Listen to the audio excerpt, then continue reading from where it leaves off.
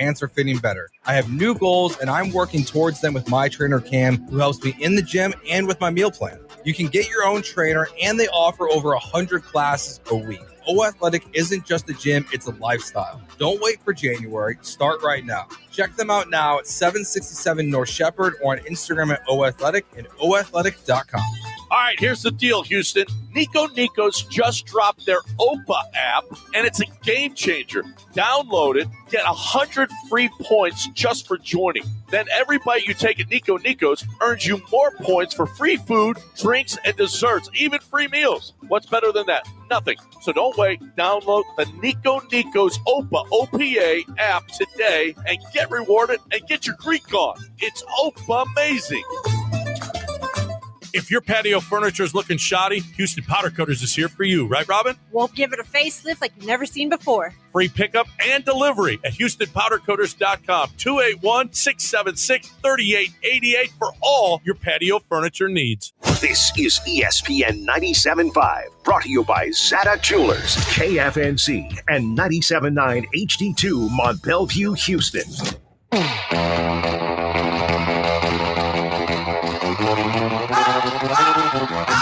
Broadcasting live from the Veritex Community Bank Studios, it's John and Lance on ESPN 97.5 and 92.5. Good Wednesday morning, everybody. John and Lance along with Dell for the next 3 hours here on ESPN 97.5 and 92.5.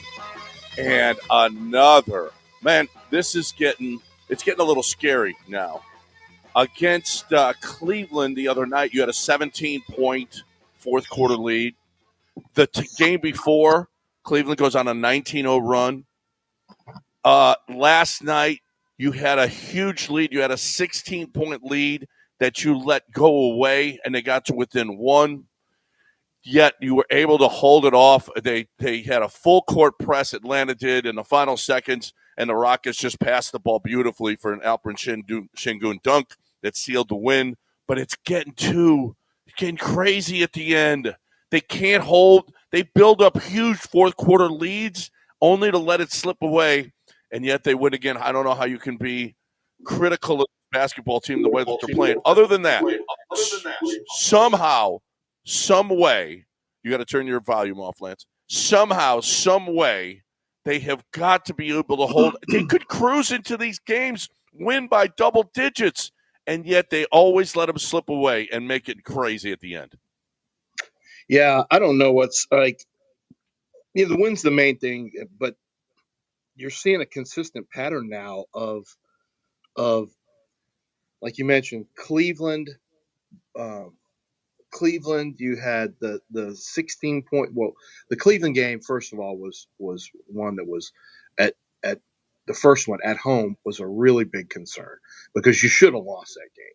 Yep. But you came from behind and in the last few seconds, and then you had some missed free throws that helped you out. But yesterday just absolutely can't. Like, you can't happen. You gotta, and you can't allow what happened the second time around with Cleveland.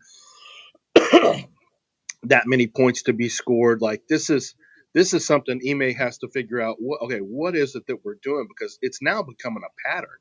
Like, you have a pattern, despite the wins. Obviously, the wins are the most important thing.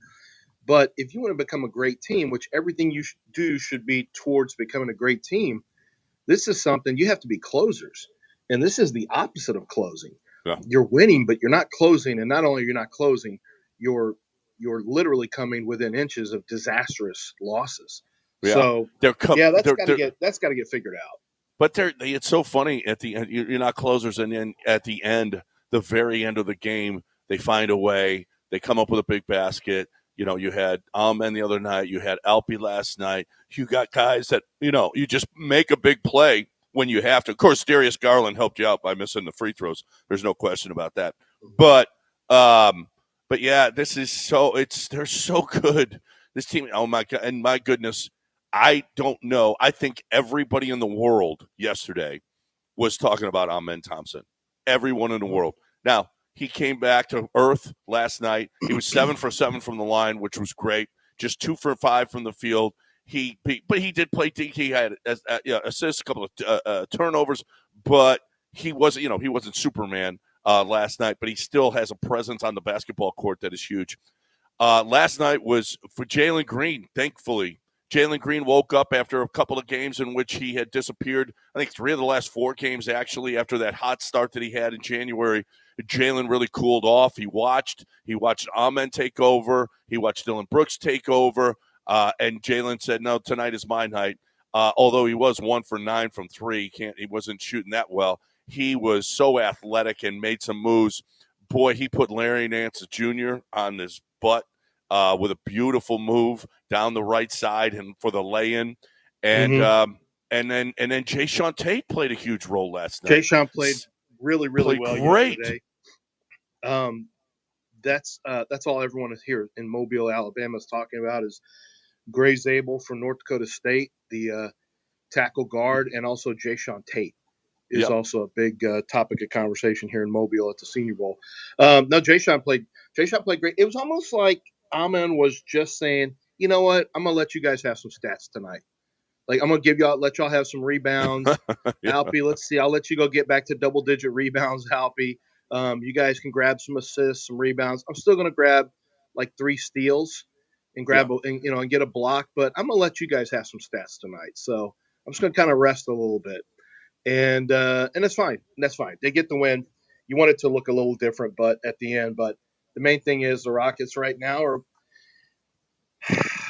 one of the best teams in the league. Which is, you're 3 for 3 on your road trip so far. 3 for 3. The concern, you were dogs in the first 2. You won both of them in Cleveland. You won in Boston. And in the Cleveland game, you're on the road and you had Evan Mobley was back for Cleveland. You still beat them. Then you beat a Boston team that had a lead on you in the fourth quarter. Okay. You hang on, but you still win in Atlanta in a back-to-back situation on tired legs after a highly emotional game. You expanded a lead so that you had the ability to fade that fourth quarter. They are, the only way you can say they're not one of the best teams in basketball right now is you have to work outside of whatever's happening because they're beating good teams. They have one of the best records in basketball. They've got a great road record. Like, the only way you could say, the Rockets, I know their record's good, but I don't think I wouldn't call them one of the best teams in the league. The only way you can say that right now is if you're just working off of perception. That's not based on anything on the court. On the court, the results, they're one of the best teams in basketball. And we have to come to grips with that is that, the expectations after the All-Star break, there's going to be a lot of people shooting at the Rockets. They view the Rockets totally different. Totally different. Speaking of the All-Star break, ESPN Analytics put out their wins against replacement, and number 1 player in the league is Jokic, and it's not close. He's got a 13.66 overall. They ranked offense and defense, and he's number 1. Shea is 2. Karl Anthony Towns is 3. Wow, Cat is 3. Yeah. Jason Tatum is 4. Well, let me guess. Yep. Sabonis is 5. And Şengün is 6. He's ahead of Giannis, Anthony Davis, Jackson Jr. He's ahead of Jared Allen. He's ahead of Wembanyama, Hart, Mitchell, all of these guys. I don't think there's any way now, the way that this team is playing, I don't think there's any way that they get shut out on the All-Star game. There's just zero. Not that it's a big, whatever. I know whatevs. It's the All-Star game. There's got to be some recognition for this team. And they're getting it. They're getting it right now on a daily basis. People are waking up on X. It's guy analyst after analyst after analyst after analyst that is breaking down the Rockets now. And believing that this team is real. This team has got a shot. They're not lamb killers. Like, they beat good teams. There's no way you can. There's no way you can turn away from them. When you beat Cleveland back to back and then follow that up with a Boston in Boston. It was already good before that. You're already beating good teams before that. That's one where you just say, I don't know what to say here now. We just have to come to grips. And especially when you have somebody like Amen Thompson, who is filling up every stat category, and you already had some respect for Jalen Green and Alperen Şengün, and this is with Tari Eason, who's really kind of a non-factor this year. I'm really that's one. It's not a primary conversation, but I really starting to come around to the feeling, the idea that he's going to have a lingering leg issue, whatever that issue is, forever, and he may not be one of the core members of this run, because I don't know what you're going to re-sign him for coming up when he can't stay like he's not an available player who's going to get you 65 games a year. I don't. That's not his history. He hasn't. Well, it was smart last night to sit him. In a back-to-back, 3 out of 4 games. Is it just a back-to-back sit, by the way? Is that all it was for him? Yeah. Well, and not only that, but they played 3 out of 4 nights. So, 3 out of 4 nights, back-to-back situation. But you're already having to manage him, John. He's like 24, and you got to manage him. Well, he's got leg issues, man. You know what? That's just smart. And you know what? You didn't need him. I know. It's what you have to do. But what are you paying a guy who you can't, who you're already having to manage? We're a season removed from all the leg injuries, and you already is this just a permanent thing for him? Well, this is by far the toughest stretch of the season. Basically 9 straight road games. You played last night. You play again tomorrow night. You play Saturday, Monday, Tuesday, Thursday, Saturday, Sunday. Basically on the road. And the Sunday game is finally you're back home in Toronto. You do play one game back here against Brooklyn, but that's like a road game since you just stop in, play the game, and you go back on the road right away. So this is by far the toughest stretch of the season, and boy, oh boy, are they stepping up to the challenge. After losing to Detroit, beat Cleveland twice, beat Boston at Boston, beat Atlanta at Atlanta. Now you got Memphis, who was hot in your tail, and you're starting to, you're putting a little bit of distance between you. This is. I got to go look at the standings. This is the toughest run, and I don't mind him sitting at all. I mean, better that he sits. No, as opposed to much better. That's fine. I'm just curious if this is going to be the rest of his life that he can't play back-to-back games anymore. I mean, he's 20. He's actually 23. It's just something to think about if you have a 23-year-old who has to be on injury management in a year where he's removed from his injury. Is his injury a permanent thing? Is this just a condition he has? I mean, these are just things I'm a little curious about as you move forward, because you're going to have to start thinking about, what second contracts look for guys and how you're going to be able to manage your roster coming up pretty soon. Yep. Rockets now 5.5 back of the Thunder. Memphis 7 back. So they got a game and a half lead against Memphis. So this is a big game tomorrow night against Memphis. It's game after game after game. That's a big game. God, you're playing. Thank God they are this young though. If the older players, Van Vliet, he's not that. He's not. Dylan and Van Vliet aren't that old. Steven Adams, they sit him. They certainly know that they've got to manage his time. There's no question about that. But for otherwise, other than Tari, man, just go out there and play. You guys are 21, 22 years old. You're all 21 and 22. Get out there and play. And they're showing it. So this is a big one tomorrow night again against Memphis. This will be fun. What a run this team is on. John, they're 17-6 on the road. Yeah. 19-9 in the conference. They're 15-7 at home, and they're 17-6 on the road. That's great. That's crazy for this team to be that good on the road. And like you said, young legs are one of the biggest reasons for that, because young legs are able to overcome the fatigue of, the back-to-back last night. That's why they could extend that lead. I'm sure they fatigued toward the end because of, the back-to-back, but they also had built a lead so strong that they were able to hang on. But what an incredible turnaround. My gosh, Ime Udoka has to be coach of the year. And I mean, I don't know. Kenny Atkinson's going to have to they're 37-9 and the Rockets have beaten them twice. The Rockets have 2 of those wins. They've lost 3 games at home and the Rockets got them on one of them. They've only lost 6 at home and the Rockets got them on one of them. Boston's not a great home team this year, but just it's just so much fun to be just overwhelmed with positivity surrounding the Rockets just in That's this great. fast. It's Now, if you ask an your interesting question, which set you of asked questions. before, the question that you asked before, which team? I was thinking about this yesterday. Which team is closest to a championship? I don't think there's any question. It's the Rockets. Yeah, from a Right recency now- standpoint, if you're just working off the last one, I asked that question. 4 games have passed. So if these 4 games have changed your mind, is it recency bias or is it just confirming what you maybe had already thought? I mean, I'm For just me, it's seeing kinda a team.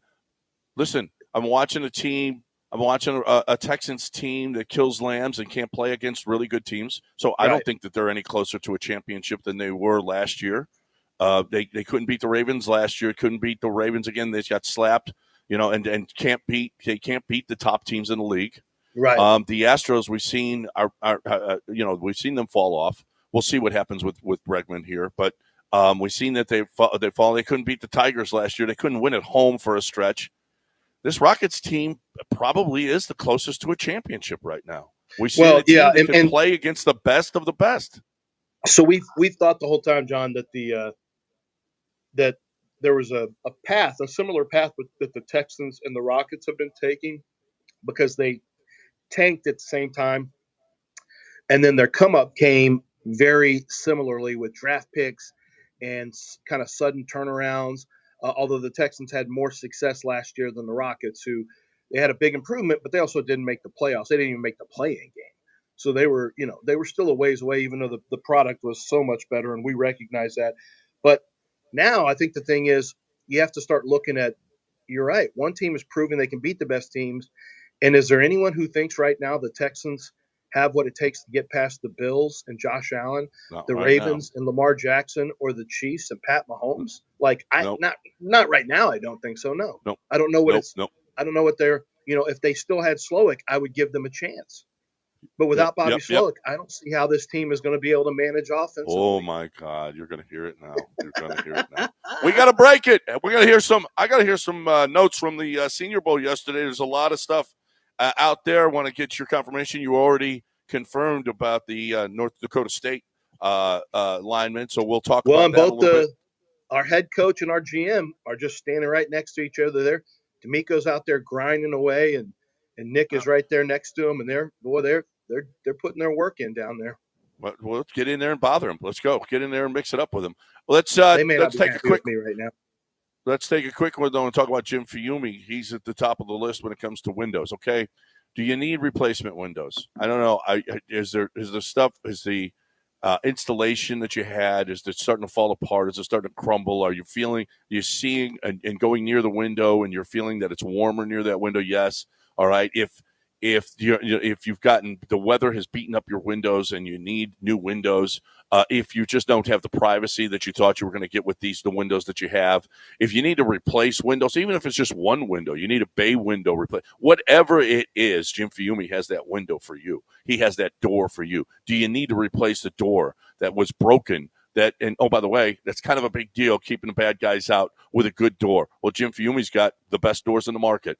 It does not matter if you're looking for a door or window. I'm telling you, when you go and look, go and look. Go see the showroom and go see what Jim Fiume has, and also see that he's got the Pinnacle Award as well for just being the best businessman in the market. So you're looking for the best way to get that window or door, 713-849-5454 or GulfCoastWindows.com. Tell them you heard it right here. ESPN 97.5.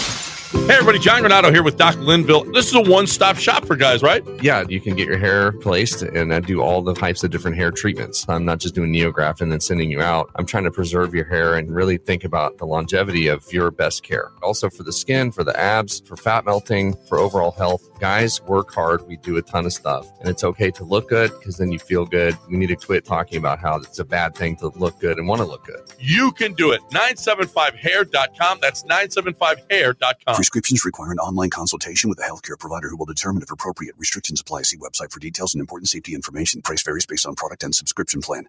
Hey guys, let's talk ED because millions of men experience it. Did you know that 1 in 4 people seeking treatment for ED are under 40? So you're not alone. And even better, HIMS can help. Find the ED treatment that fits your needs at up to 95% less than the brand names when you get started at hims.com/joy. It all starts with an online intake form. From there, a medical provider licensed in your state will determine if ED treatment is right for you. Through hims.com, you can access a full range of treatment options for ED, including daily or as-needed meds through a 100% online process. If prescribed, your medication is shipped to you for free. Millions of men experience ED, but Hims can help. To start your free online visit and save up to 95%, go to hims.com/joy. That's hims.com/joy for your free online visit. HIMS.com/JOY. This ad furnished by Nesmataju LLC. Offer not valid in all states or prohibited by law. Loans are subject to lender approval. See website for details. Honey, the credit card bill came, and we're maxed out. Great. Maxed out cards, rent is due, bills are piling up. We just need some extra cash to help us get by. We should do what my brother did. He went to 79cash.com and got $3,000. With our bad credit? 79cash.com is different. They're one of the largest personal loan networks. They can help people with any type of credit get up to $5,000. I'm sure there's a lot of paperwork. Nope. My brother said it was fast and easy. He did it right from his phone. If you have a regular source of income, you can be approved for a loan of up to $5,000 in minutes, and your cash can hit your bank account as soon as the next day. Our lenders have millions of dollars to lend regardless of your credit history. Great news. I went to 79cash.com and we'll have our money as soon as tomorrow. Wow, that is fast. If you need extra cash, go to 79cash.com. That's 79cash.com. 79cash.com. I just bought another house for cash. Sell me yours at greenlineoffer.com. Monument Chevrolet has been a trusted dealer in the community for 50 years. And in honor of that trust, they're cutting prices across their entire inventory and extending their 50th anniversary sale until January 31st. Take advantage of their exceptional low prices on new Chevy vehicles, as well as their wide selection of pre-owned inventory. Go visit and experience the service that has kept customers coming back for 50 years. Head to Monument Chevrolet in Pasadena at Beltway 8 and 225, or start shopping online at monumentchevrolet.com. Chevrolet. Together, let's drive.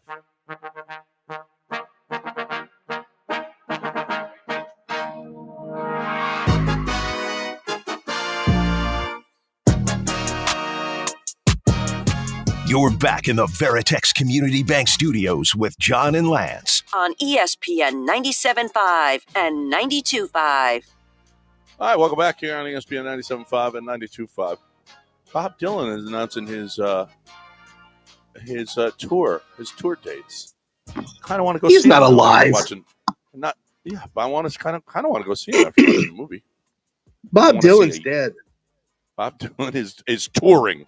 Well, he Are is you going. sure he's alive? He may not be the same guy he used to be. He's stopping in Green Bay. He's got in Mankato, Minnesota, Wichita, Tulsa. I think you could play bigger venues, Bob. I don't know. Just me, but okay. I'm not sure he's the same way.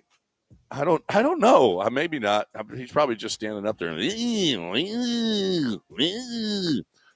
Stafford wants to get in here and talk about his Rockets. What do you say, Stafford? Hey, good morning, y'all. What's going on? How you doing, dude? Hey, man, I'm all right, man. I'm been watching my boys, man. I really wanted to ask y'all what y'all thought about it because, so, Jabari Smith, when he returns, I feel like his shooting ability, you shouldn't keep him out of the starting lineup, but at this point, I don't think you can take Amen Thompson out of the starting lineup. So, I mean, you think he's ready to play point guard and we can move Van Fleet to the bench? No, I don't. He loves Van Fleet, dude. He loves him some Van Fleet. Yeah, don't even talk about. Like I'm really. I had this argument with my son, but I'm not sure that he's not going to end up being right. Just you got to find minutes for Reed Sheppard. You can't have Reed Sheppard not get minutes for 2 years in a row. You can't just he's got to get game experience. Well, I think he's talking about this year. I think he's talking about right now when Jabari gets back. No. I know he's talking about that. We both know that's not happening. Fred will stay in the game, and Fred's got a pretty good assist to turnover. And some of the issues that they have spring from when they start turning the ball over in the fourth quarter. That's been a big issue. So Fred's not leaving the lineup. Jabari is, but moving forward next year, why couldn't that be the lineup with Amen, Jalen, Jabari, Dylan, and Alperin, you would be long, you would be athletic, you would be, you would have the ability to guard Dream multiple lineup. positions. Like there's a lot of advantages if you, and obviously that same thing to Stafford's suggestion, that's actually true. You could get those same things this year, but we know Ime's not going to do that. Yeah, But next year Stafford. you have next year, Stanford, you have a chance to say no on that contract extension, and I have a feeling the Rockets could say yes. That's going to be an Ime decision. That's going to be whether or not Ime loves him some Fred VanVleet. Now I don't know. You pay him $40 million again? Goodness gracious! If Fred cow. wants to take 20, then Oh, stop! All right, we can talk, but we're not. That's terrible. We're Is not doing Stafford still there? $40 million. Is like. Well, Stafford, we appreciate it. Who gets somebody else on the line? Max Who is it? extension, John. We're not doing 40. In what world are we doing 3 years, $128 million for Fred VanVleet? In this world, Come on. the world we live. Come on, that's the world we live in, He's brother. just getting he's in the luckiest club in the world. Like this team had money to spend, and they had to go find a leader. And I guess we can pay Fred as much as he can possibly take. Well, and he's like, I don't know. okay. He could probably take more. Maybe he's a $50 million guy, $55 Well, next year million it's 48. guy, Lance. Well, don't worry. Next year that number's like 48. Yeah, right. So he is let's get Ira in here. Hey, Ira, what's going on? Good morning, fellas. So, just chiming in on the Rockets, man. It's been a minute, man. Today, they caught our attention, and really, this is a good time to be in the city. Even though the Texans didn't make it to the, as far as we want them to go, I still see them having a good window, man. And I won't, shut them out just yet. This third year with D'Amico and CJ, man, I think we're going to get to where we eventually want to be. But one thing I want to add, because I don't know the coach, and I messed his name up in Mike, but is he from the San Antonio coaching tree with Popovich? Yes. Yeah. Yep. Okay. Yeah, he was there. Now, He one was there thing a while I'll ago. say, man, I've been watching the Rockets since, the Twin Towers. We've never really had a good player development system. And like when we were good and it come together under Don Chaney and then Tom Donovich, those we all had veterans. We have never been able to draft good players and cultivate them. This guy seems to know how to do player development. Like we got all these young kids, man, and now they're actually playing. I was so. And I'm gonna give me goosebumps. I'm on deja vu when they were talking about recently trading to try to get Devin Booker. We don't want Booker, man. We got enough talent. Just work with what we got. To me, we'd have lost out if we got Booker and traded away 2 or 3 of our players and then a first round draft pick. It reminds me of the trade with Barkley, man. Like, oh man, we don't want no more of that.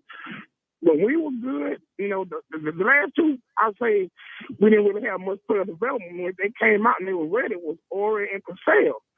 Ever since then, maybe Yao and, Francis, but, we won't stick with our young players, man. We got a young core of really good talent, and this coach seemed to be able to have coached them up.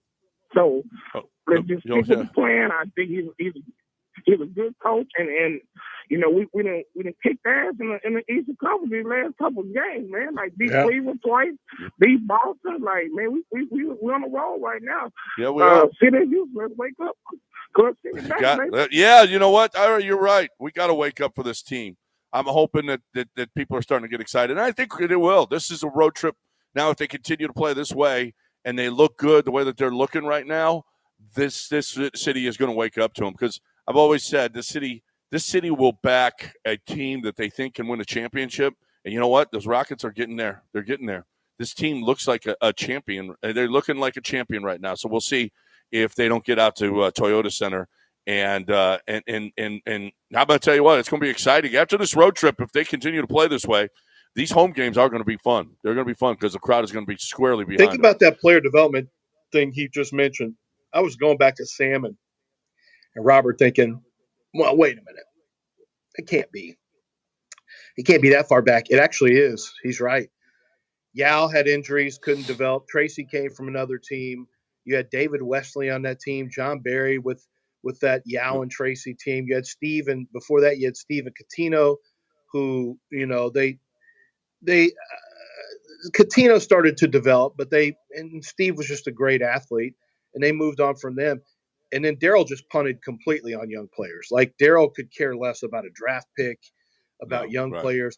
He tried to rush to a championship build by any means necessary. But when you grow your own, this is what you get. When you grow your own, you have a chance to have spectacular results over a longer period of time. And in any sport, we saw what the Astros grew their own and fortified with free agency, and they had a 7-year run that was incredible. You look at New England grew their own for the most part, and occasionally would fortify with other players. The Rockets, I don't want Devin Booker. I don't want De'Aaron Fox. I don't want anything at trade deadline. I don't want anything. I want nothing.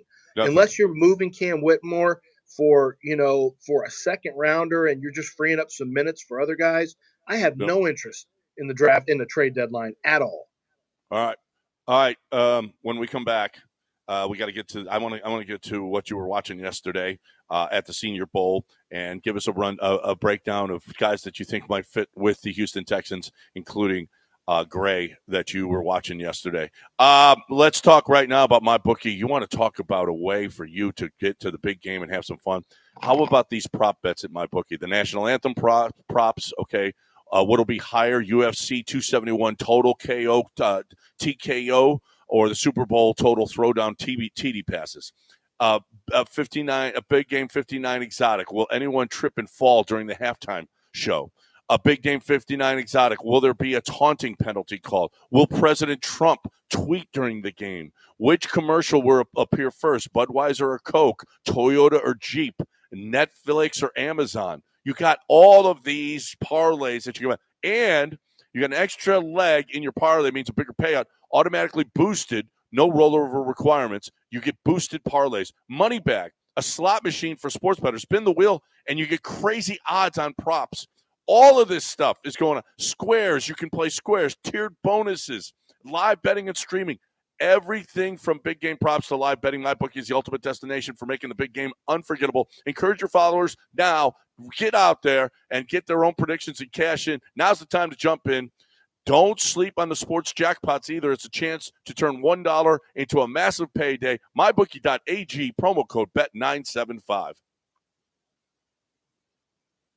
Listen to ESPN 97.5 and HD, 97.9 HD2. Texting enrolls you in a recurring automated marketing text messages. Consent not required to purchase. Message and data rates may apply.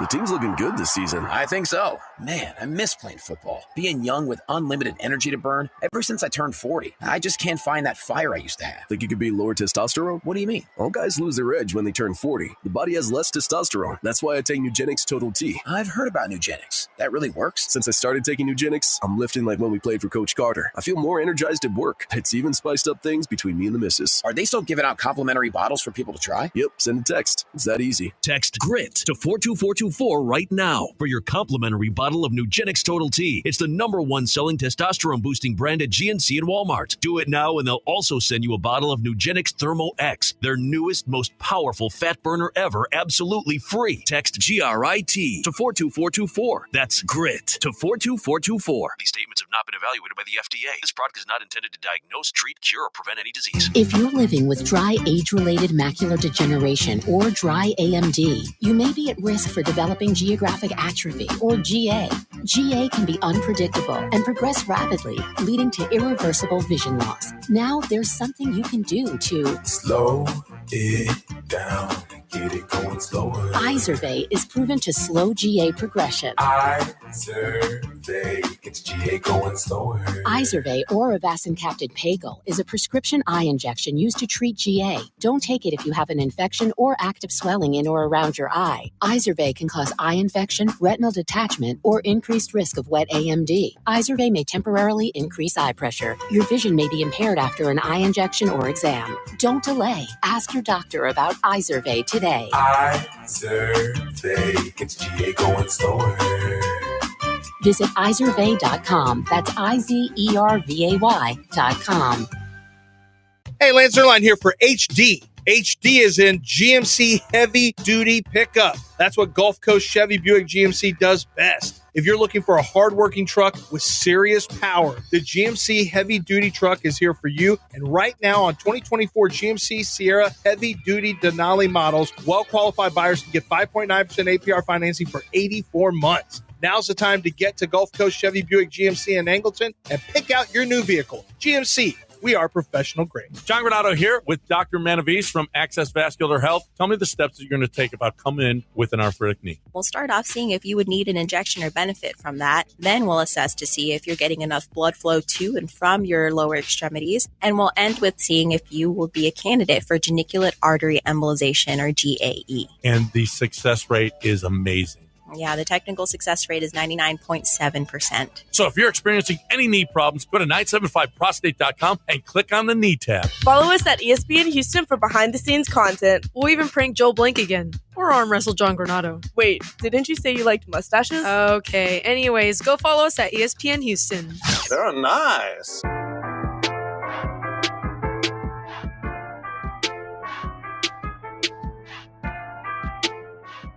You're back in the Veritex Community Bank Studios with John and Lance. On ESPN 97.5 and 92.5.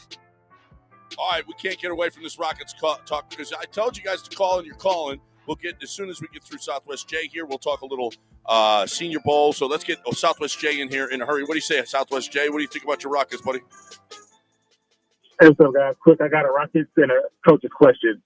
So with the Rockets, I'm going to give them credit because they were winning before this Amen change into the starting lineup.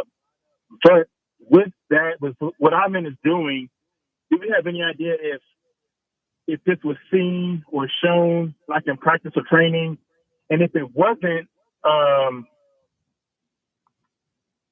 then, that's understandable about waiting until, you get an injury situation. But if it was, then, why is it so difficult for Ime or coaches in general to sort of just, put their best players on the court, right? We've seen that with the Texans, with the O-line, Astros, the first base and outfield. It just seems like it's so hard for coaches and front offices to just play their best players. And with Amen, I'm not sure if this was shown or if they've seen it or anything, but what do you think the reason is for that? Trust. Well, I think it's strategic. You want to have guys. If you have everybody if you have your best players in the game at all times, and really typically this is more for offense. You don't get the same amount of touches for all the guys. Like when you stagger, when Amen's playing, when Jalen's off the court, he would get more potential looks or touches of the basketball and a bigger ability to impact the game. Now he's different because he can have an impact on the game with rebounding, shot blocking, steals. So that's he's not a clean fit with this conversation. So hold on too. Let's hold on too. Yeah, I think you're assuming that he didn't play, but he did. So when Jabari was here in December, here were his minutes. 34, 33, 24, 24, 23, 28, 34. He's playing more than half the game. 25, 22, 29, 17, 24, 35, 38, 40. These are all games that Jabari was around. And then there's more. Well, there were other injuries, though. Yeah. Well, yeah, Tari wasn't there. Yeah, right. Well, if a starter, if Jalen was out or Alpern was out or whoever, he would, whenever Dylan, didn't he miss some time with the suspension? I don't know. Maybe not. He would soak up those minutes, but he's also really young in his developmental process. They're not rushing him, and they're winning. It's working. Well, we've seen it out of Ime with Cam Whitmore. We're seeing it with Reed Shepherd, and Ime is a guy. You gotta prove to me that I can trust you. You're young. You got to prove to me that you're going to be on, that you can stay on the floor, that you can do everything that I want you to do, and Amen does everything and then some. There was a quote from Ime about Amen that every time somebody scores on Amen, Ime blows up on him. He's like, "What? How in the world are you letting this guy score on you?" That's how That's how much he believes in Ime and that Ime, how good Ime is. I mean, we heard Steven Adams talking about, man, the dude's out of position, and then all of a sudden, he all of a sudden, I don't know how he does it. He contorts his body, and all of a sudden he's leaper. blocking the shot or coming up with a big defensive stop. There was Evan Mobley going up when he blocked him inside. Evan Mobley jumped first. There's a video of this where Amen jumped after him, and Amen's hops are so incredible that he got up higher, quicker than Evan Mobley did, and Evan Mobley had a head start on him. He's the ultimate. You got to earn that trust. I think you got to earn that trust with Ime. He's not just going to say, "Okay, you're a young guy, get out there and let's play." No, you got to earn it, and Amen certainly has. So I don't think it's a case of I don't think it's a case of him. You don't want as much. A lot of coaches, when they have a really good sixth player, they like to have that. They would rather have him get minutes with other top players off the court, but so he can carry the energy and carry the load. That's why a lot of teams prefer to have maybe a better offensive player as a sixth man than a guy who he could replace in the starting lineup, simply because when you have guys go out, you've got somebody to carry that load. Your offense just doesn't tank, or your energy on the court, or you know what I mean? And I think that's part of it. That's why the Terror Twins came about. It was Tari and Ahmed. Those are the two guys that they could keep the energy as high or higher. They could have better plus minus numbers than the starters. And that's a big advantage when you can come off the bench with Tari Eason and Ahmed Thompson. And really, remember, the other team's best player, one or two of them are off the court as well. When a guy like Ahmed Thompson is on the court, that's a huge advantage. And Tari Eason, that's a huge advantage for the Rockets. It's one of the reasons the Rockets are 18 games over 500 is they beat the brakes off teams. When the other teams have to go to their bench, the Rockets bench just slaughters them whenever it's Ahmed and Tari.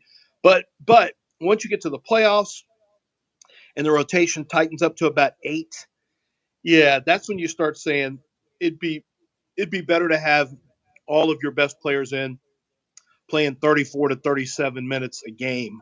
And so that's why I think ultimately Amen is going to stay in the lineup, and I think Jabari is going to have to come off the bench. Jabari can be that guy that Amen was, come in and still be able to show. I mean, he's still, he can score and he can defend, so maybe he plays that role. We'll see how. I mean, that's a good problem to have, a guy like Amen playing the way he is and maybe earning himself a starting spot. Jabari doesn't have that same juice as Amen, though.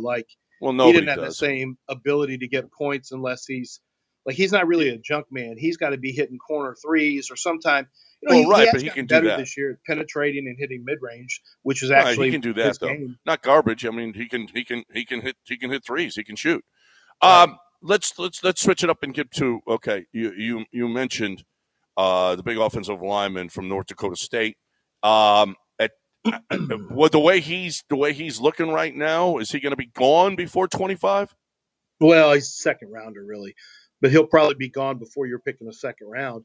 I mean, I think the guys you're looking at are going to be Armand Mimbo, who is the right tackle at Missouri, who is right at about 6'4" with 34-inch arms. So they're long arms. He can play right tackle, but he could also step inside to guard and do a good job. He's very technically sound. Tyler Booker will probably be gone before the Texans pick, but he's a guy that would really be a fit for them. I mean, you've seen how many players that they have drafted from Alabama. Mechie. And remember, Bill Belichick would draft a lot of Alabama players. Now, that was when Nick Saban was there, but he would draft a lot of Alabama players. Belichick did. Well, Nick Caserio came from the Belichick school of doing things. He comes over and immediately drafts Christian Harris. They've got and John Mechie. Then you've got Will Anderson and Henry To'o is drafted with D'Amico on board. So they've had a run of 4 Alabama players drafted because they like the way they're wired. They like their makeup. They like their traits. Well, Tyler Booker was a Nick Saban recruit. And he's a really tough guard, right guard out of he's a left guard out of Alabama, who is big, he's strong, he's a phenomenal leader. The thing with the Texans is they're going to get rid of. You can't be an Instagram star on the Texans anymore. Like the days of the Instagram offensive lineman is over, and they're going to look for guys who are wired up to be football players and who have a lot of dog in them. They're not looking for the perfect filter and the perfect hashtag. They're looking to pancake your ass into the dirt and embarrass you. And that's what I think you're going to see DeMeco Ryans trying to find is he wants to go find the ball players who are all about ball and who are extremely aggressive and who are wired the right way for that locker room. And I think that's going to be across the board. Anybody you look at from now on with the Texans needs to have that. They need to have a highly competitive nature at wide receiver, at corner, at safety. It's one of the reasons he loves Jalen Petrie. Jalen Petrie is wired up like a dog. And I had a conversation with somebody from the Texans about if Jalen Petrie could play safety. And they said, yeah, he could play safety in Jimmy Ward's place. He said, but, he said in a perfect world, you'd have Lassiter slide inside, that was what they wanted to do. Their idea was Lassiter playing nickel, but Okudah and Henderson were so bad outside that Lassiter had to play outside. Well, so now I don't know if that means that if they get the right outside corner, would they move Lassiter back inside and slide Jalen Petrie to Jimmy Ward's nickel spot? I mean, it'd be great if they did. It'd be great if they did. Now. I would love it. There's a kid out of Alabama who's here named Oklahoma named Billy Bowman, who is a safety, but he's also a nickel. He's really a lot like Honey Badger in that he has tremendous instincts, makes a ton of plays in the football. He's very excitable, very energetic. I think he'd be terrific because you can play him at nickel. He's not as good a run defender as you would want. He's a great, and that's the thing I've noticed in football. It's a lot less now about how do you guard the slot. It's a lot more about can you stop the run if they run at you, because you don't want teams being able to run at you in 11 personnel, and that player needs to be able to guard. That nickel needs to be able to guard slot tight ends who are going to be about 245 pounds or more, and whoever else is at the slot. Like you're asking a guy to be you're asking him to be able to guard a 185-pound guy and a 250-pound guy. So It takes a little different type of guy, and that's probably why Petrie's there right now. All right, we got so there's a breakdown of Nick's picks that I want to get to on the other side. He certainly has some trends, and we will break that down for you. Jordan Pund did a really nice job. I want to get to it and give him a little bit of love for what his work. But right now, I want to talk about the Golden Nugget. We've got the big game coming up. Do you have your spot at the DraftKings Sportsbook? On top of that, on January 31st, the Fireside Fortune Hot Seat. One lucky seat from each tier are going to be announced every hour to receive $1,000 free slot play. How about February 1st? Ben Benitez versus Morrell, championship boxing pay-per-view. Little River Band, $75,000 February Fling giveaway, okay? That's a lot of money they're giving away. February 7th, $25,000 Ice Cold Reel slot tournament. A slot tournament, okay, with $25,000 on the line. First place, a $10,000 free slot play. We got to ask John Chill how you play a slot tournament. we got to find that out. On February 8th, the UFC 312, Aaron Lewis and the State Liners on February 8th, and then the Super Bowl or the big game on February 9th. Go watch it at the DraftKings Sportsbook. The Blue Martini, the Cadillac bar, reservations required. So get to GoldenNuggetLC.com right now, make your reservations, and get in on these slot tournaments and everything else that's going on at the Golden Nugget Lake Charles, just 2 hours and 15 minutes down the road. It's the Golden Nugget Lake Charles. Listen to ESPN 97.5 and HD, 97.9 HD2.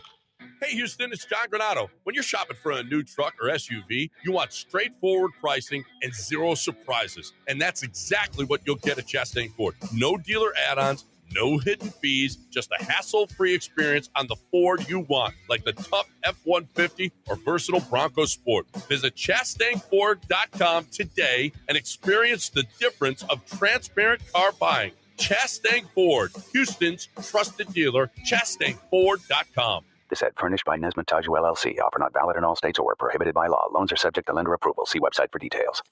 Honey, the credit card bill came, and we're maxed out. Great. Maxed out cards, rent is due, bills are piling up. We just need some extra cash to help us get by. We should do what my brother did. He went to 79cash.com and got $3,000. With our bad credit? 79cash.com is different. They're one of the largest personal loan networks. They can help people with any type of credit get up to $5,000. I'm sure there's a lot of paperwork. Nope. My brother said it was fast and easy. He did it right from his phone. If you have a regular source of income, you can be approved for a loan of up to $5,000 in minutes, and your cash can hit your bank account as soon as the next day. Our lenders have millions of dollars to lend regardless of your credit history. Great news. I went to 79cash.com and we'll have our money as soon as tomorrow. Wow, that is fast. If you need extra cash, go to 79cash.com. That's 79cash.com. 79cash.com.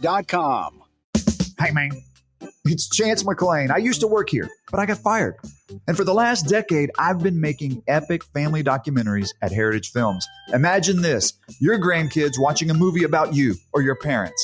Yes, you're the star. We capture your stories and create a legacy film so good, Spielberg would be jealous. Don't let those stories fade. Visit yourheritagefilm.com. Yourheritagefilm.com. Make your life the blockbuster it deserves to be. John Granado here with Yanni Damaris from Damaris Barbecue. I am a wing connoisseur, and I think your Greek wings are as good as any wings in this city. The Greek wings, I just had one that I brought in just now. It was awesome. You can get them smoked as well. Yes. Or you can get them fried with Frank's hot sauce. You can get them with our second-gen barbecue sauce. You can get them just about any way you want. Damaris Barbecue, 2 locations. One's on 610 at 18th Street. The other's at Shepherd, just north of West Alabama. Or you can order ahead at Damaris.com. Let's go! Gallant and George, weekday afternoons from noon to 3.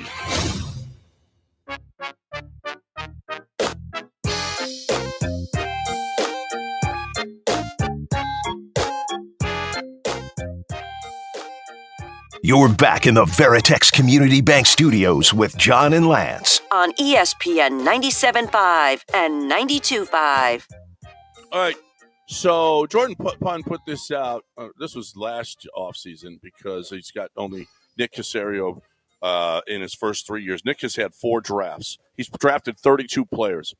All 32 players have come from a Power 5 school. Every single guy. So you can count on it that Nick Caserio, more than likely, is going to be – if you're in a big school power conference, he values big school pedigree. He values you playing against top competition. So every single pick that he's made.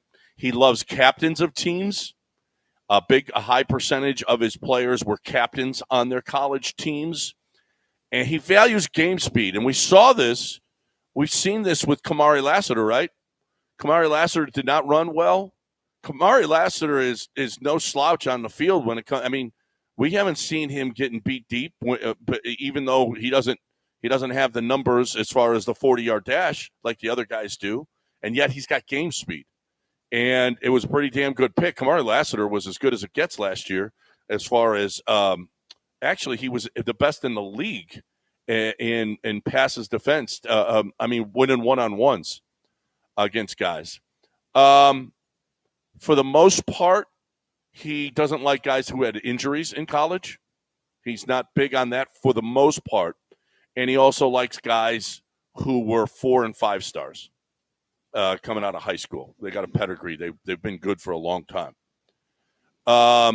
So this is what we're going to be looking for come draft time. This is something that Nick, these are all traits that Nick likes but thank you to @Texans_thoughts for some of those because he didn't do this the past years, but I was looking at last year's draft as well, and a lot of those things still are true.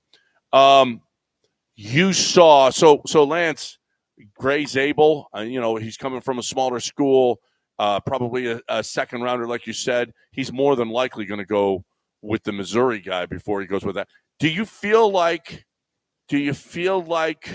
offense? Are you going to be okay if they take an offensive lineman with the 25th pick? Well, it always depends on. I don't care where you draft guys. I just care you get good players. So for me, it's gonna, I'm gonna be like, well, how did you use the pick? Yes, I do. I do care about that because you need to use it relative to what the board looks like, where the strengths are and the weaknesses. But Nick knows that stuff. Nick is fine with all that. I don't worry about Nick in terms of finding the right kind of value for the pick. It's just about finding the right kind of player. And I guess I'll just have to see who they draft, and I'll have an opinion based on my own opinion of these players once they draft them. So I can't tell you, oh, I'll be upset if they draft a guard at 20. I don't. Let's see who it is. Let's see if they move up. I could see them moving up for a Booker. Like I could see them moving up from 25 to 18, 19, and taking a shot at a guy like Booker. If you feel like the guard position, there is a sense that Titus Howard is going to stay at guard. There is definitely a sense that he handled the move to guard much better this year than he did in the past. I think he likes the fact that people want him at guard, that he's a lot better than other guys at guard. I think it kind of bolsters maybe his confidence a little bit. And it may be in the best interest of the team to leave him at left guard to handle pass pro. It'll pass pro. Even if the run blocking is not as good with him, you got to be able to throw the ball. You got to be able to – CJ's got to have time to throw. So I think Shaq Mason, more than the left guard, I think the right guard is in more trouble. I think Shaq Mason right now is a 60% chance he's a cap casualty coming up, and that they'll draft a guard. But they also could sign a free agent too and get help. Like I wouldn't be surprised if they sign a guard and draft a guard. They could do both. One of them to be, a possible starter or good backup would be the signing more than likely. And then you draft your future starter in the first or second round. I think that's probably the game plan because you can't just think in terms of one player. You have to think in terms of multiple players because every year you're getting to backups at the guard position. And you had Michael Dieter 2 years ago or year before this last one. You've had Kendrick Green has had to play. You've had to go Juice over there. You've had to go Titus Howard over there. Obviously, Kenyon Green. Like, it can't be about just one player. You got to have depth inside. You haven't had good enough depth. And so I think they'll sign a free agent inside, and then they'll draft one. And then they'll figure out, is Titus Howard going to stay here? I think Shaq Mason's gone.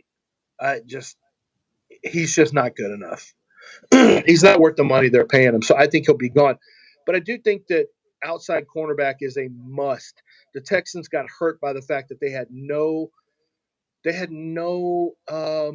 depth outside. None. Even if you want to keep Kamari Lassiter outside, my gosh, who did you have behind them? Like, there was a bunch of nobodies out there. Granted, they were. Well, yeah. I mean, if you're gonna use a lot more of your picks and your free agents on the offensive line, you still got wide receiver. You still got a cornerback that you got to help. You need help on. D'Amico said the defensive line's just not good enough. I mean, there's still a lot of work to be done out there. So, I mean, you can't. I know you can't use all your capital on this offensive line. That's for sure. It'll be interesting to see the direction that they go. I am looking at a headline here, Lance. I'm looking at a headline. It says, could the Browns pass on Jalen Milroe after concerning Senior Bowl revelation? Zach Wassink wrote this. Earlier this month, Cleveland Browns essentially expected to start from scratch. They were linked to Alabama's Jalen Milroe. I watched some film of Jalen Milroe yesterday. Oh, my God, he's horrible. You did? Yeah. Or is that what the article says? No, that's what I'm saying. He was not okay. good. And not only this that. This is the dumbest thing I've ever like this. And you know why they did that? You know why they linked him to the Browns is because they hired Tommy Rees who coached at Alabama. That's the only reason they did that, because Rees coached Jalen and they hired him as the OC with the Browns. And they're like, there's the missing piece. Jalen Milroe to the Browns. Like, do y'all watch football? What are we doing? Well, and do you watch by the way, football game? His tip of his thumb to the pinky came in at 8 3/4 inches. Baby hands. And he had plenty of fumbles this year too. Yeah, he did. Well, he fumbled. Yeah. Like, I have no confidence. So let me tell you about the quarter. So this is what I found with the quarterback. draft. I think that it's going to be Jacksonville is not going to take quarterback. So who has the second pick? Is it Titans? The Titans have first pick. Wait. Oh, yeah, Titans the Titans have first pick, not Jacksonville. Yeah, Titans have first pick. That's going to be an interesting battle between Shedeur Sanders and, there's whispers over here that the Titans really like Shedeur. So we'll have to see what happens. Most of the people I talk to, actually everybody I've talked to has Cam Ward as the number one quarterback. And so what I'm getting so far, there's probably 5 people I talked to about this. And this was this is what it sounded like. Cam Ward is the best quarterback in this draft. And, he's got a chance to be a pretty good quarterback if you can do this, or this. He's probably a number 2 in most drafts, a second rounder in most drafts, but he's the best of this crew. Or I would hear, I don't like any of these quarterbacks. Cam Ward's the best, but I wouldn't take any of them. There's too many questions on these guys. Nobody likes Quinn Ewers. Quinn Ewers could go in the 3rd round. Nobody likes Quinn Ewers. I haven't found anybody. And Jackson Dart, again with the is Quinn that the one team that kind of like with them? the Quinn Ewers, Dell. No, I'm just trying to give you guys you the real here. I think I've he got goes him 3rd high. overall. I got him too high at 62 to the Giants. I think there's 2 quarterbacks that go in the 1st round, and that's it. And the rest of them go in the 3rd, I think. So I don't think Jackson Dart goes in the 1st or 2nd. Quinn won't go in the first 2 rounds. Jalen Milroe could, if teams try to talk themselves into, Well, the draft goes Tennessee first. They need quarterback. Cleveland needs quarterback. Giants need quarterback. Patriots don't. Jacksonville don't. Vegas needs quarterback. Jets need quarterback. But you don't draft a guy that's not – you don't draft a quarterback that you don't believe in that you have to stick with for 2 or 3 years. It wastes – you're then locked in that you can't get somebody from the next class. Yeah. Like, you can't do that. You draft in the 1st round, you can't draft a quarterback for at least 2 years in the 1st round. So you cannot just, if you say, I don't like Jalen Milroe, but quote unquote, we need a quarterback, then go pay for Sam Darnold. Go pay for Sam Darnold for 2 years then as a bridge. Don't lock yourself into a guy you don't believe in, because then you're stuck. You can't draft another quarterback. And not only that, you get fired if you don't develop that 1st rounder. Yep. All right, we got a break. 713-780-3776 is the number. If you want to get in here, anything we talked about, you want to get back to the Rockets, you're more than happy. We'll be more than happy to talk Rockets with you. Right now, though, we're talking about Craig DeSurf.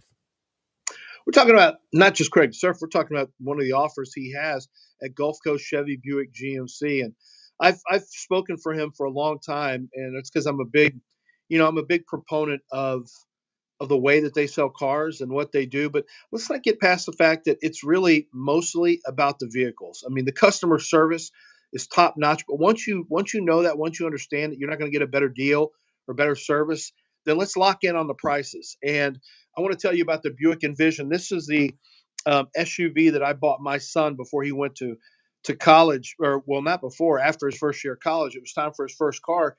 And this is one that I loved. We got a lease, but they've got an awesome 0.9% APR financing for 36 months for well-qualified buyers right now on the 2024 Buick Envision models for purchase. And it's great because it's an SUV for all different types of drivers, an experienced driver, a new driver. It's got an easy five seating in there. You've got good trunk space for you to carry around what you need to carry around. It's got good gas mileage, and it really handles great and beautiful inside. Buick does an amazing job on their interior. It is home away from home. I'm driving the Buick Enclave, and I love the interior. Take an SUV like the Buick Envision for a test drive at Gulf Coast Chevy Buick GMC. You're going to absolutely love it. Buick, exceptional by design. Go to Gulf Coast Chevy Buick GMC.com. This is ESPN 97.5. If you love to travel, Capital One has a rewards credit card that's perfect for you. With Venture X, earn unlimited double miles on everything you buy and turn everyday purchases into extraordinary trips. Plus, receive premium travel benefits like access to over 1,300 airport lounges where you just check in and chill out. Open up a world of possibilities with Capital One. What's in your wallet? Terms apply. Lounge access is subject to change. See CapitalOne.com for details. Lowe's knows how to help you save time and money, no matter the job. That's why we can deliver supplies to your job site as soon as same day, so you have more time to get the job done. Because when you need it fast, we've got you covered. Lowe's knows pros. Valid on eligible in-stock orders and select zip codes placed by 2 p.m. for same-day delivery by 8 p.m. Subject to driver availability. Fees vary based on purchase. More terms apply. See Lowe's.com/same-day delivery for details.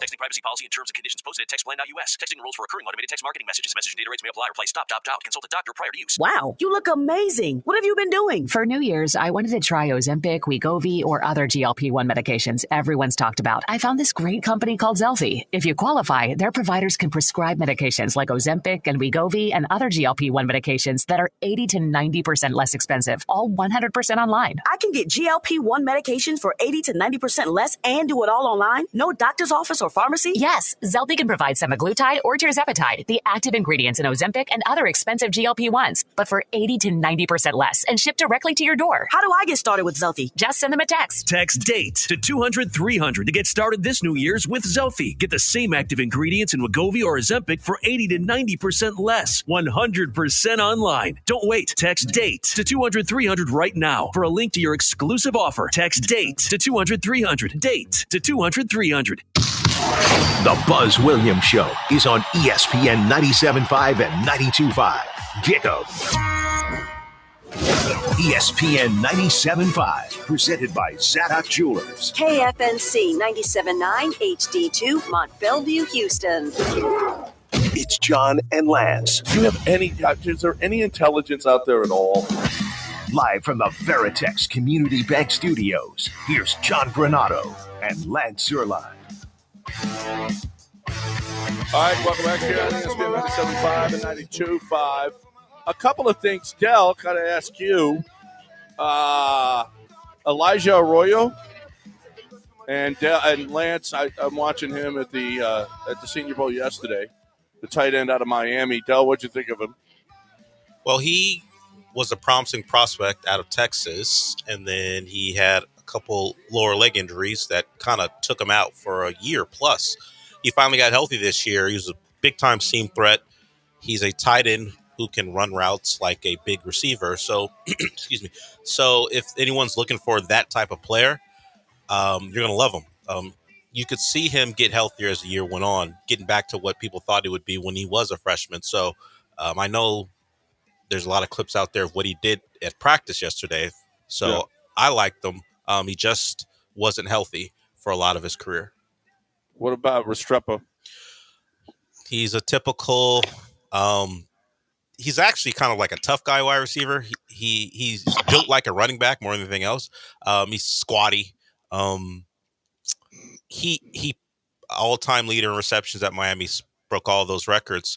I don't know where he's going to land in the draft, but he's not ultra fast. He's going to work on the inside, short area type stuff. So he's probably a day 3 pick. I don't think he's going to run very fast. Yeah. Yeah, squatty, doesn't run fast, probably day 3. You are talking about Restrepo? Yeah, and then Dell just wouldn't say he's typical wide receiver. Well, he's not white, that's why. Xavier Restrepo? Oh, he's Latin American, kinda. I guess? Yes. He's kind of. Well, white. Well. Okay. He's not white. His dad at least isn't white. Is he Cuban? You got me on a technicality. Okay, so wait a minute. If you look more white, even though, why can't you be white? He wouldn't. I think his mother is white, but his dad is. I don't know what. Technically, you have to. I think you have to check the white box, and then you go to ethnicity. Race, I think you have to check white. It's so dumb. And then ethnicity, you go Hispanic or whatever. But regardless, he's the crafty route runner. He is thicker though. Like he is bigger than most of those like quote unquote little slots. He's a good player. He's a good little player. He's just not going to run fast, but he is a really good player. Good hands, really tough. I like him. He had some good reps out there. The guy that I like for the Texans a lot is Jalen Royals out of Utah State. He is 210 pounds, almost 6 feet tall.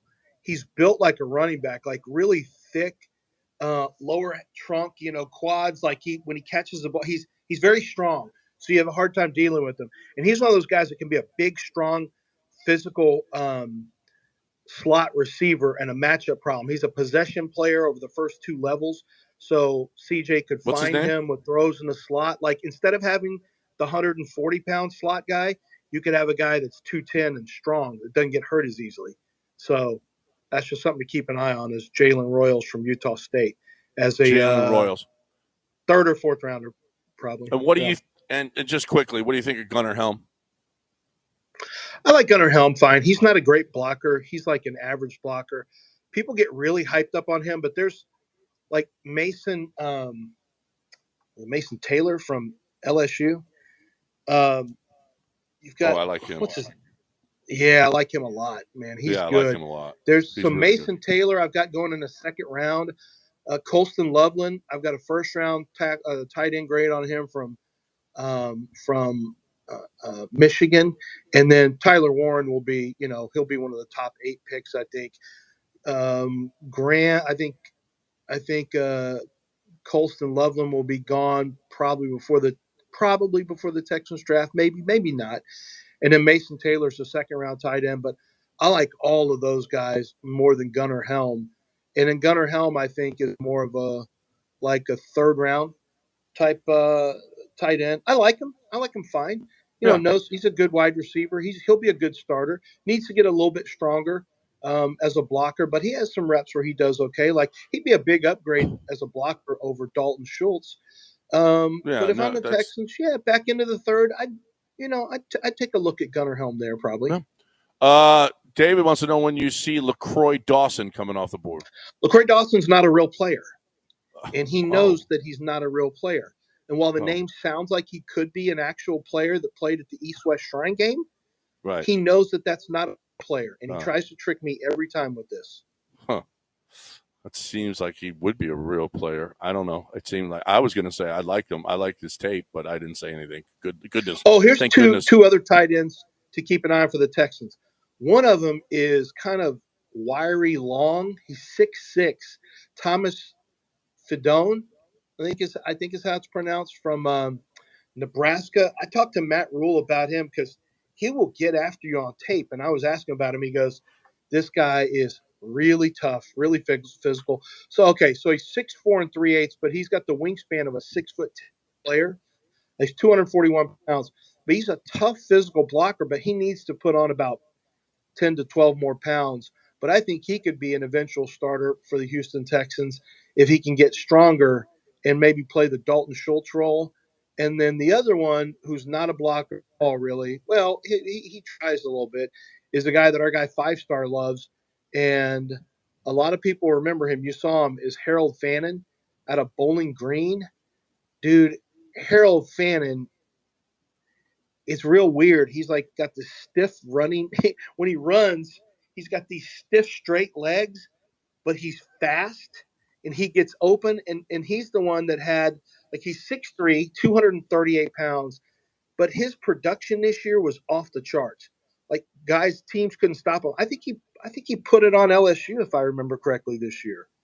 I think Harold Fannin is the one who he's from Bowling Green. And I'll give you an idea of his stats, John. He's 20 years old right now. He had, no big deal, just 117 catches and 1,500 yards receiving this year. No big deal. Just led the nation in both categories. Huh. That's nice. 713-780-3776. If you want to get in here, we got a caller, Del. Who's on the line? Rodney wants to get in here. Let's get him in here. Sports, fellas. There is not enough school talk going on. We got a Houston guy playing in the second Super Bowl in the last three years. The city needs to get behind him. I even feel like we should do a pump it up the Friday. Anyway, Jalen Hurts, pump it up, John. Why? Pump it up for another team. He wants us to pump it up for a Houston area quarterback. Yeah, Jalen Hurts. But he doesn't play for our team. But he doesn't play for our team. But he's from Houston. For a Houston area I know, but what's the rules on people getting pumped up, though? He doesn't play for our team. But he doesn't play for our team. Okay, you gotta turn your radio off. I got to shut it down, Del. Del, what's the rules on? Can we pump it up for Jalen next Friday? Because he's from the area, we need to pump it up. Yeah. So if there's any I don't know, but Kansas City has guys from the area, too. Yeah, if there's any Chiefs who happen to be from here, do we pump it up for them too? Oh, you want what's his name? The defensive end, the Texans. Charles Omenihu. Omenihu. You want Omenihu? Is that what you want to pump it up for? Is it a thing where we pump it up for anyone with Houston ties? No, I'll tell you what. Let's pump it up for the nation and get the Chiefs out of here, because I'm sick of them. I'm tired of Patrick Mahomes. I'm tired of Kelsey. I'm tired of Taylor Swift. I'm tired of them all. Okay? Beat it. We need to pump it up because we need to end this run where Patrick Mahomes is now the GOAT. Oh, he's the GOAT. Even if they lose, they're not going anywhere, right? Yeah, they are. They're beat it. Is Patrick Mahomes retiring after the Super Bowl? Travis Kelce should. No. Then win or lose, they're not going anywhere because he will still be there. Except reality, sorry. John. They're going to be a pain in your ass for the next decade because he will still be there. Listen, he can't do it. I think he wasn't great this year. He wasn't even a Pro Bowl quarterback. And yet, where is he? He's in the Super Bowl because of their defense. And is the defense going anywhere? Yeah, they're going. They're leaving. Okay. They're leaving. Yeah. Mm-hmm. Yeah. So there you have it. There you have it. When we come back, let's talk Rockets. Okay, we've ignored them long enough. Okay, we need to talk some Rockets here, and I need to talk about Nico Nikos. I need to talk about catering at NicoNikos.com. Where are you watching the big game? Do you have your food planned yet? How about the wonderful menu? I'm telling you, the gyros are the burgers are as good a burger as you're going to find. I am not even exaggerating this. They brought him in, and I'm telling you, this burger is as good as it gets. But you got all of the Greek food. You want the shish kebab, you can get that. You want loukamades, the dessert, the honey-dipped. I mean, it's fantastic. It's all of it. All of their food is fantastic. You got appetizers. You got great wings. We've had their wings before. I'm telling you, if you're looking for a great place, you go to the OPA app. Download the OPA app. And whatever you buy, you get rewarded for with free food at some point. But you go to catering at NicoNikos.com too, and you can have your event catered. Or if it's just like 3, 4, 5 of you eat, order it from Nico Nikos. Have you had a Greek Super Bowl yet? No, you have not had a Greek big game yet. So let's go. Get the Nico Nikos. You're looking for a great place to get your food on. I-45 in Research Forest, I-10 and the Beltway. And, of course, on Westheimer in Montrose. Just the best. It's the best Greek food in the city. It's Nico Nikos. Load and ready to rule. You're listening to ESPN 97.5. It's your guy, Sean, with Greenlight Offer, and it's 2025, and guess what? We are still buying houses at fair prices. If you own a house and want to sell it fast in the most simplest way, I'm your guy. Call me today at 832-779-4000. We buy houses in any condition, any price range, in any location in the Texas area. Every single month, every single weekend, every single day, we are doing 2 things, Houston, and that's helping homeowners like yourself with their property problems and buying houses. In 2024, we bought 138 houses, and we want to buy more. We buy inherited houses, vacant houses, pretty houses, not so pretty houses, behind in payment houses. We even buy my tenant won't pay me the rent houses. We buy them all. We will buy your house in as-is condition. No repairs needed, no clean out, and we will pay for movers to help you move. Call me at 832-779-4000 for a same-day offer. That's 832-779-4000. Call for Sean with Greenlight Offer, and I'll get your Greenlight number on your house today. Woo! thing enrolls you in a recurring automated marketing text messages. Consent not required to purchase. Message and data rates may apply. Ugh, leaving for the gym so early? I'm ready to go. Since you started taking Nugenix Total T, you've been acting like when we met in our 20s. I feel like myself again. Lower testosterone after turning 40 slowed me down. Nugenix Total T has been a game changer for me. What is it about Nugenix Total T that's different? It's a key ingredient called Tesnor. It boosts free and total testosterone to help you get back the drive and energy from your youth. Total T is backed by 5 clinical studies. I've seen the huge difference it's made for you in the gym, at work, and in the bedroom. I'm so glad I sent them a text for my complimentary bottle. Text ROCK to 321321 right now for your complimentary bottle of Nugenix Total T. Nugenix is the #1 selling testosterone-boosting brand at GNC and Walmart. Do it now, and we'll also send you a bottle of Nugenix Thermo X, our newest, most powerful fat burner ever. Absolutely free. Text ROCK to 321321. That's ROCK to 321321. Hey guys, the NFL playoffs are heating up all the way to the biggest game of the year. Whether you're backing the underdogs or rolling with the favorites, MyBookie's the only place to put your money where your mouth is on every play, every drive, and every touchdown. Joel Blank here. Start your 2025 off strong with MyBookie's risk-free Thursdays. Place a bet. If it doesn't hit, no sweat. You don't lose. That's why it's risk-free. Also, check out the Bet Boost tab for ways to get even bigger payouts. And when the games are over, jump over to MyBookie's online casino. It's always open. Enjoy blackjack, roulette, poker, and slots. Join MyBookie.ag today. Use our promo code BET975 on your first deposit and instantly get bonus cash. It's so easy to get started. Take your sports viewing from ordinary to extraordinary with MyBookie.ag. Always use our promo code. It's BET975. As I always tell you to do, bet anything, anytime, anywhere with the only place I tell you to do it. It's MyBookie.ag, promo code BET975. Do you have the ESPN Houston app? Download it now in your app store.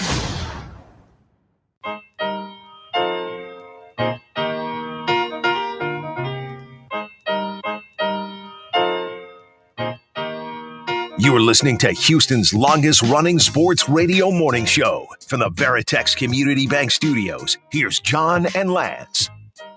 All right. Welcome back here on ESPN 97.5 and 92.5.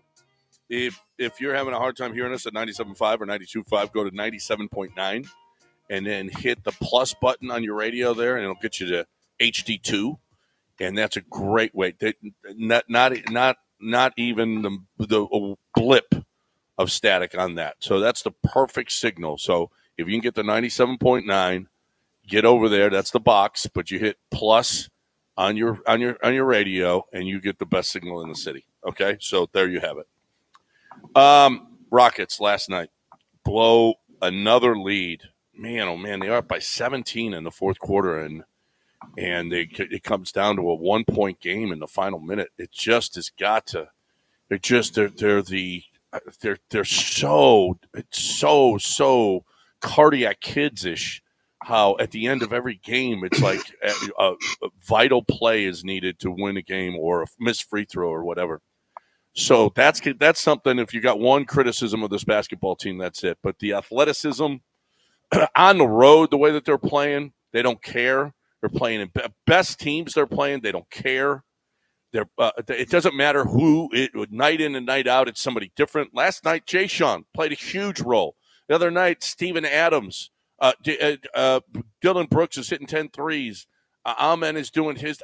It's incredible. It's somebody different. Jalen took a few games off. Jalen was back last night, dropping. Well, not he wasn't dropping threes. That's for sure. 1 for 9 from 3, but he was still a huge difference maker in the game. So this is a fun team. This is a team that shoots better than the Cougs, but they play with the same type of intensity. Well, I don't know that Kelvin could stand the fourth quarters that the Rockets are putting up, but no, but all teams shoot better than the Cougs. To be fair, although they've shot better this year. They've shot better this year. Yeah, you got to give them. Emmanuel Sharp. Well, Sharp was has great, helped and out. LJ has been.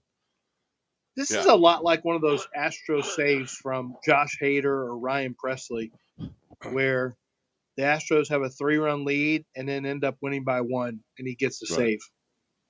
Well, yeah, right. Or they go extra innings and win with one of those bumpy ninth innings or something. Right. No, it absolutely is. Speaking of, did you see Dana Brown said that the relationship between he and Presley soured because of the Josh Hader deal. That can happen. He said they stayed professional, but it absolutely affected their relationship. Absolutely. There's always a chance that could, the same way that if you brought somebody into this Rocket team, because they're not from here, they're not from the sewer, they're not from the muck, like Amen and especially Alperin and Jalen and Jayshawn. These guys were here for the mud. They came from the mud. And if you come in and you try to be one of the top dogs right off the bat, it can cause static. Do you remember in the movie Miracle when after they went through that grueling pre-Olympics, that grind that they went through, and Kurt Russell was going to bring on a star player that hadn't gone through it, and they got off the bus and they told Kurt Russell, no, we're all in this together. He hasn't been here. You know what? That's the same, right? Astros did that with Justin Verlander. It was Herb Brooks, not really Kurt Russell, but it was Kurt Not Russell. really Kurt. Yeah, Russell didn't really do that. But what about when the Astros told Justin Verlander, when Carlos Correa said, hey, get out of here. You're not welcome here in this dugout. You weren't here all year. Beat it. Yeah, well, there was some truth to that. There absolutely. He didn't say it like that. In 2022. Right. So actually, no, not 2022 because he was already gone. That was 21. Carlos was gone. That was 21. Yeah. Yeah. Yeah. So, yeah. So you got to be there, and De'Aaron Fox, no. Jimmy Butler, no. You're out. No. I'm out. For what? Is there a problem? Is there a problem right now we need to fix? No. Well, yeah. Am I unaware of a big problem the Rockets have? Fourth quarters. Yeah, maybe Jimmy Butler changes that. What do you lose with that? What do you lose with that? Butler, I mean, I like the fact that Jimmy Butler hates every team he's on. That's always a positive. Yeah, right. No, you don't need that attitude in here. I mean, does anybody need that attitude? Dell doesn't even want him. He doesn't care what he gets from him now. Doesn't even want him.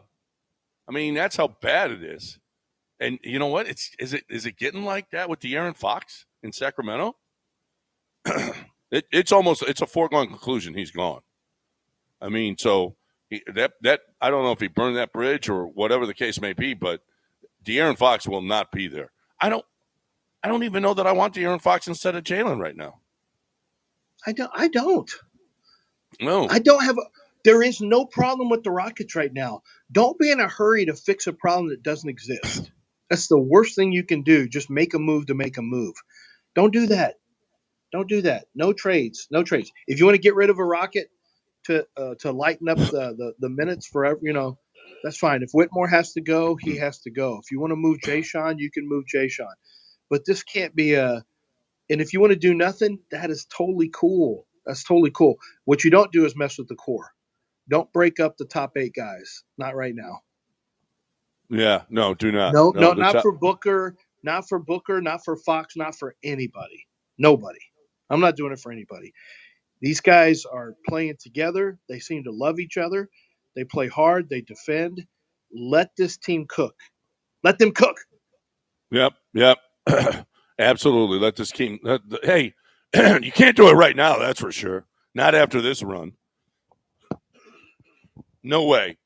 Keep it going, boys. Keep it going. They. I'm telling you though, there was a thought that you need to do something to get over the hump. Maybe you don't need to do anything to get over the hump. Maybe there's nothing to be done here. That's why you don't rush. You don't rush it, man. How can anyone make a decision about getting over the hump when you're in the middle of a season and you weren't like, what hump are you trying to get over when you weren't even in the playoffs last year? You weren't even in the, you weren't even in the play-ins. What hump have you really? You haven't even run into. Well, aren't your expectations different right now than they were though? I know that they're different because so what of how you weren't good in. You played. But right now, you think this team. You don't have a hump. You just went from 11 to 2. Conference. You went from 11 to 2. What hump did you face? Well, you faced the hump of going no from hump. miserable Yeah, you've to done it. Yeah. You've done it. You've done it with no help from anybody else. Don't put make believe. That's the thing, man. Don't put a make believe problem in front of you. There's no hump to get over yet. They're literally just process. It's in the middle of a process to get better and better. And they're in the middle of it. So there's not a hump is what James Harden and that Rocket team faced with Golden State Warriors. It's what the Rockets had when they were trying to get past Seattle, like when they were a championship team. You're not even close to being at that point yet, where you just can't get past a certain team. What team I don't are you know having a hard time? if you did have somebody that you thought would put you over the top. Plenty of teams have done that. that you added a piece that you thought, well, this will help us against a certain age opponent. where everyone's 23 or younger. Yeah. Yeah. Well. Yeah. How about? Yeah. That's the problem. But you've locked them up. Actually, you locked up Jalen. You locked up Alperin. So you're in a good spot as far as that goes. You're not up against the clock with those guys. Yeah. Absolutely. I feel like everything you're talking about, John, is not a real problem. You don't have real problems this year, even before this. And I'm not saying this as a 4-game run or whatever, where all of a sudden we're on this crazy high. They've been here all year long. There's not let's let it play out. Maybe the organization actually happens. Maybe the organization is thinking, you know what? So we're ranking the playoffs. So we're the second seed. We want to win a championship this year. We think we can win one this year. And if they think that somebody can put them over that hump, that's the goal, not just, oh, we're better now. No, we want to win it this year. What is the rush? Is this planet incinerating next year? Is this the last year they're playing basketball? What in the world is this year have to do with a lot of people anything? are leaving this country right now, Lance. You don't know. Good. If they leave, they won't get to see the Rockets. Yes, they will. Everyone, you can still watch the Rockets internationally. It's not a big deal through streaming packages. This isn't like, what in the world is, we've got to do it this year. What if we don't do it this year? I think they're playing next year. I think all your players are still young and getting better. I don't know what the problem is for the Rockets. I just get frustrated with these make-believe problems that the Rockets have. They don't let them play. Let these guys play, man. And I know we're just talking hypotheticals, but I actually believe that what you're telling me is the Rockets want to make it, like they're itching to make a trade. I think they just want to make. I don't think. No. I'm not saying that. I haven't talked to anybody in the organization about it in a while, so I'm not saying that. I'm just saying. Listen. The word was out there before. Now maybe listen. It changes. You have to look at this team differently this past week than you looked at them for the past 6 years. You have to look at from the past week. Things have changed, and you know what? This team has proven that it could play at the highest level. So maybe you don't have to do anything. Before then. They had already proved it. They were like, nothing's changed in my opinion. They're still a good team. They just got some good wins. Does everything change if they lose 3 in a row? Then all of a sudden we'll say everything's changed. This team can't get over the hump. This knee-jerk reaction to small sample size of games, we got to stop it. We just have to, hey, man, this is a great run. They're playing really good basketball. I already know who they are. They're a team that can beat anybody out there. They're also young and make mistakes in the fourth quarter. And they've got things that they're still trying to work through that you can't artificially speed up. You have to learn to play a certain way. And that'll come with time and reps and games. But, man, this team is in phenomenal shape. It's just like the Astros were. Now, the Astros made a good – now, they didn't have to trade away any of their good pieces for Justin Verlander. That's the difference in baseball, is comparing the Astros to the Rockets. Like in baseball, you can give away guys who aren't even like Vipers. You'd be giving away Viper players for another player. But you only have 5 starters. A starting pitcher is a really big deal. That's why the build-out of the Rockets is different than the build-out of the Astros, because I think that with the Rockets, you might have enough to win a championship. You actually might. I think you still need some fine-tuning. I wouldn't mind a bigger rim runner and a more impactful shot blocker. That's why the Robert Williams thing was kind of interesting to me, because I think, now Steven Adams has done a great job in the short term. He's been fantastic lately. Tough guy, strong, physical. Right. I can't really point to, like, what can you point to? Maybe a little better shooting point guard, a guy who was a spot-up shooter that was shot at a higher rate than Fred. Is that what they could use? What do you think they're missing? I think they might be missing hair, and if that's the case, then they should call Doc Linville. Okay, that's what I think they might be missing.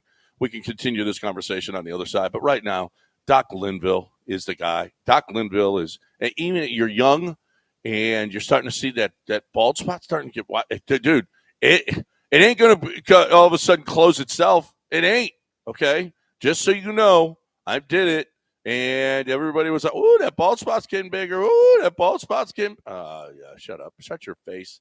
And you know what? Doc Linville shut him up.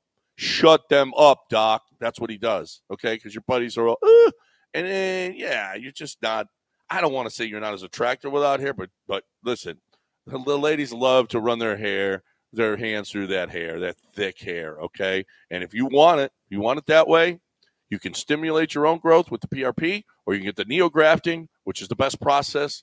I did the other process before where they cut and paste. It's awful, awful, awful. Doc Linville's is the best. So I did it. I want you to do it. If you're looking for the best way to get hair, okay, there's one way. Don't let it go too long. If you let it go too long, it's going to be too big a job. Do it. Cut it off now. Now.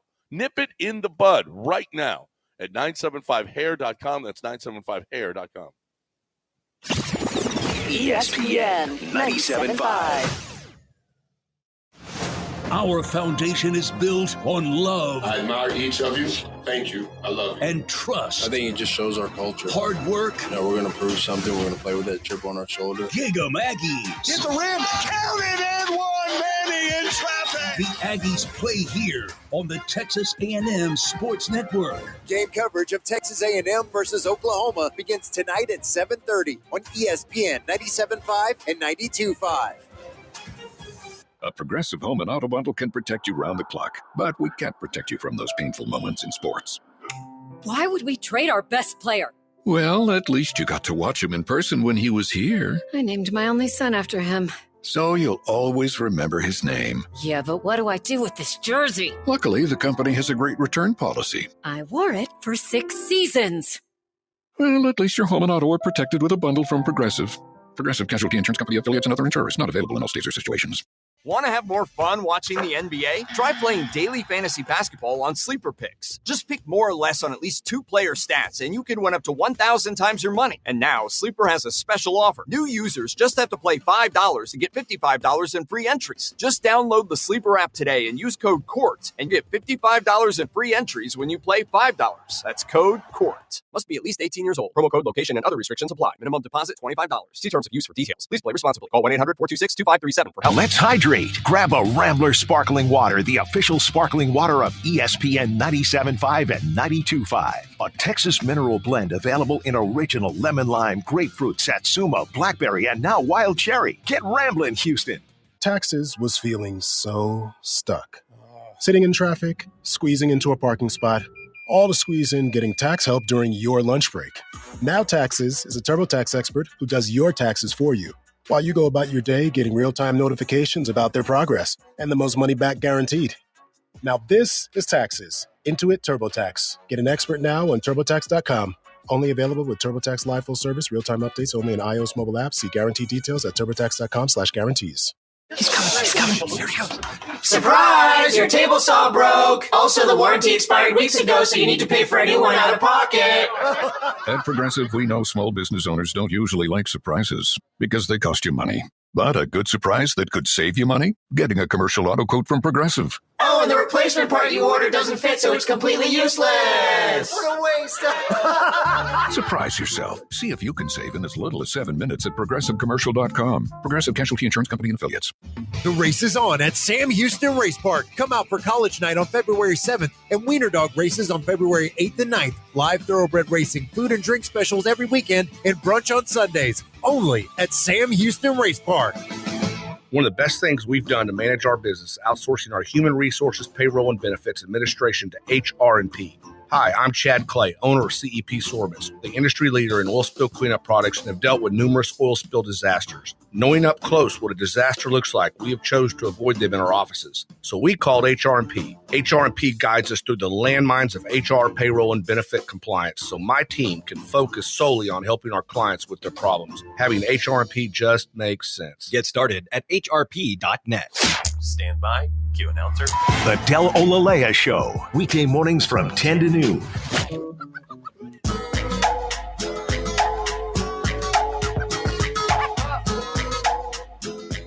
You're back in the Veritex Community Bank Studios with John and Lance. On ESPN 97.5 and 92.5. All right, welcome back. We got people who want to talk, okay?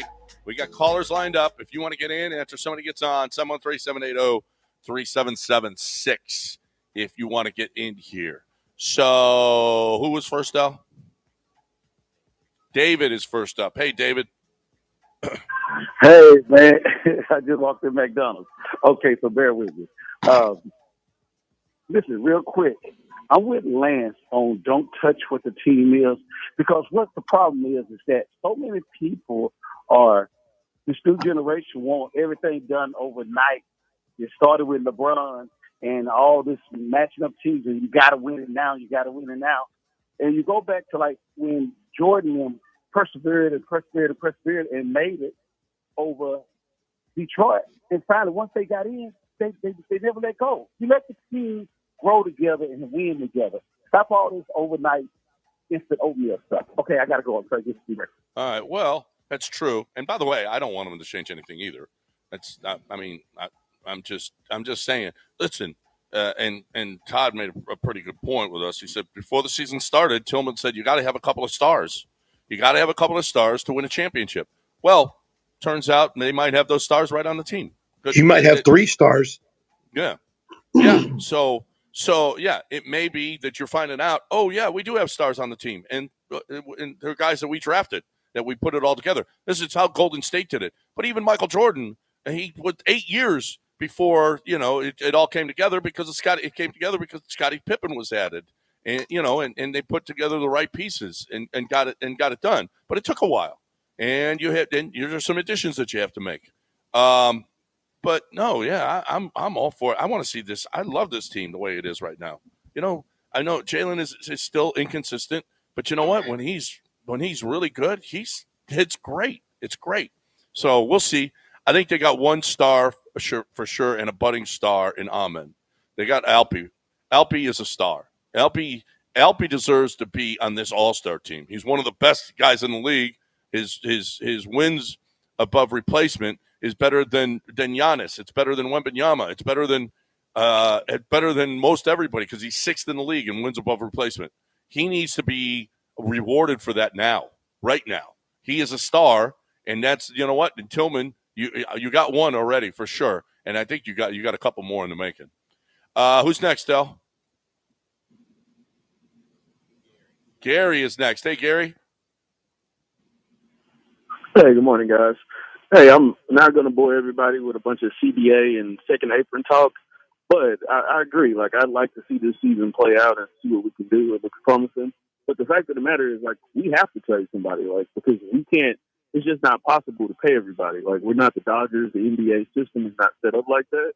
Like, as you see with Minnesota, right, they traded Karl Anthony Towns, not because they necessarily wanted to. Like, they may have made the wrong decision, but we already have Fred, Alfie, Jalen already making money. We can't pay like Tari, Bar. We can't pay like 5 different people. So at some point, we're going to have to consolidate these assets. Also, with the salary cap, like you just can't let Fred walk and then just replace his salary. So it's more into it than us just like wanting to make a trade. I think at some point we're going to have to just for like efficiently running the team. Well, can't you let him walk and then use that money for Amen Thompson? Yeah, like, I mean, you don't have Fred to frees up a lot of money.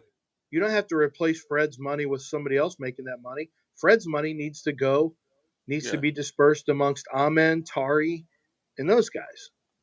Yeah, he listen, you got an out on him. It's not like you have to replace the money. You can use that money after Fred goes. That's 40. That's 40 right there. So, but do you have a replacement for Fred? In Ime's mind, you might not. In Ime's mind, you're as good as you are right now, in large part because of Fred. So Fred might. Is that true though? Is that true? It is true. Fred is a he said it multiple times. Fred's at 35. I know, but is that factual? Fred is a 35% 3-point shooter who is a high volume 3-point shooter. He shoots a lot of threes, almost 9 a game. He makes them at a low rate relative to expectations for a good shooter. He shoots 40% from the field. He does get steals. He does have a pretty good assist to turnover rate. He's not a high assist guy, but they don't run an offense where the point guard is going to, set up guys for quick scores. So, I mean, is Fred indispensable? What Fred gives you is this indispensable? The great Fred VanVleet, the $40 million Fred, is this, you really can't replace that? Well, he feels that way, and he's more important. I'm asking you, do you think you can? Because Ime might be wrong on that. Let's assume that Ime thinks it, and he could be wrong. Yeah, but there's more to players than just their numbers. I know there is, but you just told me that you were just telling me wins over replacement for Alperin. What's Fred's win over replacement? Not that high. Well, then why is it good for one stat and not good for another? Not matter in the other. Well, here is an example of why Ime may value Fred. Late in that game yesterday, they put the ball in Jalen Green's hand. They wanted him to initiate the offense as the Hawks are trying to make their comeback. He turned the ball over twice. He was complaining about fouls. He didn't get foul calls. He turned the ball over. So if you don't have a trustworthy player at the end of the game to initiate offense, it may be a reason he values Fred, because Fred doesn't turn the ball over. Yes, it is a problem right now. Fred is that's an area, but I don't think that's a reason that you pay a guy 48 million next year because he doesn't turn it over as much in the fourth quarter. That's not a good enough reason to pay somebody 40 plus million. His field goal percentage and true shooting is down this year for his career. Free throw percentage down, field goal percentage down. His PER, his efficiency rating is down. Everything is down. Fred is having a regression year this year relative to what he's done for his entire career. He's a volume shooter, never been a good 2-point shooter. Never in his career has he been a good 2-point shooter. He's a volume 3-point shooter, but historically for his career, he's 37%, but he shot significantly lower for the Rockets. So he hasn't been a good shooter for the Rockets from 3. Like, I'm trying to figure out why Fred has all this value, or is this an emotional attachment? Last year, he shot 38%. So I take it back. He was better last year from 3 than he is this year at 34%. This year is the lowest he's ever been in his career. Well, his last year at Toronto was the same, 34-2, 34-7. His 2-point field goal percentage right now is, about what he always is. Well, in January, in January he's shooting 40%, but this is not it. He feels like he's the glue. He starts the offense. He feels like he's the calming factor. He feels like he can count on him in pressure situations. And listen, it's not only the number of threes that he hits, it's when he hits them. And we've seen him hit some big threes for this team, some big threes in the final minutes. For whatever reason, maybe you don't value him as much. I don't value him as much, but Ime does. Ime's the guy that's with him every day. A coach and his point guard are, that's a relationship that you got. Coaching quarterback, coaching point guard, coaching and catcher. I mean, those are relationships that you feel like. Wow, why do you think Dusty like Maldonado was so and John. loyal to? Why do you think Dusty was so loyal to That's Maldonado? Right. So did that make sense? It did to Dusty. No, I'm not asking you that. Did it make sense for baseball purposes? But we don't know. Was Dusty too emotional? Then listen. Why did every pitcher want to throw to Maldonado? I get it, but emotion. Every one of them did. There's more to it than just the numbers. There's more to it than just the numbers. getting 27 outs versus making sure you don't turn it over in the fourth quarter is different. Well, that's not the only reason. He feels like he runs the offense better the whole game. No, you're right. It's going to be this emotional thing that you just say, by all means, pay Fred as much as you can possibly give him. Well, I think he's a very replaceable player. I just think Fred is a replaceable player, and we put too much emotion into the small. Fred is also one of the most inefficient, highly erratic shooters that we have on this team. Yep. They call him, Jihad Fred, because he just bombs away with misses and all that stuff. That's a nickname that we have for him out there. Doesn't mean you have to say it. Yeah, we're not doing that. That's all over social media. They do whole things you where can be better. You don't even like social media. You can be. You don't have to lean into that. No, that's terrible. Let's take a break and let's call HR. Let's call HR&P and find out where we are in this. Okay, why don't you talk about Zadok Jewelers right now? Because we just don't need you, denigrating Fred like that. In losses, Fred VanVleet shooting 27% from three. In other words, he's the reason they're losing. Zadok Jewelers. Sometimes I think to myself, man, things are going good. Why is John getting me upset about things? I don't know. My life is going well. I'm happy. Why do I get upset? And I'm like, you know what? I should try and find a way to segue this into a Zadok Jewelers. And so the best way to do that is just to make the wife happy, because happy wife, happy life. I got Valentine's Day coming up. I'm sitting here in Mobile, Alabama. Next, I'll be in Indianapolis at the Combine. I don't go home 7 days a week at my office working on these draft profiles. I get home until 7:30 or 8 sometimes. And the wife does all the stuff that she has to do to slack for me. She deserves a great present from Zadok Jewelers for Valentine's Day. And frankly, even if it wasn't Valentine's Day, she deserves that. And now it comes time where I have to go into Zadok and I talk to the experts there.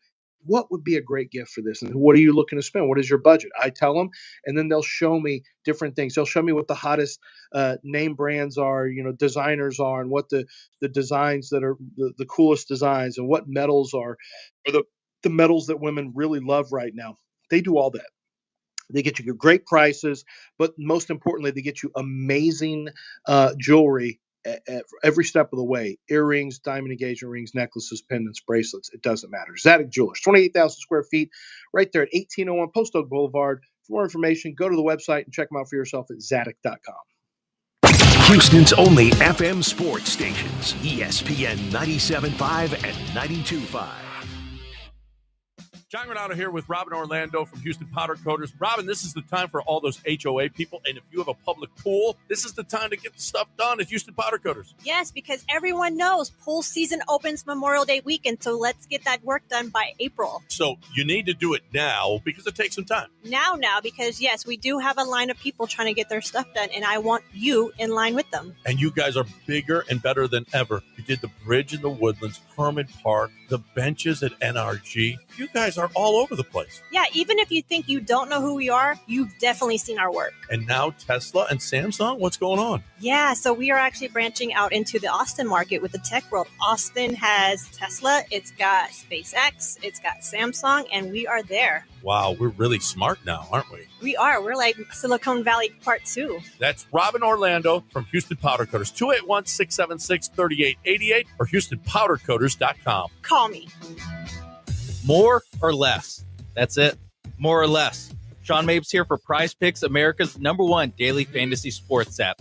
Playing Prize Picks is as simple as deciding more or less. It could be whether a quarterback is going to throw for 200 yards. You decide more or less. Or if a running back is going to rush for more than 50 yards. You know football. You're going to love Prize Picks. Of course, the big game is coming. Prize Picks will be loaded with opportunities for you to use your sports acumen to decide more or less and win real money. Are you ready for the big game? Get ready. Download Prize Picks today. Use promo code MAPES on your first deposit to get $50 instantly when you play your first $5 lineup. That's promo code MAPES, MAPES. Use that promo code and get $50 instantly on your first deposit. You're a sports genius. And on Prize Picks, you can win real cash. More or less. Win more on Prize Picks. Run your game. Lowe's knows how to help you save time and money, no matter the job. That's why we can deliver supplies to your job site as soon as same day. so you have more time to get the job done. Because when you need it fast, we've got you covered. Lowe's knows pros. Valid on eligible in-stock orders and select zip codes placed by 2 p.m. for same-day delivery by 8 p.m. Subject to driver availability. Fees vary based on purchase. More terms apply. See Lowe's.com/same-day delivery for details. Progressive knows finding your new home was a dream come true. You wanted a Colonial with high ceilings, hardwood floors, and a peaceful neighborhood. And you found it. Now, every Saturday at 6 a.m., you get to wake to the sound of your neighbor's leaf blower.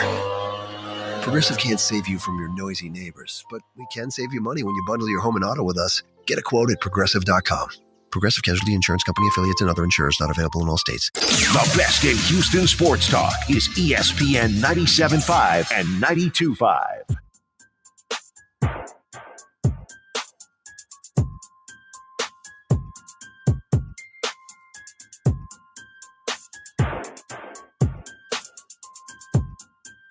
You're back in the Veritex Community Bank Studios with John and Lance on ESPN 97.5 and 92.5. All right, welcome back here on ESPN. The HRP called and said Lance could continue the show, but he has been censored. He has been censored. So he just turned his camera off. It wasn't me. I think HRP just turned my camera off. HRP shut your camera off? Yeah, because what I was saying was, look, if you're going to... See, he's been censored. Let's get Chris in the Woodlands in here. Hey, Chris, what's going on? Hey, what's up, guys? Love the show. Hey, I really like to talk, and I know you guys mentioned it briefly, but one of the things I think that's important when we think about the Rockets trade, John, and you're going to know this really well, whenever we initially traded for Verlander the first time, Detroit wanted Tucker, right? And didn't we hold pat to that till like the very last minute, and then we didn't give him up? Am I thinking about that right? Well, he had always said Tucker's out. He and Forrest Whitley, Gotcha. They were not untouchable. That was something. I don't know that it came down to Tucker with Detroit. I'm not sure. It all came down to Verlander last minute. Verlander was the one who, because of his no trade clause, he was the one that they had to convince. Gotcha. One of the things I was thinking about is there's obviously a few players we should mark as untouchable, but then there are some that I would say that we could put in there, just not giving it too much. But my real question is around the GM thing. You guys talked the last segment about paying people. Wanted to get your opinion. What makes a better GM grade? Drafting the class like we did with Stingley and some of those guys last year that we're going to have to pay, and even with the Rockets without men, or figuring out the salary cap to keep them long term? Because I see that's going to be our next struggle, is figuring out both for the Texans and the Rockets on how to maintain salary caps. And is that the GM's job to do that, or do they have a team around them? And I just want to get some insight on how you think that can play out over the next couple of years. Thanks, guys. Love the show. Yep. Well, you got to decide what your priorities are. That's first, right? You got to say, okay, we're going to keep this guy. And there are guys that you're going to have to let go. Guys are going to have to go, and you have to make the best decision. That's the GM, absolutely. But the owner is the one that's going to say, yeah, I'll give him that money. You ain't doing no big deal with no player without the owners saying it's okay, without him agreeing to it. So, but in the Cowboys case, it's Jerry. It's all Jerry, right? He's making both decisions. In most cases, though, it's the general manager going in and saying, this is why we're doing this. This is what we believe. This guy's going to be long-term, whatever, blah, blah, blah, blah, blah. Let's pay this guy and let's let this guy go, right? You have a cap guy. So in football, it's just different. In basketball, you're just stuck. Guys are valued at what they're valued at, and there's not a whole lot of wiggle room. So in baseball, you can try to sign guys early at discounted long-term rates for more expensive short-term payouts, which the Astros have utilized that. In football, you have the most wiggle room. You can convert future years into cash, and so you can pay them up front and you can lower your cap hit. In basketball, you're just kind of stuck. Whatever guys make, they make. There's not really a difference in payroll, like whatever their average salary is their average salary over the course of that contract. It's all guaranteed.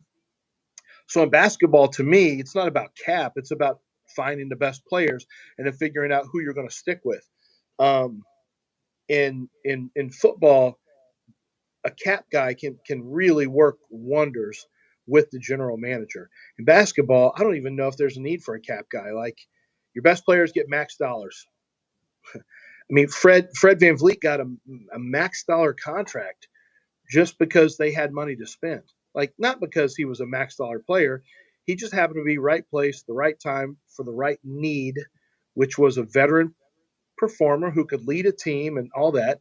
And he's definitely served his purpose over these 2 years.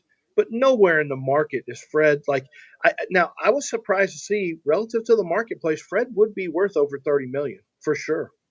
And that's kind of crazy to me, is that this is what a $30 million player looks like, until I start thinking about $30 million quarterbacks. And I realize, oh, that's just the cost of doing, that's just the price of doing business now. $30 million gets you, in basketball and football, kind of average players sometimes at certain positions.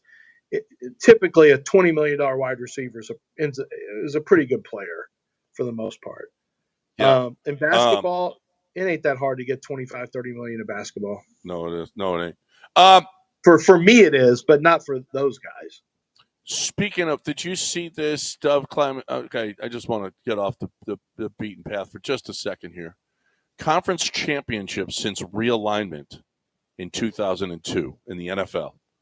The Patriots have been to 12 conference championship games. 12. The 49ers have been to 7. The Eagles have been to 7. The Chiefs have been to 7. The Packers have been to 6. The Steelers 5. Name the 4 teams that have not been to a conference championship game since 2002. Well, the Texans. 1.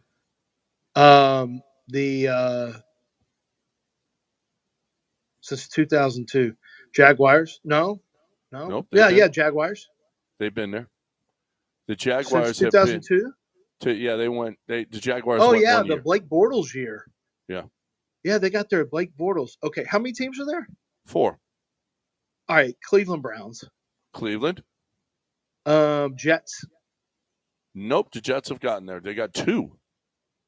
Okay, Texans. Yeah, Mark Sanchez got there, remember? Wait a minute. Yeah, Bills got there. So it's Texans.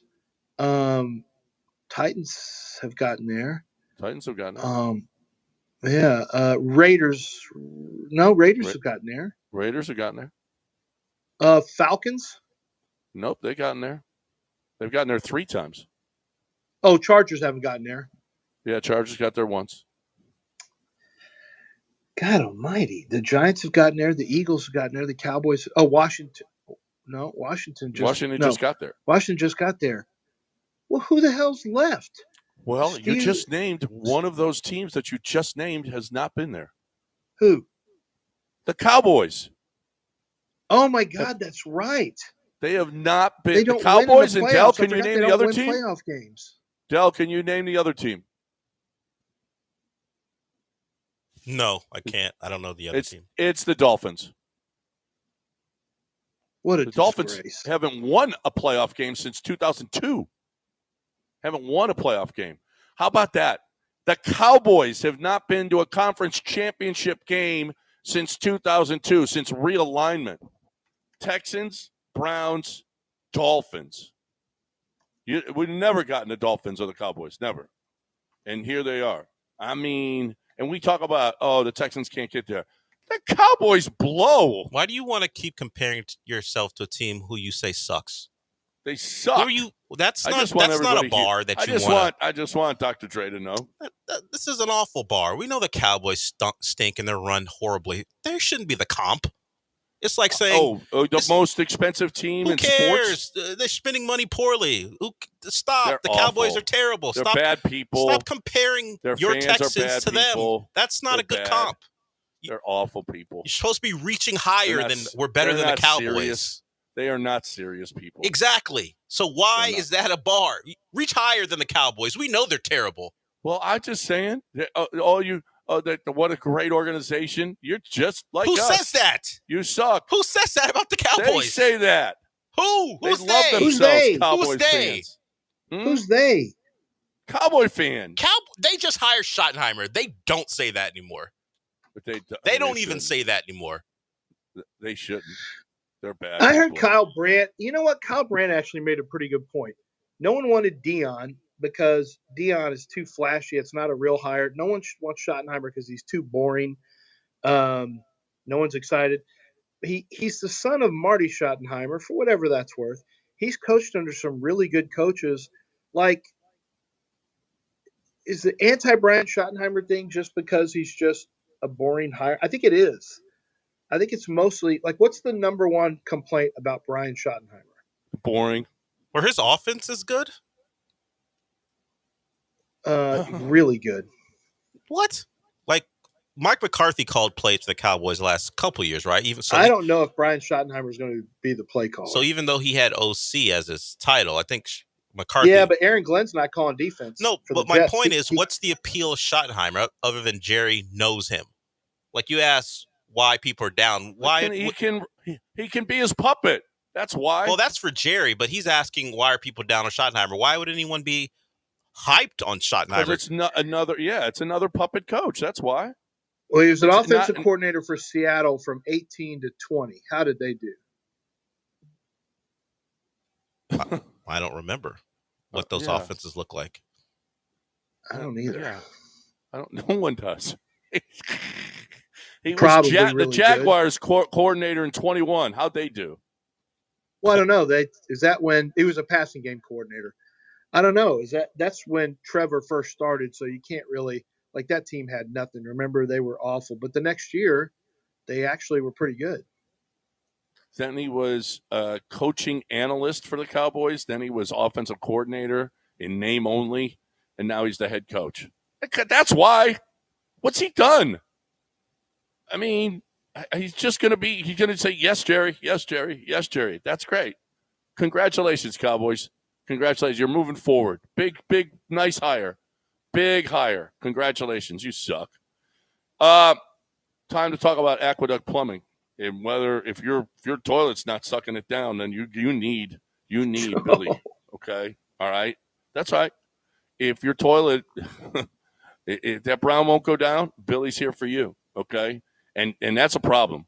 I'm certain that there's plenty of people out there during the freeze that you had a pipe problem. I'm hoping that you all called Aqueduct Plumbing, 281-488-6238, because plumbers don't have a great reputation. I don't know what plumber came to your home, but if you didn't call Aqueduct Plumbing Company, I can tell you, you might not have gotten a square deal. I know you're going to get a square deal from Billy. We do, Lance. We love Billy. We love what he stands for. We love that he's not going to charge people to just show up and give them an evaluation. No, he's going to get the job done. And when he comes out there, there's no charge. He's going to tell you what's going on. And he expects you to use him because his service is transparent. His pricing's transparent.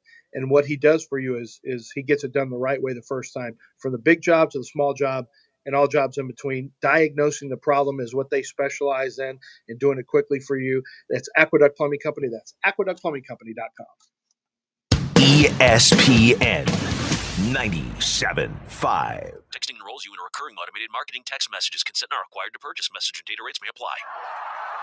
The team's looking good this season. I think so. Man, I miss playing football. Being young with unlimited energy to burn. Ever since I turned 40, I just can't find that fire I used to have. Think you could be lower testosterone? What do you mean? All guys lose their edge when they turn 40. The body has less testosterone. That's why I take Nugenix Total T. I've heard about Nugenix. That really works? Since I started taking Nugenix, I'm lifting like when we played for Coach Carter. I feel more energized at work. It's even spiced up things between me and the missus. Are they still giving out complimentary bottles for people to try? Yep, send a text. It's that easy. Text GRIT to 42424 right now for your complimentary bottle of Nugenix Total T. It's the #1 selling testosterone boosting brand at GNC and Walmart. Do it now and they'll also send you a bottle of Nugenix Thermo X, their newest, most powerful fat burner ever, absolutely free. Text GRIT to 42424. That's GRIT to 42424. These statements have not been evaluated by the FDA. This product is not intended to diagnose, treat, cure, or prevent any disease. As of 9 a.m. this morning, our EV trucking company is officially in operation. Andrew's zero-emission trucks are driving the transportation category forward. We'll make driving safer, easier, and less stressful.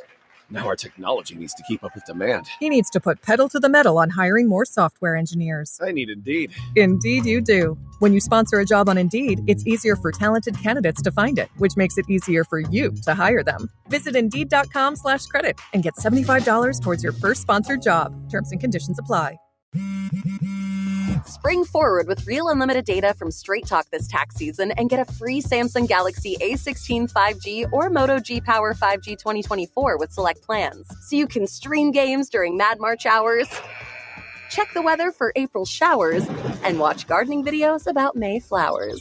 Straight Talk, real unlimited data. Available at Walmart and straighttalk.com. Offer valid through 4/15/25. Taxes and fees apply. Requires purchase of single line Gold Unlimited plan or higher. For network management practices, visit straighttalk.com. Houston's only FM sports stations, ESPN 97.5 and 92.5. ESPN 97.5. KFNC and 97.9 HD2 Mont Bellevue, Houston. Presented by Zadok Jewelers.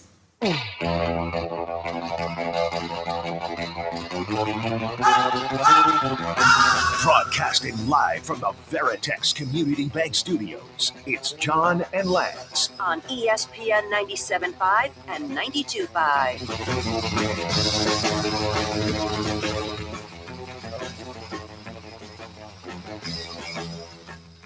Welcome back here on ESPN 97.5 and 92.5, our final hour of the day. 713-780-3776. We got Silky in here. He's going to be player hating right now because I don't know how he could possibly – you can't hate on the Rockets. I don't know who you can hate on. The Astros are doing everything in their power. The Texans are a great, great organization. I don't know who he's hating on right here. Let's see. What's up, Silky? If you ain't hating, you ain't trying, sir. You gonna find something to hate on. Let me tell you. I wake up every day and I find something to hate on. So today, this is your quarterly hate report.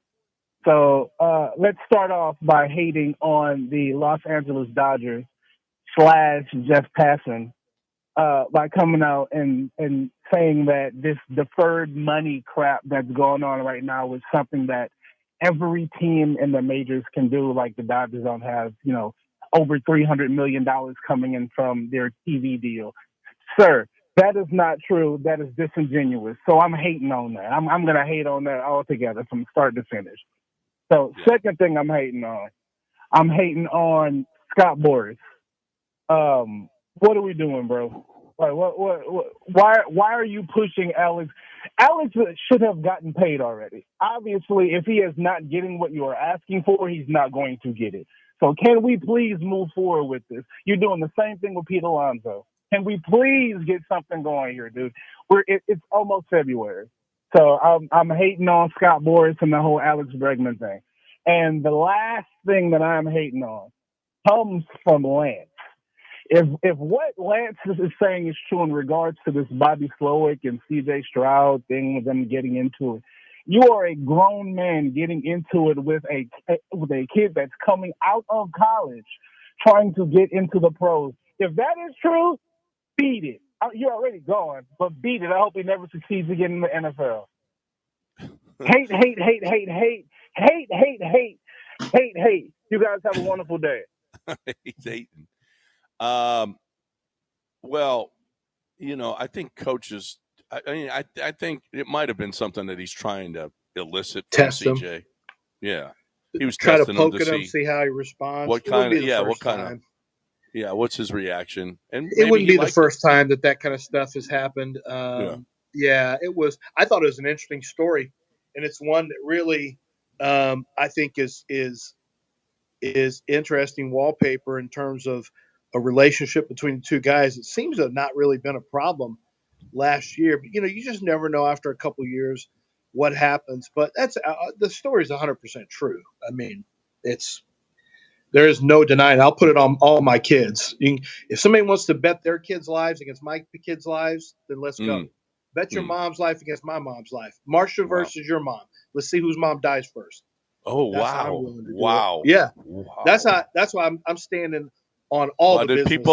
Were people coming at you telling you it wasn't true? Well, yeah. I mean, it's cat. That always it's cat. happens. This isn't true. Why That's, they come? Oh, no, my God. It's 100% true. But don't blow it out of proportion. It's an interesting story that I wanted to, that I've kind of held off on for no reason other than, I told somebody with the Texans that at the time that's not something I was going to bring up because I didn't want to get it started off in the wrong foot for CJ Stroud, frankly, or for anyone to, have any negative thoughts about the Texans, for Bobby or whoever. Yeah, for anyone. And it was not an issue on the field. Never did I see them into it on the field. It's true. It happened. And CJ Stroud posted our audio yesterday and then took it down. He posted that clip on his social media. Somebody sent a picture on his Instagram stories, but then it wasn't there anymore. Really? Yeah. So somebody is that confirmation, or did he say? I don't know. Did he put some kind of poo emoji on it? Did he put a cap emoji? No, he didn't put a cap. He did this. He did this emoji. Well, what does that mean? What if he put a poo emoji with it? What would that mean? I don't know, but he knows it's true.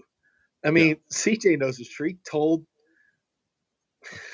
I'm not going to get into it any further. We shouldn't blow it out of proportion. And I saw people coming after CJ. If this is true, CJ, blah blah. Like, it's two men had a confrontation, and then they squashed it. CJ didn't think he was. I can tell you this, CJ. I don't think CJ loved the idea of going and playing for Houston, and then it all got squashed, and it wasn't a problem. And he and Bobby worked together, and he was Offensive Rookie of the Year, and he's had nothing but good things to say about Bobby Slowick. And so, so I don't think now. Did it happen? Yeah, it happened. Did it turn into something? No, I don't think it did. Should you be going after Slowick? I don't think so. I think it's just that might have been from on high. Also, you never know about push at this kid. See what CJ does. You never know. I mean, there's a bunch of reasons why he might have done it. Bobby Slowick might have wanted him to get his dander up. How about that CJ? We haven't even talked about this. CJ refused to go to the Pro Bowl, and I like I said, I was talking about this a while ago. CJ's offseason last year ain't going to be CJ. You're not going to see CJ this offseason. CJ has got to put his head down. CJ is putting his head down. He didn't even want to go to the Pro Bowl. That's how he said, no, I got to get back to work. And I ain't doing it. And we're not celebrating anything this year because he regressed. And you know what? It's not going to be the World CJ Tour again this offseason. It's going to be him focused, hit with his wide receivers and throwing and trying to be better. That's what this offseason is going to be for CJ. And whoever that offensive coordinator is, I'm positive they're going to spend a lot of time together and get this thing right. Because CJ did too much last offseason. He really did. Now, one thing I don't worry about is CJ's love of football, his football intelligence, or dedication. I do think, just because he was out on podcasts, like to me, I don't think that means that he wasn't focused on football. It doesn't mean he wasn't out working out and stuff like that. What CJ did say is that he maybe thought it was going to be easier than it was going to be. That he maybe thought it would come easier in year two. And that doesn't mean he wasn't focused, but he just maybe wasn't mentally prepared for the challenges of a year two because he's never been through a year two. He doesn't know about that. Bobby Slowick didn't know about a year two because he's never been through a year two as a play caller. D'Amico's never been through it. This is new for all these guys. So I'm not worried about CJ, the competitor, CJ, the smart quarterback, all that stuff. Like, I have no worries about that. My worries have always been and will be the protection of CJ Stroud first and foremost, and then everything else will take care of itself. If you can't protect CJ, it speeds up his clock. He starts getting antsy as a decision maker. The footwork can get a little out of sorts. So first and foremost, fix your offensive line and get a better offensive line coach. How about getting a coordinator? Andre Ware. Who was it that interviewed him, Dell? Who was this? Oh, it was Will Kunkel. They had was the Sports Authority Awards last night or something? Is that what that was? I saw Patty Smith at the event. There was some she's behind Andre in this bite. But asked Will Kunkel says, I asked Andre Ware who he thinks would be a good fit for the Texans offensive coordinator job. And here is what Andre Ware had to say. There's an old friend of mine whose name keeps being tossed around, at Chip Kelly. I've known Chip for a long time, all the way back to his days at New Hampshire. And so I did games there way back early in my career. So we became friends and have stayed in contact for years. I think he'd be great. He's a good friend of Andre. So, no, I mean, listen, I think, and somebody asked the question yesterday, said, hey, does anybody know if they've talking? Are they even talking to Chip Kelly? I know Chip Kelly's name is being thrown around a lot. Have they interviewed him? Have they talked to him? Does anybody know? And the answer is no. Nobody knows. I mean, nobody knows, but there's a lot of, man, is that name getting mentioned a lot? A lot. And CJ's you know what? all excited about him. Did you see?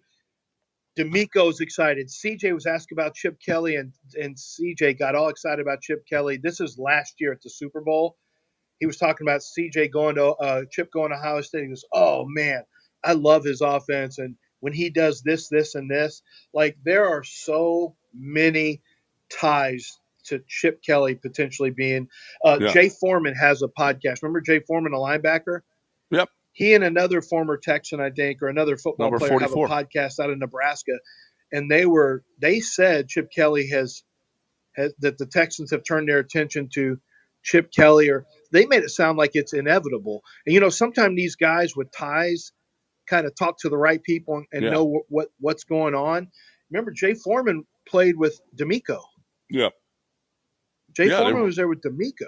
Yeah. So there's a good chance he and Miko are talking. So well, right, and you know what, Chip Kelly, if he's playing this thing, he's playing it right. There's a lot of quiet right now because it's just driving the price up. Because I think the fan base would be pretty damn happy if Chip Kelly came. That's all I'm seeing is positive stuff, and that's all we care about. Is what does Twitter think of this hire? That's all we care about. That's it. Because Brian Schottenheimer, bad. Twitter doesn't like him. Chip Kelly hire would be great because Twitter likes him. Twitter likes him. Yeah. Yep. I'm going to put a poll out to see if they want Chip Kelly. Put it out there. Who wants Chip Kelly? Well, then we'll know. Then we'll hire him. Then we'll hire him if he gets a positive response. That's for sure. HRP is sure a great way for you to go about your business. HRP knows payroll. You don't. You sell your widgets. I don't know what your widgets are. You could be making a product. You could have some kind of a service. You could be cutting down trees. You could be whatever it is that you're however you bring money in, however you employ people. If you're the CEO or CFO and you've got over 25 employees, let's say, if you've got branches in other places, that doesn't matter. It's HRP will figure it out. HRP figures it out in other states. It's not a big deal. There's no internationally they can take care of payroll for you. It's not a big deal. There's no problems whatsoever. HRP figures it out.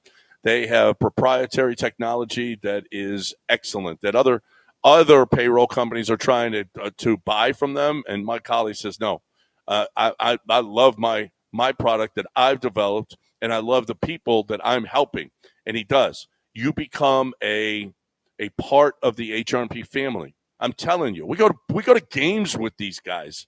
They come in, they bring us. I mean, it's just crazy. We know you, and you get to know them, and they get to know your business, and they get to help you in making your business as good as it can possibly be. Let them come and give you a free evaluation of what they can do for you with the HR, with the payroll, with your taxes, all of those things. So if you're trying to do this yourself, or you're with an admin company that maybe isn't so great, hrp.net, 281-880-6525, or hrp.net. ESPN 97.5. I assumed you knew. If your patio furniture is looking shoddy, Houston Powder Coaters is here for you. Right, Robin? We'll give it a facelift like you've never seen before. Free pickup and delivery at HoustonPowderCoaters.com. 281-676-3888 for all your patio furniture needs. The race is on at Sam Houston Race Park. Come out for College Night on February 7th and Wiener Dog races on February 8th and 9th. Live thoroughbred racing, food and drink specials every weekend, and brunch on Sundays. Only at Sam Houston Race Park. Get in zone, AutoZone. Welcome to AutoZone. What are you working on today? So you've got an oil change coming up. We can help you save on the right oil for your vehicle. Right now, get 5 quarts of Castrol Edge Full Synthetic or Castrol Edge Full Synthetic High Mileage Motor Oil with an STP Extended Life Oil Filter for just $35.99. Visit one of our 6,000 stores or order from AutoZone.com for same-day store pickup or next-day delivery. Get in the zone, AutoZone. Restrictions apply. Robinhood Gold members can now enjoy the VIP treatment, receiving a 3% IRA match on annual retirement contributions. With Robinhood Gold, the perks of the high net worth are now available for any net worth. The new gold standard is here with Robinhood Gold. To receive a 3% boost on annual IRA contributions, sign up at Robinhood.com/gold. Investing involves risk. 3% match requires Robinhood Gold $5 a month for 1 year from first match. Must keep funds in IRA for 5 years. Go to Robinhood.com/boost. Robinhood Financial LLC member SIPC. Gold membership is offered by Robinhood Gold LLC. Hey guys, Lance Zerline here. Did you know that Taquerias Arandas now have sports bars inside several of the Houston locations? That's been going on for a little bit. That's right, my favorite Mexican restaurant, also my favorite spot to catch games. Arandas sports bars offer a full bar, incredible drink specials, several televisions so you can watch your favorite games, authentic Mexican bites, and they are open late. And all this just to make sure Houston sports fans never miss a play. Get to your nearest Arandas location and enjoy one heck of a great time with great food, unbeatable game day experience in one location. The Killer Bees, weekday afternoons from 3 to 6.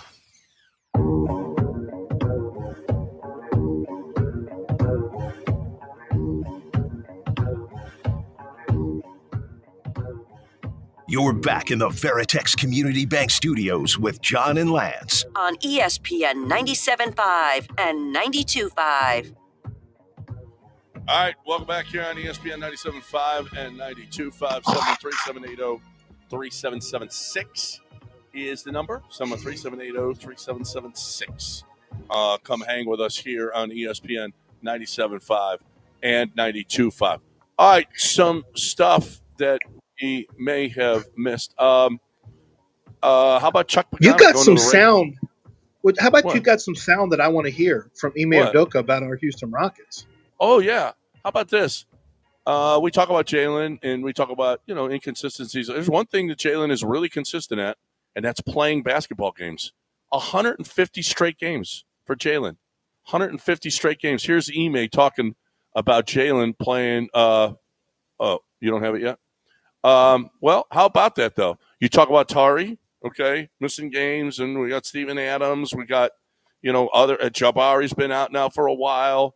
Everybody out, but you know who's not out ever is Jalen. Jalen. Here is Ime on Jalen not missing games. It's something that you don't take for granted. He hasn't missed a game since I've been here for sure, and plays through everything. Plays through injuries and pains and some things that most guys would sit out from, and so it takes a certain amount of toughness for sure. I mean, look at him kind of be a slight of frame and think he's not the most physical guy, but that toughness to be able to play through everything. And many nights he's been sick and had swelling or injuries that guys would sit out from, and so we knew that about him last year after he played all 82, and then has just had great carryover this year as far as that, and shows his competitiveness and his mental and physical toughness. That's great. You know what? He is too, and he is slight. Yeah. And he hits the floor a lot. And he had the other night, he had to leave the game with the eye, right under the eye thing. I mean, but he's out there night and night. For a slim, he's slight of frame. And he's out there all day. He's a tough kid, really tough kid. Yeah, that's the one thing about James. James is always available. Jalen is always available. And it matters because if a guy's playing, we're in an era now where 67 games, man, that guy's, you're an Iron Man at 6. If you play in the 70s, you're a freaking Iron Man in NBA. Guys get ruled out and days off all the time. Jalen, man, that guy shows up and plays hard. Love it. I love it. Absolutely. Because how much value do you have if you're making your $48 million or $50 million a year and you play 64 games a year?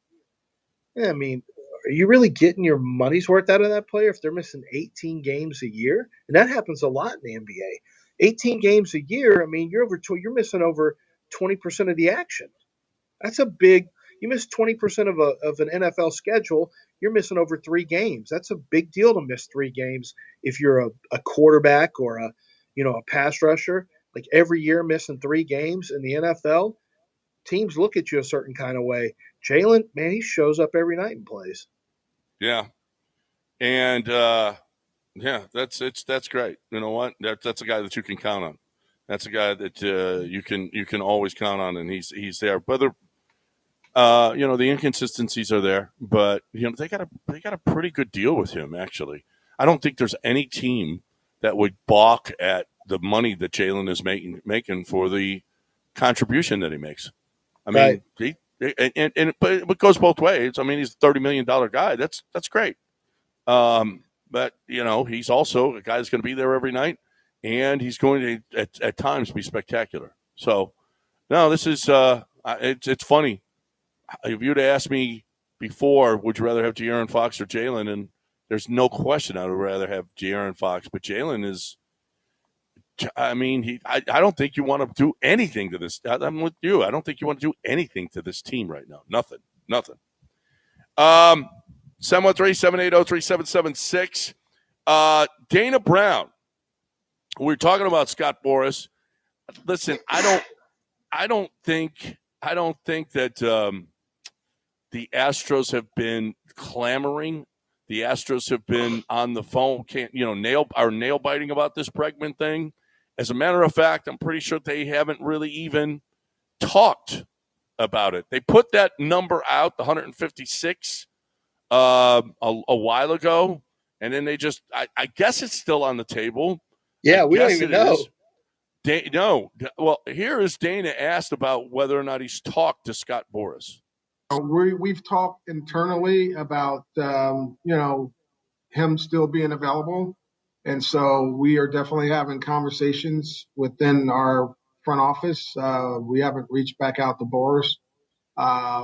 At some point, it could turn to that. I know that, we're taking a deep look at what it would look like if we acquired him, and how would it look for us financially?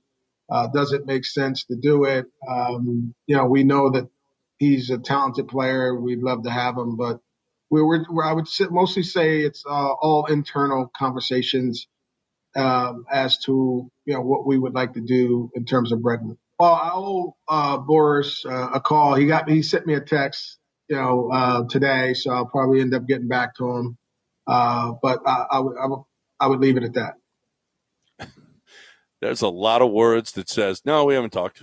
That's a lot of words saying. But doesn't it strike you as like it wouldn't be the same deal? Boris' side wouldn't look for that deal. They'd look for 1 year and then move on and try to shoot at a bigger deal next year again, take their shot again. Yeah, I don't see them. Yeah. I don't see the Astros having that money. That offer was made before they signed other free agents. Yeah. Yeah. And you freed up some money. You only freed up 8.5 on the Presley deal because you had to send them 5.5. So it's still a problem. It's still a problem. And what I got out of Dana Brown there was, we could you guys, you know what I got from that? You guys really ran with this thing. Yeah. Most of our conversations have been internal, meaning we're not really talking to his people that much. So, which could easily mean it's a leak. It could be a Boris leak trying to speed someone up. Yeah, Ken Rosenthal had the Astros as the favorites. I'm not so sure. I think you're right. I think he needs to do like what Correa did, a series of 1-year contracts, and then or cash in on the big deal. I think Correa's deal is a series of 1 year now. I'm not sure how it's structured, but he Bregman is not getting the market's not there for Bregman. It's just not. Teams are like, if a big team like the Yankees or the Dodgers or Toronto, they spend money. Yeah, if a big team, they have an injury and he's still sitting there, then I think maybe he can get what he wants. But otherwise, teams ain't biting on Bregman. They're just not. He's asking too much. Boris is overextended again. Mm-hmm. And it might be hurting him. Well, Bregman wants a long-term deal. That's the word. He wants a long-term deal, and he wants his money as well. And everybody's saying, no, bro. We ain't about that Bregman life right now. You start too slow. We'll pick you up in mid-season, and then maybe you'll be hitting. because we can't be watching you struggle for the first 2 months again and paying you all this money. Bregman's a proven. He's a but I don't care about average, but he's a 250 guy.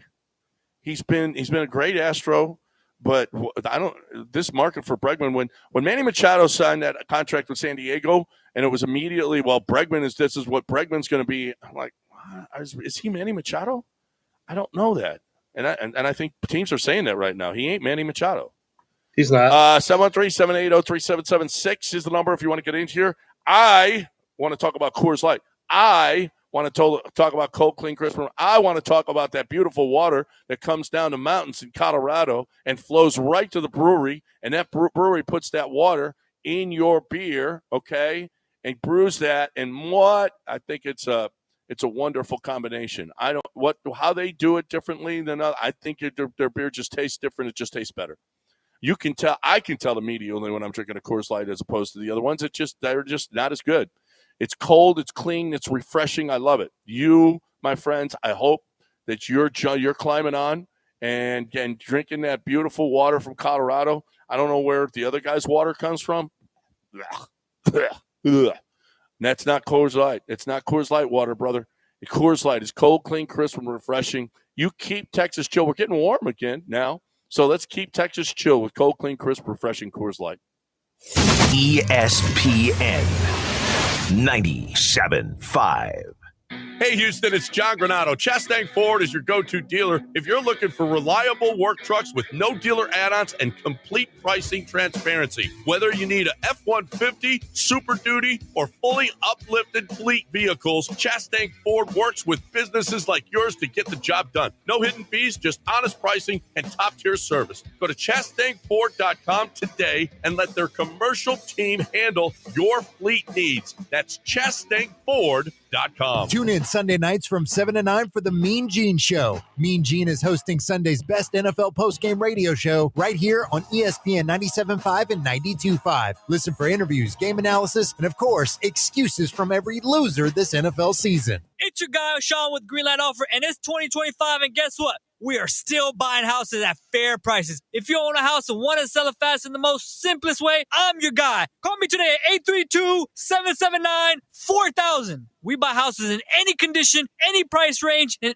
any location in the Texas area. Every single month, every single weekend, every single day, we are doing two things, Houston, and that's helping homeowners like yourself with their property problems and buying houses. In 2024, we bought 138 houses, and we want to buy more. We buy inherited houses, vacant houses, pretty houses, not so pretty houses, behind in payment houses. We even buy my tenant won't pay me the rent houses. We buy them all. We will buy your house in as-is condition. No repairs needed, no clean out, and we will pay for movers to help you move. Call me at 832-779-4000 for a same-day offer. That's 832-779-4000. Call for Sean with Greenlight Offer, and I'll get your Greenlight number on your house today. Woo! Hey, soccer fans, Glenn Davis here. Thank you for supporting Soccer Matters on ESPN 97.5, brought to you by presenting sponsor, the Daspit Law Firm. Don't forget, join me for the best in soccer talk and football talk weekly on ESPN 97.5.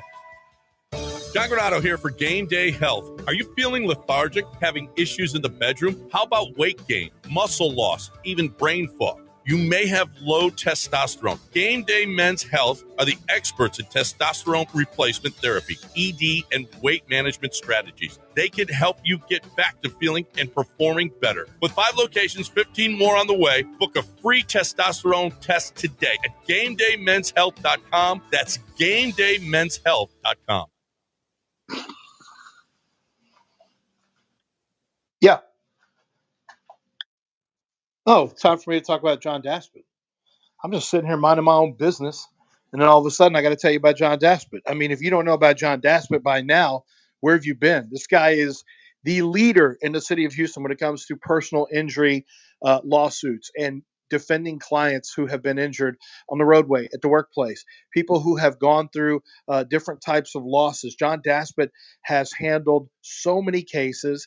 His law firm is the biggest. He's got a ton of lawyers working for him across the state of Texas. And the reason's simple. He handles a workload case that is substantial. So he has a substantial amount of lawyers so that everyone gets the same amount of care and consideration. Your case is important to every single lawyer there, and every single case gets the same importance. And that's why they're able to overturn every stone and make sure that all the bills are going to be covered up for, that you won't have to come out of pocket for any type of injury or situation that arises. You don't come out of your own pocket when it's not your fault. It was due to someone else's negligence. And on top of that, your pain and suffering is accounted for properly. And that's the Daspit difference. John Daspit is ready to hear from you. And that's the call you should make. 713-CALL-NOW, the 713-CALL-NOW, or go to DaspitLaw.com. Houston's independent voice for sports talk.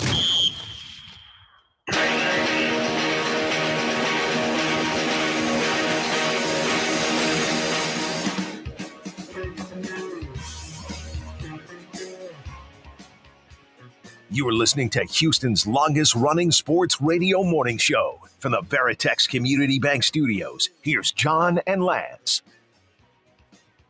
All right, welcome back here on ESPN 97.5 and 92.5, our final segment before we hit News of the Weird. You're going out there. Give me some. You didn't give me any impressions from yesterday. Quickly, some highlights of what you watched at practice. I would say the quarterbacks are off to a slow start, as they always get off to a slow start at the first day of the Senior Bowl. Riley Leonard was, Jalen Milroe's just all over the place with the football. Riley Leonard was safe and steady, but everything was checked down Charlie for him. So he didn't really, he wasn't trying to take anything down the field. The defensive line, Walter Nolan from Ole Miss, who came from A&M, the 5-star from A&M, was slaughtering people. It was a blowout. And to me, he's one of the 10 most talented players in this entire draft. It's just that I think the makeup and some of the immaturity is going to have him drafted maybe a little further back than he should be. I think he's the best defensive tackle in this draft, ahead of Mason Graham from Michigan. In terms of pure talent and ability to impact all three downs. But, if teams think you're goofy, or if teams worry about you as your personal character, they will drop you. But so Walter Nolan was really impressive. It's really Baron, is it Baron Sorrell? Was it from University of Texas? Is it Barron? I think it's Barron. Sorrell he had a good day yesterday. University of Texas defensive end, who to me it's hard to find things not to like about him on tape. He's really steady as a pass rusher and run stopper, and he did the same thing at practice. From a takeaway standpoint, I think it's that these are kind of bigger name quarterbacks than we're used to seeing. When I say bigger name, like there's still some ground to be gained out there by Jackson Dart, by Riley Leonard, by Jalen Milroe. This is a chance for them to make money, and it usually happens in day two if it's going to happen, because day one is usually not good. Day two is where guys are a lot better, and day three is when they're usually at their best. So we'll see if any of these guys come on. But it's a good defensive line draft. It's a very good running back draft, very deep at those two positions.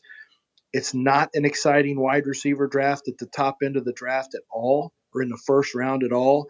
And so, unfortunately, I think finding the right guard for the Texans and then finding a wide receiver inside the first 3 to 4 rounds is going to be critical. It doesn't have to happen in the first round, and I don't think they'll look wide receiver in the first round. I think they're more likely to draft guard at 25, or maybe trade up or trade out. But I'm not sure that where they're sitting is where they should be drafting.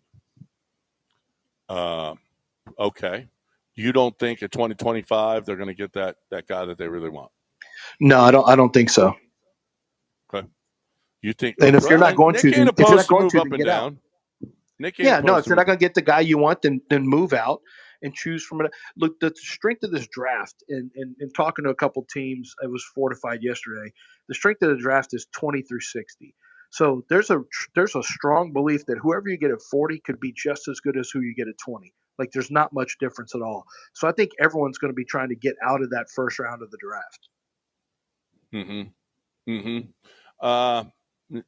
Good stuff. Good stuff. So, what are you expecting? Also, it's the same every day, or do they feature different the line No. one day, receivers one day, or is it all the same? No, every no, day? no. Same. So you have, you kind of have to pick which side of the field you're going to look at.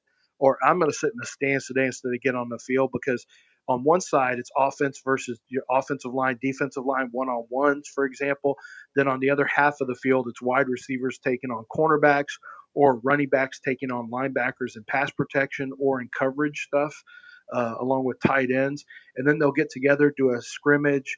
Then they'll go back and do individual stuff. Then they come back for a 7-on-7, and then there's a bunch of special teams in between.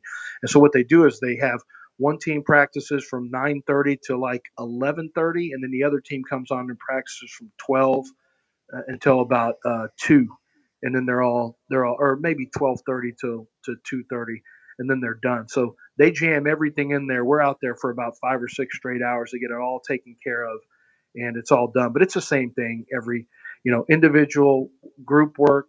Then they do competitive one-on-ones. Then they do scrimmages. Then they go back to some one-on-one stuff, and then they go to like 7-on-7s, and they filter in special teams the entire time. So it's the same wash, rinse, repeat every time. So nothing will be different today. Only they'll go a little faster because the install was yesterday. So they're going to go a lot faster today. Okay. All right. That's Lance and we'll get the info tomorrow of what happened today. Quarterbacks did not look good. I heard Jalen Milroe. I'm watching some tape on him. It just looked awful, just awful. And his hands are small, and that dude. Earlier this year, he might have been. I think he was a lot of people talking about first round, and and now when do you take a Jalen Milroe now? 5th? Well, I 6th? think I told you yesterday. I took a look at where quarterbacks get drafted in the last 10 years.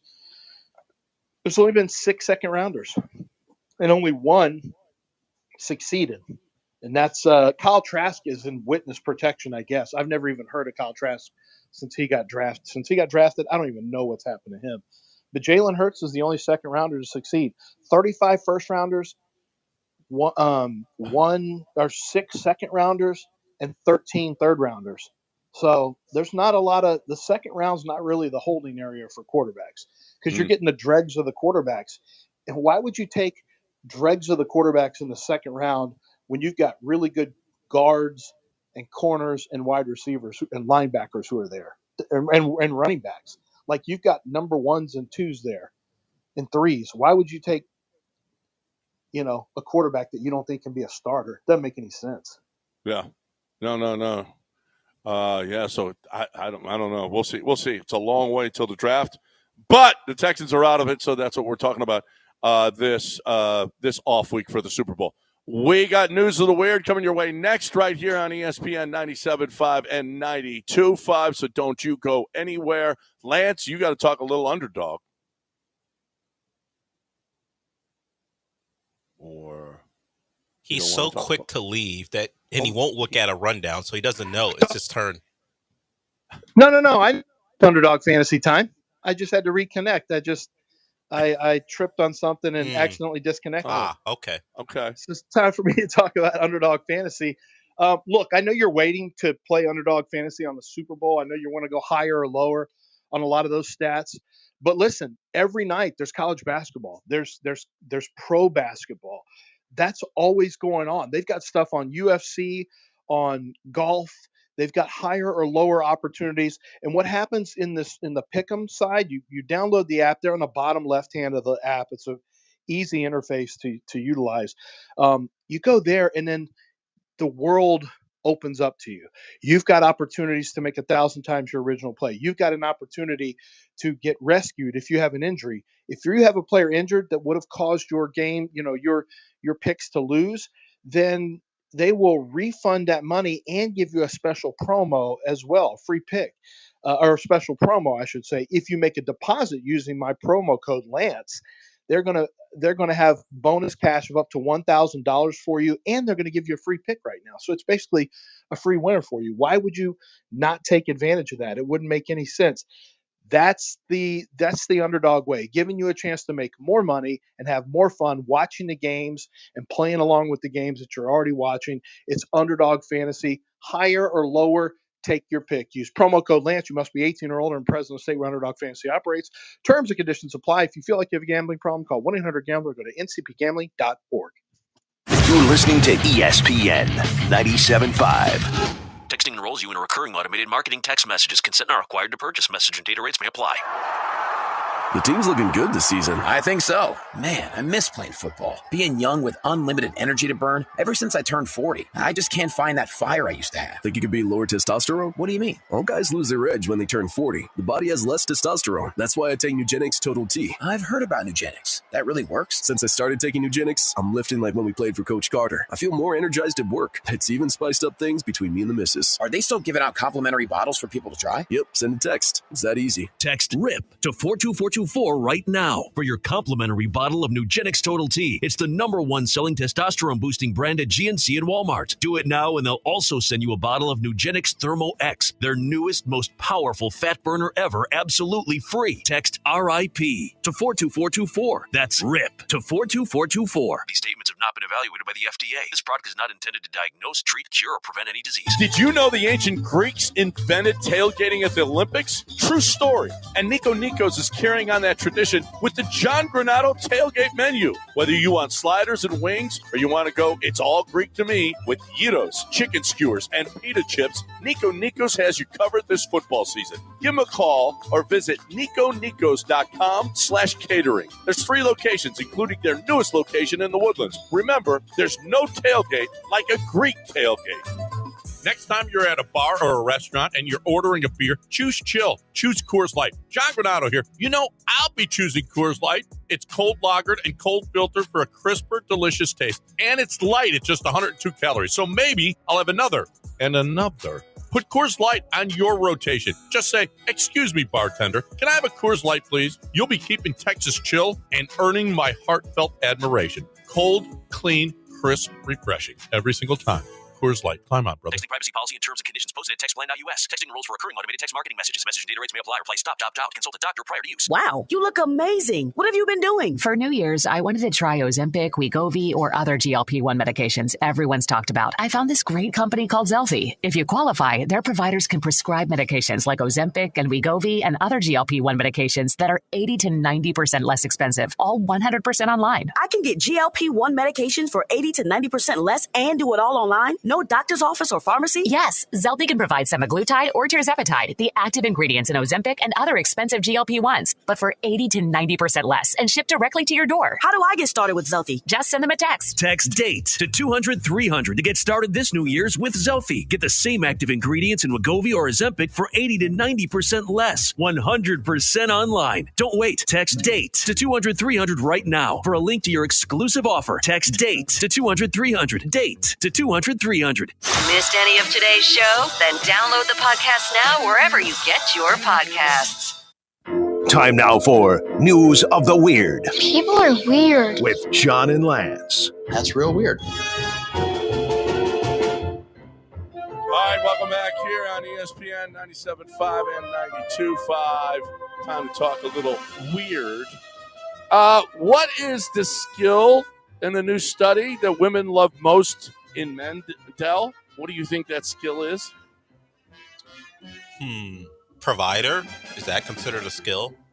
Dancing. How old are these women? Like, at some point, a man either is a dancer or he isn't. So, John, are you a dancer? I am a dancer. I got my wife to love me. That's because you danced? Like John Travolta, yes. Saturday Night Fever type stuff? Yeah, that kind of stuff. No, absolutely. I still make the moves. The Travolta moves. I mean, I'm not surprised that women like a dancer. I just can't believe that it's at the top of the list. Yeah, that's what they love most in men. They want to go out dancing, Del. Maybe that's why you're not married. Maybe no, there are reasons why I'm not married. It has nothing to do with my inability to Do you dance. dance? Do you dance a lot? No, I don't dance a lot. Yeah. See, that's a problem. So that's why it's not a problem for me. That's why you're a lonely old man. I'm not lonely, and if the alternative is dancing to get married, I'll take the other option. Yeah. Hey, Grandma, come on. We got 20 minutes. Come on over. Grandma loves a dancer. Well, Grandma loves a dancer. Well, I only got 20 minutes, so he ain't dancing. There's how about this? Our first healthy mice created from two biological fathers. So I guess men can have babies. Maybe it's all wrong. Maybe we're getting it wrong, Del. Who's we? I never said men can't have babies. I'm glad. I did. I'm glad. I know you. I'm glad mice are progressive in this way. Will the baby mouse just call each of its parents dad, or does it go pop pop for one and dad for the other? How does that work? Because dad can be confusing if both of you are dad. Well, but that happens now. Yeah, I mean, but do they go? Yeah, I just wonder how the mouse will treat it. Right, I don't know. I don't know what they're going to call it. Wait a minute, how's that mouse going to do mice nurse? They don't nurse, right? I don't. No one knows that. I'm sure they do. Because if they do, how that mice isn't going to get fed. Well, that mouse isn't going to get fed. I'm sure they got droppers that they're giving them milk to. I'm pretty sure. If they created them from two men, you know what? You're responsible for feeding it too. Mice do produce milk. Yeah. So unfortunately, that young mouse won't have the good stuff, the natural stuff. Oh, do they get like a wet nurse? Do they bring in a third mouse to nurse that genetically altered mice or mouse? And did we know that the two fathers were actually gay? Did we know that? I don't know if that's the case. Didn't they just we don't know. They use their I DNA? don't know. Or did they just throw them in that situation? And now all of a sudden, here comes the nurse, and what? Now it's open season, and the nurse is like, "Hey, do more research, John. I want you to have a full breakdown of that story tomorrow." Okay. All right. Google has reclassified the U.S. as a sensitive country alongside China and Russia after Trump named it the Gulf of America. Do you think that we're I think we're less sensitive than ever, if you want to know the truth. It is a little sensitive to change the name of something just because you got beef with the country who has its name on it. It's a little sensitive. Well, what's the purpose? I guess we are a sensitive country. Yeah, we don't own. Everything hurts our feelings. You change that name, it's not like we own that body of water. So what's the purpose other than to stick it to Mexico because you don't like something about them? It's a little sensitive. Well, we're a little sensitive. And plus, did you ever read Twitter? Everybody's sensitive. Yeah. Lance was sensitive about people not agreeing with him. I mean, sensitive. Soft. I think soft is the word. That's ugly. Yeah. A Republican congressman suggests some children receiving free school lunches should go work at McDonald's instead. What do you think? Do you think the kids should get free lunches or have to work at McDonald's? I feel like the kids should just get free lunches. So his problem is he doesn't want any people to get free lunches. So instead of going to school, go work at McDonald's, or in addition of going to school, you work at McDonald's. I would just say, just let the kids have their free lunches. Are we against that now too? This was in response to the federal aid freeze, which, by the way, did not freeze any school stuff. Yeah. So it froze. You know that here's something weird. We were sending $50 million worth of condoms to Gaza. I did see that. Yeah. It seems like a lot of condoms for those people. Well, I mean, when you're not making war, you make love. Well, that's not it. They were using them as bombs to make bombs, condom bombs. How strong are those condoms? They put them all together, a bunch of them all together, and then they float them in the air and they blow stuff up. That's and we're funding that. That's inventive. Didn't know that was possible. Yeah. Good on us. Good on us. Well, ceasefire, John. Yeah. Oh no, that's all I heard. A couple of toddlers were playing with Grandpa's ashes and ate some of them. Do you feel like you should eat, that the kids should be eating Grandpa? Wow, that's a phrase. I would ask that the parents take a bit more responsibility. How did your toddlers get into the ashes? How do toddlers get into grandpa's ashes? Because toddlers will put anything in their mouth, so of course, this is a parent's thing. What are we doing? Yes, I think that's bad parenting. Letting the kids play with grandpa's ashes. If you're keeping the ashes, you would imagine that's something you have some sentiment towards. That's important to you. Maybe keep the toddlers out of it. Maybe keep the kids out of grandpa's ashes. Finally, Oklahoma Senator Dusty Devers is proposing a bill to ban all pornography in Oklahoma. Do you want to move to Oklahoma now? Well, first I would say that Dusty Devers sounds like a porn name. Dusty Devers, I know, right? So it feels like maybe he doesn't want something to come out. Maybe he's trying to ban it so nobody can see him. Yeah, maybe he's in something and he doesn't want that out there for his constituents. Look, in Texas now, you have to do age verification to watch porn because, well, Texas is Texas. So why wouldn't Oklahoma do something? They're just our hat anyway. Oklahoma wants to ban it entirely. Good luck, Dusty Devers. Good luck with that one. I mean, Dusty, don't worry. Kids will find it. You may be able to push the whole make sure the kid's 18 or whatever, fine, whatever, or the adult is actually an adult. But banning it completely, porn's too big to fail. I'll say that. It's big now. I don't know if you heard. It's big. It's important now. It's important to people now. We're done. We appreciate you being here. Mopey and Mapes next right here on ESPN 97.5 and 92.5. Right now, though, I'm talking about my peeps over at Chastang Ford. What? They got deals for you right now. And I love Chastang Ford. I love what they do for me. I bought 4 cars. I'm not just talking about Chastang Ford off the top of my head and tell you, maybe you should go there because I go there. I buy my cars from Chastang Ford. 4 of them, okay? And I will continue to buy my vehicles from Chastang Ford. SUVs, work trucks, doesn't matter. Business, I mean, customizing for a business or customizing for you and doing it the way that you want it. Not adding on. Not saying, you got to get these leather seats. Yeah, you got to get those. You need tinted windows. No, they don't do that. It's no hard sell. You can do it all online. Other dealerships will not let you do everything online. They want you to come in. You know why? So that they can upsell you. Chastang Ford doesn't believe in it. They just don't believe in that stuff. And they've got great deals going on right now. Listen, it's 2025. They're going to be working their tails off to get the 2024s off the lot. 2024, gone. Beat it. We don't need you no more. And they want them off the lot. So you know what they're doing? They're making deals. And they're going to do that continually to Chastang Ford, but they're going to do it transparently. They're going to do it in an honest way. You're going to love dealing with Chastang Ford. And they're going to work their tails off to get you the best interest rates that they can possibly can. They did with me, and they'll do it for you. ChastangFord.com. It's on 610 at Homestead, not Hempstead. It's just 5 minutes from downtown Chastang Ford. Best in Houston sports talk is ESPN 97.5 and 92.5. Bye, bitch. I'm Nicole Murray with Your Money Now. Hope you're hungry. Burger King has announced that it's giving away $1 cheeseburgers every day from now until this Sunday. The coupon can be redeemed in BK's mobile app. ASML CEO Christopher Fouquet said he expects new low-cost AI models like the one rolled out by China's DeepSeek will lead to more rather than less demand for AI chips. ASML beat estimates on both sales and profit for the fourth quarter and said it had an order backlog of roughly $37.4 billion at the end of 2024.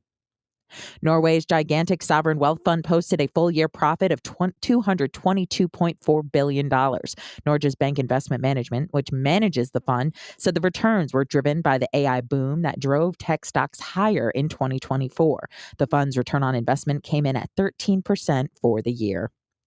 Stocks are mixed ahead of the Fed's decision regarding interest rates coming later today. That's Your Money Now. A Progressive Home and Auto Bundle can protect you round the clock, but we can't protect you from those painful moments in sports. I can't believe they're moving the team to another city. True, but you'll never forget all the joy they brought into your life. Joy? They made the playoffs twice in 50 years. Gosh, those 2 times were pretty great, weren't they? How would I know? I wasn't even born yet. Just think of all the free time you'll have on game days. Those games were the highlight of my week. Well, at least your home and auto are protected with a bundle from Progressive. Progressive Casualty Insurance Company affiliates and other insurers. Not available in all states or situations. Lowe's knows how to help you save time and money, no matter the job. That's why we can deliver supplies to your job site as soon as same day. so you have more time to get the job done. Because when you need it fast, we've got you covered. Lowe's knows pros. Valid on eligible in-stock orders and select zip codes, placed by 2 p.m. for same-day delivery by 8 p.m. Subject to driver availability. Fees vary based on purchase. More terms apply. See Lowe's.com/same-day delivery for details. Your home for sports is ESPN 97.5 and 92.5. It's been a real journey since 2014 when I first had my injury.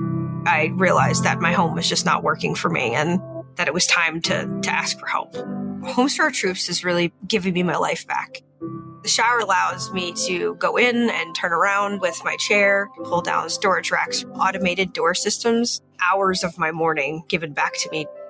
Adaptive sports are a huge part of my life, a huge part of my healing journey as well. Homes for Our Troops helped with making sure that I had a home gym so that I can continue to train. This past year, I was able to host Thanksgiving in my home. And it was the first time I was able to have my whole family in one place, and I was able to contribute to the meal. There are a lot more veterans in need, and Homes for Our Troops is going to be there to help them too. Homes for Our Troops builds and donates specially adapted custom homes nationwide for severely injured post 9/11 veterans and enables them to rebuild their lives. Join our mission at hfotusa.org. This is ESPN 97.5, KFNC, and 97.9 HD2 Mont Bellevue, Houston. Brought to you by Zadok Jewelers. It's time for the Del Olaleye Show on ESPN 97.5 and 92.5. Now, broadcasting live from the Veritex Community Bank Studios, here's Del Olaleye. When the world was a sign with this and that, I was young, didn't know to hold it back. Now we here in the world, something else. We could leave any day and call for help. We were gods, nobody was above me. The A on my chest like a Dolce. The A on my chest, put your fist up. The A on my chest like a chipmunk. Alvin, Theodore, breathe in, breathe out. Me and more, breathe in, breathe out. Never mind, it was time. Number 9, lies, feline, with a death wish. Eat right didn't help. No name on the guest list. Hold on with destiny. I don't wanna see and never move and never move and never. See now I just wanna live forever and ever. Maybe it's the last night. You're me. Maybe it's the last night. Firework. Maybe it's the last night. Of the star. Maybe it's the last night. Supermoon. Maybe it's the last night. Welcome to the show. And I didn't put it together until I was watching the game last night that the only reason the Rockets were playing on the second night of a back-to-back is because the first time they were supposed to play the Hawks, the game got postponed because of weather. Didn't even think about it. But that is why the Rockets had an extra back-to-back.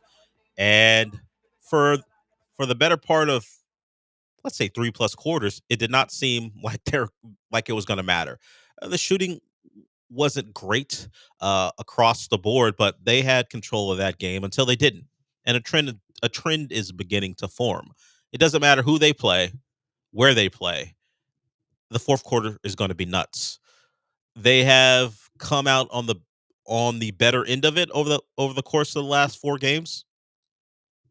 But I don't know if that's sustainable. But right now, you can just put another one in the win column. They win 100-96 over the Atlanta Hawks in a game where you understand why, despite the cap number for Fred VanVleet, he is someone they consider highly.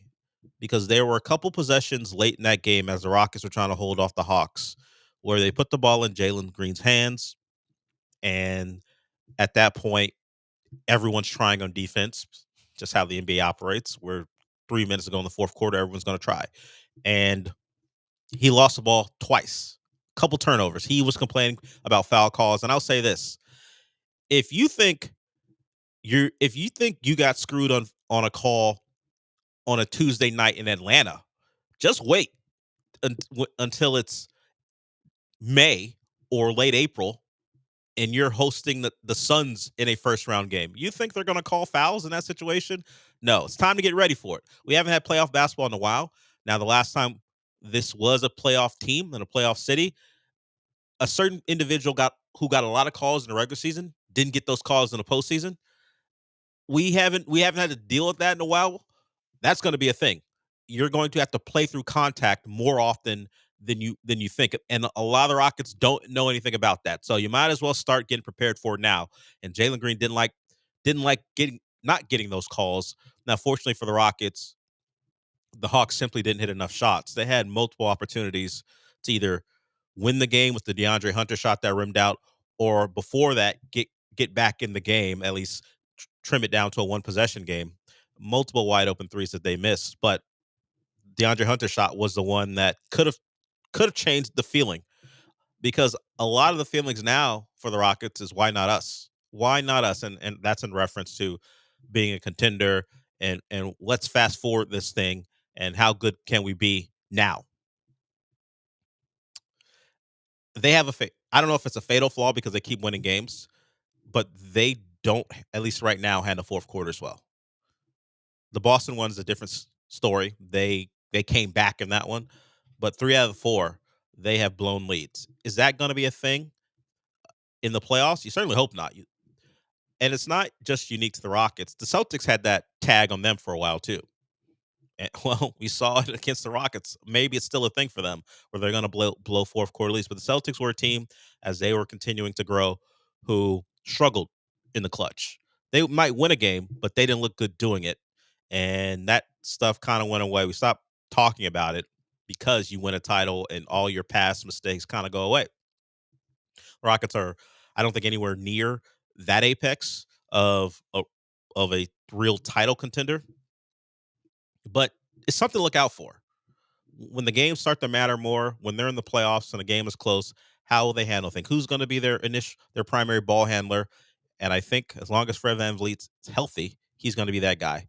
You may give Amen Thompson a chance if he has an advantage on someone. It feels like he has an advantage on everyone, but it will be interesting to see how they handle that as things move forward, because I'm a process over results guy. So while the results are great, a process not so.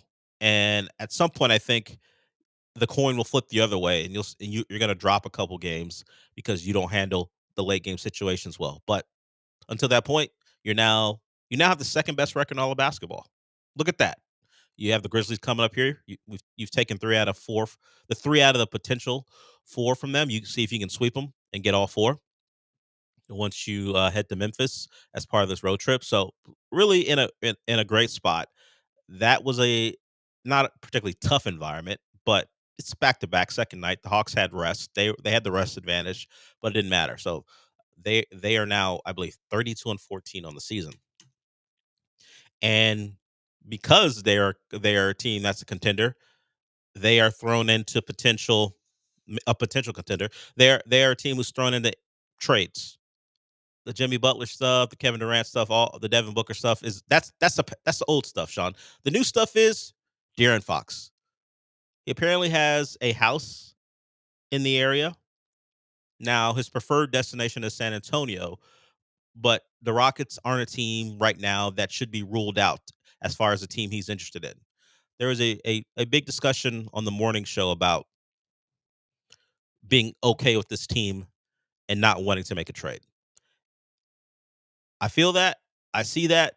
And it's fine now. And hell, maybe we're only like a week away from the trade deadline, so there's no guarantee that De'Aaron Fox gets traded. Those superstar trades tend to take a long time because you're fielding all the offers, particularly if it's going to be a 3-team deal, sometimes 4-team deals. You got to get everything in a row. So maybe a week isn't enough time to figure it out. So maybe De'Aaron Fox is more of an option in the offseason for someone, because he appears to not be interested in signing an extension and staying in Sacramento. And before we go on to the Rockets, that's a tough beat for Sacramento. You chose De'Aaron Fox over Tyrese Halliburton. Now, I got you Sabonis, and this bringing in Sabonis led to a couple playoff appearances, but you chose one point guard over the other, and now that point guard wants to go. It's just the results of living, or at least having a team in Sacramento. You're not guaranteed to keep any of your stars. Houston feels like a different story. If he's going to build a house here, I think he'd be fine playing here. But at least right now, the reports are Wembanyama and the Spurs are his main goal, his main target. But if he doesn't get traded before the deadline and he's available in the offseason, I think these playoffs will somewhat determine what the Rockets' next move is. If they're a team who flames out and looks as young as they are in a playoff scenario, then I could see a trade to go get yourself an experienced backcourt, a dynamic point guard. What's that mean for Fred VanVleet? It means you're not picking up that option if you're making that trade, or you're using it as salary to if it's not trading for De'Aaron Fox, it's trying to pick up someone else maybe. But I don't think I don't even think De'Aaron Fox is getting traded before the 6th. It seems like too short of a time frame unless this isn't the first time the Kings and his representatives have been serious in their talks about he's not coming back. You should figure out a way to get something for him. But the Kings shouldn't be in any rush. If I'm them, I can wait. I mean, either we make the plan or we don't, but we can always trade them in the offseason where more teams will be available and more options as far as players coming back and picks coming back are on the table. But for the Rockets, and whether it be Fox or someone else, let the playoffs play out. And as much as there's the sentiment of why not us, I think whatever happens in these playoffs will determine how they feel about who's on this roster, who can help them, and do they need to consolidate some of their core to go get a guy who puts them over the top. Because once you get to the point where we're near the 2 seed, and if you take that seeding into the playoffs, I think patience may go out the window. I don't think they're looking to have this be a 4 or 5 year thing where you go through all the steps. That I know fans always like their guys. We always like our guys. It is the way generally fans think is best. We drafted this guy. He's young. I want to see him grow. I don't want him playing well for another team. I want him playing well for my team and leading us to success. I will point out now it wasn't the same level of talent, and he was a young player himself. But Sean, did the Rockets sit on their laurels when they found when they saw that a young potential star was available many years ago? No, they got Kevin Martin the hell out of here. That's right, among others. Now, it was certainly an Jeremy Lamb, get out of here.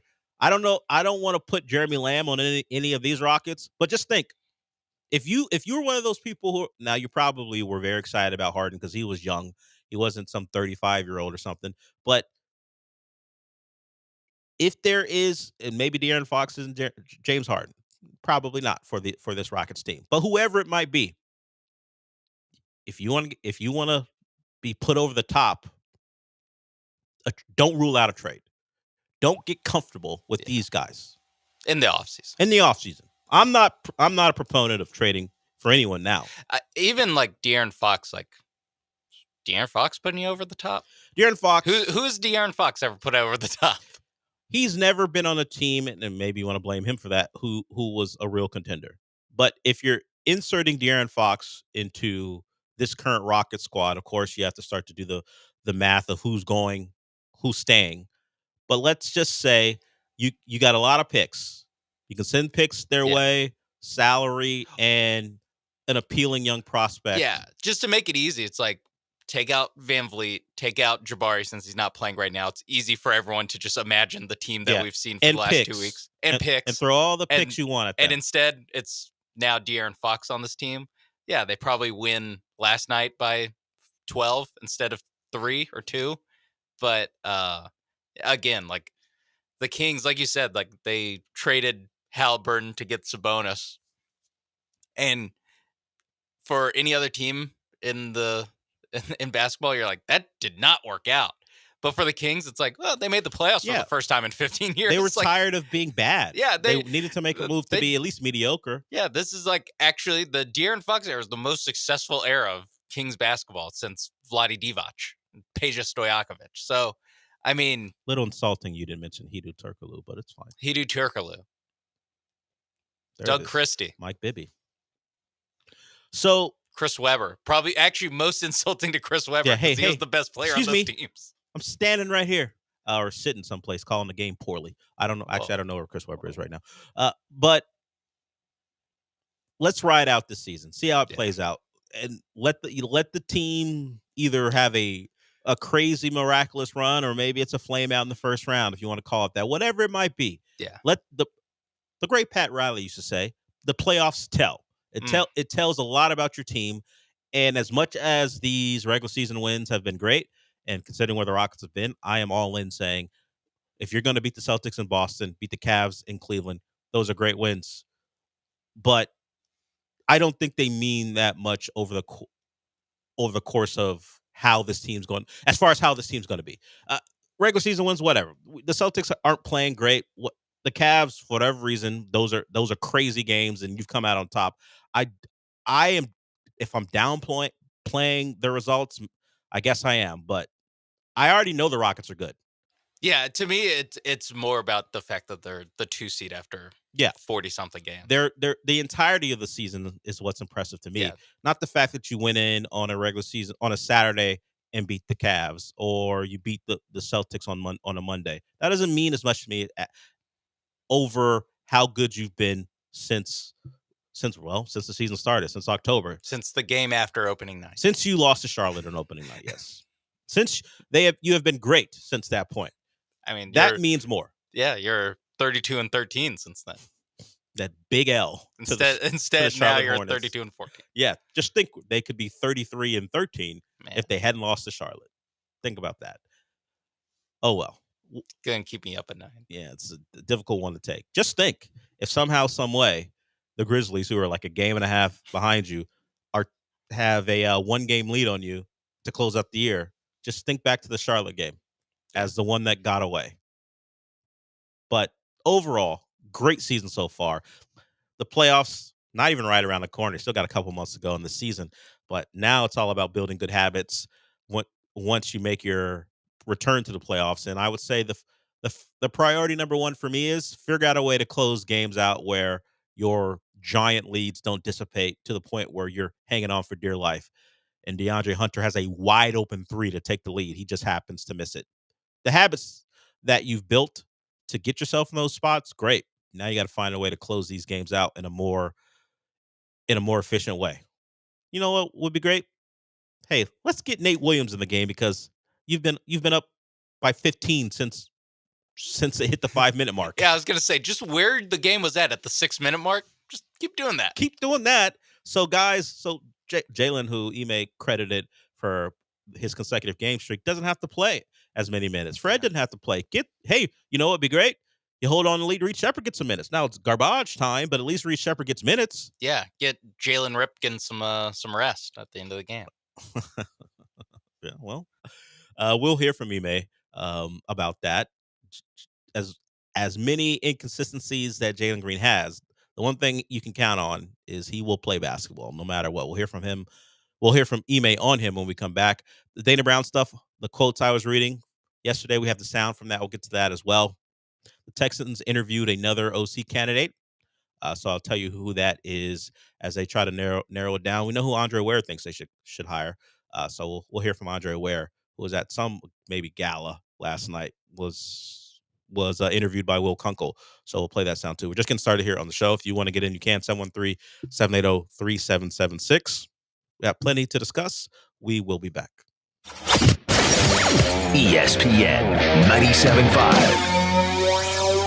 Innovation has always been the hallmark of Pro Dunk basketball goals. Their latest invention is a game changer. Jeremy Branham here. Pro Dunk goals have been adjustable for years, allowing you to raise and lower the height of your goal, but now you can use their patent-pending Lightning Adjust feature to change the height 10 times faster. It's so easy and fun to do. Check out the new Lightning Adjust feature at ProDunk.com. The best basketball goals on the planet. ProDunk.com. Prescriptions require an online consultation with a healthcare provider who will determine if appropriate. Restrictions apply. See website for details and important safety information. Price varies based on product and subscription plan.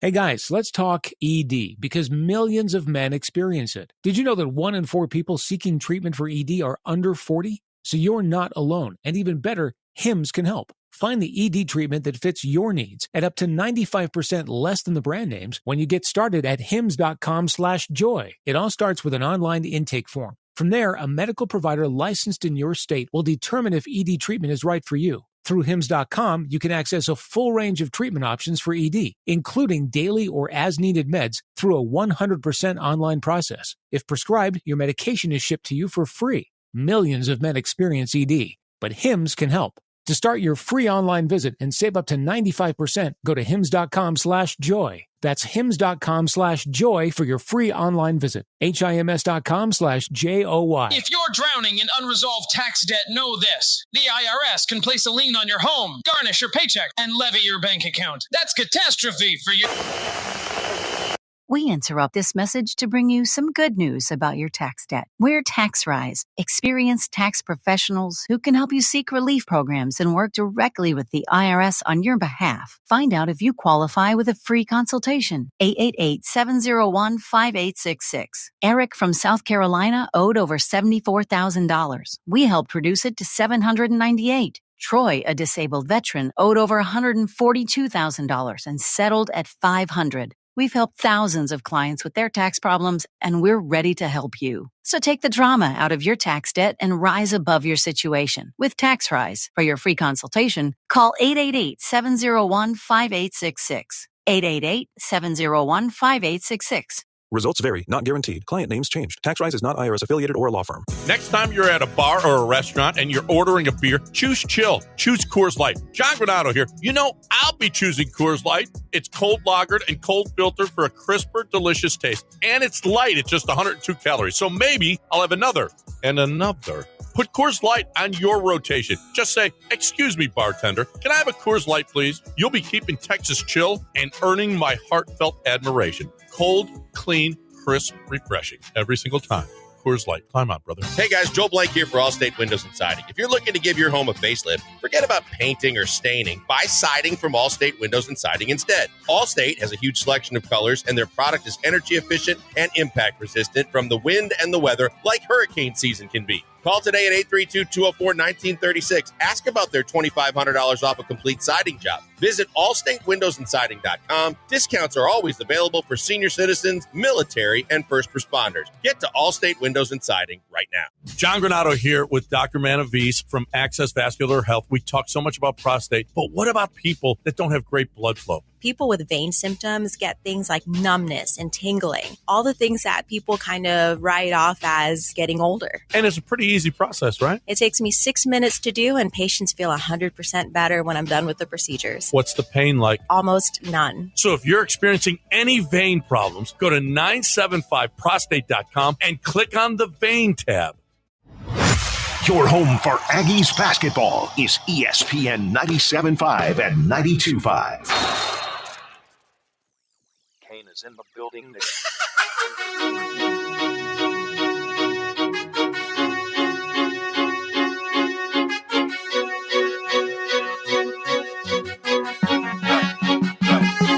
This is the Del Olaleye Show, on ESPN 97.5 and 92.5. broadcasting live from the Veritex Community Bank Studios. Here's Del Olaleye.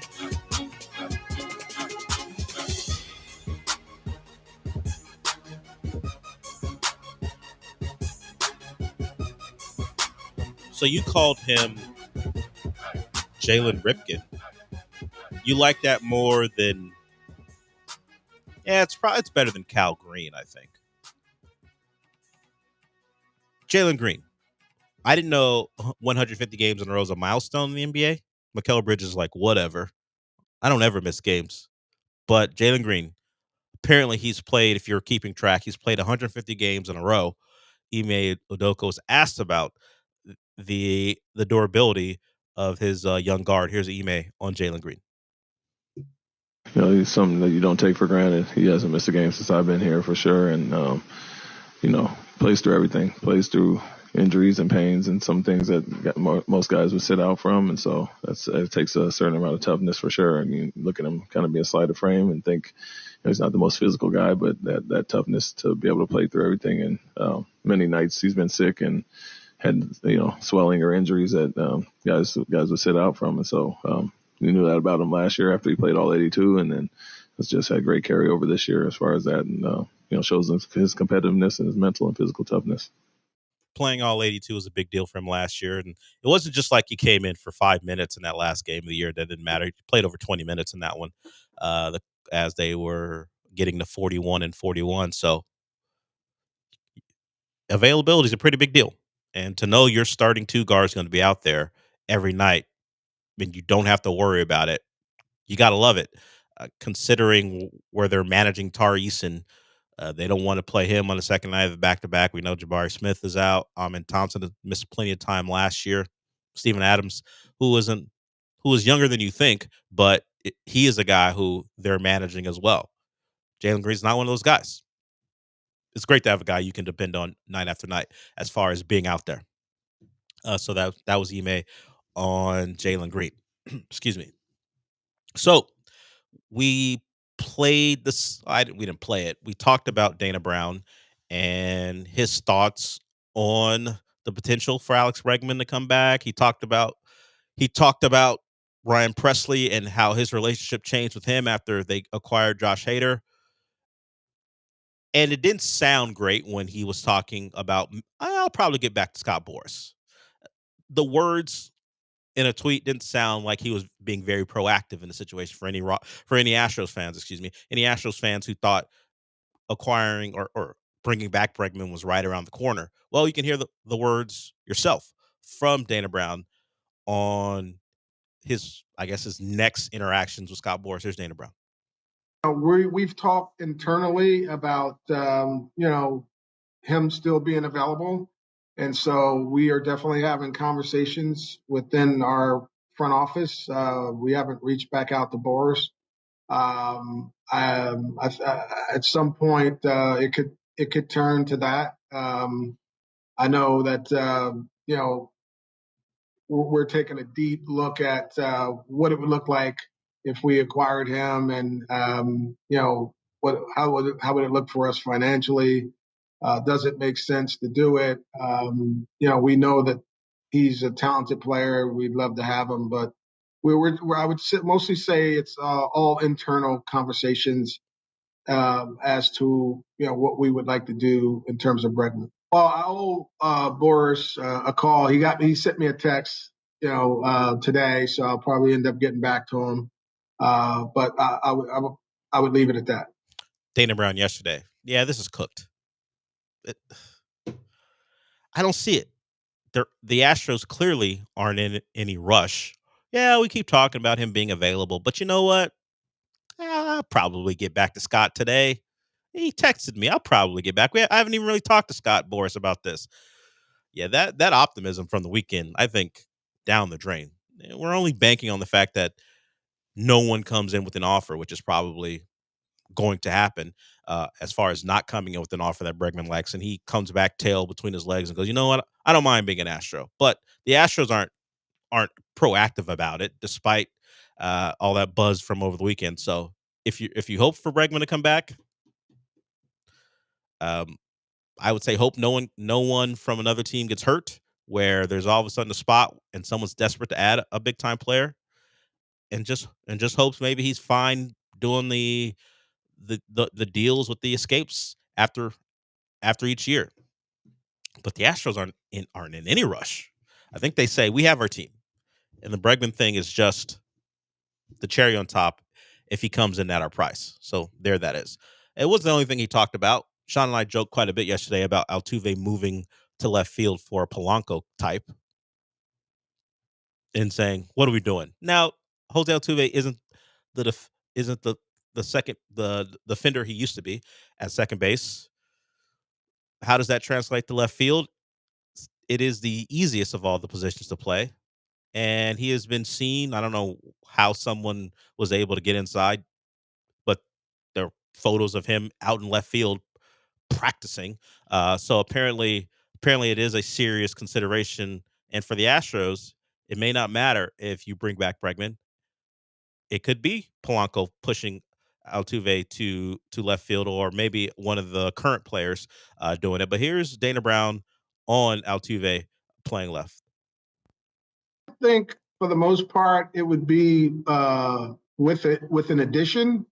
But look, if we put him in left and he starts to work out there and it looks good, it may give us some flexibility and versatility in our lineup. But initially, I would say, look, if we have a chance to make some additions, it's nice to see what he looks like in left field. So I think that's probably more of the thought process. But if he looks good out there, we could actually leave him out there and improve second base as well. But I think more so it's, based on some of our thought process when it comes to additions. So it seems like they're one infield addition away from doing that. And you heard Dana Brown say, if he looks good out there, leave him out there. Over under, Sean. How many games in left field does Altuve play this in 2025? It's hard because they don't actually have. They haven't actually gotten Polanco or Bregman. Who's to say which one they end up getting? Considering how they do business, it feels like Polanco, but who knows? But I would say 60. 60 in left and what? 80 at second? Yeah, something. And then or maybe 60, 60, and 20. 20 as DH. DH.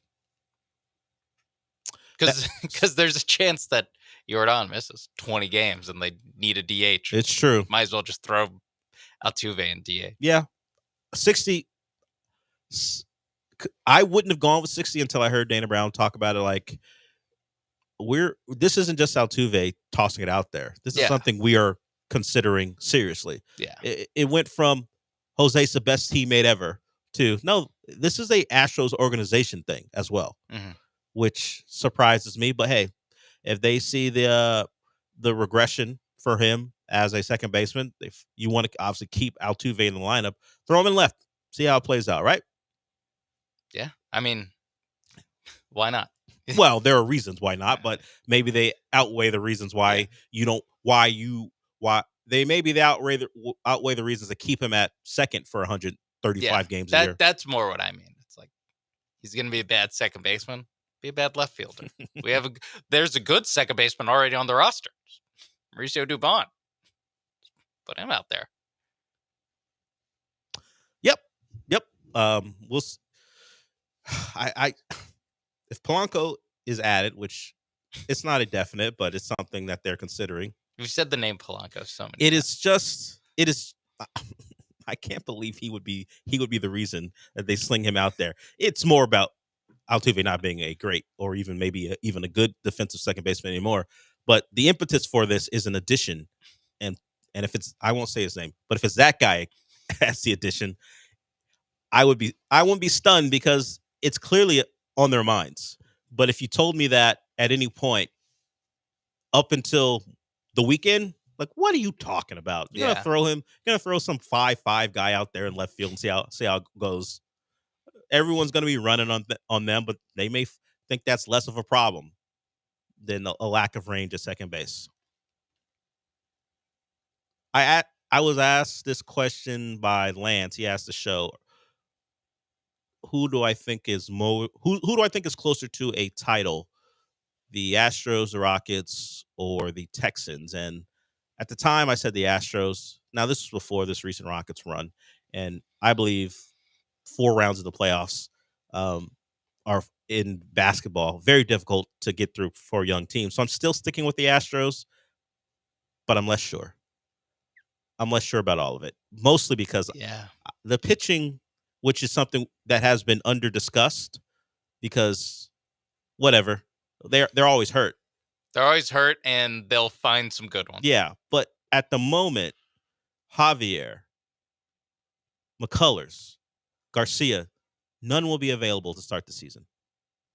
That's the other for all the Bregman stuff and Altuve willing to play left. That was a bigger thing for me. We just haven't talked about it. That none of those guys are going to be available to start the season. Javier said, after the All-Star break. Oh, okay. Those are the other 2 guys last year. Yeah. And he also, he got hurt in April or May.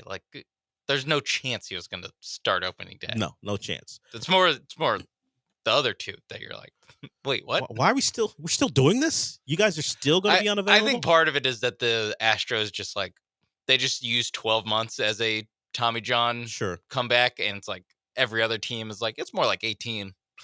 And for some reason, the Astros are like, a year. Suck it up. Get back out there. And then when the bodies of those players trend towards 18 months, it's like, yeah, I guess we should have just said 18 months instead of playing this game. We'll tell everyone they're close. That is 75% of the Astros medical issues just come down to like how they explain it. They always downplay everything, and then we freak out when they go past this optimistic timeline that they're never going to meet, and then they come back. And we talked about it. They bring it on themselves. They're just say indefinite, and then when people ask, say it again. It's indefinite. We'll give an update when there's one to give. I think they'd be much better off. But right now, I mean, you like Hunter Brown, you like Framber Valdez, and if you like Arrighetti, get comfortable with those guys to start the year because they're likely your top three to start the year. And Wisniewski will get out there too. That's where they stand. We will talk more about the Texans, or at least we'll start to talk about the Texans because they interviewed an OC candidate, a guy who didn't play here but was on the roster several years ago. So we'll talk about that. We'll hear from Andre Ware, who he thinks they should hire. And we'll probably get to, does this go beyond this week? Because as much as one name is out in the forefront, I haven't heard that they've interviewed him yet. So we'll talk about that when we come back. But first, Sean's going to tell you about Prize Picks. Yes, Prize Picks, America's #1 daily fantasy sports app, and the inventors, the innovators of the flex lineup. That means you can get one of your entries wrong on a lineup and still win money like I did last night. Amin Thompson, only 11 points. Didn't quite hit his projection, but Anthony Simons, Giannis Antetokounmpo, Shaedon Sharpe all went over their points, rebounds, and assist totals. So I make 1.5 times my money. So it's not the full ×5 payout, but you still make a little money for your troubles. Now with the Super Bowl coming up, you got the Chiefs, you got the Eagles, and you got Patrick Mahomes on Prize Picks to throw more than half a yard. I think he gets there more than half a yard. And with the flex lineup, you only really need to get one or two more right. And then you can make money on Prize Picks. It's basically a free square, and they have first quarter and first half projections already out for the big game. And you have Jake Elliott and Harrison Butker to combine to make one field goal in the first quarter. I like that. I'm going to keep my eye on that the next couple weeks before the big game next Sunday. So to get ready for Prize Picks in time for next Sunday, you download the app today. Use promo code MAPES when you sign up to get $50 instantly when you play your first $5 lineup. That's promo code MAPES on Prize Picks to get $50 instantly when you play your first $5 lineup. You don't even need to win to get that money. It's guaranteed. Prize Picks, run your game. Follow ESPN Houston on social media at ESPN 97.5. John Granado here with Yanni Damaris from Damaris Barbecue. How many all-you-can-eat ribs can I eat? As many ribs as you could possibly eat, John. I'm really not worried about you. I would want you to come in and get that. It's unlimited. Unlimited. All you can eat. And you got two different ribs, right? I do. Baby backs and the spare ribs. You got the sweet sauce on the baby back? The baby backs are sweet and spicy, and they're really, really good. Damaris Barbecue, 2 locations. One's on 610 at 18th Street. The other's at Shepherd, just north of West Alabama. Or you can order ahead at Damaris.com. If you're living with dry age-related macular degeneration or dry AMD, you may be at risk for developing geographic atrophy or GA. GA can be unpredictable and progress rapidly, leading to irreversible vision loss. Now there's something you can do to slow it down. Give get it going slower. Izervay is proven to slow GA progression. Izervay gets GA going slower. Izervay or Avastin-capted Pagal is a prescription eye injection used to treat GA. Don't take it if you have an infection or active swelling in or around your eye. Izervay can cause eye infection, retinal detachment, or increased risk of wet AMD. Izervay may temporarily increase eye pressure. Your vision may be impaired after an eye injection or exam. Don't delay. Ask your doctor about Izervay today. Izervay gets GA going slower. Visit Izervay.com. That's IZERVAY.com. Brooks Bossler here, owner of BB's Texas Orleans, on behalf of my friends at HRMP. HRMP has been there every step of the way as we've grown to 14 locations. At BB's, we've mastered Texas Orleans cooking, including all of your New Orleans and Southern favorites, fresh seafood options, po' boys, and don't forget our massive seafood bowls. If you're a restaurant owner or operator, let HRMP carry the burdens of human resource, payroll, and compliance so you can focus on delivering the best experience for your patrons. Get started at hrp.net. John and Lance, weekday mornings from 7 to 10.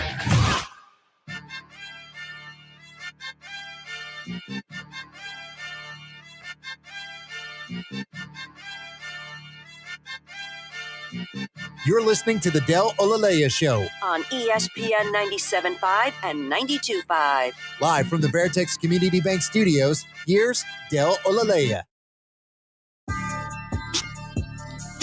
Clean something up. I called him Wisniewski, Hayden Wisniewski.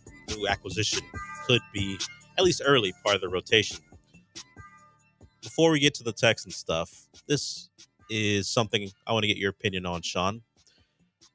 Is Caitlin Clark pulling a move here? So sources said Clark is not interested in shooting three-pointers. She's not going to be in the three-point shooting contest. She's declined it for All-Star Weekend. Sources said Clark is not interested in shooting three-pointers off of a ball rack, considering her practice regimen consists only of catch and shoot three-pointers or shots off the dribble. And unless she is persuaded otherwise, she'll decline the invitation.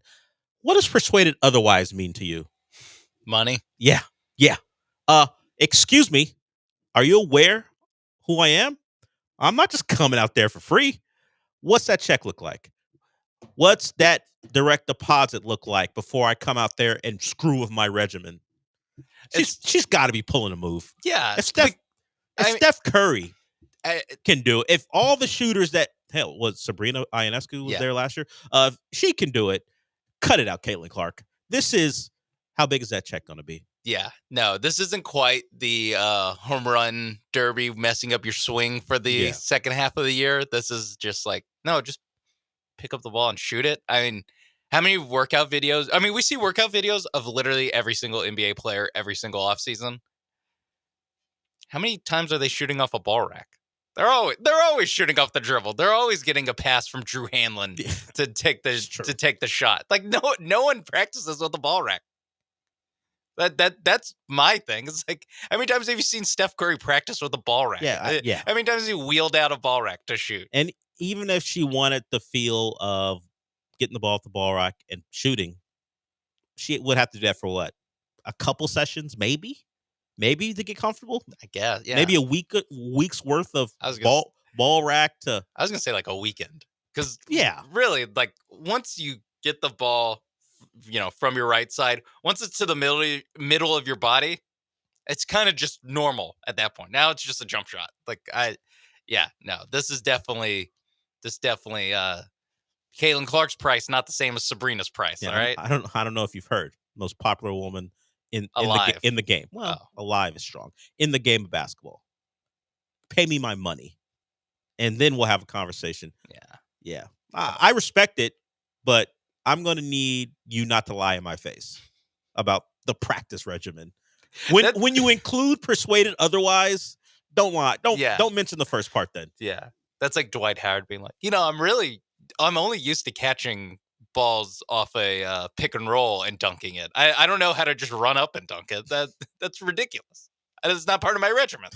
So I dribble in my regiment. Yeah. We will see in this according to Sports Business Journal. So we will see if the NBA comes Sports Business Journal, yeah, too. Of course. That's what makes it even more, this is nakedly about money. Yeah, so we'll see if the NBA comes off the paper and gives it to Caitlin Clark. I don't know if they think she's necessary for that contest. I'm sure people would tune in if they knew she was going to be in it. What do we talk about? Million? You think $1 million gets it done? $1 million? How much do you think gets it done? What's her State Farm deal looking like? Because the State Farm basically sponsors all of All-Star Weekend. I guess that means Jake is going to be there the entire time. Jake. Jake's always there. Yeah. So I am $1 million should definitely get it done, but she may have other opportunities throughout the weekend. I'm sure she'll be there. Yeah. Because it's a giant basketball event, but maybe not participating in the contest stuff. Or maybe she'll be at the Super Bowl likely. And then All-Star Weekend's the next weekend? Yeah. 2024, her compensation from State Farm is expected to be more than $500,000. So is double that going to be enough? I think it would be enough. Yeah. Now would they to shoot 30 jump shots? Well, if you win, if you advance, maybe more. But no, because isn't this one just the one where it was Sabrina head to head with Steph? It was only one round. Is she gonna? Maybe she's not going to be in the actual contest. She'll just be shooting against Steph. Yeah, because I don't think Sabrina wasn't in the actual contest. No, she shot against Steph. Yeah, but this one is. But this one says decline to participate in the 3-point shooting contest. Okay. So maybe it was going to be her actually. Okay. So she might have had to shoot 60 times. That's worth $1 million. I don't know. Hey, you came to me asking me. I didn't ask you. That's like over 10,000 per jump shot. I'm a draw, is what she'll say. I know. I'm not arguing that. I'm just, how profitable do you think All-Star Weekend is? Every year, I mean, get ready. You can set your watch to it. 3 weeks, we're going to be talking about canceling this thing. So they're doing everything possible to make it something where people will care again. And now they're splitting it up into 4 teams, and we'll see how that goes as they try to get the guys to care. Yeah. Who knows which one Amin Thompson's going to play for, and which one Jalen Green and Alperen. Are they going to be on 3 different teams? Or are they going to be? I know win shares is a thing you can point to, and it was something that talked about in the morning, and Alperen's like top 6 in that or whatever. Yeah. The counting stats would say none of them are all-stars as when you comp them to other players. And now guys have been hurt, like Luka's been hurt too much to be an all-star. There might be a way to get one of them in because maybe one of them is named as an alternate and someone pulls out. We'll find out tomorrow as far as the all-star reserves. I believe TNT will have that. Yeah. But this will be like that Hawks team who got like 4 of them. Except this Hawks team's in the West. One, yeah. So they get 0. So they get none. Like where none of them were really all-stars, but because they Millsap maybe. But because they had a great record, you had to acknowledge them. And like you said, it was still the East where it was LeBron and no one else. So you were fine throwing it. It was a great story to put 4 Hawks in. I mean, all the times that it's 4 teammates in the All-Star game, not all the time, because there's the one time where it was KD, Steph, Clay, and Draymond. But for the most part, when you think about it, it's like, no, it's all the Pistons guys it's the Ben Wallace, Rasheed Wallace, Rip Hamilton, Chauncey Billups.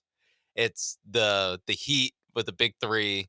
It's the big 3 in Boston with Rondo. Like it's all just teams in the East, really good teams in the East, and LeBron teams. Yeah, that's like half the All-Stars in the Eastern Conference most years back in the 2000s and 2010s. Yeah, the Hawks are the definition of the sum is greater than the parts. When it was Horford, Millsap, Korver, and Jeff Teague.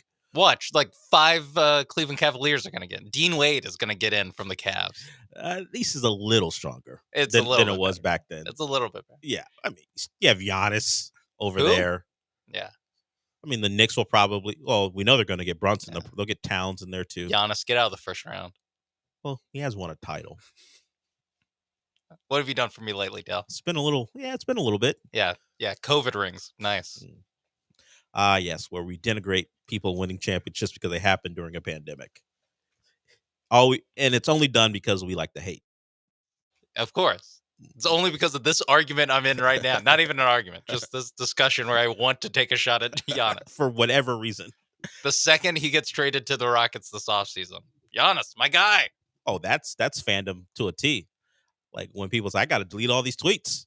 All the times I was talking trash Yeah, about I a had to certain player. delete this off the podcast. Those Russell Westbrook tweets everyone they had to get rid of when he got traded to the Rockets. That's probably the funniest. Yeah.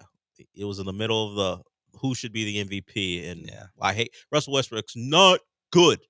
Not even He sucks. Not even he doesn't deserve the MVP. He's like, he's not even good. What? He's stat hunting. Yeah. Guys are getting.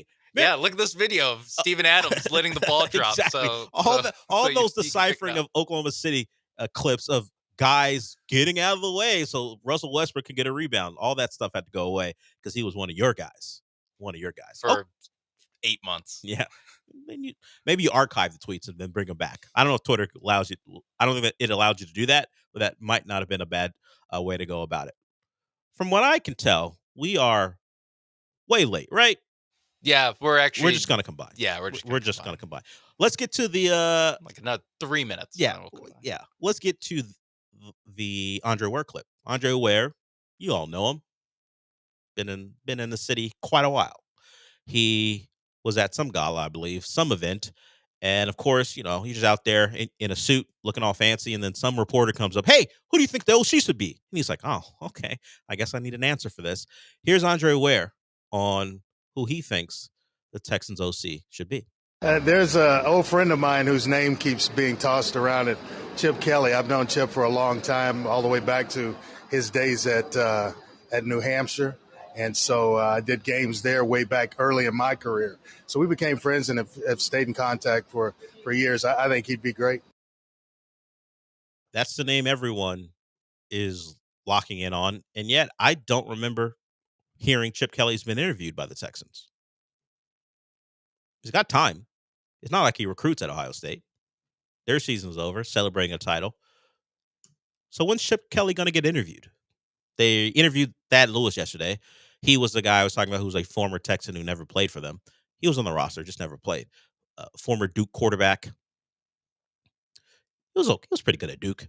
Back when David Cutcliffe was there, bringing some stability to Duke football. But as recently, his most recent stop was in Tampa. He was their quarterback's coach, so he worked with Baker. First Dave Canales, and then Liam Cohen. So if you go to Tampa, you got a real shot to upgrade. Baker getting all these guys paid.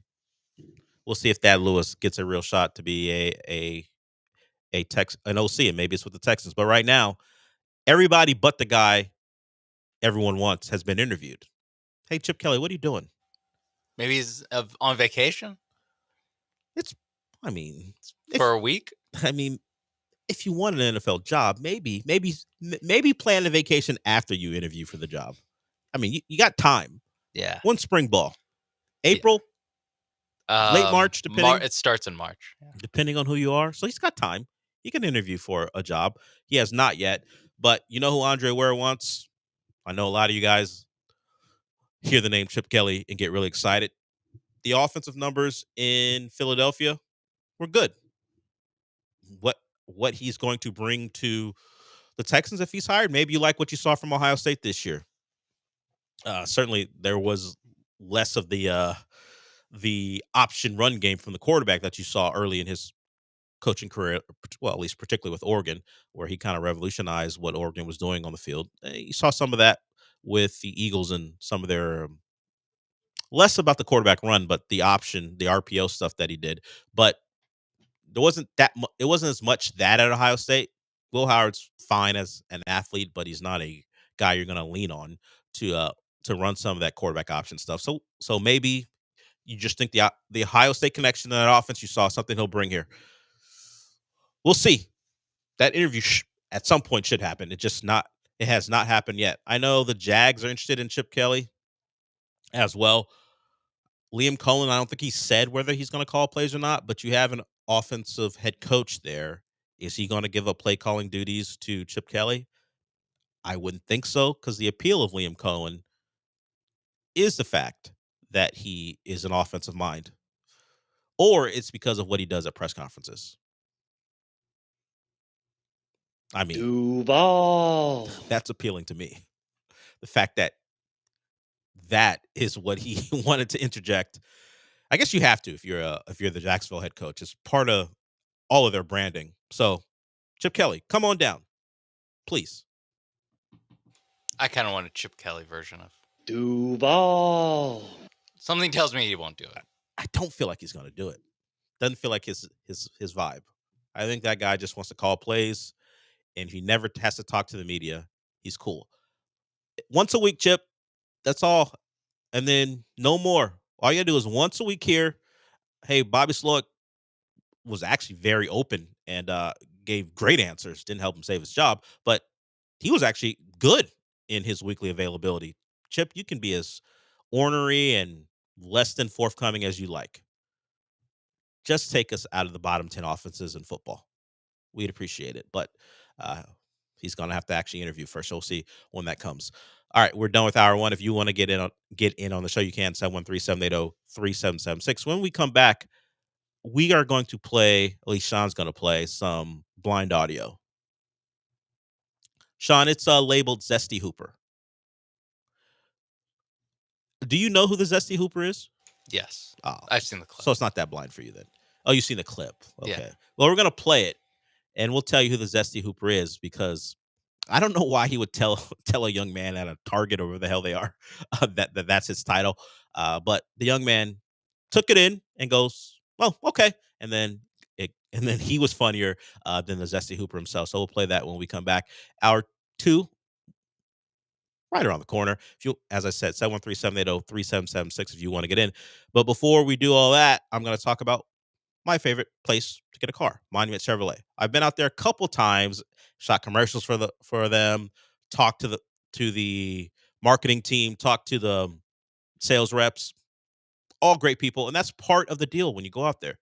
They're friendly and they're going to treat you like family, whether you are just some dumb radio guy like me filming a commercial or someone who's trying to get a car. And the cars are great, and they have multiple options, whether you want a pre-owned vehicle or a new vehicle or maybe something for your business. They have the 6th largest fleet dealership in the country. So it's all there for you at Monument Chevrolet. You can check out the inventory at monumentchevrolet.com. And that inventory has discounts. They have discounts because they were celebrating their 50-year anniversary in 2024. It's extended up until January 31st. So still a couple days to go. And if you like something out there, you can take advantage of the savings. And if you like a pre-owned vehicle, they have those. You get the 6-month, 6,000-mile warranty on those. So once you drive off the lot, the car's going to be perfect. But if something happens that's unforeseen, they'll take care of you because they understand. People get a little apprehensive when it comes to buying a car that someone else had. They're going to push all those worries aside and get you set up. Go to the website, monumentchevrolet.com, and then go on out there. Beltway 8 and 225 in Pasadena. Check out all the options from the Tahoe, the Silverados, the Trax. They're all out there for you at Monument Chevrolet. And Chevrolet, together, let's drive. ESPN 97.5. John Granado here for Game Day Health. Are you feeling lethargic, having issues in the bedroom? How about weight gain, muscle loss, even brain fog? You may have low testosterone. Game Day Men's Health are the experts in testosterone replacement therapy, ED, and weight management strategies. They can help you get back to feeling and performing better. With 5 locations, 15 more on the way, book a free testosterone test today at GameDayMen'sHealth.com. That's GameDayMen'sHealth.com. Here's how Tax Rise saved Yvonne over 99% on what she owed the IRS. I got the letter from the IRS saying that I owed $69,000. And I had no idea what to do. That's when I contacted you guys. Our tax professionals at Tax Rise jumped into action. They helped Yvonne file her back taxes and get into compliance, but they didn't stop there. They negotiated directly with the IRS to fight for her case. Effective immediately, the IRS has accepted. All they want in return is $100. Thank you guys so much. I can't even explain how grateful I am. We're so happy we got Yvonne the relief she deserved. We've helped thousands of clients find solutions to their tax problems, and we're ready to help you. To find out if you qualify for a tax relief program, call TaxRise today. 888-688-1638. For a free consultation, call 888-688-1638. 888-688-1638. Results vary, not guaranteed, uncompensated testimonial. TaxRise is not IRS affiliated or a law firm. Chance McClain here, taking a minute for myself. yourheritagefilm.com. We create feature-length documentaries of your family, you or your folks. It's a long-form interview. We scan in a bunch of pictures, fly the drone. It's literally what you see on Netflix or HBO documentaries, but it's your family. We travel all over the country and have been doing it for more than a decade. Go to yourheritagefilm.com. See what it's about and give me a shout. yourheritagefilm.com. Texting enrolls you in recurring automated marketing text messages. Consent not required to purchase. Message and data rates may apply. Leaving for the gym so early? I'm ready to go. Since you started taking Nugenix Total T, you've been acting like when we met in our 20s. I feel like myself again. Lower testosterone after turning 40 slowed me down. Nugenix Total T has been a game changer for me. What is it about Nugenix Total T that's different? It's a key ingredient called Tesnor. It boosts free and total testosterone to help you get back the drive and energy from your youth. Total T is backed by 5 clinical studies. I've seen the huge difference it's made for you in the gym, at work, and in the bedroom. I'm so glad I sent them a text for my complimentary bottle. Text Rocky to 321321 right now for your complimentary bottle of Nugenix Total T. Nugenix is the #1 selling testosterone boosting brand at GNC and Walmart. Do it now, and we'll also send you a bottle of Nugenix Thermo X, our newest, most powerful fat burner ever. Absolutely free. Text ROCKY to 321321. That's Rocky to 321321. Hello, I'm Lisa Holland Nelson. And I'm Shavonna Robber-Schreiber. And we are so excited to be bringing you Culture Club HTX every Sunday morning from 8 to 9 on ESPN Radio 97.5 and 92.5. Our show is about sports, community, fashion, and of course, business, and all the things that make Houston the heartbeat of Texas. Our community. That's our favorite, right? That's one of our most favorites. So every Sunday, 8 a.m., ESPN Radio 92.5 and 97.5. We can't wait for you to tune in. Would you trust your family's safety to the lowest bidder? No. Jim Fiume, founder of Gulf Coast Windows, 40 years ago pioneered replacement windows. And since then, they've led the industry in window technology, installation, and customer satisfaction. Can you buy a cheaper window? Yeah, but not with their Performance Series windows and satisfaction guarantee. Save a few pennies or choose a best-in-class window. Keep your family safe and save money on electricity bills. GulfCoastWindows.com, GulfCoastWindows.com. Follow us on socials at ESPN Houston, and don't forget to have our push notifications on. You gotta change your push notifications. Look. When you're hiring, have you ever felt like you're missing out on meeting truly great candidates for your roles? It seems impossible to find them, but they have to be out there somewhere, right? Well, they're not hard to find when you know where to go, and that place is ZipRecruiter. And right now, you can try ZipRecruiter for free at ZipRecruiter.com/free. ZipRecruiter helps 10 million people with their job search every day. And because these people are actively looking for jobs just like yours, it's easy to find the right person right away. In fact, 4 out of 5 employers who post on ZipRecruiter get a quality candidate within the first day. But if you're not using ZipRecruiter, you're missing out. So see what it's like when the impossible is easy. When you go to ZipRecruiter.com/free right now to try ZipRecruiter for free. Once again, that's ZipRecruiter.com/free.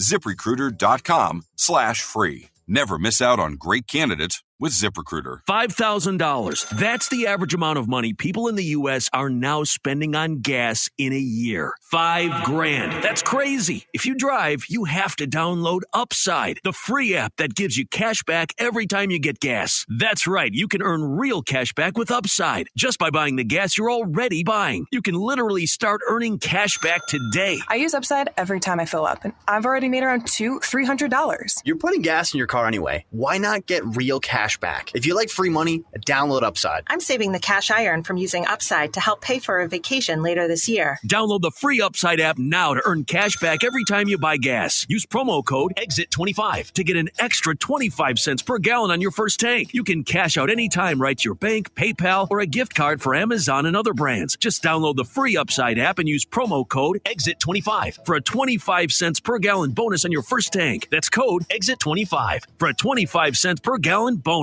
Have varicose veins, skin discoloration, or leg pain? Then you need Dr. Manaviz at Access Vascular Health today. AccessVascularHealth.com. This is ESPN 97.5, brought to you by Zata Jewelers, KFNC, and 97.9 HD2 Mont Bellevue, Houston.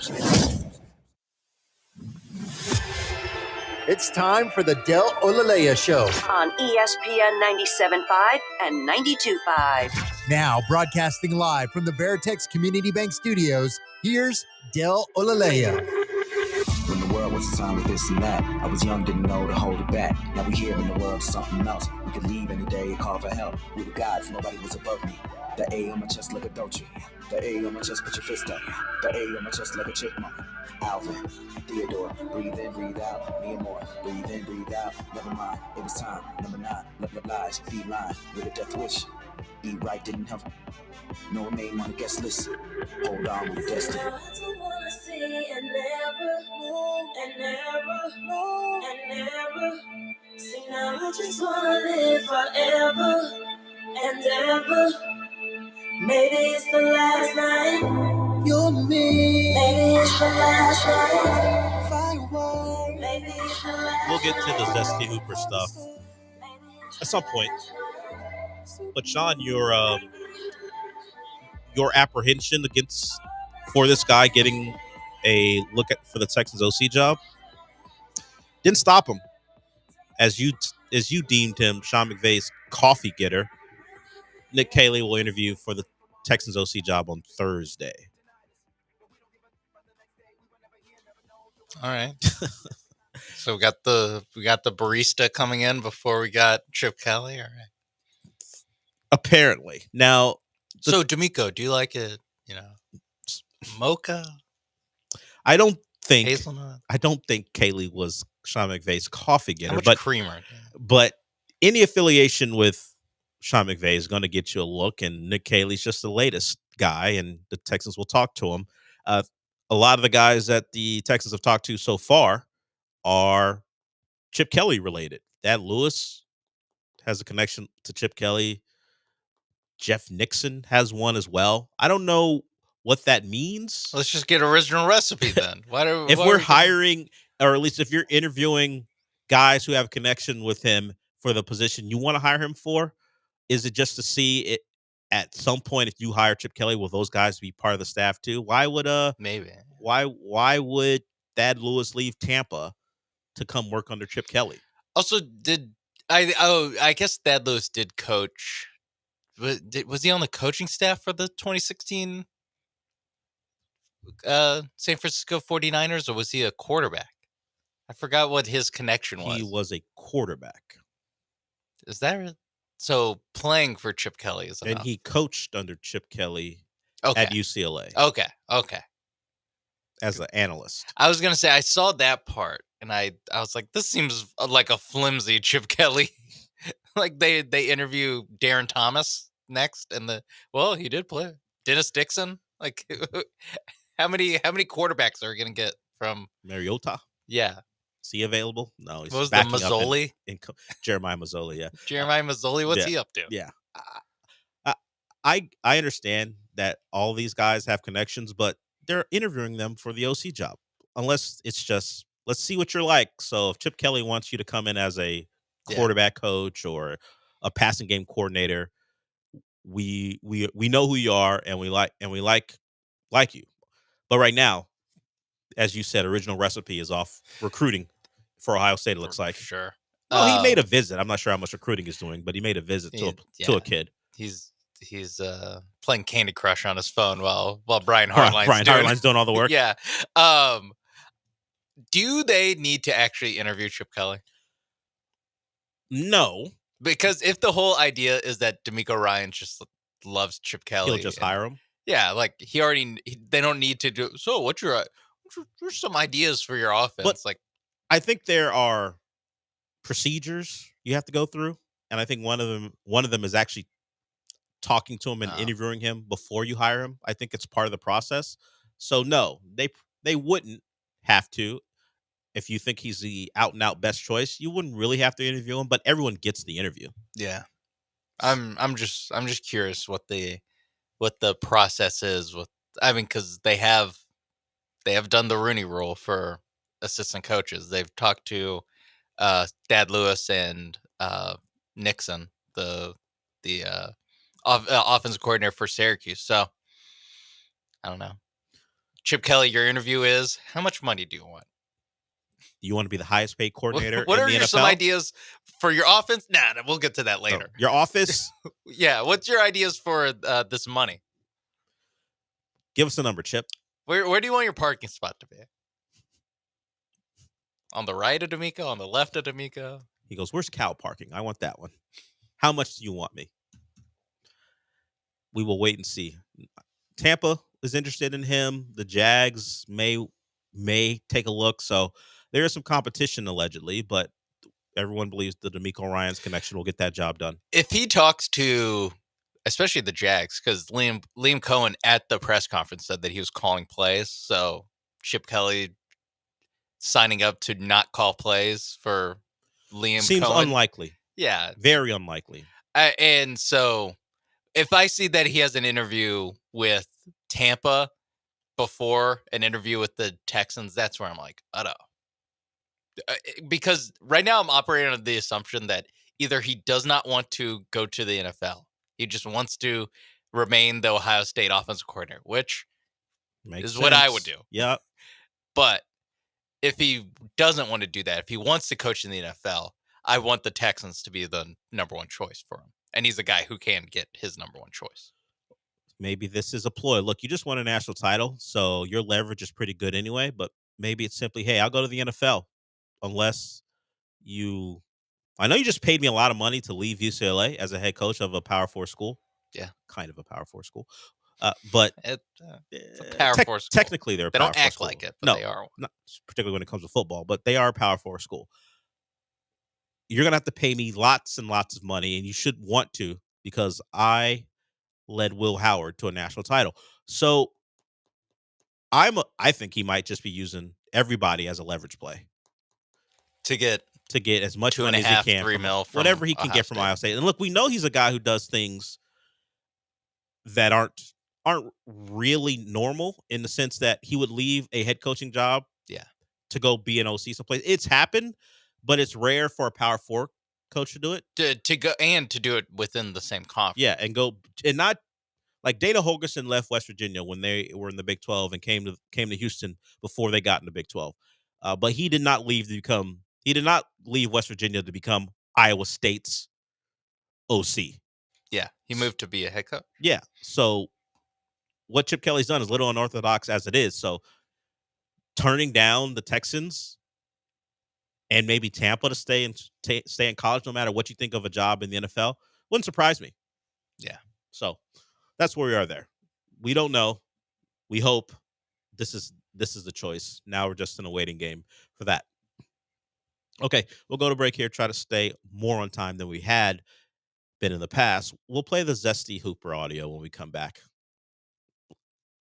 Look, I embrace being comfortable with yourself, but ain't no one calling me a Zesty Hooper and me saying, you know what, I'm gonna push that nickname to see how many people will accept it. Not me, but one player has no problem with it. We'll play that audio when we come back. You're listening to ESPN 97.5. We're taking a break. Okay, that's cool. Let's hydrate. Grab a Rambler Sparkling Water, the official sparkling water of ESPN 97.5 and 92.5. A Texas mineral blend available in original lemon lime, grapefruit, satsuma, blackberry, and now wild cherry. Get Ramblin', Houston. The race is on at Sam Houston Race Park. Come out for College Night on February 7th and Wiener Dog races on February 8th and 9th. Live thoroughbred racing, food and drink specials every weekend, and brunch on Sundays. Only at Sam Houston Race Park.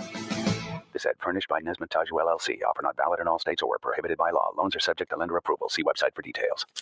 Honey, the credit card bill came, and we're maxed out. Great. Maxed out cards, rent is due, bills are piling up. We just need some extra cash to help us get by. We should do what my brother did. He went to 79cash.com and got $3,000. With our bad credit? 79cash.com is different. They're one of the largest personal loan networks. They can help people with any type of credit get up to $5,000. I'm sure there's a lot of paperwork. Nope. My brother said it was fast and easy. He did it right from his phone. If you have a regular source of income, you can be approved for a loan of up to $5,000 in minutes, and your cash can hit your bank account as soon as the next day. Our lenders have millions of dollars to lend regardless of your credit history. Great news. I went to 79cash.com and we'll have our money as soon as tomorrow. Wow, that is fast. If you need extra cash, go to 79cash.com. That's 79cash.com. 79cash.com.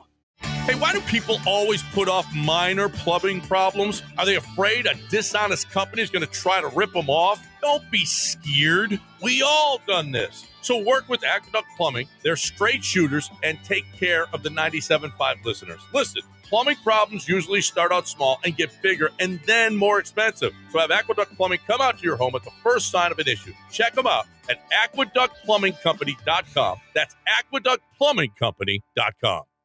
If you're drowning in unresolved tax debt, know this. The IRS can place a lien on your home, garnish your paycheck, and levy your bank account. That's catastrophe for you. We interrupt this message to bring you some good news about your tax debt. We're TaxRise, experienced tax professionals who can help you seek relief programs and work directly with the IRS on your behalf. Find out if you qualify with a free consultation. 888-701-5866. Eric from South Carolina owed over $74,000. We helped reduce it to $798. Troy, a disabled veteran, owed over $142,000 and settled at $500. We've helped thousands of clients with their tax problems, and we're ready to help you. So take the drama out of your tax debt and rise above your situation. With TaxRise. For your free consultation, call 888-701-5866. 888-701-5866. Results vary, not guaranteed. Client names changed. TaxRise is not IRS affiliated or a law firm. Listen to ESPN 97.5 and HD, 97.9 HD2.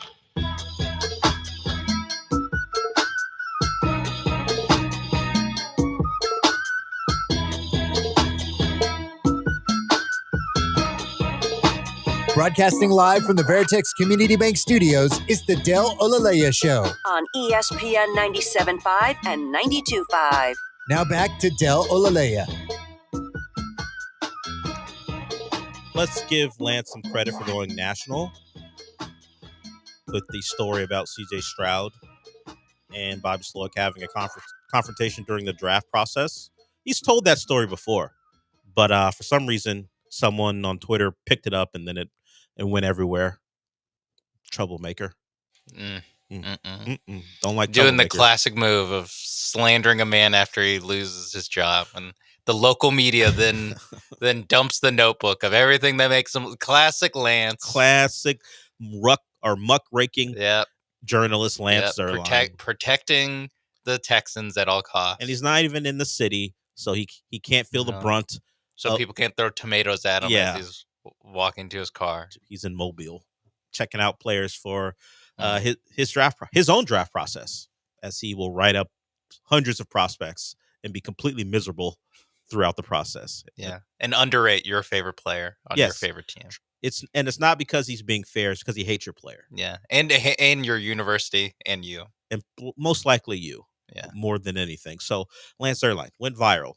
It's not always a great thing, but at least he was telling a story as opposed to anything he actually did. As far as things he could possibly go viral for. This is better than some of the other stuff he could have possibly gone viral for. Well, you know who goes viral for his TikToks? Jarrett McCain. And it's mostly because it's not the type of activity you expect from an NBA hooper. Now, he's clearly not a millennial. Is he Gen Z? He's got to be Gen Z, right? He's not Gen 20. Alpha. Yeah, it's not. Was it Beta after that? Yeah, he's not. But those are he's like second graders. Yeah, so he's Gen Z. So more Gen Z ballers hoopers will be coming in. So you're gonna see a little bit more of this. We have a Gen Z baller here who will paint his nails. You can take that or leave it, whatever you want. Jeremy McCain, I believe, does that too, but he also dances. He loves it. He's a theater kid who plays basketball. He is a theater kid. The spirit of High School Musical lives on through Jared McCain. He is that one kid who I don't know his name, but he does have that vibe. I don't know that kid's name because the one with the afro, with the hair. I don't remember his name. mostly because I've never watched the not Zac Efron one. the other. Yeah, the second Corbin Blue. Corbin, there it is. The second male lead in that movie. Have you seen it all the way through? I've never seen it. I've seen the first one. Yeah, didn't get you for the second one. I maybe have seen the second one when it came out, but yeah, I don't really remember. Well, here is Jared Blue, Jared McCain. This is Jared McCain in a store talking about his own nickname. Yeah, they just call me the Zesty Hooper. It's like, they do. He might be Zesty, but that 3. That 3 just. Look at right. That 3. Almost every shot he did in the NBA was 3s. So, some young man that some kid he met at the store, noticed that Jared McCain was a proficient 3-point shooter, which he is. He's hurt. He's out for the year, but he was a big surprise for the Sixers. They weren't a great team last year, but they made the playoffs, so their draft position wasn't great as far as getting a high impact player, but he was good for them. One of the really only good parts about how their team started the year. Now they're playing better. They beat up on the Lakers last night. Didn't help that Anthony Davis left that game and is now out for at least a week with an ab strain. Yeah, but he was the lone big bright surprise, spot. lone bright spot for them because Tyrese Maxey wasn't playing well. Obviously, Embiid wasn't playing. He just wasn't playing, and Paul George got hurt in the preseason, and it short circuited the start to his career. And the stat popped up. Embiid's got to be like, "What are we doing?" The stat popped up during the game yesterday that he's played. It's like 450, 460 something, and he's missed 400 games. That's tough. Yes. He did miss the entire first 2 seasons. Yeah, they count though. They count, but it's like the entire first 2 seasons and then his first season actually playing, I think he only played 40 games. So his first 3 years, he missed 2.5 of them. A lot of the games are in that stretch. And you start to actually look at his games played since that point. He's in the high 50s, low 60s. So he's played more games than you think.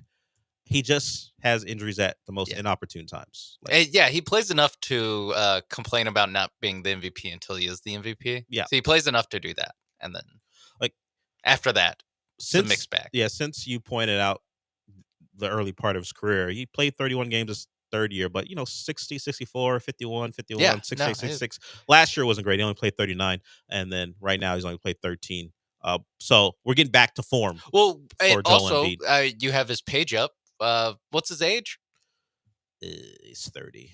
I don't think it's going to be a lot more of the 60s and maybe did he ever get a 70? He never got the 70. He got the 68. The high 60s level of games. It's those are also his mid 20s where he is in his athletic prime.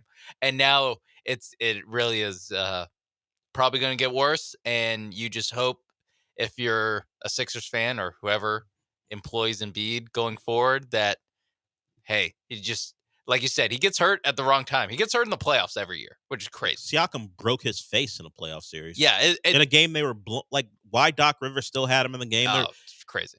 They were blowing them out. Tibbs thinks that's crazy. Yeah, what are you doing? The injuries in the playoffs too are a lot of times where it's a broken bone in his face, or he breaks his hand or so, where it's kind of fluky things. And, going forward, you just got to have to hope that you get a year where he's relatively healthy, plays 50 games maybe, and is healthy in the playoffs. And that's your, okay, that's the sell on having Embiid. You just can't expect him to be out there and carry your team for an entire season. Yeah, and Sixers fans considered this past offseason the best offseason in team history because their plan that they laid out worked absolutely as far as the acquisitions. They were winning the press conference.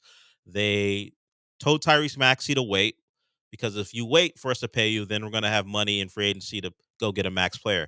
They got that max player in Paul George. Of course, we talked about him getting hurt. They got to extend Tyrese Maxey. They drafted Jared McCain. They felt like things are going well, which leads me to say nothing is promised. So I, once again, am not someone who believes the Rockets should be making any trades. And I mentioned I didn't think that De'Aaron Fox would get traded. Well, the Kings want before the trade deadline. Well, the Kings want to do it. They believe his value being traded now would is greater than it would be in the offseason, where everyone knows he's not signing an extension. So they want the bidding war to begin over the next week. And with the Spurs being the alleged preferred destination, it feels like they have a leg up. But we've seen that doesn't always guarantee the guy goes where he says he wants to go. Especially a situation where the Spurs have a couple young players that are interesting. They have a lot of picks, and the Kings want help right now. Right now, they want to make the playoffs because they're the 10 seed and they want to make the playoffs, which is, I have my own thoughts about that, but the Kings are the Kings, and they want to make the playoffs, and so they want to get better right now. Now, the team that they're ahead of in the standings at the 10th seed, the 11th seed, San Antonio Spurs. Yes. So you're going to try to trade the best player in the deal to a team that is below you in the standings and stay ahead of them in the standings. I would say just try to get the best deal. Don't worry about trying to get win now pieces. Maybe worry about that later. And the representation for De'Aaron Fox will use the Spurs as a preferred destination to scare anyone off. But if he gets traded to a location he likes, who's to say he wouldn't sign an extension there? Yeah, Jimmy Butler for De'Aaron Fox. Call it in right now. Good luck, because getting here's our problem. Because getting Sacramento to agree to trade for a guy who damn well he doesn't want to be in Sacramento. Yeah, you think play with these? Yeah, you think he's going? You think it's going to be an enjoyable experience for them if they're trading for Jimmy Butler? Feels unlikely. Although, again, Kings they have the opportunity to be the team where we all sit there and go, who the hell is going to pay Jimmy Butler what he wants to get paid? And the Kings go, me. We will. Right here. If he would convey, the problem is, if he would convey that he would agree to go there, if you would extend him, that might be enough. But Brian Windhorst on his podcast, I think it's called Hoops Collective. Yeah, he said that he can't tell you why, but he knows that the Jimmy to Sacramento thing is not what the Jimmy side is looking for.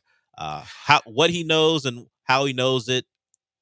He'll leave that to for you to speculate. Yeah. But him and DeMar DeRozan have beef. Got it. Whatever it might be, Jimmy Butler to Sacramento feels unlikely for several reasons. And I want to get back to when I was saying nothing is guaranteed, because the dream casting of the Rockets growing, these guys getting older together and being this contender for years to come, is just that, a dream. Not that it can't be fulfilled, but you look around the league and everyone has dreams. Everyone feels at points, well, everyone's strong. I don't think the Hornets have dreams, but I think a lot of teams think about their roster and go, hey, you know what? We got a shot here if we keep this thing together. The problem is it's very hard to keep it together.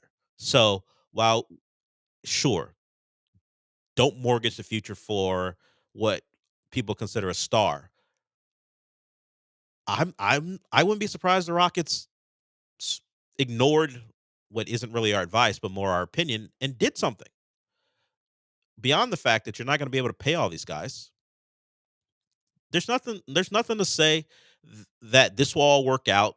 These 5-6 guys, however many are going to be part of your core, will gel and they'll win and they'll keep winning. I know the Warriors is what everyone points to, and maybe even OKC in some regard, but OKC has had to jettison players that have some talent because you can't keep them all. They've kept the right ones, and that's a credit to them. But Shea is the reason all of that works. Now, Jalen Williams is great, a really good player. Chet's very promising as well, but they have an MVP candidate on the roster, and he makes it all go.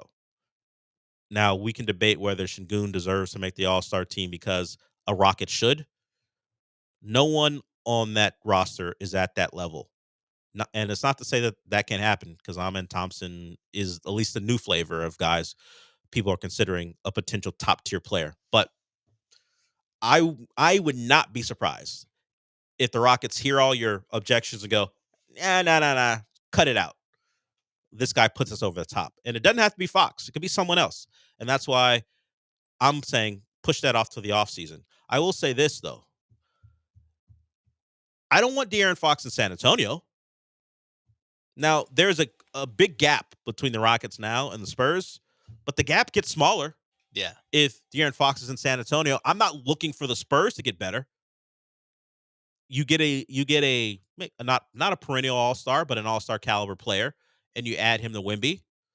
You're upgrading over Chris Paul, and they're going to hope their young talent continues to develop. I would say, while the Rockets may not be involved in these discussions, maybe send De'Aaron someplace else, Sacramento, for our benefit. Just send him someplace else. How can they be obstructionists here? Yeah, Rockets, get in on the trade to facilitate him going someplace else. Yeah. Maybe you what, throw a couple firsts towards couple firsts is strong. I don't know how you do it. towards I don't know, Milwaukee or whoever. Milwaukee doesn't make any sense. An East team. Yeah, whoever it might be. Maybe you want to get involved and hey, Pistons. Psst. To facilitate this trade. But let's not have him in San Antonio. That's all. Yeah, because San Antonio really is. They're like a Fox and two more competent NBA players away from like being a playoff team that you have to worry about. And then now you have to play Wembanyama in a playoff series, which I'm just gonna say doesn't seem fun. No, I don't think that'll be fun for anybody. Alpi has had his moments against him, but there's a reason he was one of the best prospects to ever come out. At some point he's going to get to a point where no one is going to give him a real problem. I don't need him to have a star level point guard along for the ride. Yeah. Hey, De'Aaron Fox, how do you like Charlotte? Yeah, Kings, stay strong about wanting win now moves. Stay strong in that. Yeah, like what could they get from the Spurs that would help them win now? That the Spurs Keldon. Well, yes, yes, that's true. Other than him, though, that's true. Other than him, what Keldon Johnson is that going to be something that helps them win now? Vassell. Yeah, no, they're looking to start Devin Carter at point guard. Yeah, and Vassell's. I just thought about who's the backup point guard. Sacramento's future there. Yeah. Well, okay, then you have to get Trey Jones, which is a terrible way to start a trade. You have to get Trey Jones, or else we're screwed. You want De'Aaron Fox? Give me Castle, and that's not something the Spurs would want to do. They're not doing that. Yeah, but it's got to hurt. I'm not just going to trade you De'Aaron Fox for things you're willing to give away. I get it, but they're not doing that. They're not doing it. And that's not really a win now move. That's still not. That's a guard for the future. Are the Kings like, we don't Castle? I'm not saying that. No, they're not. Get out. That Chris Paul guy, he's pretty good. That's not a win now move. I've seen some of his highlights. Yeah, from a decade ago. Look, standard definition right here. Chris Paul has some highlights from HD. That Rocket season. He does. But it'll be a lot from standard definition, though, too. Most of them, actually. So that'll be the question. You want to keep De'Aaron Fox out of the Southwest Division because, we wanted to win a division title. Got to protect the division crown. You want that banner up. But how do the Spurs trade for De'Aaron Fox and give the Kings win now move? So if that's what the Kings are interested in, they want to do that by February 6th, the trade deadline. I don't think it takes the Spurs off the table, but I don't think it can be a 2-team deal. I think you're incorporating more teams so the Kings can get what they want. Because the Spurs ain't looking to give up. I mean, they paid Vassell, and they paid Keldon Johnson now a couple years ago. But maybe Vassell fits win now, kind of. But Keldon Johnson doesn't. Neither of them really do. Not for what they need. Not for what the Kings would be giving up. Yeah, like both those guys are complementary pieces to a solid basketball team. They're not to a team that's under 500. Yeah, they're not changing. Yeah. They're not changing the trajectory of the Kings. The Kings right now are 2 games. Well, they're in the play-in right now. They're the 10th seed, right? Yeah, a game ahead of the Warriors, 2 games and a half ahead of the Spurs. And right now, it's the Wolves, the Suns, the Mavs, and the Kings in that play-in spot.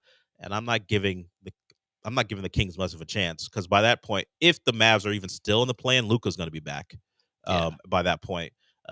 The Kings are pretty much toast if they're trading De'Aaron Fox for anything from the Spurs. All right, we got a couple more segments to go before we wrap it up. We'll play some more sound from Dana Brown because the Presley relationship, I read some quotes from him about it. We'll hear from him well, we'll hear from him about it. We read this. We read the quotes yesterday. We'll hear from Dana Brown about the Presley relationship being fractured, and it's no surprise. The man lost his job. He wasn't happy with it. So we'll hear from him when we come back. You're listening to ESPN 97.5. Next time you're at a bar or a restaurant and you're ordering a beer, choose chill. Choose Coors Light. John Granato here. You know, I'll be choosing Coors Light. It's cold lagered and cold filtered for a crisper, delicious taste. And it's light at just 102 calories. So maybe I'll have another and another. Put Coors Light on your rotation. Just say, excuse me, bartender, can I have a Coors Light, please? You'll be keeping Texas chill and earning my heartfelt admiration. Cold, clean, crisp, refreshing. Every single time. Coors Light. Climb out, brother. All right, here's the deal, Houston. Nico Nico's just dropped their OPA app, and it's a game changer. Download it, get 100 free points just for joining. Then every bite you take at Nico Nico's earns you more points for free food, drinks, and desserts, even free meals. What's better than that? Nothing. So don't wait. Download the Nico Nico's OPA, OPA app today and get rewarded and get your Greek on. It's OPA amazing. Most people are tired and worn down by the time they get to the mortgage part of a home purchase, so they don't properly shop their mortgage. That's when you should call Kent Jones at Dream Rate Mortgage. His mission is simple: educate and help borrowers save money. With 29 years of experience, Kent can get you a quick quote without an application or credit pull. Call or text Kent at Dream Rate at 713-520-LOAN. That's 713-520-5626, or visit 975loan.com. Dream Rate Mortgage, LLC, NMLS number 2482473. J. Kent Jones, NMLS number 356118. Equal housing lender. Business owners like yourself should choose a bank with local bankers who make local decisions. Veritex Community Bank is comprised of people who are experts in your industry. Veritex Community Bank is now located in Sugar Land at the corner of Sweetwater and Lexington. VeritexBank.com, member FDIC. Texting enrolls you in a recurring automated marketing text messages. Consent not required to purchase. Message and data rates may apply. The team's looking good this season. I think so. Man, I miss playing football. Being young with unlimited energy to burn. Ever since I turned 40, I just can't find that fire I used to have. Think you could be lower testosterone? What do you mean? All guys lose their edge when they turn 40. The body has less testosterone. That's why I take Nugenix Total T. I've heard about Nugenix. That really works? Since I started taking Nugenix, I'm lifting like when we played for Coach Carter. I feel more energized at work. It's even spiced up things between me and the missus. Are they still giving out complimentary bottles for people to try? Yep, send a text. It's that easy. Text ENERGY to 42424 right now for your complimentary bottle of Nugenix Total T. It's the #1 selling testosterone boosting brand at GNC and Walmart. Do it now and they'll also send you a bottle of Nugenix Thermo X, their newest, most powerful fat burner ever, absolutely free. Text ENRGY to 42424. That's ENERGY to 42424. These statements have not been evaluated by the FDA. This product is not intended to diagnose, treat, cure, or prevent any disease. If your patio furniture is looking shoddy, Houston Powder Coaters is here for you. Right, Robin? We'll give it a facelift like you've never seen before. Free pickup and delivery at HoustonPowderCoaters.com. 281-676-3888 for all your patio furniture needs. Houston's independent voice for sports. ESPN 97.5 and 92.5.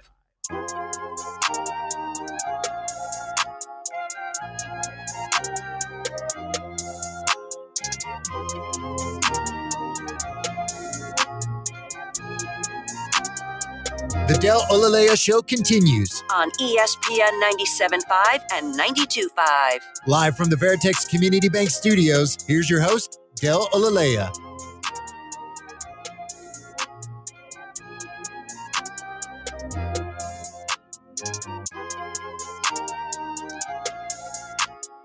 Let's hear from Dana Brown. In his availability yesterday, talked about plenty of things. He got to the Ryan Presley trade and why they made it, but he also talked about his relationship with Ryan Presley and what happened to it after they acquired Josh Hader.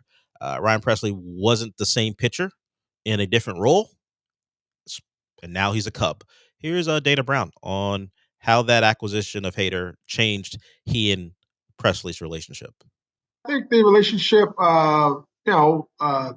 took a slightly different turn. Anytime you take a major league player out of a role where they feel comfortable, I think it's going to fracture your relationship some. I think we continue to communicate. He was a true professional, and I, kept it real as a true professional myself. And, And so ultimately, I wouldn't say it was the same as when we first met. I think, there was some frustration, which I would totally understand from a competitor. You're moving a guy at a position who felt like he didn't deserve to lose his job. And, because you acquired, another elite closer like a Hader. And so, the whole purpose in doing all that was to really lock down the back end. And so I know in his heart of hearts, he wanted to close. And so, we've had conversations about it. And so I would definitely say that, things were different, but we kept it professional and, we got through it. I do appreciate Dana Brown saying, I kept it real like the true professional I am. I am. Let everyone know, Ryan Presley ain't the only professional here. I am too. Do you think that Dana Brown's the guy who keeps it real? I don't believe he uses that phrase normally. I Keeps it a buck. 10 toes down? Yeah. I'm Dana Brown. I'm 10 toes down. In the paint? Nah. I think at points he had to do the front office, although he's a part of that. He had to do their bidding in some ways. He had to get out in front of things and take all the barbs that came the Astros' way because of decisions that were made that didn't work out. He had to be the front facing part of the Astros when questions were asked. But do I think he keeps it real? When he can. But there are points in his job as a true professional where he can't keep it real. Yeah. Like when he tells us Kyle Tucker's right around the corner from coming back. I don't know what that was about, but that wasn't keeping it real. No, he definitely doesn't keep it real with us. No. Like maybe he does with the players. Yeah, but there is no evidence of that. Because he doesn't keep it real with us. Why would I think he keeps it real with Because we don't. I would assume he does. Because we don't matter. They do. As for his job, they do. Ryan Presley didn't feel like he mattered when they signed Josh Hader to the biggest deal in MLB history for a reliever. But he kept it real with him, though. He kept it real with him. Yeah. You're really going to be the eighth inning guy. But as a sign of respect, you get to turn off the lights when you come into the eighth inning with Johnny Cash. We're still going to give you. You get setup man entrance music. Yeah, we talked about that during the season. It's ridiculous. Is he the only one getting set up? So stupid. Is he the only setup man in baseball getting an intro? That's why this is not news whatsoever. And I don't think anyone's really treating it like it is groundbreaking news. No. But the fact that they did that charade to placate him it's 100% a move to placate him. So no one should be surprised that he wasn't feeling the Josh Hader move. Look, Ryan, we get it. You don't like it, but you know the feeling you get when you walk out to close a game? You can still have that feeling to get a hold. We'll play the music. We'll do the light show just so you can get your hold. I forgot how much that bothered you. It's dumb. Ridiculous. It is dumb. It's so ridiculous. Is Brian Abreu going to get a song this year? What's his song? He's never closed consistently. So what would his song be? Oh, okay. So you need to close. You need to be a demoted closer to get the setup man. Well, you need to intro. be a demoted Houston Astros closer. Oh, okay. Because it's not happening in other spots. So if they bring back Ken Giles, they're playing. I forgot what Ken Giles' song was. No idea. It should Craig Kimbrell. It should have been a clue that this is not going well. That they decided to keep him happy, and he clearly still wasn't happy by doing that. Do you think he petitioned for that, or did they come up with that idea on their own? I have a hard. See, this is where like what we know about Ryan Presley is like. I have a hard time thinking that he asked for that, but I don't know. He also didn't say stop it. This is stupid. But well, that's true. I have to believe that, or it makes more sense to me that the Astros were like pitched it as part of the thing. We're like, and just to keep it real, to be nice to you, true professional, because you're being such a true professional, we're gonna still keep it. But again, Ryan Presley should have. If I was Ryan Presley, I'd be like, please do not do that. That makes it so much worse. I agree. let me just go out there like another setup man and hopefully get outs. Don't do the light show, which makes me think he might have asked for it. That's yeah. Because why would any normal organization, or at the very least, he wanted it. Either whether he asked for it or not, he certainly didn't, as you say, he didn't tell anyone to stop it. I don't think they came up with that idea themselves. I think he did. He petitioned for it. Okay, I'll do this, but because why? Better still keep flickering those lights when I come in. You've already decided he wasn't your closer anymore. Just go all in on the setup. The music goes, the lights flickering go. You're an 8th inning guy. Enjoy it.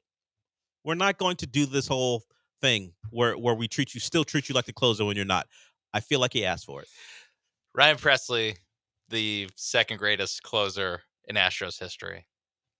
But that move leaves such a bad taste in my mouth. I really don't like it. I am not bothered by it, but you clearly are. It's just so bad. Which is worse for you, if he asked for it, or if they did it, or they came up with the idea themselves? Asking for it's worse. I think so too. Asking for it's worse. Second is not saying stop it. So he only did the second worst thing. In your eyes.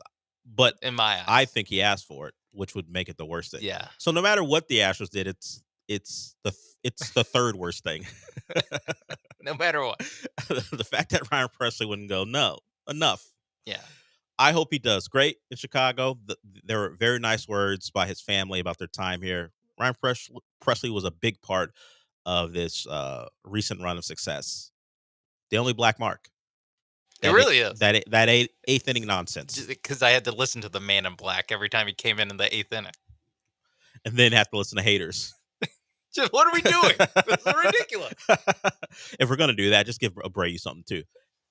Give Seth Martinez something. Tanner Scott. Since part of the Taylor Scott. Since part of the appeal was they could all close. Let's treat them all like closers and give Abreu something in the Hector 7th. Neris. Wow. Come on.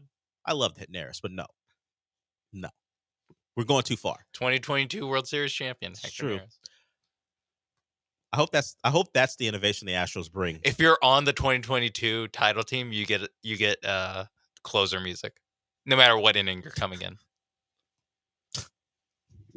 Rafael Montero in the 4th inning after Spencer Arrighetti gets shelled, coming in with Timmy Trumpets playing. It's ridiculous, but I can't say it's impossible considering what they did last year. We got one more segment to go, and Superman's in trouble. We'll talk about that when we come back. But first, as I pull up my form on the laptop, let's talk about MyBookie. The big game is around the corner, and that means props are everywhere. Whether you want to bet on the length of the national anthem or whether a certain recently inaugurated president will tweet during the game, that's all there for you.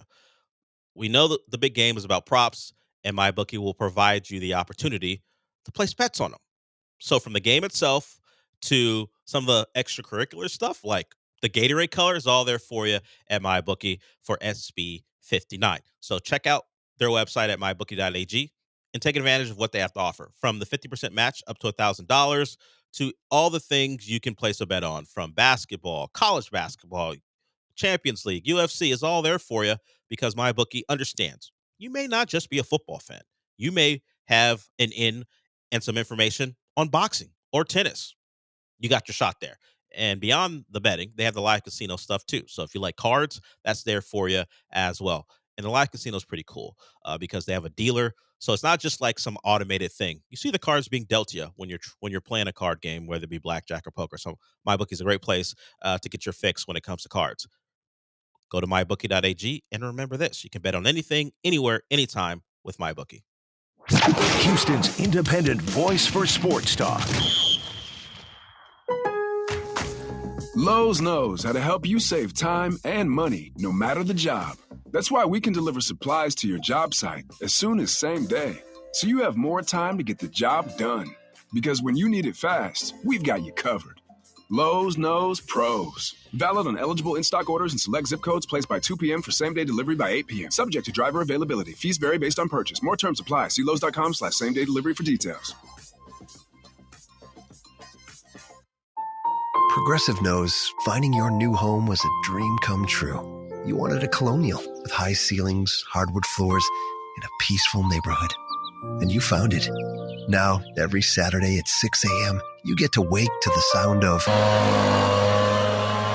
your neighbor's leaf blower. Progressive can't save you from your noisy neighbors, but we can save you money when you bundle your home and auto with us. Get a quote at Progressive.com. Progressive Casualty Insurance Company, affiliates, and other insurers not available in all states. Subscribe to ESPN Houston for free on YouTube.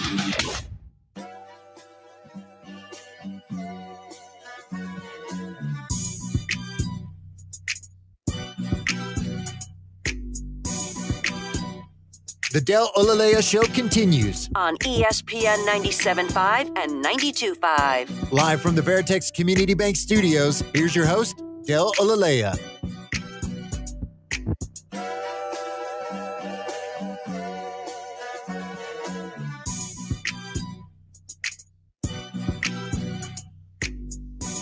There have been many Superman since I've been alive. Sean, who's your Superman? Think of an actor who when I say Superman, who do you think of? Probably Cavill. Really? Yeah. Snyderverse Superman. Yeah, I mean, he was the one most recently, and I mean, Man of Steel came out when I was in high school, so. The Superman I've watched most on screen is the one who was in the TV show Smallville. I didn't watch any of that. Tom Welling. And unfortunately for Tom Welling, he got hit with a DUI in an Arby's parking lot. Superman's in trouble. Now, he doesn't act very much anymore. He was on that show for felt like a decade, so I'm sure all that CW money and royalties still cashing them checks. I'm sure he's fine. But sad day when Superman gets a DUI in an Arby's parking lot. I don't know if he pulled over in the Arby's parking lot or he just happened to be sitting there and the cops noticed something unusual. But I don't need my Superman getting hit with a DUI. Yeah. I don't think James Gunn looking for that type of promo. Is it good in the sense of, hey, at least we're not him? Remember this F up? Not my guy. I forgot what this guy's name is. Tom Welling. Oh, the new Superman? The new one. David something. I don't know his last name. Yeah, not my guy David something.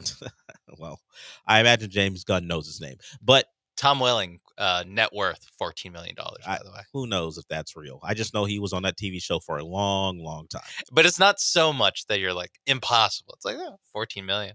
Make a couple good investments. I don't know how they have that information. I invest in Bitcoin. Look, I don't know. The CW ain't ABC or CBS. So per episode, no matter how big of a star you are on the CW, and the fact that you're Superman, so you have to be in every episode, I'm not sure that's getting you to $14 million. I don't know. But season 6, he was like, just pay me in Bitcoin, all right? It's so old, Bitcoin didn't exist. Oh.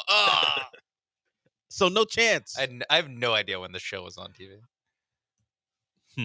Sad, man.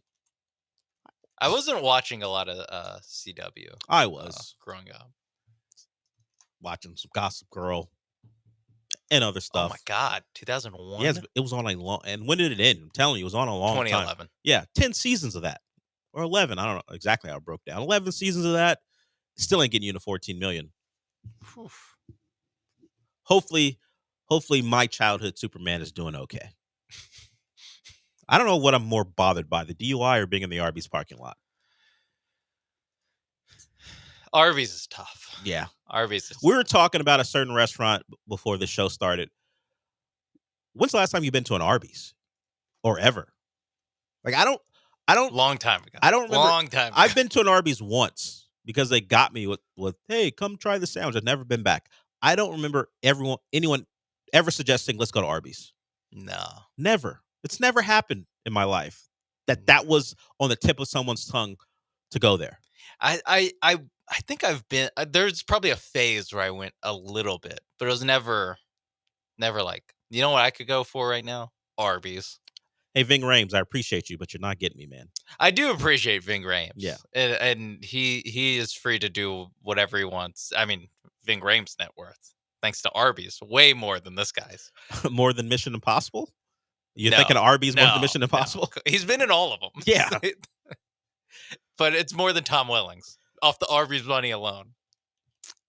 I do think Arby's pays for voiceovers more than the CW pays for episodes. And he's sneaky been doing it just as long as he was on net worth only $25 million.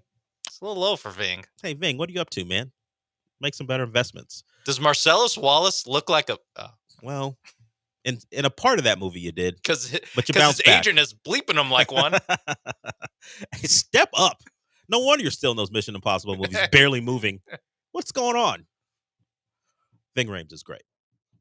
We have the meats. Arby's not so much. Yeah, we have the meats though. That's a good saying. It's just the follow through. I do like a curly fry though.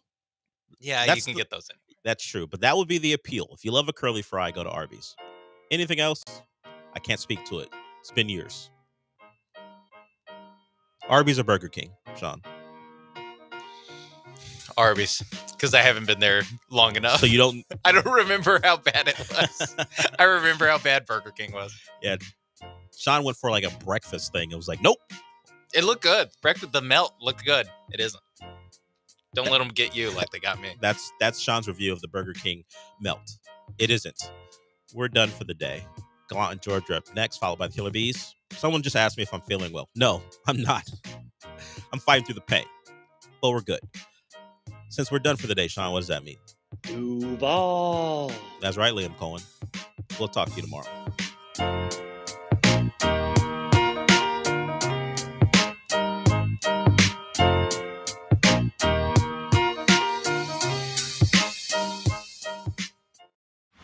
ESPN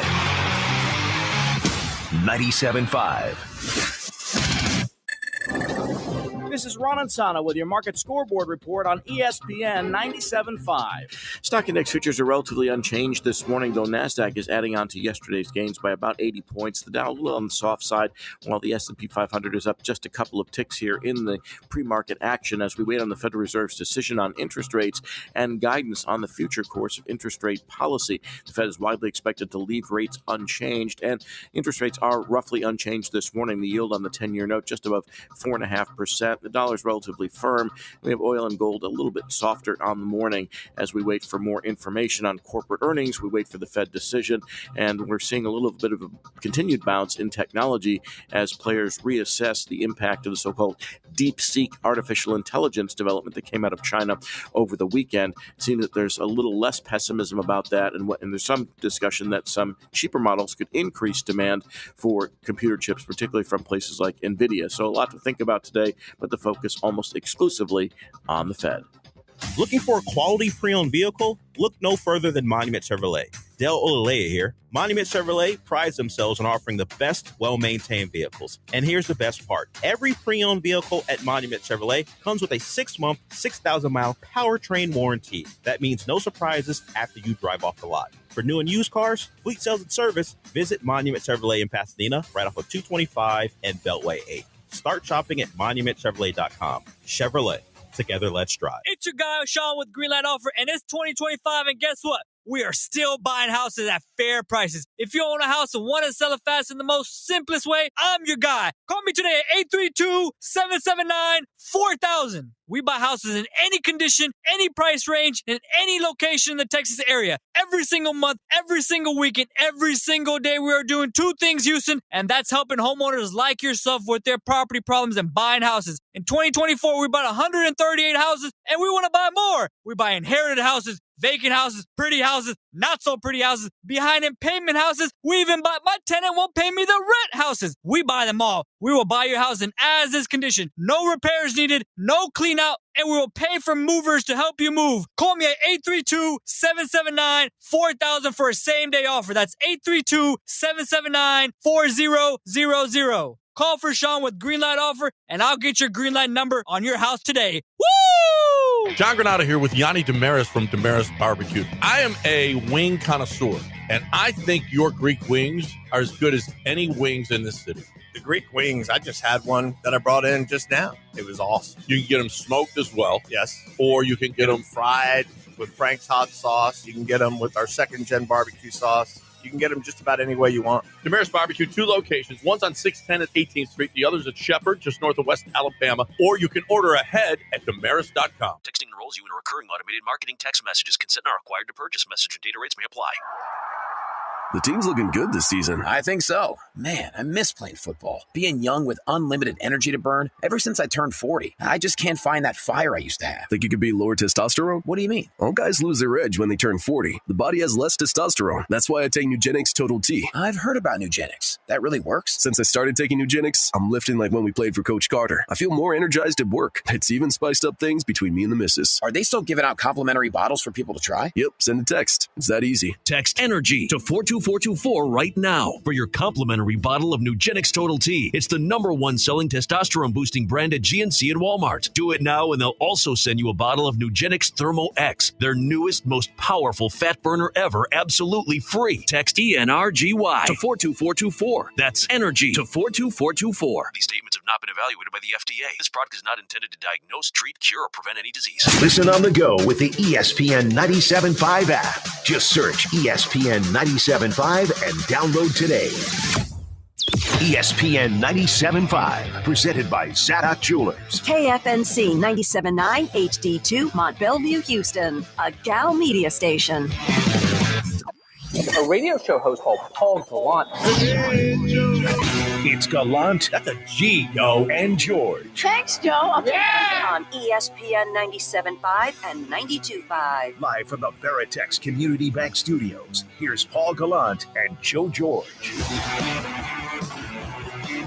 A lot of bodies on Van Vliet.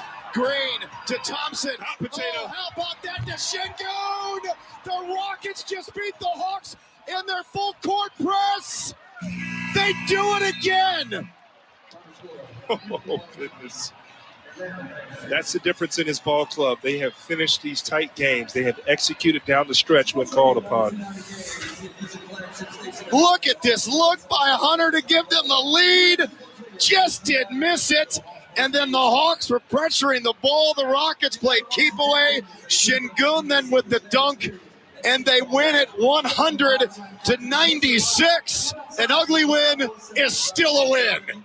Rockets launch. Hung on for dear life in the second game of a back-to-back, and they won. Yes, they did. Yeah, that was a close one. That was a close call, but they did end up beating the Atlanta Hawks yesterday, 100-96, 32-14. Their stranglehold on the NBA Southwestern Division. Not as much of a stranglehold as you'd like. They're up a game and a half on the Memphis Grizzlies, who they play Thursday in the fourth and final game between those two squads. A chance to sweep Memphis and John Morant on the year. Hello and welcome aboard. Gallant and George on Wednesday, January 29th of 2025. Joe, any big takeaways from last night's Rockets match? That was an ugly-ass game. That's really all I've got. Yeah, I mean, it's good to see them not totally collapse on themselves. Like there are going to be games like this, right? It's the NBA, but to be up with like 12 points or something like that, and then all of a sudden it was down to 7, and then I think at one point it was 16. Yes, 16. That's right. And so they're just chipping away at you. Ime Udoka's having to call timeouts because of lack of effort on defense there at the end of the game. Like you saw a young basketball team last night. I think a team that's inexperienced that maybe got a little full of themselves and let it slip. Oh, I disagree. I literally just think they were tired. That's very possible. And I think that Ime Udoka is a great coach to have when you're tired. But it did get very, very close at the end. The Hawks had a chance to hit a go-ahead 3. And with about 10 seconds left, whoever took it, it hits the iron and it bounces and hits the top of the backboard and rolls behind the backboard. Yes. So the Rockets get the ball back. They have that inbound play with the full court press against the Hawks. Eventually, Şengün slams it to ice it. But good God, that one was close. Yeah, it got a little stressful. And like yesterday's basketball is not sustainable for the Houston Rockets. Why not? They're 6-0 this year. I don't know how with 20 turnovers in a game. Yeah, that's totally normal. That's not normal. That doesn't work typically. You can't turn the ball over that much and keep winning games. So that's a little unsustainable, I would say. I don't think it's unsustainable at all. I think you just don't believe in Ime Udoka. I don't think you believe in Amin Thompson. I don't think you believe in Alperen Şengün. Are you racist? I don't. He's white. I don't. Whoa. I don't see color. I don't know what his color is. Okay, don't assume his color. I think you're underestimating Jalen Green, and you know what? I think you're also underestimating, Joe. I think you're underestimating the heart of a champion. I'm not underestimating any heart of a champion. If the season ended today, they'd be Southwestern Division champions, and you're underestimating the heart of a champion. Oh, well, yeah, they're 6-0. When they turn the ball over 20 plus times, they're going to be 7-0 next time. You're right. They probably will be. They'll probably just keep finding a way. And you know what we do in Houston? We win divisions. Yeah. Mm-hmm. You know what sounds pretty sustained? 6 wins, 0 losses. It's a big sample size, Joe. It is a good sample size. It's over 10% of their season. So far. That's true. That's a good counterpoint, Sean Mapes. I give you credit for that one. It's a large sample size in an early part of the season. I do like that Joe said something that is absolutely correct, and we got you to walk it back. I'm not walking it back. I don't know. It sounded like you walked it back. I'm acknowledging your fair points. Okay. I'm not walking it back. Are they fair points? You're making them sound fair. We're engaging in bad faith compelling. arguments. Yeah, they sound compelling. So I'm listening to them. I don't agree, you trolls, but I get it. I mean, that was really just a lot of bullying and trolling right there. Yeah, that I know. moment, Joe. I know. And we need you to stand your ground. Okay, we need unsustainable. You. Okay, there we go. I did like seeing this from Atlanta Hawks. Dyson Daniels after the game, quote, "I think the Rockets are the most physical team in the league, to be honest." I would definitely. I watch a good amount of the NBA. I would probably agree with that. Just guessing. I mean, watching the way they play every single night, the way they play defense, the way they attack on offense, they're very physical. They're very different than everything that we see in the NBA right now. And juxtaposed with, I'm using big words here, seeing Trae Young flopping around like an absolute pussy in the last 2 minutes of that game, including a back and forth with Dylan Brooks, where Dylan was actually in the right for a change. Again, who saw that coming? Hey, maybe he's always in the right. Maybe that's why I had to apologize yesterday. Maybe we're just always wrong about Dylan. I disagree with that because we have definitely seen Dylan Brooks punch guys in the nads. Misunderstood. But in that moment last night, Trae Young bumps into him, and I don't know what Dylan was trying to do. Was that what you would do if you were to stab someone in the neck with an ice pick?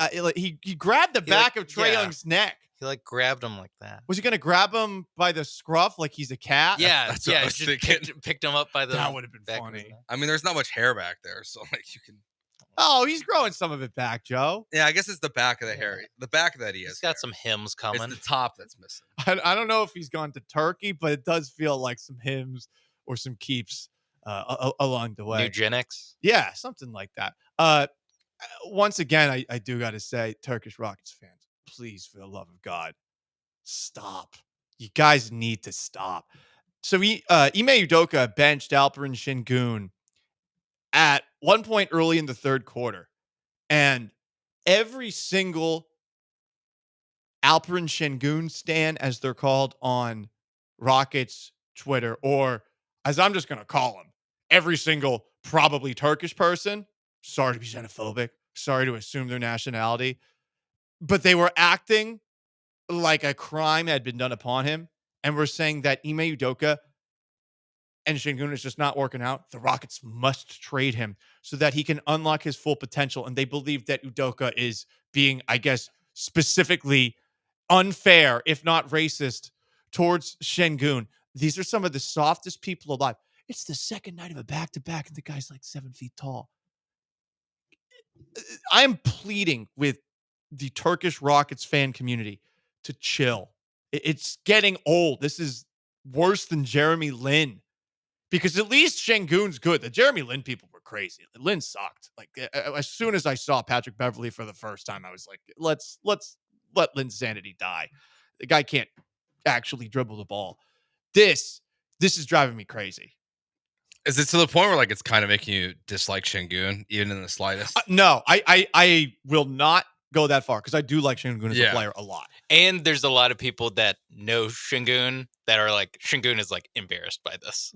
He should be. He needs to say something.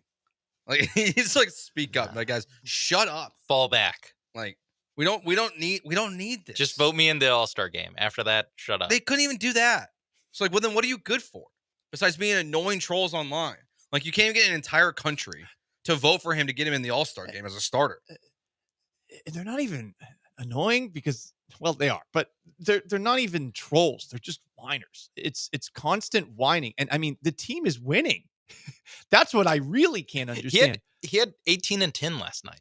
I think he played a perfect amount of games of time so that at the end of the game, when they were clearly all like, wobbling around because they were tired.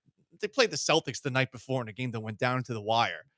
Hey, maybe him playing only 29 minutes led to him being wide open underneath the basket for that dunk to ice the game. Yeah. Just a thought. No, it's just endless complaining. Obviously, it's so clear they do not care about the Houston Rockets.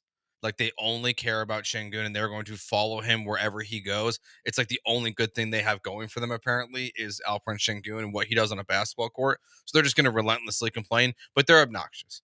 And like at this point, like Ime benches everybody. It's like I don't even know why they're confused. I mean, like, if you watched enough of these Rockets games to support Alperen Şengün, like he benches everybody for times. Yeah, Alperen Şengün played 29 minutes. Amin Thompson played 31. Big difference there. Yeah, racist. It's like this is just xenophobic. Yeah. I don't know. Unfair. Maybe to get back in the good graces of these specific Turkish Rockets fans, there's a texter saying, "Hey, I'm Turkish. I'm embarrassed by them too." Good. I'm from Houston now.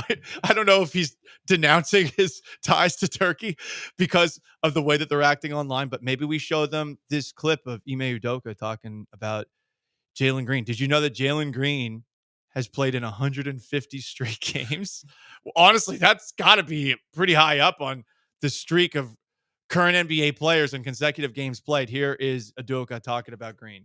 It's something that you don't take for granted. He hasn't missed a game since I've been here for sure. And, plays through everything, plays through injuries and pains and some things that most guys would sit out from. And so it takes a certain amount of toughness for sure. I mean, look at him kind of be a slighter frame and think he's not the most physical guy, but that toughness to be able to play through everything. And many nights he's been sick and had, swelling or injuries that guys would sit out from. And so, we knew that about him last year after he played all 82, and then has just had great carryover this year as far as that, and shows his competitiveness and his mental and physical toughness. You had a thought on this streak. It's good for Jalen. It is good for Jalen Green to play 150 straight games.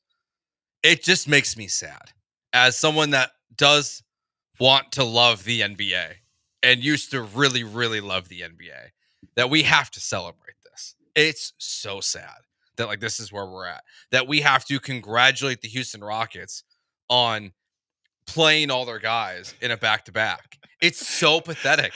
Like it's why people I think are like generally checked out, because you go to a game on a back-to-back at Toyota Center if the Lakers are in town and LeBron might not be on the court because he's load management. Like it's just so sad that we have to celebrate this. It is a good thing. It does show how tough Jalen Green is. And it's a great point by Ime, his slight frame and everything, just how tough he is. Honestly, I had no idea that he had got to, like, I felt like he had missed time at some point. So it is a good thing, but it just makes me sad about like the state of the NBA that we have to celebrate this when like I'm 33. Like I'm not an old man, but like you can reference back to like Elvin Hayes, where he played 82 straight games for like 6 straight seasons. But even then, like unless Jordan or Kobe or Barkley, like these guys were like legitimately hurt, like people just played. And now it's just we have to celebrate guys playing basketball. It's their job. The regular season has become more and more meaningless. And I think it's a sign that the league should consider playing less games, but they'll never do that. I think that it is a problem. And you're right. It is sad that we're celebrating a streak like this, which I'm sure is pretty high up as far as NBA players go. He's Joe. I'm Paul. We got Sean behind the glass. You want to chime in? 713-780-3776 to call in, to text in. Ugly win for the Rockets last night. You take the win. They'll play Memphis on Thursday. Up next, the more the Astros try to push this on us, the less I trust them. And I'm already having a hard time trusting them. What are we talking about? Find out next. Gallant George, stay put. The best in Houston sports talk is ESPN 97.5 and 92.5. This ad furnished by Nesmith Taju LLC. Offer not valid in all states or prohibited by law. Loans are subject to lender approval. See website for details. Honey, the credit card bill came, and we're maxed out. Great. Maxed out cards, rent is due, bills are piling up. We just need some extra cash to help us get by. We should do what my brother did. He went to 79cash.com and got $3,000. With our bad credit? 79cash.com is different. They're one of the largest personal loan networks. They can help people with any type of credit get up to $5,000. I'm sure there's a lot of paperwork. Nope. My brother said it was fast and easy. He did it right from his phone. If you have a regular source of income, you can be approved for a loan of up to $5,000 in minutes, and your cash can hit your bank account as soon as the next day. Our lenders have millions of dollars to lend regardless of your credit history. Great news. I went to 79cash.com and we'll have our money as soon as tomorrow. Wow, that is fast. If you need extra cash, go to 79cash.com. That's 79cash.com. 79cash.com.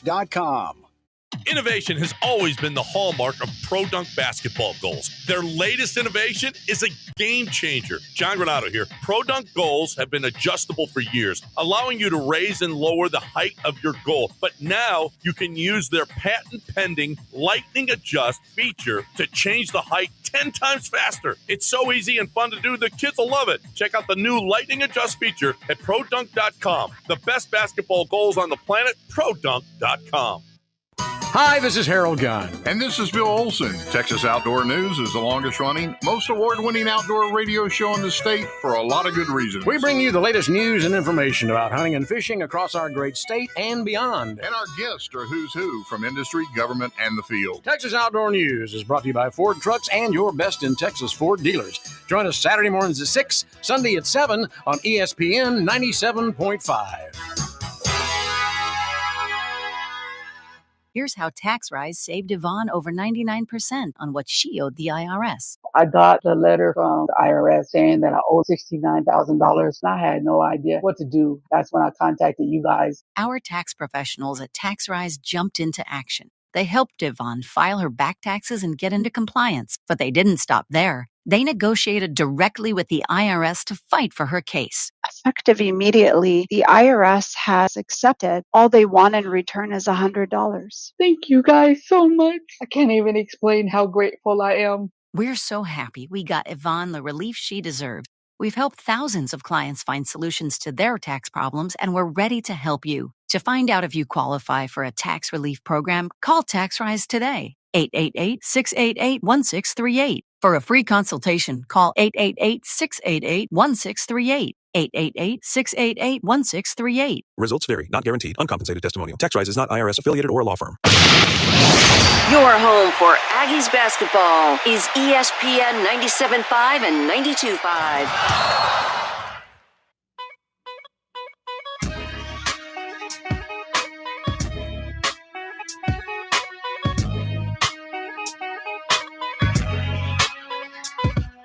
It's Gallant and George. On ESPN 97.5 and 92.5. Broadcasting live from the Veritex Community Bank Studios. Here's Paul Gallant and Joe George.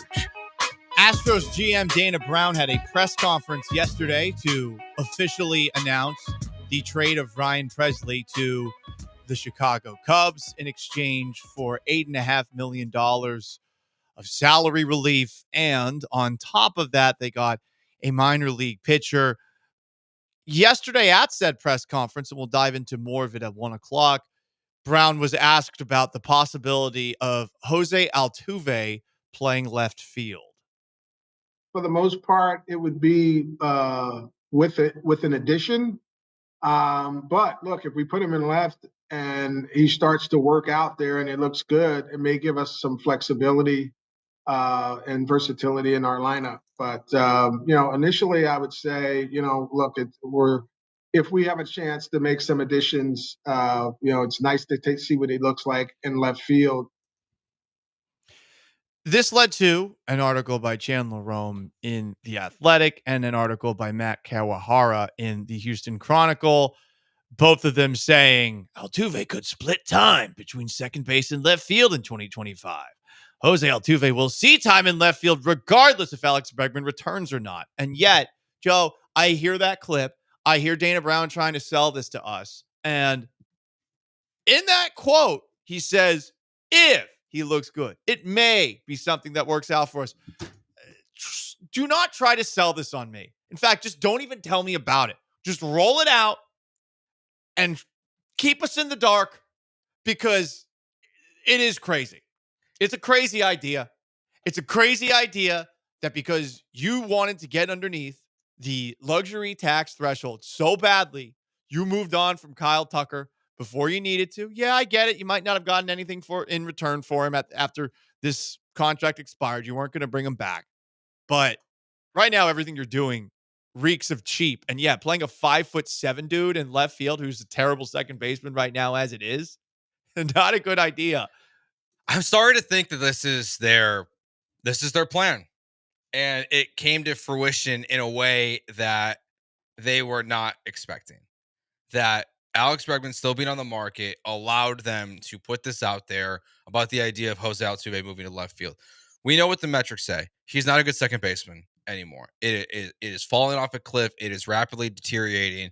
And left field is kind of like where you would hide someone. And when you think about like the math of the roster in the long term, like let's just assume like Cam Smith or Bryce Matthews, let's say they both hit. Where are they playing? Like where are they playing? You got Paredes at third. You got Walker at first. You got Pena at short. Like one of them's down to play. Like, are they going to play left and right field, or is one of them going to be your second baseman of the future because Jose Altuve is your left fielder? And like that's kind of what I'm wondering if like this whole thing, like this is something that they've been thinking about. This is something they've been talking to Jose Altuve about, and the idea of Bregman coming back this year is accelerating that timeline of him being in left field.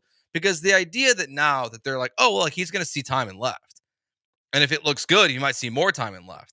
That to me makes me feel like this is not something that's just like, oh, in the last 5 days has just become a thing in the Astros organization. There wouldn't be detailed articles written by both of those writers based off of just a quote. Yeah. There's definitely other conversations that those two are having that led to all the details in those pieces, which I encourage you to read. And I just think it's crazy. That's all I can really think of it. I don't even really care, Joe, about the configurations that you're outlining. I know some of the baseball diehards do care about that, but to me, like, it's not fun to play musical chairs like this. He's 5'7", and I just don't see how somebody who probably has limited range is going to make an effective left fielder when his arm is also not very good either. No, it is hard to envision like how it works, and you're basically saying like the Astros are going to have a bad left fielder, and maybe their nerds are basically what I hear is like they're saying it's better to have a bad left fielder than to have a bad second baseman. Like maybe like that's what their whole thought process is, and maybe he's not out there all the time, but you would just. They clearly like they're going to move forward with this with or without Bregman, and Polanco might be a stopgap there. That's second if they bring him in and they're waiting for these young guys to come up and really fill that role.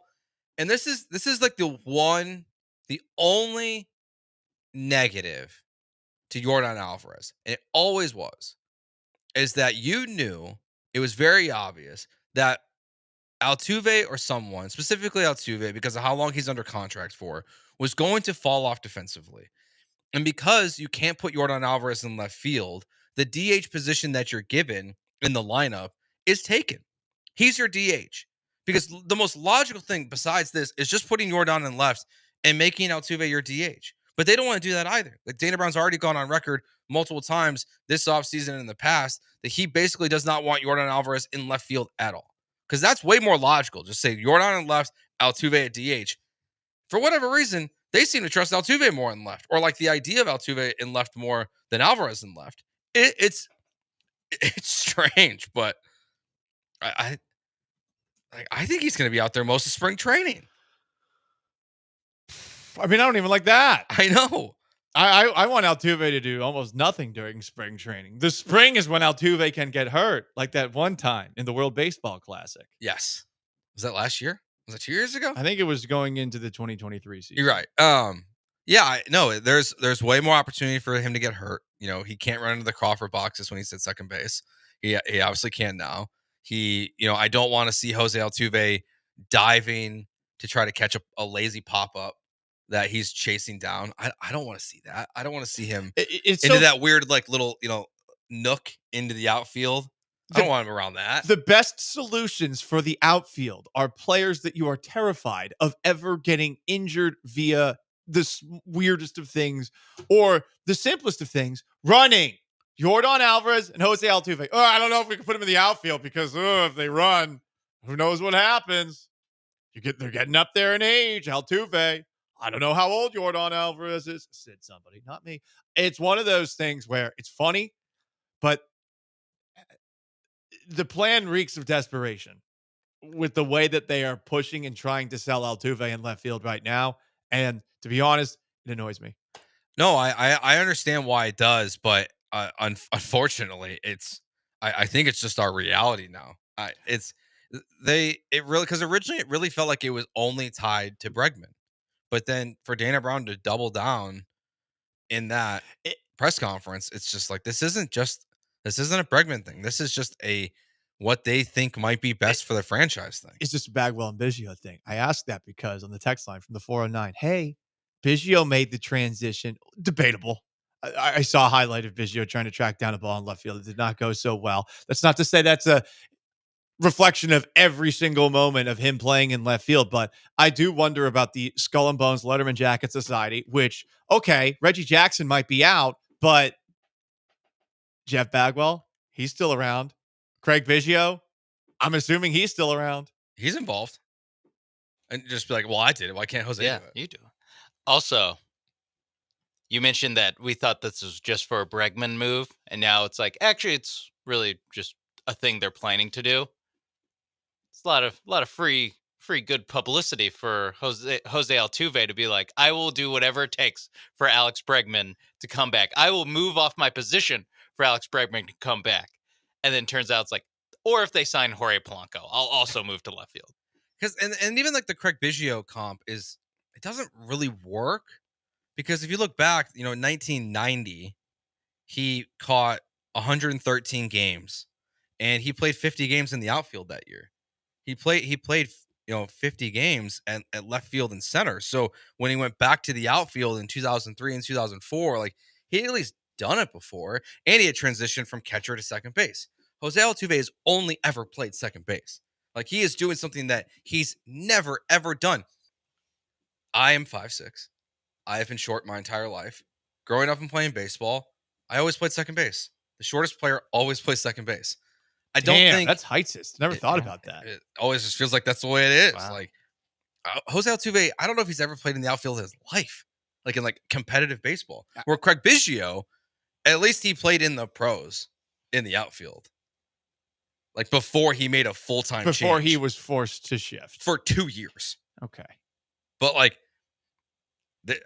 Altuve is he's the GOAT teammate. Yeah, glass half full Wednesday, the Astros are helping Jose Altuve's Hall of Fame candidacy. Altuve will do anything to win. I mean, if he gets a gold glove in left field. Yeah, I was going to say it probably helps his WAR if he's not kicking a ball around second base. Or getting just thrown out on routine base running guards. He used to be such a good base runner. I don't know what the hell happened.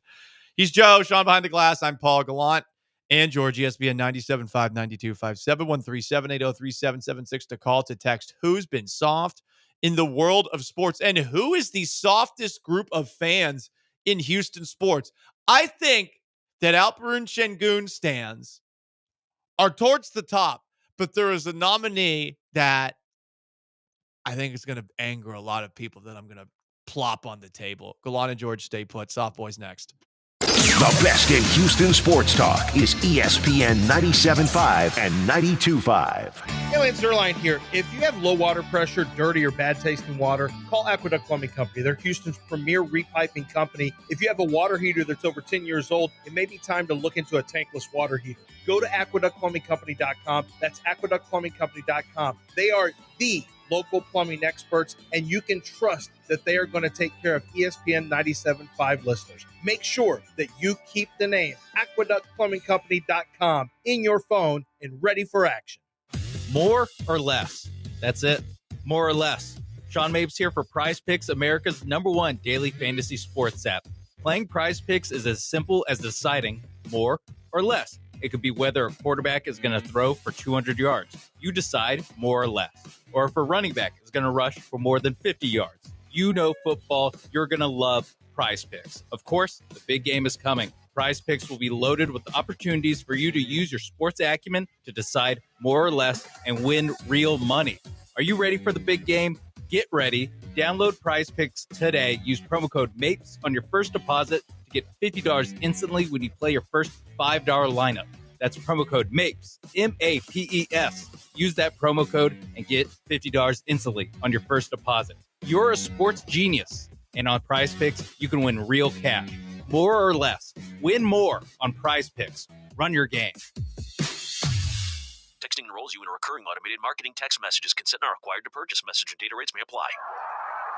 The team's looking good this season. I think so. Man, I miss playing football. Being young with unlimited energy to burn. Ever since I turned 40, I just can't find that fire I used to have. Think you could be lower testosterone? What do you mean? All guys lose their edge when they turn 40. The body has less testosterone. That's why I take Nugenix Total T. I've heard about Nugenix. That really works? Since I started taking Nugenix, I'm lifting like when we played for Coach Carter. I feel more energized at work. It's even spiced up things between me and the missus. Are they still giving out complimentary bottles for people to try? Yep, send a text. It's that easy. Text ENERGY to 42424 right now for your complimentary bottle of Nugenix Total T. It's the #1 selling testosterone-boosting brand at GNC and Walmart. Do it now, and they'll also send you a bottle of Nugenix Thermo X, their newest, most powerful fat burner ever, absolutely free. Text ENRGY to 42424. That's ENERGY to 42424. These statements have not been evaluated by the FDA. This product is not intended to diagnose, treat, cure, or prevent any disease. John Granato here with Dr. Manavis from Access Vascular Health. What are my warning signs of an enlarged prostate? Having to urinate frequently, having to get up multiple times at night, erectile dysfunction. Those are just some of the signs that happen with urinary bother from prostate hypertrophy. It could happen to you when you're young, too. This is not just an old guy. Not just an old guy thing, but 80% of men over 50 need to come see me in my office. If you have any prostate issues, you need to go to 975prostate.com. ESPN 97.5 and 92.5, empowering listeners' sports knowledge since 2007. Use your sports knowledge for powers of good.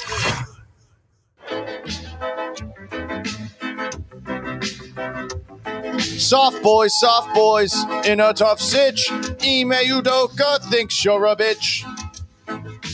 In honor of the time that Ime Udoka called LeBron James a soft-ass boy, we honor the softest people in sports every Wednesday at 12:30. If you've got nominations, 713-780-3776.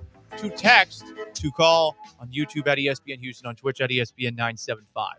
So last night, a number of, I'm assuming, Turkey-based Rockets fans were getting all in a tizzy about Ime Udoka benching Alperen Şengün in the middle of the third quarter. Doesn't matter that Ime Udoka does that to literally everyone on the Houston Rockets, nor does it matter that they were playing the second night of a back-to-back, and Alperen Şengün is 7 feet tall, and you probably want to manage his minutes more than anybody over the course of an 82-game season where the Rockets generally play every single game if they are healthy. Let's just take a look at those folks who are not Ime Udoka fans, who are Ime Udoka haters, who are Alperen Şengün stands and want Şengün traded. Are they the softest cult of fans in Houston sports? They gotta be at the very top if they're not number one.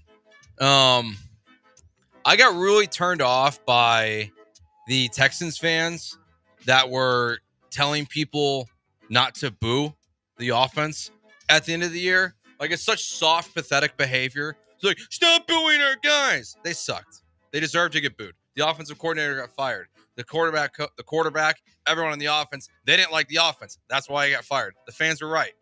Stop telling people how to fan. I think the deep steel blue and battle red sunglassed folks out there, for sure, after a certain point, the delusions of some saying like, hey, no, we got to have our guys back. There's a certain point where when you are underachieving as an offense, the boos should be understandable. You could say, don't do it. It's going to affect the offense. But just know that I don't think it's a great look. Here's who I think is the only group currently in Houston sports that hold a candle to the Alperin Şengün stance out there, it is the kid glove treatment with which some, both in Houston sports media and in the Texans fan base, treat DeMeco Ryans and CJ Stroud after their second year. You can question both of them. That is not to say either are bad at what they do, but after this past season, a year where the Texans regularly made the same mistakes week in, week out, it's fair to question DeMeco Ryans. And in a year where CJ Stroud clearly took a step back, it's fair to question CJ Stroud. No one is immune from criticism. No one is immune from questioning. Stop making excuses for those two people by pointing at everyone you possibly can before them, acting like they are completely immune from any potential blame for the way this year went. Yeah, everyone's at fault for how this year went. They would say it themselves. It's team effort, baby. And even like if you want to put all the blame on Bobby, okay, DeMeco hired Bobby. Yeah, so like you can question his eye for offensive coordinator. Like he brought him over from San Francisco. So like if you want to blame Bobby Slowick, well, you also have to blame the person that hired him. Yeah. Like those things do go hand in hand. I have another Texans related one. Hit us. It's the people that every time Tank Dell does anything, they're like, oh my God, Tank Dell might get hurt doing XYZ. Because really, like, and he did get hurt this season, but it was catching a football. Yeah. So maybe him being a punt returner once in preseason wasn't like putting his life in danger. Maybe you can actually just play him like he's a wide receiver. That's a soft group. Yeah. Led by Jeremy. I think a lot of it. Brenner, like you can't complain more. Like there's no more complaining about Tank Dell. No more complaining about injuries. Like he might get hurt. Yeah, injuries. Well, then he can't run pass routes. Yeah, because he got hurt catching a touchdown. Jared Wayne ran into his leg, Like- so now he's out. Like this isn't. He's not Will Fuller, but like he's had two really unfortunate injuries, and that's the other thing. They're just unfortunate. Yeah. So like he'll be fine. And he got shot. He got shot too. Like, had a well, bad can't go run, to man. nightclubs now. I said not going to nightclubs, bigger deal than not playing on a football field. As far as danger, Sure, that's an specific one. easier one for him to cut out of his life and still be useful to the Houston Texans. Yeah, I mean, both injuries are guys falling into his legs like freak accidents that, like we had the discussion last year with DJ Bieniemy, and he yelled it at us for 10 straight minutes. That it doesn't matter how big the person whose leg it was got rolled into, anyone was going to break their leg when a 300-pounder rolls into your leg. That's true. Soft Boys continues. If you've got a nominee for soft fan group in Houston sports, you can. Jeremy Lin fans were the worst. I get it. He's Asian. That doesn't mean that you need to make what he did in New York your whole identity, especially when in Houston he was not the same player. It was an incredible run. It was cool. But again, like he had a ceiling. And honestly, it was kind of unfair for Jeremy Lin that a lot of those Rockets fans, when he came in, had the expectations they did, that he was going to continue to do what he did. At least Yao Ming played before social media. I'll just leave it at that. There's also this group that I know Houston versus everybody is like really stuck, right? But there's this group of people that Are they Astros fans? They're all fans. Oh. Texans, Chiefs, refs. Rockets, refs. Ooh, Astros, umps. I blame Bill Everyone Worrell for against that. them. Yeah, MLB is against. I blame former Rockets broadcaster Bill Worrell for that. I feel like all of his whining over the course of Rockets games, again, called title games, props to him. But I feel like it created a culture in this city where we're constantly mad at the refs. He definitely raised a generation of fans that are hyper fixated on refs. I called them the Worrell Army. Okay. The Worrell Army, soft. Because the amount of focus that happens in this city on referees and umpires and decisions is brutal. It's a lot of cities now, but I think part of that's the gambling effect, but I do specifically feel like growing up in Boston, I don't feel like I heard this that much. Like people were complaining on the Bills' behalf. Yeah. That aren't Bills fans. Yes. That are Houston sports fans. That were like, this is rigged. This is disgustingly rigged. It's like, oh my God, guys. Just relax. Soft Boys continue with some NBA players. First off, we've All got of besides Jalen Green, Yeah. and Thompson. let's just focus on two today. Paul George is dismayed that he hasn't been honored the same way other players have when returning to Indiana. And per a league source, the Pacers front office sees his concerns and intends to reach out to him. First off, Paul, dog, you did force your way out of town. Yeah. Second off, the Pacers, dogs and dogettes, he forced his way out of town. What are we doing? Yeah, like it's a very prideful group of fans. If you force your way out, you don't deserve to get honored. Now, teams may still honor you, but like they didn't honor LeBron the first time he left. They're not honoring Paul George. Like, hell, the Thunder didn't need to honor Kevin Durant when they did. When you force a trade, it is up to the ownership group of how they treat you. And he should stop complaining about this. Like maybe one day, but also what'd you accomplish? Like losing to LeBron in the Eastern Conference Finals? Congratulations. I'm annoyed by how no MVPs loved he is amongst NBA players. It's fascinating that like they it was like 2 years ago, like all of a sudden like Brandon Miller and all these guys were like, is Michael Jordan or LeBron the GOAT? And they would go Paul George. I'm like, what planet do these kids live on? It's like you're being a hipster and you're saying, yeah, my favorite band is Avenged Sevenfold or some other rando I band. could take James Harden an MVP, but like Paul George? I mean, Strange. that to me is where the pivot of like what GOAT actually means. It just means my favorite player. Yes, like that's all it means. It's just one of my favorite players, Paul George. Which I can see that where he has like a very like aesthetically pleasing game, but like you said, it ends in him losing to LeBron or losing to Jokic or losing to the Suns. It's like it ends in the second round of the playoffs. And like the irony of being the 11th seed right now in the Eastern Conference, and complaining about this. Like, at least you should have done it when you were on a good team. Soft Boys continues. Anthony Davis feels that there's a narrative to make Victor Wembanyama the defensive player of the year. I don't know. I mean, it looked like it's going to go. I don't know. I think. Do you agree Wemby's going to get it? I feel like the narrative is being pushed for Wemby to get it, right? Obviously, he's averaging like 4 blocks or something crazy like that. But then it goes back. Are we talking about just blocks? Because then I should like. So I don't know. I don't know how anything works anymore. I don't know anything works anymore. Okay, That interview came out yesterday, right? I think so, or maybe 2 days ago with Shams Charania. Look, it's very funnier than when Shams has to tweet that he's out for a week today. I don't get why these players are so obsessed with the awards. I get that bonuses are tied to it, but the amount of complaining that they do about not getting specific awards, not making it to Team USA, guys, you got it pretty good. I mean, this is the league that had to implement a minimum amount of games played to be considered for awards. Yeah. Like that's where we're at. So like don't complain to me about awards when it's like, well, you have to play 60 games, 61 games or whatever it is to qualify for Defensive Player of the Year. You also can't do this interview and then get hurt the next game.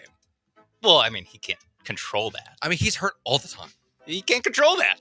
I think he's soft. Okay. Soft Boys continues. This is similar to to Paul George. It's in Indiana. Mike Vanderjagt is mad at the Indianapolis Colts for not being in the Ring of Honor. He claims that the Colts have frozen him out. Clearly, I should be in the Ring of Honor. Here's the problem. The most iconic memory I have of Mike Vanderjagt with the Colts is when he missed a 47-yard kick that would have tied the game in the 2005 to 2006 AFC Championship, and he missed it by a mile. It was not close at all. Maybe it was the 0405. Whatever the case, he missed it so far. And he's also known for, in 2002, calling out both Tony Dungy and Peyton Manning after the Jets had blown out the Colts 41-0 in the playoffs. Peyton, show some enthusiasm. You're the quarterback. We need to win this game. I just don't see it from him, which led to this perhaps greatest on-field interview ever in a football game between, I think, ESPN or ABC, whoever was broadcasting the Pro Bowl, and Peyton Manning, who was asked about Mike Vanderjagt. Now, you talk about trust and confidence. There was an article, a story, Mike Vanderjagt and your team made some comments questioning maybe your passion and your and the personality of you and Tony Dungy as to being winners. Yeah, that's hard to believe, Lamb. Here we are. I'm out of my third Pro Bowl. I'm about to go in and throw a touchdown to Jerry Rice. We're honoring the Hall of Fame. We're talking about our idiot kicker who got liquored up and ran his mouth off. So, hey, Al, Dan, what does the sports world come to when we're talking about idiot kickers? He has ruined kickers for life. Akers and Vinatieri, these guys are great guys.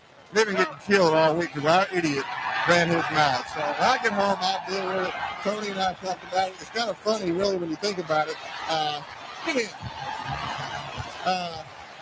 If he is still a teammate, we'll deal with it. You know, it remains to be seen. But the sad thing is, Lynn, he's a good kicker. He's a good kicker, but he's an idiot. That's maybe the greatest 1 minute of audio from Peyton Manning ever. I don't think he's as cool and as hip as he's made out to Sure. be. I think we've honestly been oversaturated with Peyton Manning, and we need more Eli Manning. But that was an A+, just drive by. In the middle of a Pro Bowl. Yeah. After that interview's done, he just runs back out on the field and says, all right, you guys have fun with that. Vanderjagt does not deserve to be in the Ring of Honor. Do kickers deserve to be in unless you're the GOAT? They replaced him, Joe, with Adam Vinatieri after he missed that field goal. And Vinatieri won a Super Bowl with the Colts. Vinatieri more belongs in the Colts Ring of Honor, which would bother me, but I'm sure he's going to get into it, than Vanderjagt. Now, they have a low bar. I mean, Jim McMahon is in the Colts Ring of Honor. So, maybe that's Mike Vanderjagt's point here. But also, it's really soft to be, I think, openly complaining about not being recognized, whether it's Paul George or Vanderjagt. Maybe they just don't think you deserve it, bud. It's okay. Also, I forgot about that Peyton Manning stuff. Probably a bad idea to call it Peyton Manning like that. Because he's probably the reason why you're not in the Ring of Honor. And your head coach. Yes. Yeah. As soon as he did that, where he was questioning Peyton Manning's care and level of compete, same thing with Dungy. They were done. Yeah. And by the way, of all the people to question, listen, I'm not the biggest Peyton Manning fan. I'm not going to call that out. Specifically, of all the things to call out Peyton. Is tough. Yeah, what, Peyton doesn't care? What are you talking about? I was like, you're a kicker. Shut up. You don't belong on the field. Sorry. And Manning called him a drunk. Yeah. Got liquored up. By the way, there was a story a couple of years ago where a couple of drunk people at Mike Vanderjagt's bar, which I believe is in Hawaii, they broke in and they stole his Pro Bowl jersey. and I think it was missing for a couple of years, and then eventually they gave it back. It must have just been a really drunk night, because that's not worth going to jail for, is stealing that jersey. Maybe they're Colts fans, upset that he got liquored up and ran his mouth, and then also missed a field payback. goal. Yeah, missed a field goal to go to the Super Bowl. If anyone's likely to have a Ray Finkel episode like in Ace Ventura, it is Mike Vanderjagt. It's 100% Mike Vanderjagt. If you don't know that, watch Ace Ventura: Pet Detective. Fantastic movie. Okay. Couple of soft boys before we move on to the next segment. Is it soft of Commanders owner Josh Harris, who also owns the Sixers, to not congratulate the Philadelphia Eagles making the NFC Championship, making the Super Bowl on social media? I think it is. Yeah. You're part of Philadelphia, and maybe you care about the Commanders more than you care about the Sixers. You gotta extend a congratulations. I can see both sides, though, of in the alternate universe where the Sixers do congratulate the Eagles, where we go, Josh Harris soft for congratulating the team that just whipped his ass 2 days ago. I can see both sides of why you wouldn't want them to do it, but I also am it's also a social media post. Who cares? Yeah, because it's obviously a very one-of-one situation almost. I mean, even Tillman, the idea that he's trying to buy the Saints that was put out there a month or two ago, there would never really be that conflict between the Texans and the Saints. It's like if he bought the Jags. Yeah. Even then. It's like if he bought the Titans. The Texans is a tough one to do it with because they don't really have rivals. One last one in soft boys before we shift to the South Side and take a look at Liam Cohen's fun press conference yesterday. Dan Snyder being in denial, sad, and devastated about the Commanders' success and wishing for them to fail. Is that soft? No. Scumbag. You're on Team Dan Snyder. How about that? God damn it. You're on Team Dan Snyder over Josh Harris. Like, total scumbag. Worst owner in sports. Glad he's out of the league. But, like, you shouldn't have to celebrate your ex. Why would you do that? Like, especially so soon. Like, as soon as you sell the team, they get a good coach, a good OC, a good quarterback. Like, it just shows how bad you were at your job. So, no, I'm fine. He doesn't need to celebrate. That's Soft Boys every single Wednesday at 12:30. Liam Cohen is the new head coach of the Jacksonville Jaguars. It's time to take a look at the south side of the AFC, which the Texans run. That's right, Jags fans. We run this. But is Liam Cohen going to change that? And do we feel nervous about him based off of this press conference? You're going to hear some highlights in a moment. First, hit it. Time to take a ride around the south side of the AFC with Paul Gallant and Joe George. The south side, yeah. The south side, the south side. Everybody do the south side, the south side, yeah. Liam Cohen The south side, raise your hand. is getting destroyed on social media for the introduction to his press conference. But specifically this moment right here, which is going to be used, yes, when the Jaguars win, but whenever the Jaguars lose. Here he is saying the catchphrase of all Jaguars fans across the land. Duval. He's getting crushed for it because of the way he moved his head while he said it and the way he raised his eyebrow while he said it. I don't hate on it the same way that everybody's going after it. So weird. It's so strange. Like, he's just talking about, like, culture and how great the city is. And then, like, it's like, he, like, looked in the mirror and practiced this. He's like, I gotta get it right. Because it's strange. It's also, like, whispered. Like, it's like he was trying not to raise his voice as he was. Yeah. Duval. Like a Duval. Like, it's like there's a softness to how he's saying it. It's very strange. And at first I was like, maybe we're overreacting to this, but then you saw Jags fans are just like, oh no. They're freaking out. And it's their lame saying. Yeah. Because I also just think it's lame, just like as a whole. But 100%. There's no right way to do it, but that's definitely not the right way. Here's the thing. I think things starting up like this, it's good. Because they were so excited about Urban Meyer, disaster. They were so excited about Doug Peterson, disaster. This press conference continued, and many are considering it a press conference disaster and further proof that the Jaguars put the J in joke. Liam Cohen has a saying for the Jaguars that's a lot like the Houston Texans' swarm mentality. Swarm? What does that mean? Special work ethic and relentless mindset. The Jaguars have a saying called fast. How do we want to play the game? And that's fast. Fundamentally sound, attacking, situational masters, and tough, both mentally and physically. Too many words. Let's start there. Well, it's less than the Texans. No, but like, it's with swarm. It's each letter has too many words associated with it. Yeah, like there might be too wordy. There might be more total words in fast than there are in swarm. I think there is. I think there's way more actually. But fundamentally sound, attacking, situational masters, tough. But there was something after tough. Both physically and mentally. Yes. So there's so many words. Tough, comma, both physically and mentally. Yeah. Not the best one I've heard. Yeah, all these, again, like the Duval thing, 100% not something I'm down with is the T-shirts with the acronym. Like, okay, cool. Here's a list of football terms that you want guys to play with. And, oh, look, you order them around to spell the word fast. Yeah. Like, it's for high school. It's working for D'Amico. It's something he brought from San Francisco, so it's like very much part of it. But it's only working because they won 20 Liam games Cohen. Matt Eberflus, he had the hits philosophy. I don't even remember what it stands for. Oh yeah, Some Bear fan you are. But like, because it's stupid. Like at any introductory press Doesn't know the conference, fight if you're song. like, Doesn't know. this is my acronym. Typically, that coach is a loser. Damn. Typically, it's just yeah.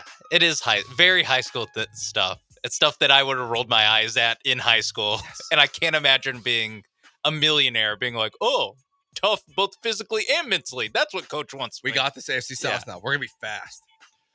One more quote from Liam Cohen at his introductory press conference with the Jacksonville Jaguars. Here he is talking about honesty.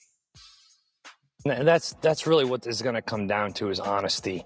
I want to surround ourselves with people that are going to be able to tell you hard truths, be able to show you your blind spots, because that's really, like I mentioned, where growth occurs. And when you can truly be yourself and be honest with looking in the mirror, knowing that process to get you there was clean and it was right, and the results will speak for themselves.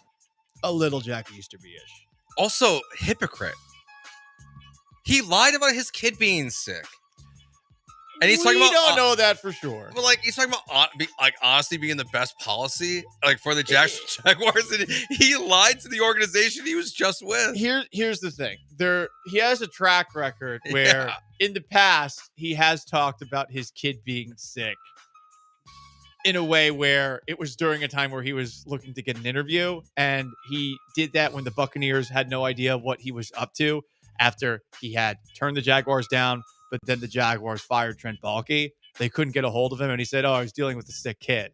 So that's an excuse he's used a couple of times. He's also said, maybe I can plant some roots here a couple of times. He said this at his second stint with Kentucky, and he also said this in his introductory press conference with the Jaguars. Yeah, it's just, it's hard to look at your track record and then just say honesty is the best policy. It's just kind of... Yeah, we're like 4 days ago, you were lying. Yeah, it's just... Or at least not being completely honest. It's just like no one believes you. Like no one believes you that you had a $4.5 million contract to stay with Tampa Bay and then bailed on it within 12 hours. The last minute change of heart. Yeah. A lot of people are crushing this press conference, but two NFL pundits, they're really huge fans of this hire. Ladies and gentlemen, you know exactly where we're going with this one, don't you? Big Justice and AJ of the NFL Network. Just kidding. Big Justice and AJ. Shameless self-promoters who I'm sure were paid like $200 to do this. Had this to say about the Jaguars bringing Liam Cohen into the fold. Hey, it's Big Boom AJ. Big Justice. And we're here at Daly's place in Jacksonville, Florida. And the Jaguars just hired Liam Cohen as their new head coach. The Jacksonville Jaguars get 5 big booms. Boom, boom, boom, boom, boom. The enthusiasm in their voice, it sounds so real. It sounds so real. They're probably Jets fans, right? Good Aren't question. they Yankees fans? I think Giants fans. Because aren't they asking for Quinn Ewers to potentially declare for the NFL draft so the Giants could draft him? But they're like intertwined now with the Jags. Because of AEW and Tony Khan, the son of Shad Khan, the owner. What a tangled web they weave. I mean, look, like, would it be better to be a Giants fan or a Jets fan? Neither. None. I mean, better to be a Jaguars Jags fan. Yeah, Jags, I guess, because they made the AFC Championship game. Yeah. Within Big Justice's lifetime. Yeah, I mean, the Giants have been... I guess they have one playoff win in his life, I would guess. When they beat Minnesota. Is Big Justice old enough to have seen the Giants win in 2011? Big Justice age. Oh, he's like 12. He's 12? Okay, damn. I figured he was alive for maybe that one.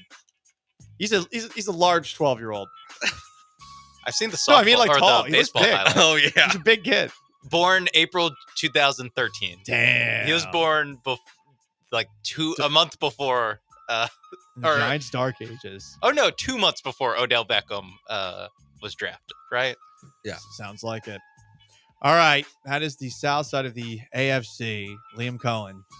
I'm going to see what he does. I'm not going to rule out the possibility he's a good coach. I'm not going to do it. Gannon and Sirianni, both super weirdos, and they've been good coaches. Gannon did all right, honestly. Sirianni a little crazier, but yeah, he's in the Super Bowl again. But then there's Adam Gase. Well, Adam Gase was more just looking like he was on a lot of drugs. His pupils were very dilated. I'll just say that. Up next, are you down with Dana Brown? Dana Brown had some very interesting things to say about the future of the Houston Astros. You'll hear them next, and we ask you and ask ourselves if we're down with what he's saying. Stay put.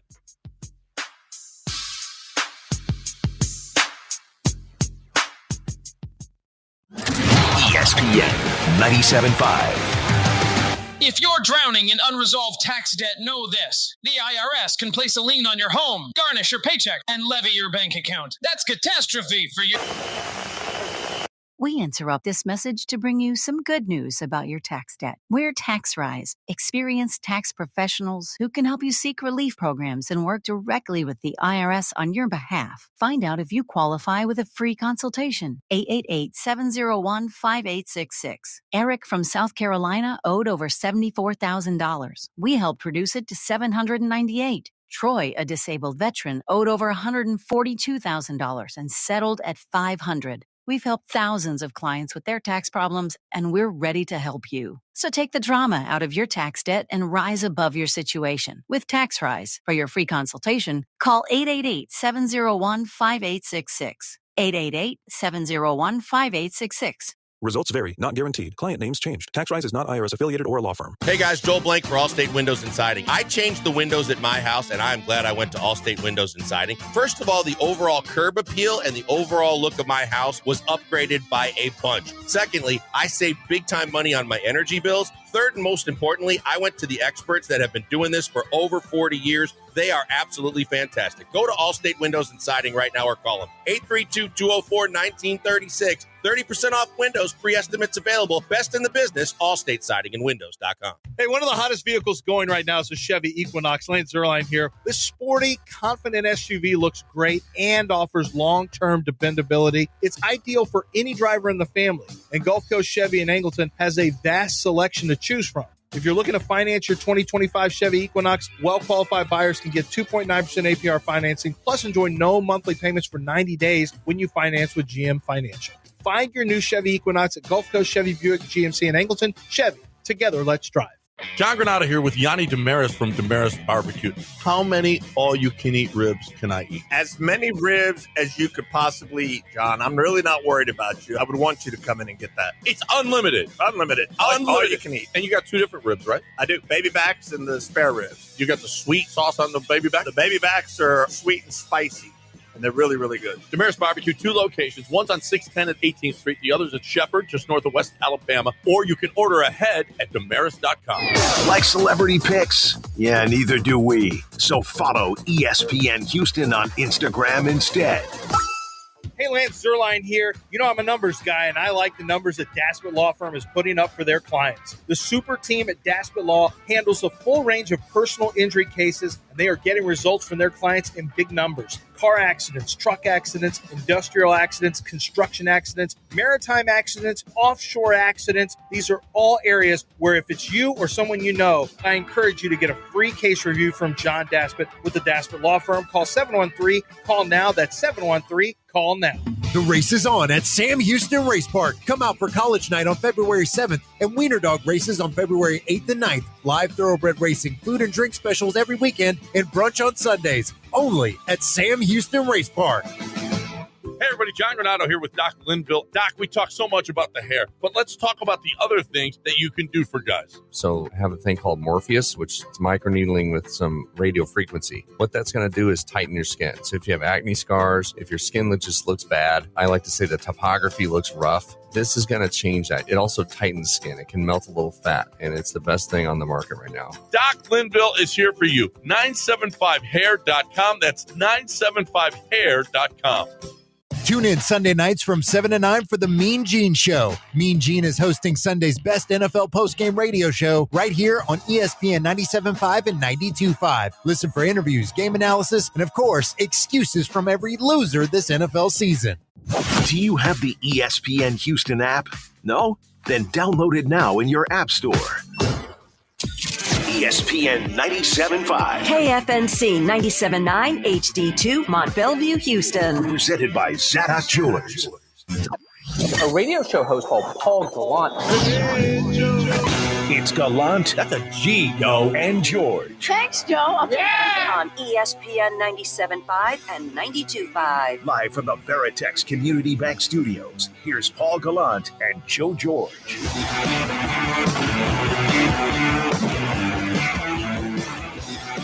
You want to chime in, 713-780-3776 is how you call, tell you text. You can join us on YouTube, you can join us on Twitch.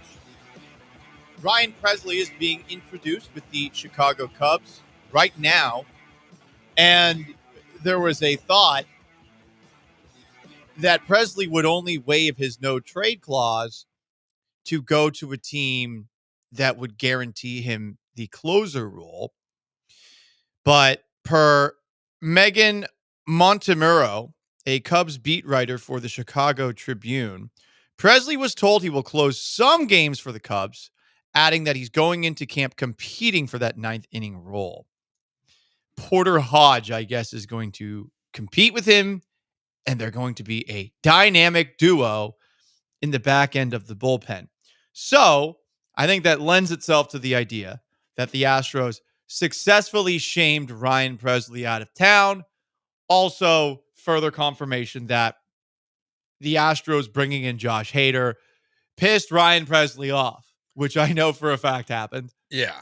Based off of some sidebar conversations. Yeah, he just he was pissed. He thought he was the closer of this team. He had just, won a World Series recently. He had good years, multiple good years for the Astros, and he didn't like that they brought in Josh Hader. So he's willingly going to a worse baseball team to still not be their closer. Like, it kind of shows you he was just done here. And I know he also said it was the toughest decision he's ever made in his life to leave Houston because his wife is from here and he's obviously from near Dallas, but they just wanted to get rid of him.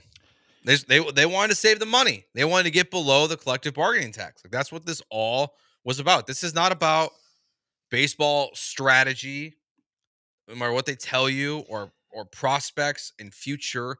This was a money move. That's all it was. And it doesn't even seem to be now, the further we get away from it, a move done to bring back Alex Bregman, which was heavily implied, especially by Bob Nightingale, because I think if they want to bring Bregman back, they're willing to go over the luxury tax threshold at the number that they put on the table, 6 for $156.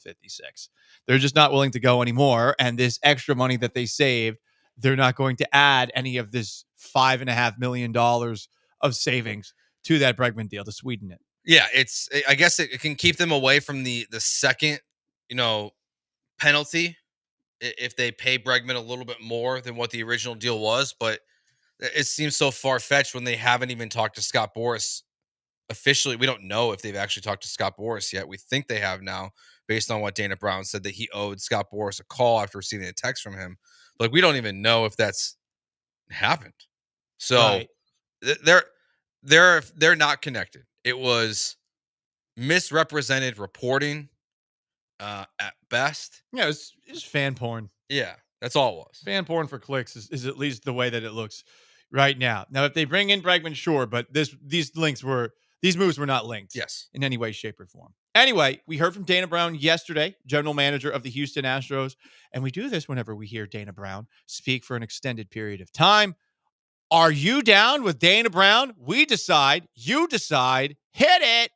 You down with Dana B? This ball club's too good. You down with Dana B? He's pretty much giving me the steering wheel and said, hey, this is your gig. You down with Dana B? These guys have been out for so much of the season that it feels like we're acquiring too many players. I guess we'll see. Speaking of Ryan Presley, Dana Brown was asked about the Astros' relationship with Ryan Presley, who waived his no-trade clause to accept that trade to the Chicago Cubs. Here's what Dana had to say. I think the relationship, took a slightly different turn. Anytime you take a major league player out of a role where they feel comfortable, I think it's going to fracture your relationship some. I think we continue to communicate. He was a true professional, and I, kept it real as a true professional myself. Professional. Are you down with Dana Brown and the way that he framed the relationship with Presley, where he said it kind of, sort of took a little turn. I mean, he was not keeping it real there. No, because you didn't tell him that you were assigning hater. You left him out of the loop on it. What a flex at the end. Yeah, I kept it real like a professional. And then in that answer, you're like, well, it kind of sort of took a turn. I know for a fact that Presley wanted to kick Dana Brown's ass. I'm not surprised. That feels very on brand for Ryan Presley. That's the how he wants to handle the situation there. I mean, I guess Dana handled it professionally. We don't really know, but of course he's right. Of course, it led to a fractured relationship. You demoted him without telling him. Like, yeah, it's what we all knew basically immediately. Yeah, is that Ryan Presley didn't love it, and even when he finally spoke, because he got Hader got signed. What, maybe a couple weeks ago, around this time of year. It was right last year after it was announced that Kendall Graveman was out for the year. Yeah, and it was like mid-January, something like that. And we all thought, hey, pitchers and catchers report in 2 weeks. We're gonna hear from Ryan Presley, and then like he didn't talk the first day, and then when he did, he was like very like PR coded.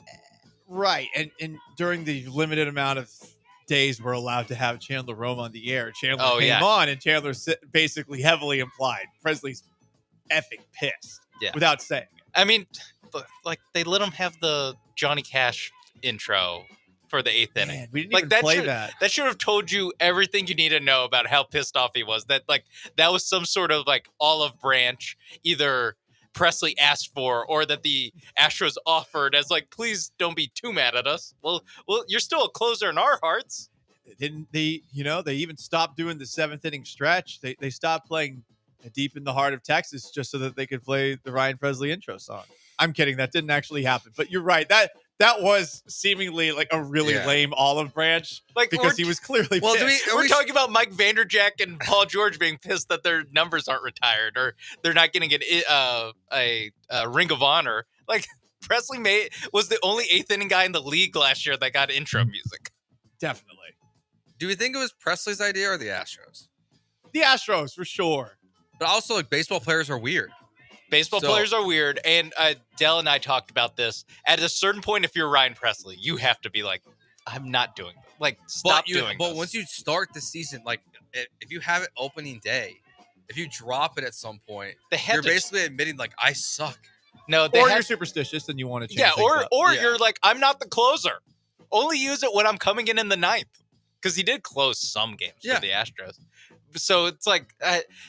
there's a little, no matter how you slice it, there's a little bit on Ryan Presley of like, dude, you have to tell him to not give you this weird special treatment.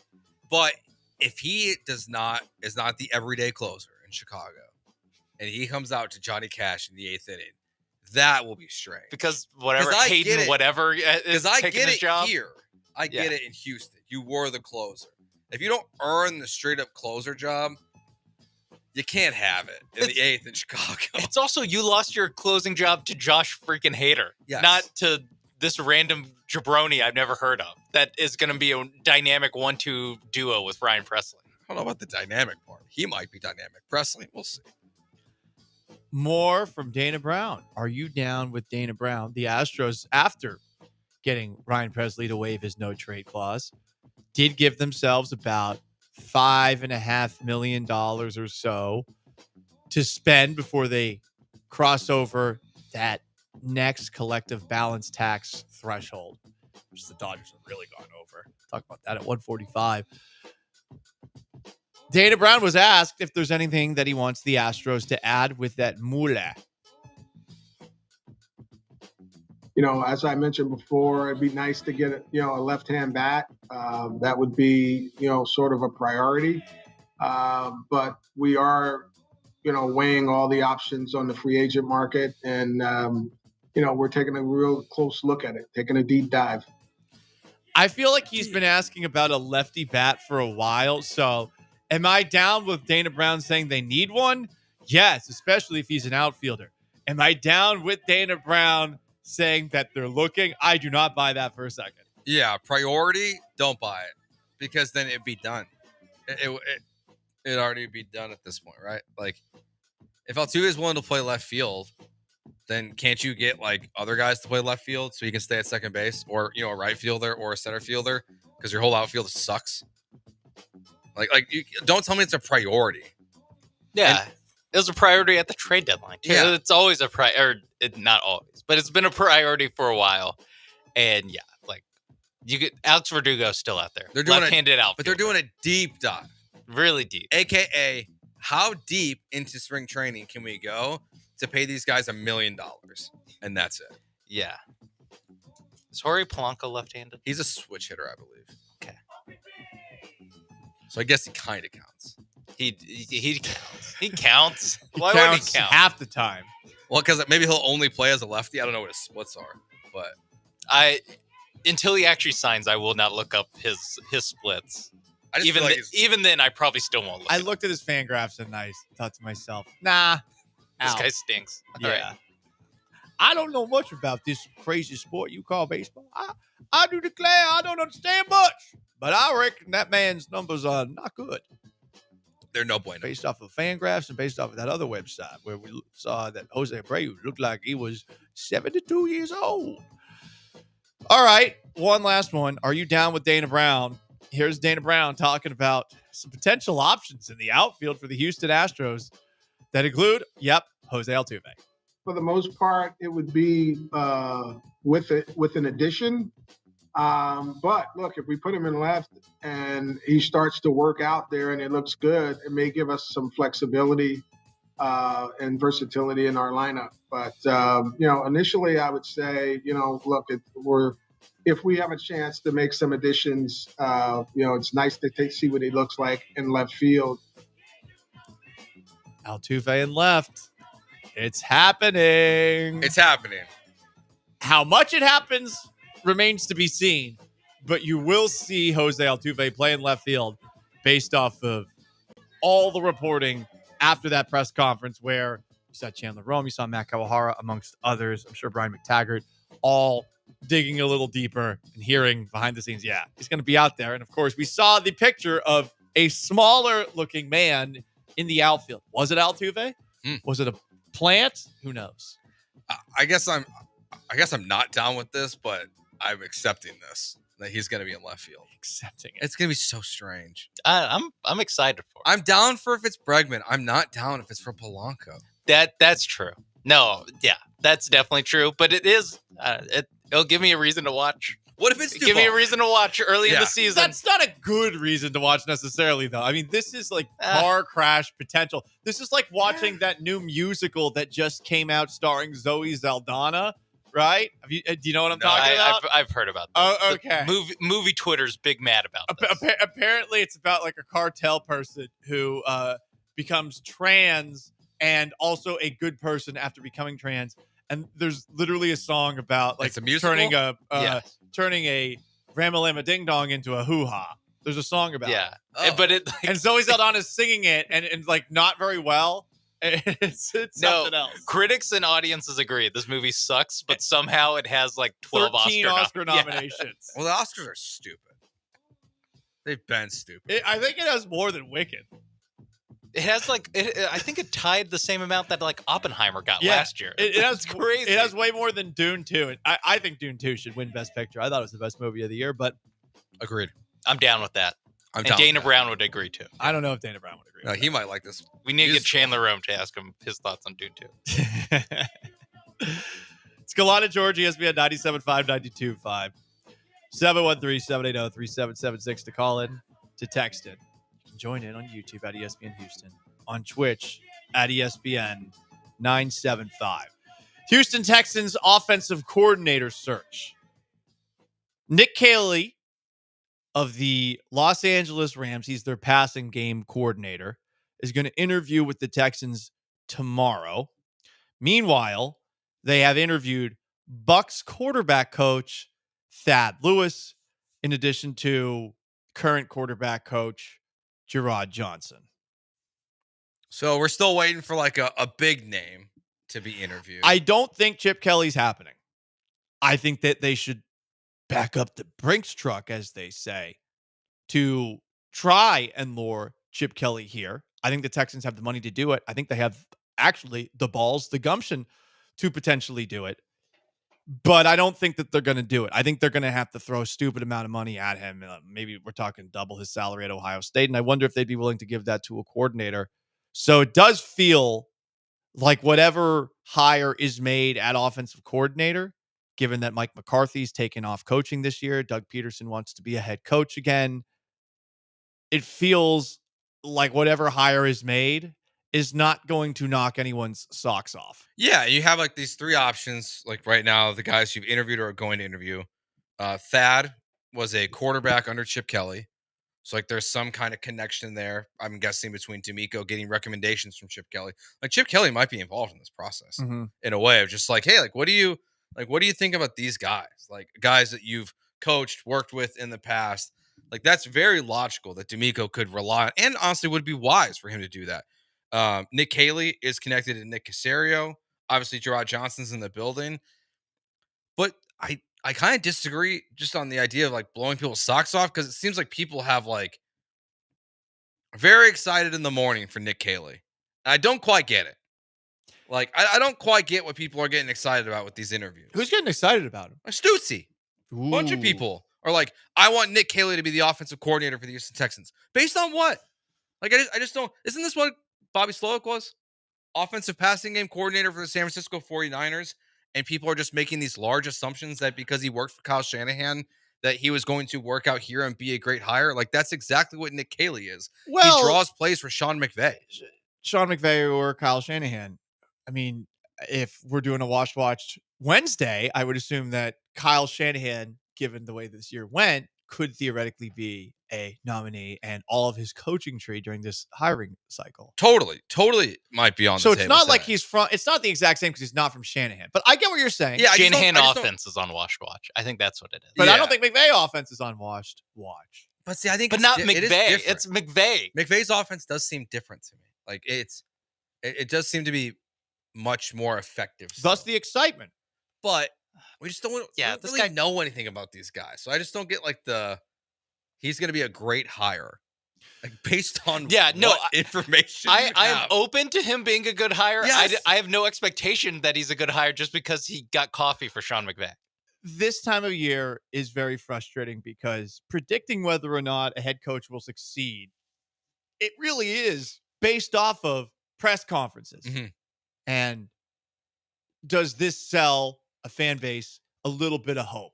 Are you giving them that drug, So the Cowboys totally failed there.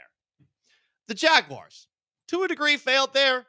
He's getting roasted for the press conference. I don't think it's going to go as bad as everyone's making it out to be. I mean, it's been pretty disastrous. It can't be worse than Urban Meyer. Raiders have sold hope with Pete Carroll. The Patriots have sold hope with Mike Vrabel. Bears got Ben Johnson. Saints, sorry, you're effed. You need a coach. This time of year, all we got to go off of are like vibes. And you can look at a resume of these coordinators, and some have really good ones, and some have bad ones, and some are going to do well that have bad resumes, and some are going to do good, or excuse me, some are going to do bad who have great resumes. Yeah. So as far as the prediction game, I don't like to play it at this time of year, and I can understand your frustration with some people saying that this is the hire that excites them. Yeah, I just don't, and it's not even frustration. I just don't get like why, because at least with coaches, Mike Vrabel, like I'm confident he is going to fix the Patriots. Does it mean they're going to win a Super Bowl? I don't know, but he is going to get them back on track. I think Pete Carroll, well, he might not win a lot with them, but he's going to at least stop making them from being a disaster all the time. And I've seen Liam Cohen call plays, and I've seen Ben Johnson call plays. This guy draws plays. He doesn't even call them. So it might work. It might be the best hire the Texans have ever made, and he's gone after next season because he's a head coach somewhere else. But I can't get excited about a passing game coordinator anymore. Yeah, it's also what Joe and I said on Friday when Bobby Slowick got fired, and what we're looking for in a new offensive coordinator for the Texans. We both were like someone with experience calling plays, someone who is a more veteran offensive coordinator. And like this guy, like you said, you're just taking another, you're plucking another fruit off the McVay Shanahan tree. It's like a complete, we talk about draft picks as lottery picks. Like all these passing game coordinators for these great head coaches. They're also just lottery picks. I am also with you guys on the give me someone who's a veteran.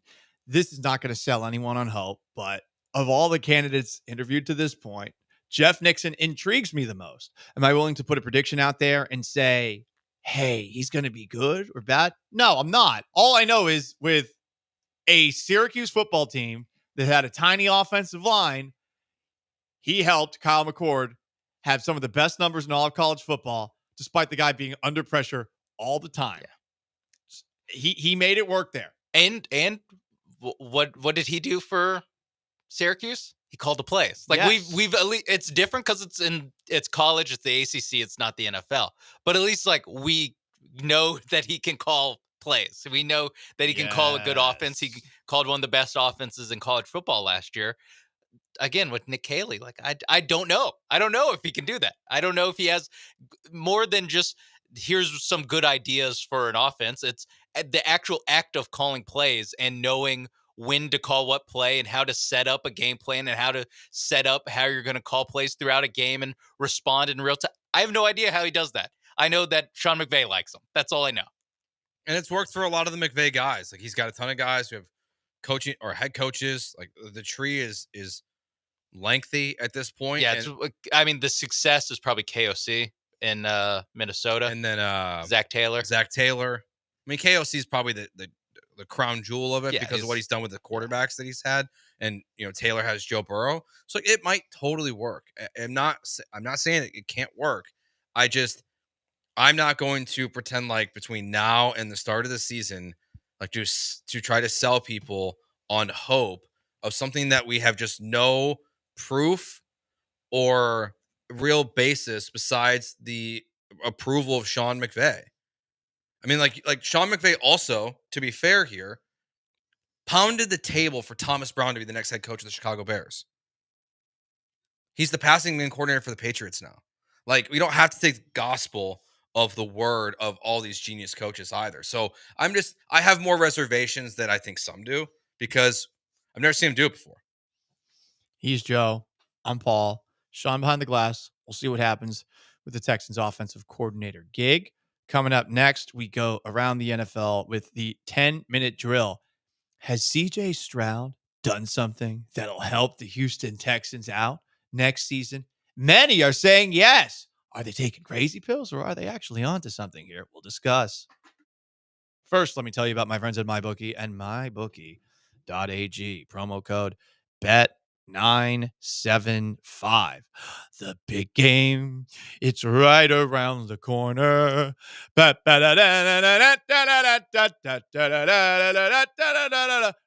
the music they play when they give out the trophy at the end of the big game.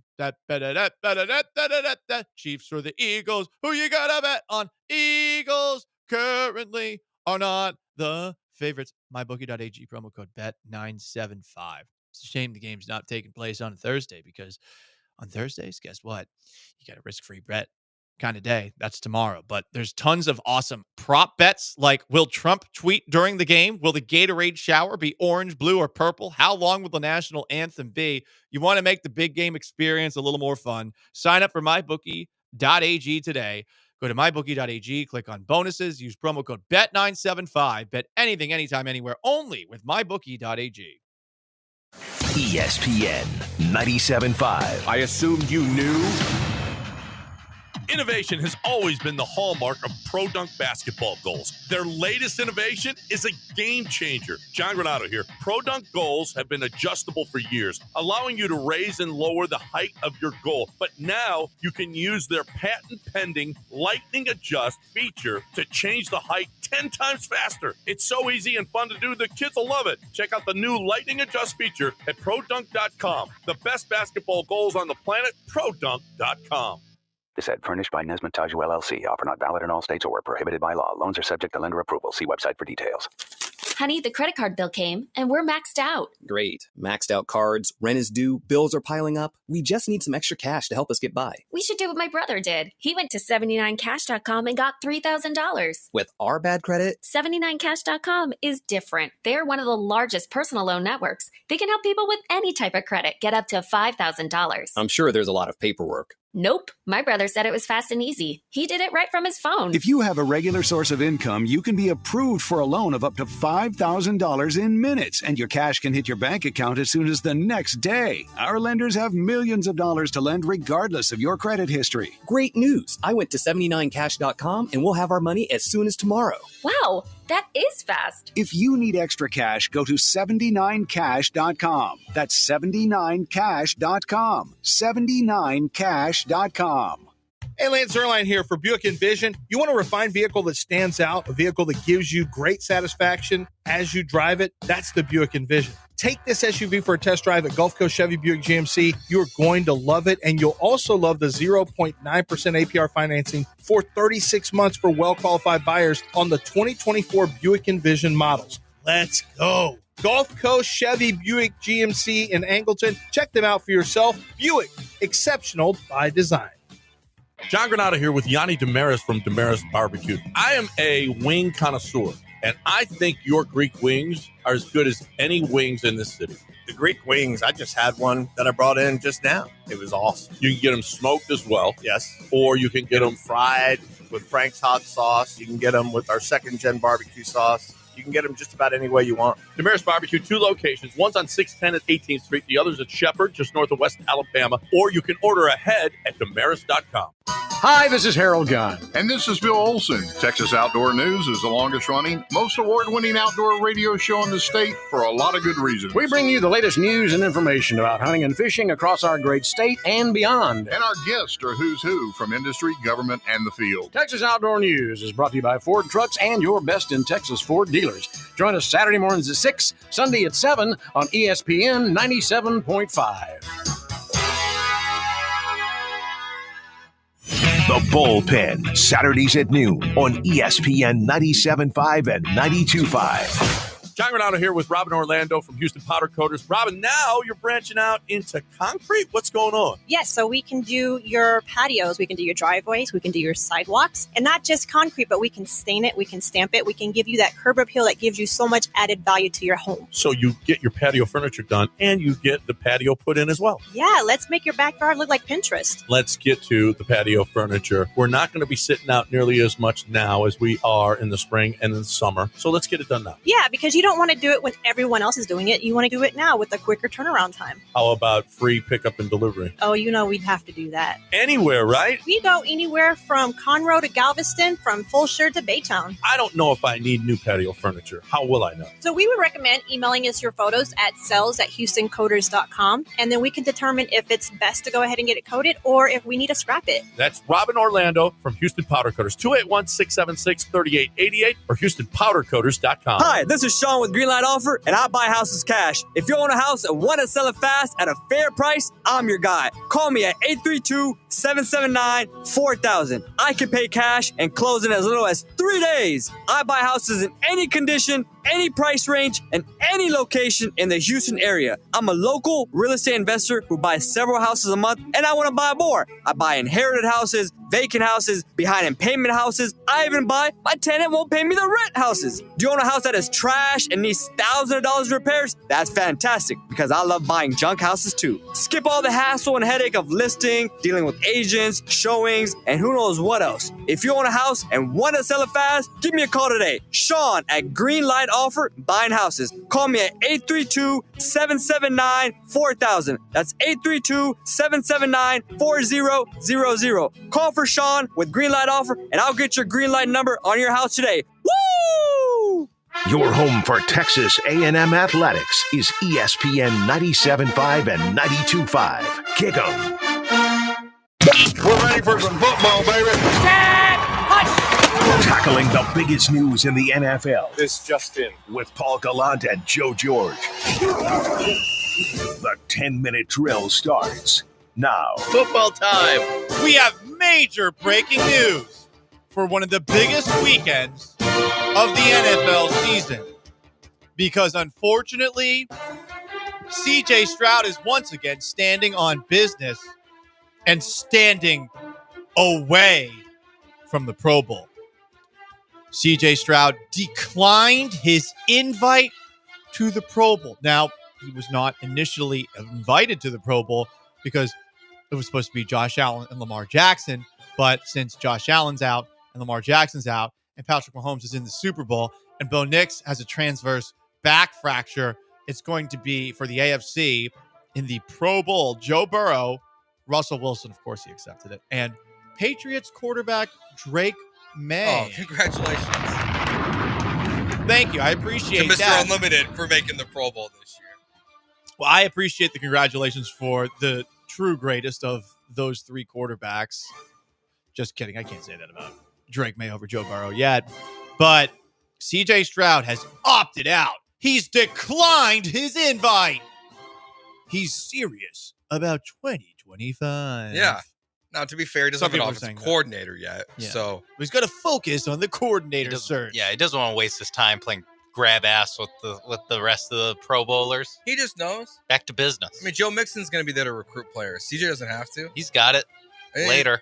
It didn't work for CJ last year because, he tried to get Keenan Allen. He got Diggs instead, but, It's a wash. I mean, it is a potential recruiting trip that he's not going to take part in. And CJ's going to go out there and go, hey, guys, I got $5 million for one of you wide receivers out here. T. Higgins? The receivers, I'd be talking to the offensive linemen. I'd be talking to the guards and center.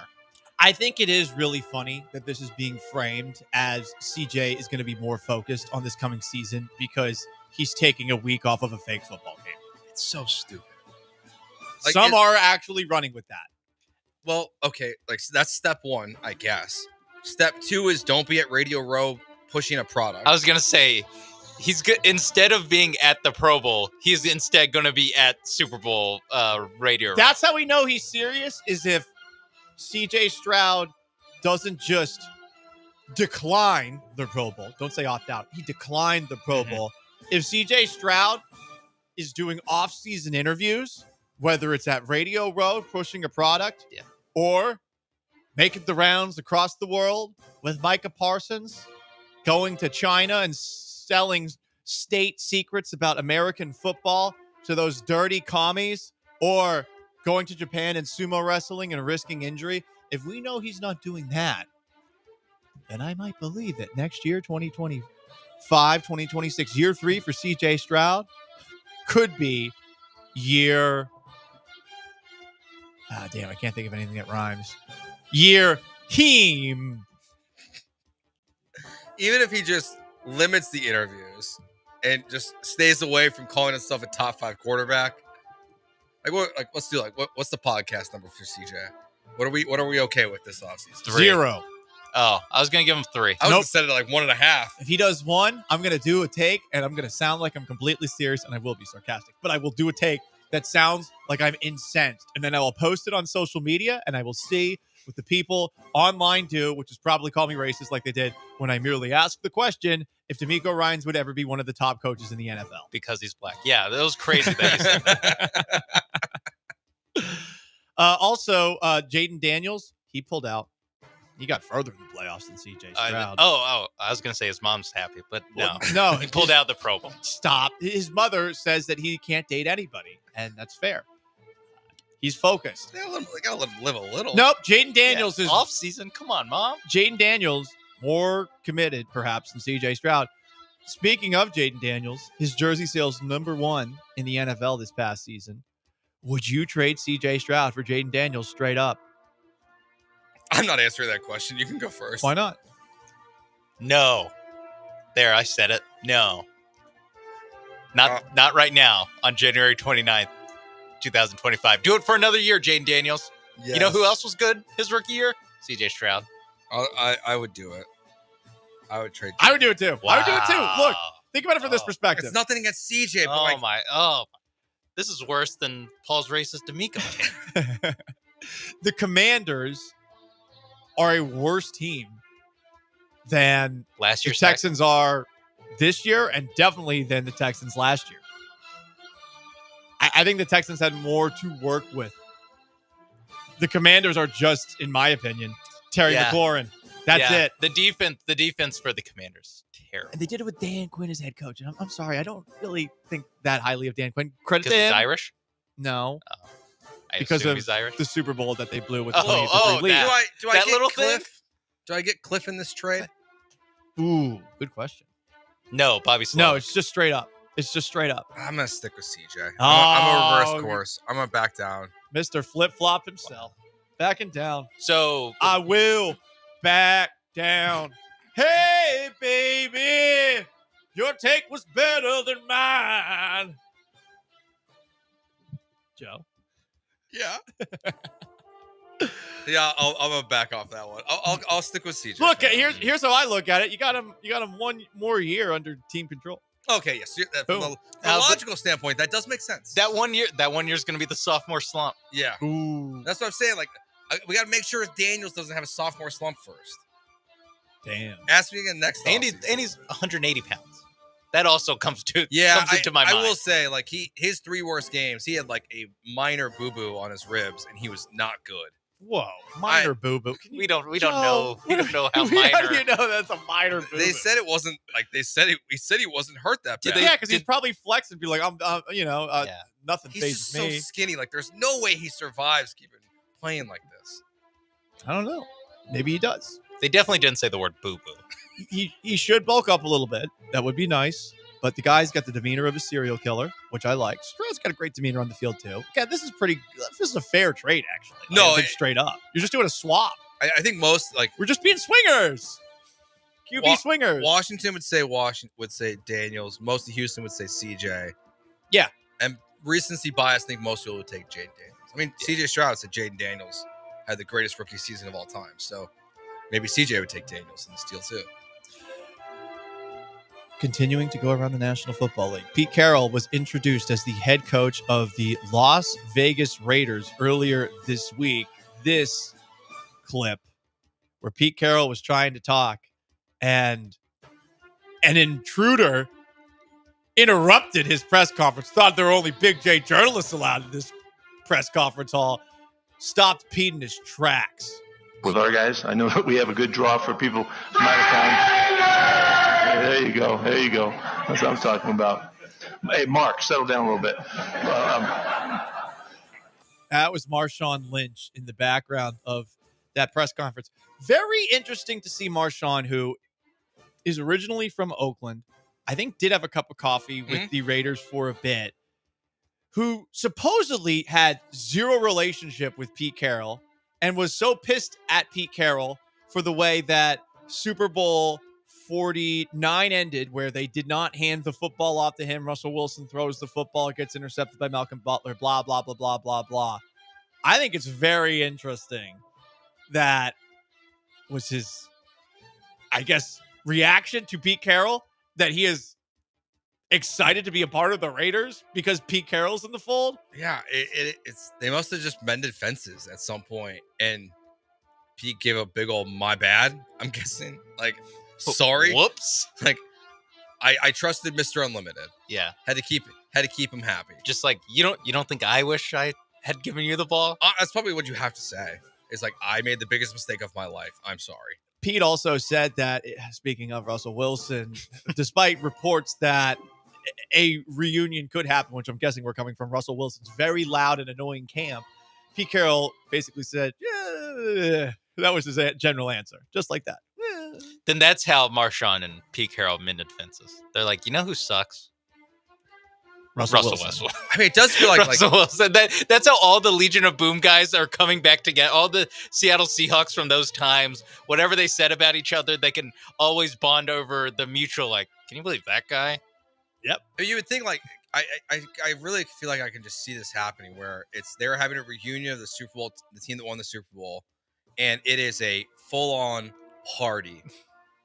And then, like, an hour in, Russell walks in, just being late. They definitely you can hear a pin drop. They definitely don't tell him where the after party is. That Percy Harvin is keeping that to himself. Do they even invite him to the actual party?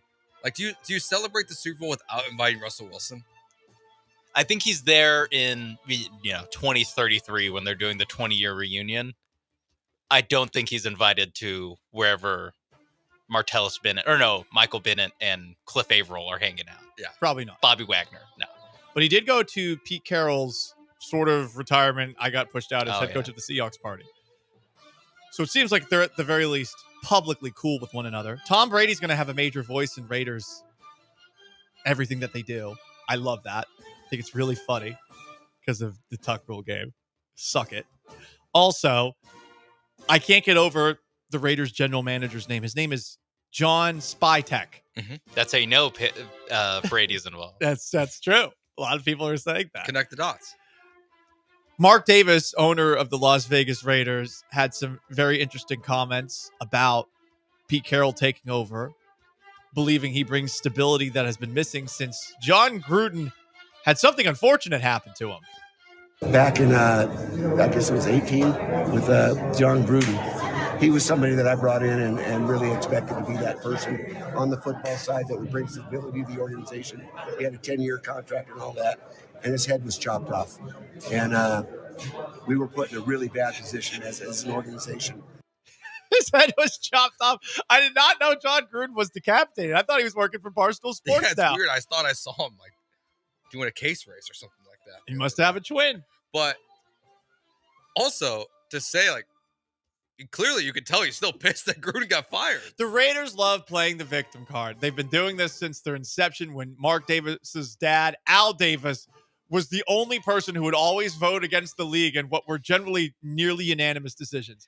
This has been the Raider way forever. They just like to be like, yeah, we're Pirates. Yeah, look at us. Yes. A, you get to rebel against the NFL, which is always good.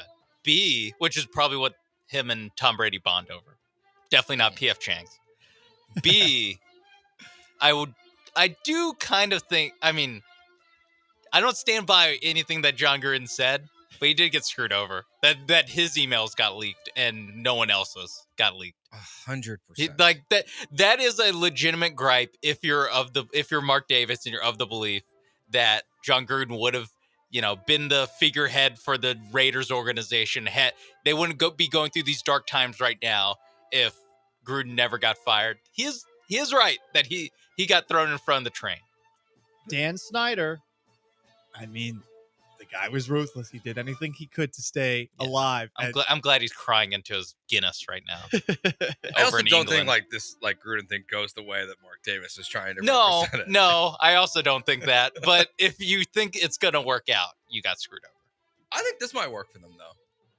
I think it's a good bridge to create stability for an organization that has, never had it. Yeah, not in my lifetime. And since 2018, they've had Gruden, Bisaccia, Josh McDaniels, Antonio Pierce, and now Pete Carroll as a head coach or interim head coach of the Raiders. 5 coaches in 6 years. The last time that they had stability was basically 2000 through 2002. Like the Rich Gannon era. Those 3 years. And amazingly, they had John Gruden for 2 of them. After the Tuck Rule game, they traded him to Tampa Bay. Bucs win a Super Bowl over the Raiders and Bill Callahan. And for Bill Callahan, everything just hit the fan right before that game. Because I forget the offensive lineman who got lost in Mexico before the game. It was just bad vibes before it. I think the Bucs had 3 pick sixes in that Super Bowl. It was at 48-21. There was a moment where it looked like the Raiders might come back, and then I think Dwight Smith had his second pick six. Derek Brooks had a pick six. It was ridiculous. Yeah, that was to trade a coach and then to have him beat you in the Super Bowl is all-time worst case scenario. Yeah, you could not draw up a more worst case scenario than that, because they even did the right thing that Traded him out of conference. I normally make fun of teams for going like, "Oh, I can't trade him in the conference." Normally, it doesn't matter. This time, they did it right, and it still got him. Just don't trade anything ever. They really haven't been stable for my entire football watching life. Like Same. I do not remember.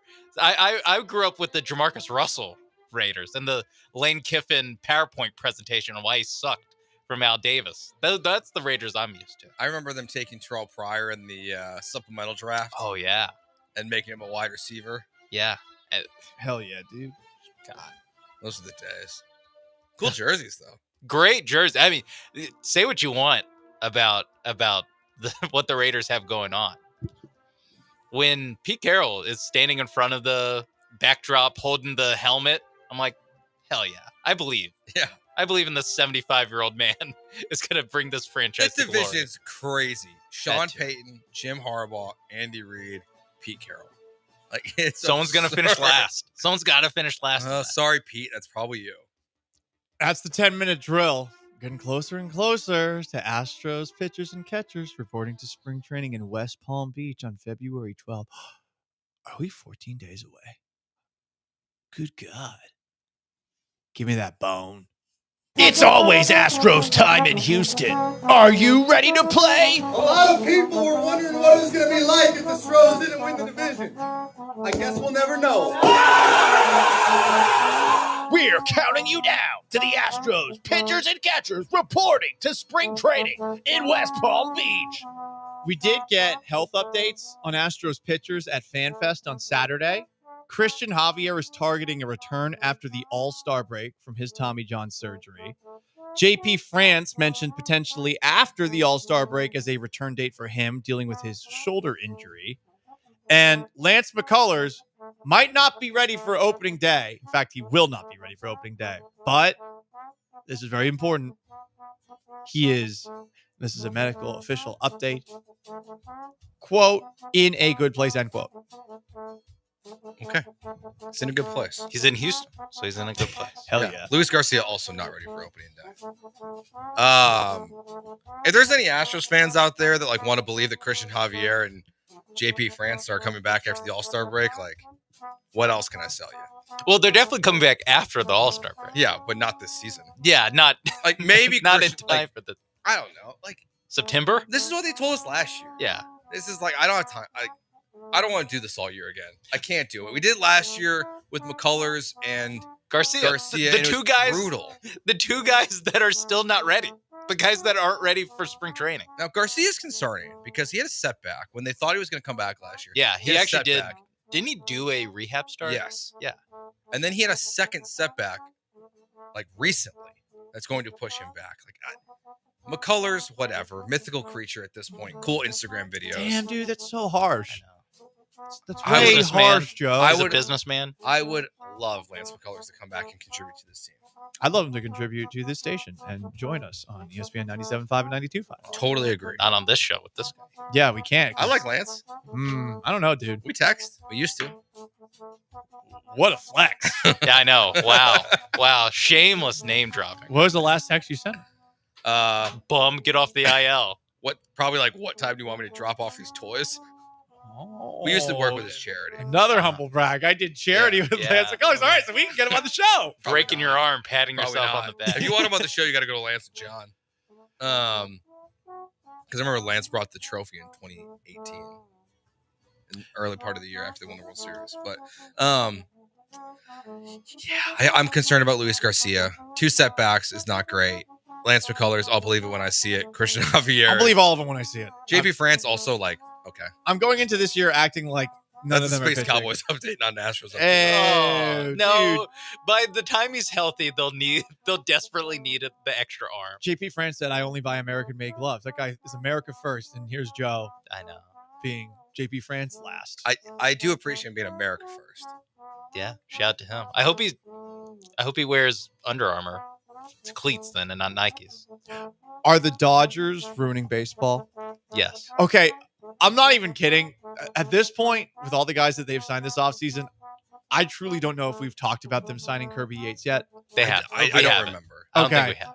There's been so many signings. Yeah. There's like 2 relievers ago that we talked about. Okay, because I remember there was another reliever. Tanner Scott. That's Tanner who- Yeah. Scott. Okay. I think we might have mentioned Kirby Yates, but because like I think it got reported like a week and a half ago, but then it just got done yesterday. So he signed a $13 million deal for 1 year. He's 37, and I guess someone who was a closer last year, he's going to be a middle reliever. I don't think this necessarily works out for the Dodgers, but it's more about, wow, they're spending a lot.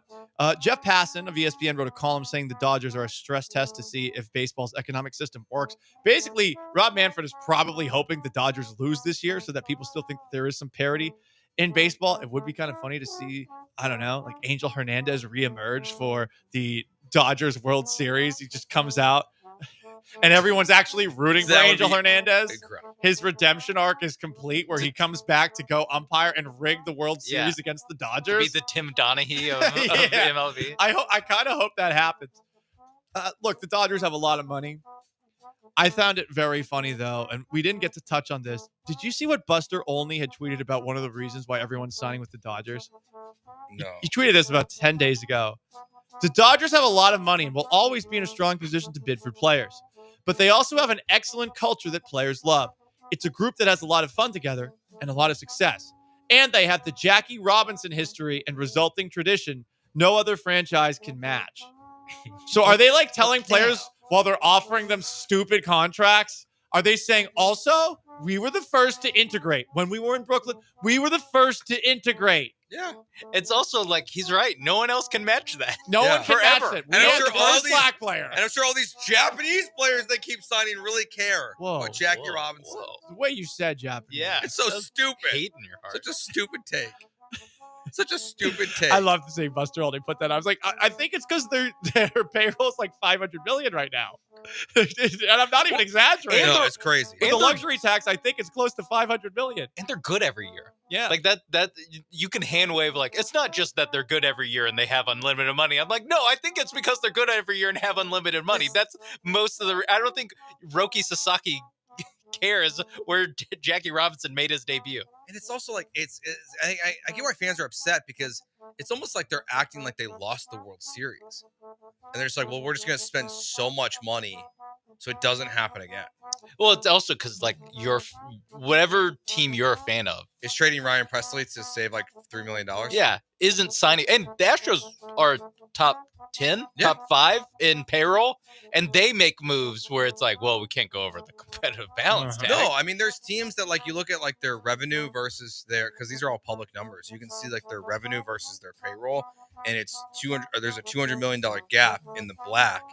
And then when they ask why they don't spend money, it's because they say, well, we have to break even. And it's like, what are you talking about? Like, we can literally see like how much money you're making this year. I kind of lean towards the theory that like the Dodgers just know like that baseball is basically dead in 2027. So they're saying screw it. Well, I think it's because they know a salary cap's coming. Yeah. That like there's gonna be a lockout. They're gonna enforce a salary cap, and they're gonna be like, hey, we got to get grandfathered into this thing because how far over the cap we are. Man, baseball could have a lockout. I don't think I do not think there will be baseball in 2027. Not a single game.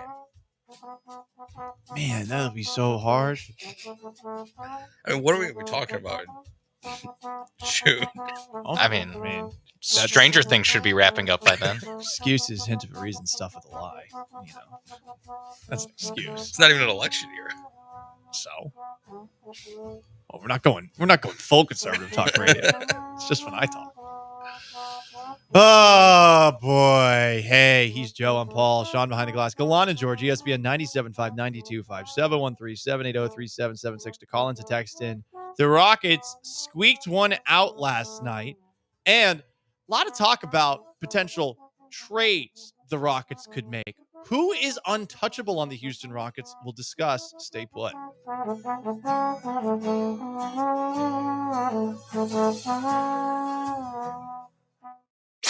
You're listening to ESPN 97.5. We're taking a break. Okay. That's cool. Hi, it's Lisa Zadok. And I'm Gilad Zadok from Zadok Jewelers. So, honey, what are you getting me for Valentine's Day? I loaded the dishwasher last night. Does that count? No. I'm thinking a diamond tennis necklace, studs, Mickey Moto pearls. Ooh, that Cartier watch I've been eyeing. Okay. I get it. But what are you getting me? No, honey, that's not how this works. Can I at least sleep in the house? Guys, stay warm this Valentine's Day with the perfect gift from Zadok Jewelers. Has a loved one died and left you an old car to sell? GiveMeTheVin.com has just launched the new service, GMTVCC.com. Write this down, GMTVCC.com, which is Give Me the VIN classic and collector car buying service. GMTVCC.com will hook you up with GMTVCC Pro buyers that will appraise and offer on that 69 Chevelle, old Corvette, old truck, and especially Restomods. We love Restomods at GMTVCC.com. Don't mess with consignments or auctions. Get paid today on your classic or collector car at GMTVCC.com. UofH.com. Jeremy Branham here from my good friends at HR&P. For nearly 25 years, Mike Hawley, U of H class of 1990, has led HR&P, protecting the interest of Cougar-owned businesses. HR&P provides comprehensive human capital management services, including HR compliance, benefits administration, and payroll. Cougar-owned businesses let HR&P customize a plan to rid you of the demands of human resources. Eliminate your HR burdens with HR&P and get back to growing your business. Learn more by visiting hrp.net/UofH. Texting enrolls you in a recurring automated marketing text messages. Consent not required to purchase. Message and data rates may apply. The team's looking good this season. I think so. Man, I miss playing football. Being young with unlimited energy to burn. Ever since I turned 40, I just can't find that fire I used to have. Think you could be lower testosterone? What do you mean? All guys lose their edge when they turn 40. The body has less testosterone. That's why I take Nugenix Total T. I've heard about Nugenix. That really works? Since I started taking Nugenix, I'm lifting like when we played for Coach Carter. I feel more energized at work. It's even spiced up things between me and the missus. Are they still giving out complimentary bottles for people to try? Yep, send a text. It's that easy. Text ENERGY to 42424 right now for your complimentary bottle of Nugenix Total T. It's the #1 selling testosterone-boosting brand at GNC and Walmart. Do it now, and they'll also send you a bottle of Nugenix Thermo X, their newest, most powerful fat burner ever, absolutely free. Text ENRGY to 42424. That's ENERGY to 42424. These statements have not been evaluated by the FDA. This product is not intended to diagnose, treat, cure, or prevent any disease. Next time you're at a bar or a restaurant and you're ordering a beer, choose chill. Choose Coors Light. John Granato here. You know, I'll be choosing Coors Light. It's cold lagered and cold filtered for a crisper, delicious taste. And it's light. It's just 102 calories. So maybe I'll have another and another. Put Coors Light on your rotation. Just say, "Excuse me, bartender, can I have a Coors Light, please?" You'll be keeping Texas chill and earning my heartfelt admiration. Cold, clean, crisp, refreshing. Every single time. Coors Light. Climb on, brother.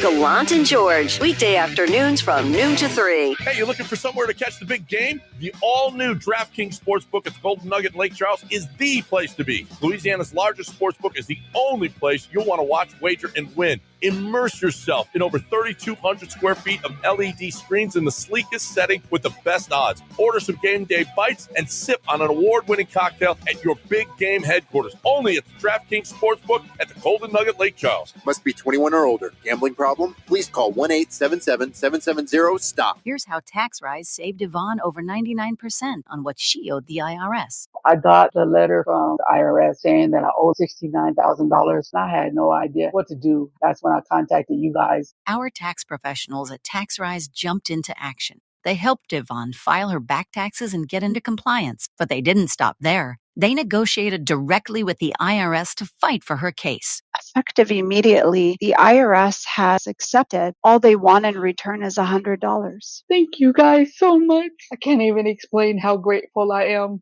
We're so happy we got Yvonne the relief she deserved. We've helped thousands of clients find solutions to their tax problems, and we're ready to help you. To find out if you qualify for a tax relief program, call Tax Rise today. 888-688-1638. For a free consultation, call 888-688-1638. 888-688-1638. Results vary, not guaranteed, uncompensated testimonial. Tax Rise is not IRS affiliated or a law firm. When it comes to accidental injury cases in Harris County, there's one law firm that files nearly 3 times as many cases than any other firm, and that's Daspit Law Firm. Why? Because they're the best at what they do, getting their clients the compensation they deserve for injuries they've wrongfully suffered in an accident. Lance Zerline here, and if you suffered an injury in an accident and you would like a free case review, call John Daspit now, 713-CALL-NOW. That's 713-CALL-NOW, or visit DaspitLaw.com. Lance Zerline here for Allstate Windows and Siding. If you're looking to give your home a facelift, forget about painting or staining, buy siding from Allstate Windows and Siding. Allstate Windows and Siding has a huge selection of colors, and their product is energy efficient and impact resistant from wind and weather. Call today at 832-204-1936 and ask about their $2,500 off complete siding jobs. It's their spring special. Visit allstatewindowsandsiding.com. Discounts available for senior citizens, military, and first responders as well. allstatewindowsandsiding.com. John Granato here with Yanni Damaris from Damaris Barbecue. How many all-you-can-eat ribs can I eat? As many ribs as you could possibly eat, John. I'm really not worried about you. I would want you to come in and get that. It's unlimited. Unlimited. Unlimited. All you can eat. And you got 2 different ribs, right? I do. Baby backs and the spare ribs. You got the sweet sauce on the baby back? The baby backs are sweet and spicy. and they're really, really good. Damaris Barbecue, 2 locations. One's on 610 and 18th Street. The other's at Shepherd, just north of West Alabama. Or you can order ahead at damaris.com. Missed any of today's show? Then download the podcast now wherever you get your podcasts. ESPN 97.5, presented by Zadok Jewelers. KFNC 97.9 HD2, Mont Bellevue, Houston, a Gal media station. A radio show host called Paul Gallant. It's Gallant. That's a G, yo, and George. Thanks, Joe. Yeah! On ESPN 97.5 and 92.5. Live from the Veritex Community Bank Studios, here's Paul Gallant and Joe George.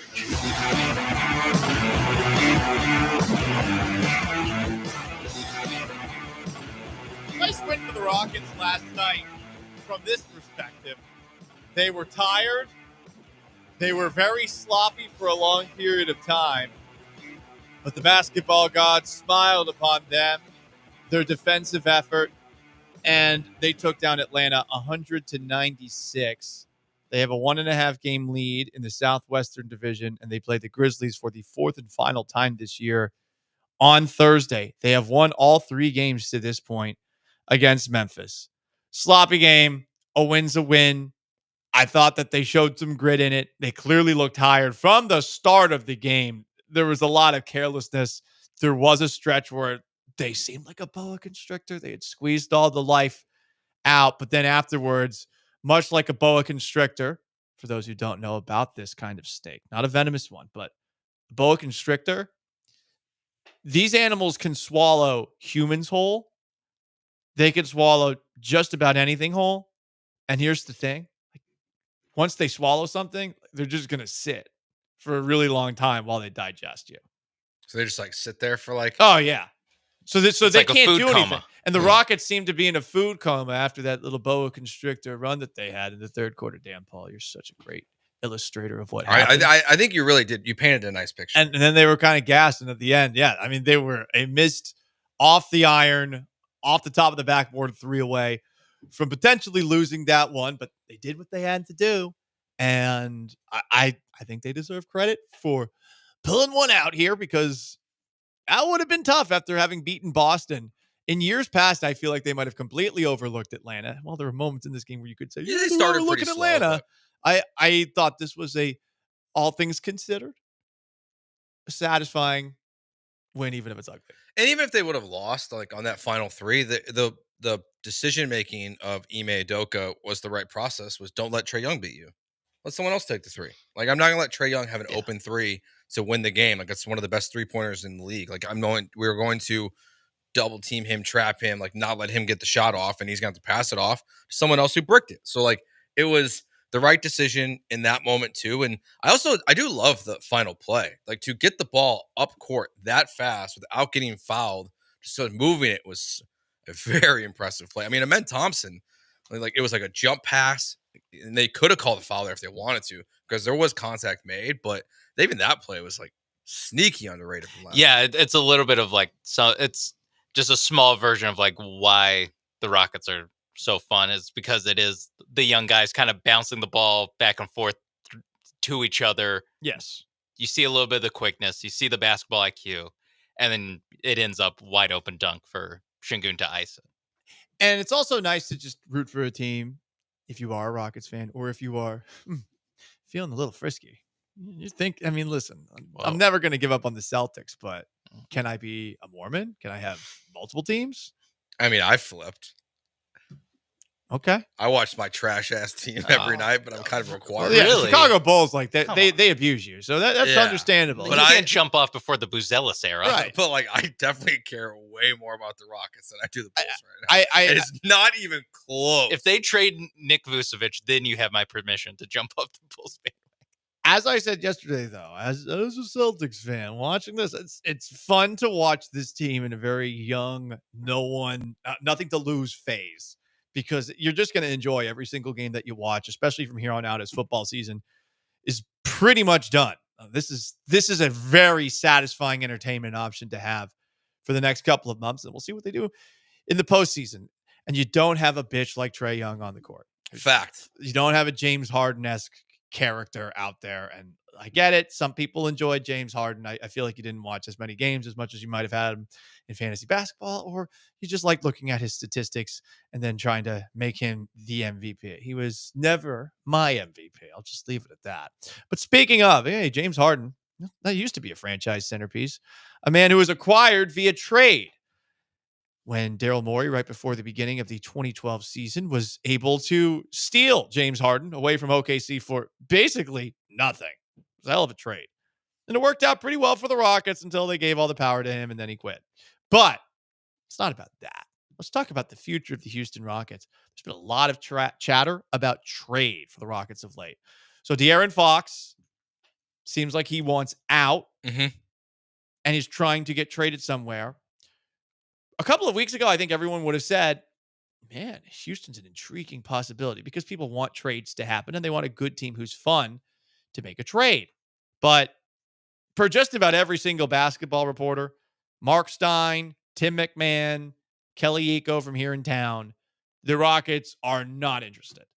They're not looking at De'Aaron Fox. I think if they're not interested in De'Aaron Fox, they're not interested in Jimmy Butler, even if Chandler Parsons is out there with Michelle Beadle and Lou Williams promoting a possibility of like Jimmy Butler would fit in if he, didn't ruin teams all the time. Yeah, that's a big if. I think they're going to stay together. Hell, even Bill Simmons, of all people, Mr.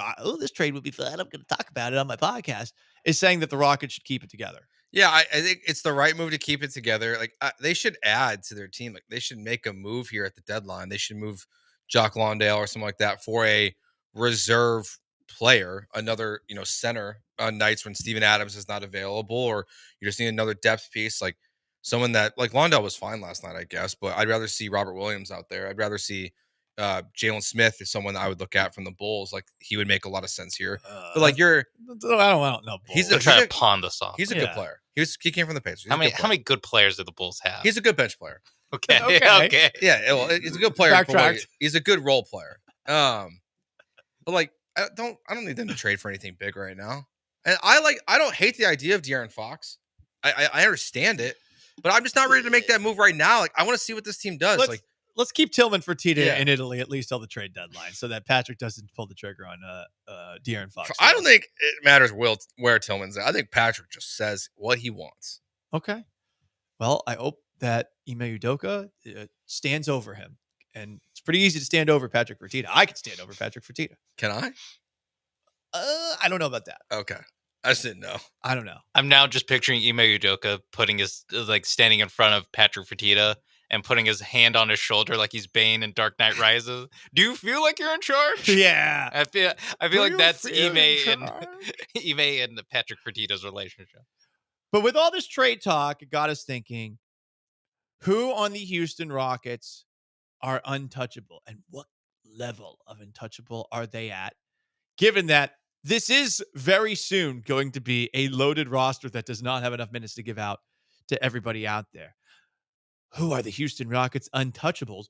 I feel like to get things started, we should play a clip from the Kevin Costner, Robert De Niro, Sean Connery movie, The Untouchables. You got nothing. There's not a lot of talking about. You're here because you got nothing. You got nothing in court. You don't got the bookkeeper. You got nothing.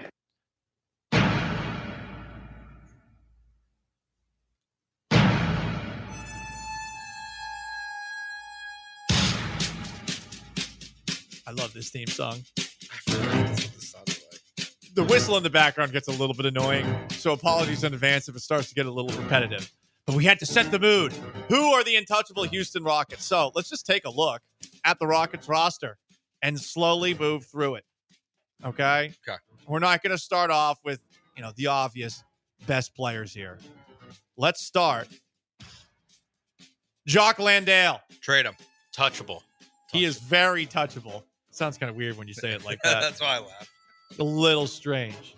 Okay. Steven Adams. Touchable. I don't know. I kind of like Steven Adams as a glue guy. Touchable, but he's not the second most tradable guy. Jay Sean Tate. Touchable, but I feel like you could get something for him. What could you get? Like a shooter type. Bench shooter, I agree that he's the touchable. Jayshawn Tate of shooters. Yeah, I kind of enjoyed last night. He's good. Yeah. He's not bad. He's Why doesn't he play more? he's good. He's not bad. He's not bad. Yeah. Why doesn't he play more, Joe? Don't turn into the Ty Washington truthers of No. online Rockets fans past. Would never touchable. I think is it because he doesn't really play very much. So on the second night of back-to-back, he looks like he's going on 1.25 speed like a podcast. That might be it. Everyone else is just so tired that he's not. Aaron Holiday, touchable or untouchable?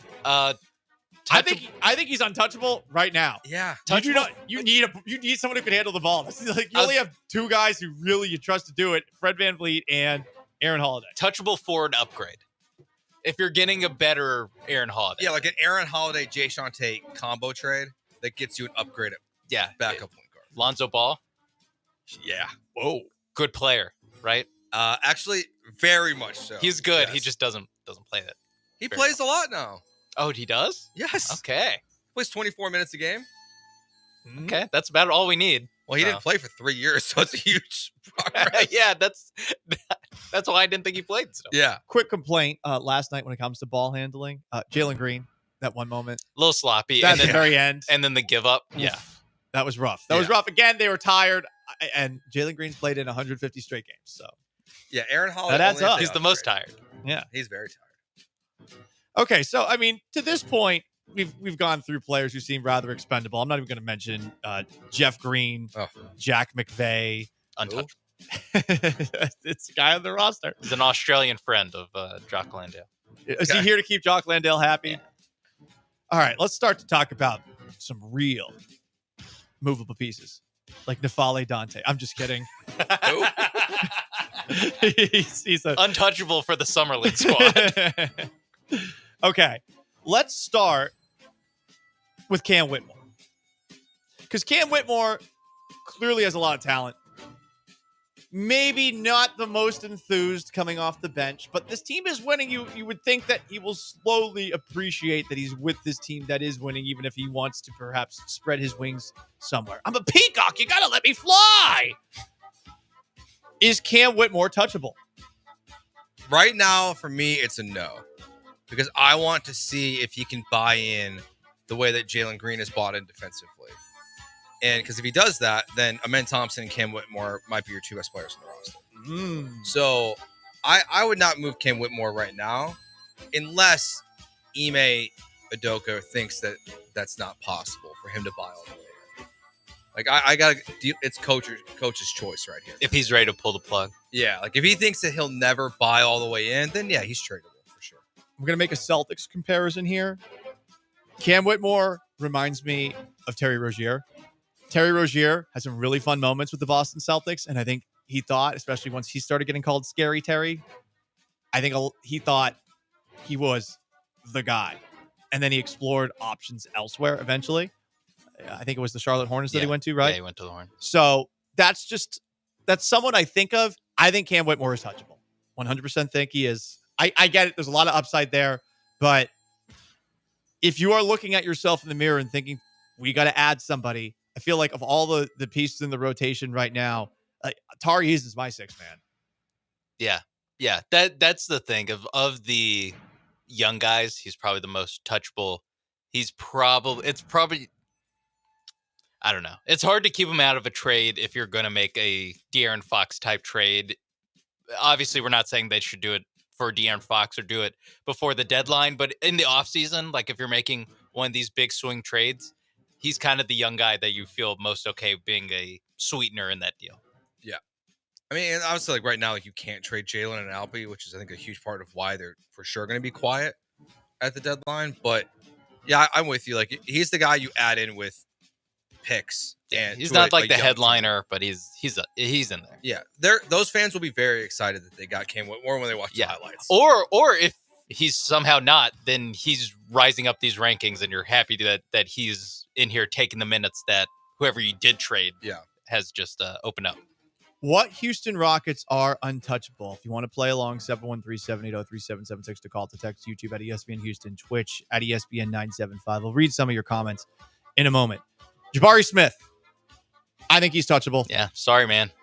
Totally agree. It's been a rough 3 weeks. Yeah. Sitting, watching. It was after getting injured in a shoot around. January 3rd, I believe, was the day he got hurt. Yep. It was before the Celtics game. Yeah. That was the last time the Rockets looked, I think, awful. And since then, I mean, they've been awesome. They have the best record in the NBA since January 5th, because that's when Amin Thompson joined the lineup, because he was still suspended when Smith got hurt. These are some stats from Howard Chen of ESPN. Since Amin Thompson became a full-time starter for the Rockets, they have the best record, the highest offensive efficiency, the second best three-point field goal percentage in the NBA, and they lead the league in steals per game in that span. Yeah. Some of that's small, like the 3-point stuff, that's small Correct. sample size. But the steals, and I think even like the offensive efficiency being higher, being better, I think that you can directly trace that to Amin Thompson. So, sorry, Jabari Smith, that we spent all this time talking about Amin Thompson during your part of the segment, but yes, he's probably the most touchable guy who the team has invested a lot. I mean, he's the most touchable of the top 5 picks that they have on the roster. Yeah, like if the Rockets, if it was like the Rockets have made a trade in this hypothetical war for De'Aaron Fox, and it was Fred VanVleet's expiring contract and Jabari Smith, I'd be like, okay, cool. Because like you're taking the core group that's working so well right now, and you're adding Fox to it. Like I'm fine with it. I don't think Jabari will be a long-term piece of this team. So he's tradable for me. You mentioned Fred VanVleet, the expiring contract. Eventually, it's nice to move into trade. He is very touchable. Yeah, touchable. Don't really even need to talk about it. He's the guy that you're looking to upgrade off of if you get a star perimeter player. Yeah. But we appreciate what he's doing. 100%. Yes, absolutely. He's 12 points in his last 2 games. He's had some very good games shooting this year, and he has said this year, like, I don't care if I miss a ton. I don't care what people say online. I'm going to keep shooting. Okay. And he's starting to make them. I think now he's up around 35%. Dylan Brooks, touchable? Untradeable right now. Franchise cornerstone. That's not going that far. I'm saying that this is the kind of person you want to keep around as long as possible, a la Draymond Green. This is the attitude guy. I thought you were going to go Marcus Smart there. You can say Marcus Smart if you want to. So we just keep him until like you're ready to win a championship. You keep him and win a title. That's why I said Marcus Smart, is because he's the upgrade spot. Him and Van Vliet are the two that's like untouchable unless we get an opportunity to upgrade at that position. Yeah, like it's like Jimmy Butler. Like if you were going to trade for Jimmy Butler and it didn't involve any of your young players besides like a draft pick and then like Brooks or Van Vliet, cool. I want all the core players to have learned as much as they possibly can from Dylan Brooks, a la Anakin Skywalker with Obi-Wan Kenobi. I mean, after before the game, they move on from Dylan Brooks. After the game last night, he was like giving like a lesson to Tari Easton and Jabari, like as they were leaving the court, and he was like pointing at Trae Young. So I think he was like giving him a breakdown of like whatever happened. Yeah, there earlier in the game. Tari Easton, 100% untouchable. Really? Yeah, I don't want to move on from that guy. If the coach says he sees Kawhi Leonard in this guy, nope, you ain't moving him. I think I would include him as tradable, just because I think that if you were to move Tari, I think you're going to get a good player like a really good player in return. Yeah, but he is a really good player. No, he is. I want to lean untradeable, but like I'm like right there on the line. I think for me, he's the last guy before you go full on untouchable. Yeah. He is don't want to touch, but touchable. Yeah. Next up, Reed Shepherd. You can trade him. He is touchable right now. I don't know what he is. Yeah. I mean, I just in general, I'm not like I'm not ready to give up on him. Yeah. No, exactly. He just isn't playing. Like there's nowhere for him to play right now. He's undersized, and I mean he's on the best team in basketball. You're not giving him minutes. Honestly, I feel like they should let him go to the G League and continue to put like 60-point games. Just like to say like, hey man, like keep working. Yeah, just the confidence boost. Yeah, I mean, I get it. Maybe he's a little bit of the like Cam Whitmore style of touchable, where he's like the sweetener. He's like part of a deal, but I'm not ready to give up on him after however many games he's actually played in the NBA. Like, I still think he can be good. I think he has to he has to solve your Fred VanVleet problem if you trade him, because like in theory he is your point guard. Yeah. to replace Fred. So if you were going to trade Reed Shepard, that person has to replace Reed and Fred. Or at the very least, the Aaron Holiday problem. Yeah. What Rockets are touchable? What Rockets are untouchable, since trade rumors are heating up with the trade deadline right around the corner? Now we are down to the three most important Houston Rockets. This is not a debate. I think where their importance lies is subjective. I know how Turkey feels about these three guys. Oh, they're wrong. I know how some Jalen Green fans feel about these guys, and I know how I feel about Amin Thompson. We're going to start off with Jalen Green. Is Jalen Green touchable? Yep. I think he's touchable. He is trending towards being untouchable. I think he has done everything possible that he's been asked to do by Ime Udoka, and I think he deserves a lot of credit for that. I think he has grown up a lot over the last couple of months, but in particular, just since Udoka took over, Steven Silas turned this thing into a mess, and I think there was an actual potential that his career was going to wash out if he played with Steven Silas any longer. He's definitely inconsistent, which leads to him being touchable, but I definitely appreciate what he is, the effort he's put in.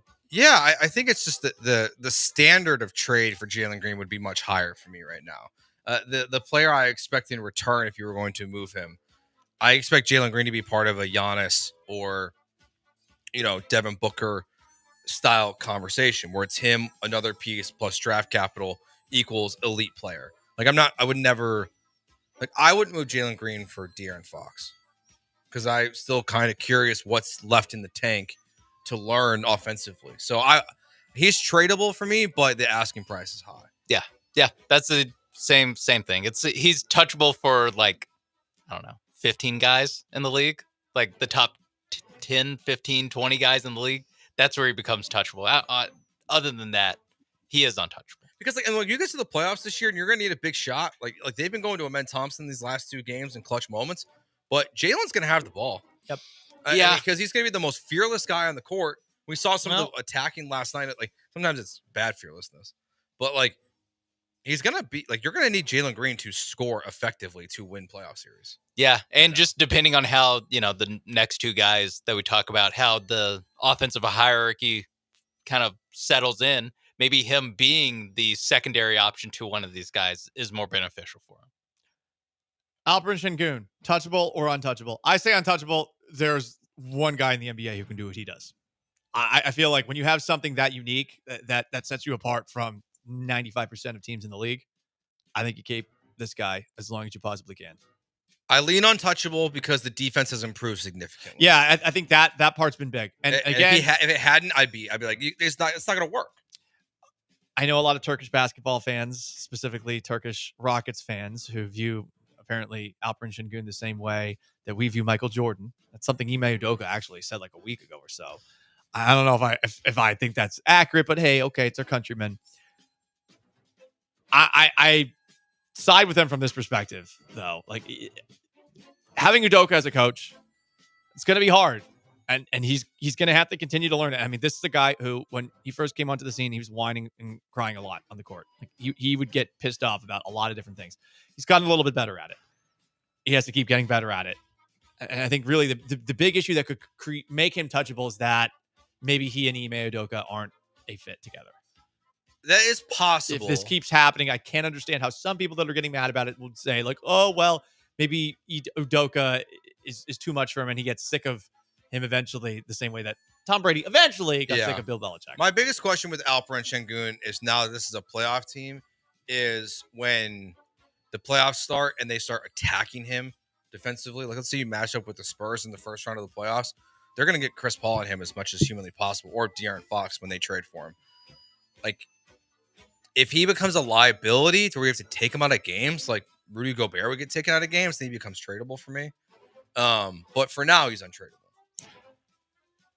Last, certainly not least, Amin Thompson. Completely untouchable. Yeah. Possibly Michael Jordan. Unless Luka's on the phone. It could happen. F that. I don't want Luka. No, I don't want that. Luka? I don't want that flopping Euro soft. trash. Jokic. F that. We got Jokic at home. We got baby Jokic. He's completely untradeable. He is one of the most untradeable players in the NBA right now. Jokic? No, Jokic is definitely untradeable. Well, unless the Rockets are offering Şengün. I think Amin Thompson. Completely untradeable. Yeah, it's not even close. I can't believe people are still like tweeting poll questions of like, is he going to go back to the bench? What planet do you people live on? This is over. I mean, we'll play some of the glazing of Ahmed Thompson done by national media in a moment. Washed Watch Wednesday and garbage time before we get out of here. Who's untouchable in the Houston Rockets? If you want to weigh in on that, we'll respond to some of what you had to say before we get into Washed Watch. Stay put! ESPN 97.5. If your patio furniture is looking shoddy, Houston Powder Coaters is here for you, right, Robin? We'll give it a facelift like you've never seen before. Free pickup and delivery at HoustonPowderCoaters.com. 281-676-3888 for all your patio furniture needs. Sell your house in the most simplest way. Greenlightoffer.com. GimmeTheVin.com. Our expert buying team knows exotics, luxury cars, classics, diesels, lifted stuff, hot rods, inside and out. We buy them at GiveMeTheVin.com. It's a one-stop shop to get into a pool of absolute experts. Join my YouTube channel, John Clay Wolf. GiveMeTheVin.com. They don't call me America's best car buyer for nothing. Sell us your car. GiveMeTheVin.com. So easy you can do it in your underwear. Hi, this is Harold Gunn. And this is Bill Olson. Texas Outdoor News is the longest running, most award-winning outdoor radio show in the state for a lot of good reasons. We bring you the latest news and information about hunting and fishing across our great state and beyond. And our guests are who's who from industry, government, and the field. Texas Outdoor News is brought to you by Ford Trucks and your best in Texas Ford dealers. Join us Saturday mornings at 6, Sunday at 7 on ESPN 97.5.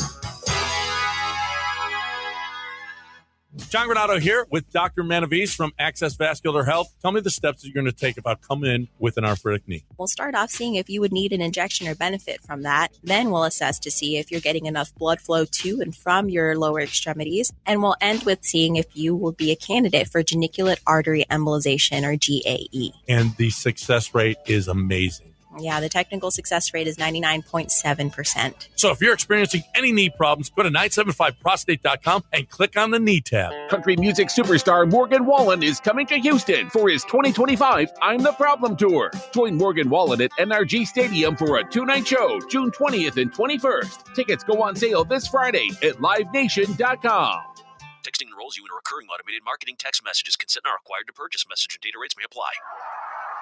The team's looking good this season. I think so. Man, I miss playing football. Being young with unlimited energy to burn. Ever since I turned 40, I just can't find that fire I used to have. Think you could beat lower testosterone? What do you mean? All guys lose their edge when they turn 40. The body has less testosterone. That's why I take Nugenix Total T. I've heard about Nugenix. That really works? Since I started taking Nugenix, I'm lifting like when we played for Coach Carter. I feel more energized at work. It's even spiced up things between me and the missus. Are they still giving out complimentary bottles for people to try? Yep, send a text. It's that easy. Text ENERGY to 42424 right now for your complimentary bottle of Nugenix Total T. It's the #1 selling testosterone-boosting brand at GNC and Walmart. Do it now, and they'll also send you a bottle of Nugenix Thermo X, their newest, most powerful fat burner ever, absolutely free. Text ENRGY to 42424. That's ENERGY to 42424. These statements have not been evaluated by the FDA. This product is not intended to diagnose, treat, cure, or prevent any disease. Let's hydrate. Grab a Rambler Sparkling Water, the official sparkling water of ESPN 97.5 and 92.5. A Texas mineral blend available in original lemon lime, grapefruit, satsuma, blackberry, and now wild cherry. Get Ramblin', Houston.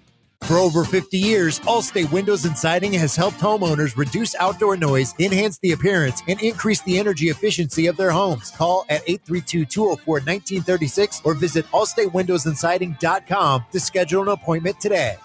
Next time you're at a bar or a restaurant and you're ordering a beer, choose chill. Choose Coors Light. John Granato here. You know, I'll be choosing Coors Light. It's cold lagered and cold filtered for a crisper, delicious taste. And it's light at just 102 calories. So maybe I'll have another and another. Put Coors Light on your rotation. Just say, "Excuse me, bartender, can I have a Coors Light, please?" You'll be keeping Texas chill and earning my heartfelt admiration. Cold, clean, crisp, refreshing every single time. Coors Light. Climb out, brother. Hey, you looking for somewhere to catch the big game? The all-new DraftKings Sportsbook at the Golden Nugget in Lake Charles is the place to be. Louisiana's largest sportsbook is the only place you'll want to watch, wager, and win. Immerse yourself in over 3,200 square feet of LED screens in the sleekest setting with the best odds. Order some game day bites and sip on an award-winning cocktail at your big game headquarters. Only at the DraftKings Sportsbook at the Golden Nugget Lake Charles. Must be 21 or older. Gambling problem? Please call 1-877-770-STOP. This is Scott McGrath from Plot Twist, yourheritagefilm.com. The only thing I love more than squishing nasty bugs is honoring my parents. And there is no better way to do that than with Chance McClain's Heritage Films. A film crew goes to their home, interviews them, scans in a bunch of family pictures like that one of you naked in the bathtub, and creates a documentary film of their lives, values, and stories, just like you would see on the History Channel before they turned into Aliens TV. yourheritagefilm.com. John Granado here with Yanni Damaris from Damaris Barbecue. I am a wing connoisseur, and I think your Greek wings are as good as any wings in this city. The Greek wings, I just had one that I brought in just now. It was awesome. You can get them smoked as well. Yes. Or you can get them fried with Frank's hot sauce. You can get them with our second-gen barbecue sauce. You can get them just about any way you want. Damaris Barbecue, 2 locations. One's on 610 at 18th Street. The other's at Shepherd, just north of West Alabama. Or you can order ahead at damaris.com. Hello, I'm Lisa Holland Nelson. And I'm Shavonna Robert Schreiber. And we are so excited to be bringing you Culture Club HTX every Sunday morning from 8 to 9 on ESPN Radio 97.5 and 92.5. Our show is about sports, community, fashion, and of course, business, and all the things that make Houston the heartbeat of Texas. our community. That's our favorite, right? That's one of my most favorites. So every Sunday, 8 a.m., ESPN Radio 92.5 and 97.5. We can't wait for you to tune in. John and Lance, weekday mornings from 7 to 10.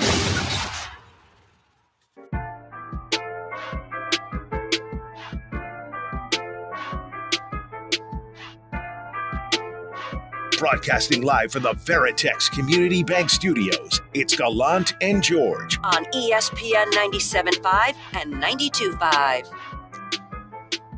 Guys commenting on our last segment, who's untouchable on the Houston Rockets. From YouTube at ESPN Houston YouTube, Keith said, guys, it's 2025. You have to ask for consent if you want to touch or not touch someone. No, they don't have no-trade clauses. It's okay. And even if they do. Yeah, you can just Ryan Presley. Just Ryan Presley that. Yeah, just shame them into it. Yeah. Yeah. That's what they did. A couple other comments as far as who's touchable and who's untouchable on the Houston Rockets.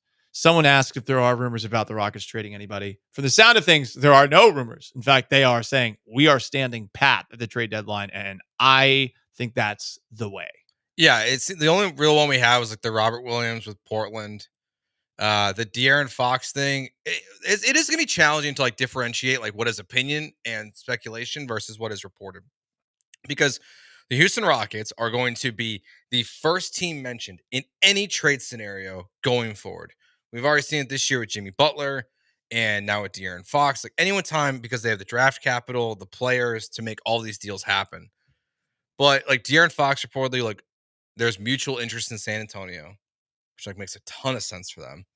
But yeah, there's nothing substantial right now for the Rockets besides the fact that they don't want to trade anyone. Yeah, the only substantial reporting they have is from everyone who has sources inside the Rockets front office saying not interested in making a star trade at the deadline. Like you said with Robert Williams, wouldn't be surprised if there's some shoring up of the bench or some adding to the bench rotation.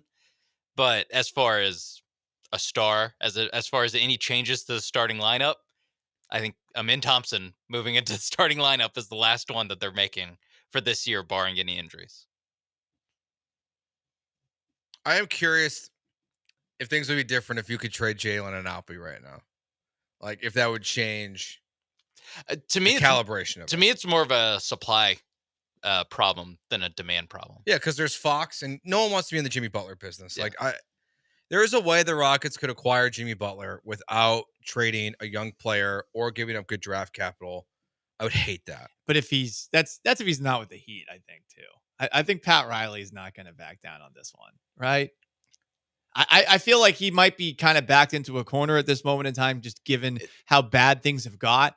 But I also think that Pat Riley's too stubborn to potentially look at what the Rockets have and not try to get something. I think specifically with the Rock, I think they might just like be like, get this guy out of here. Like some expiring deals, maybe some draft picks, and like let's keep it moving. But it's a little bit what the Celtics back, the mid 2010s ran into, where they had so much of the Brooklyn stuff and so many young talented players that every time a star deal came up or a star trade candidate came up, it was like, oh, we want that stuff. We want the good stuff. Don't give us the bad stuff. We can get bad stuff from somewhere else.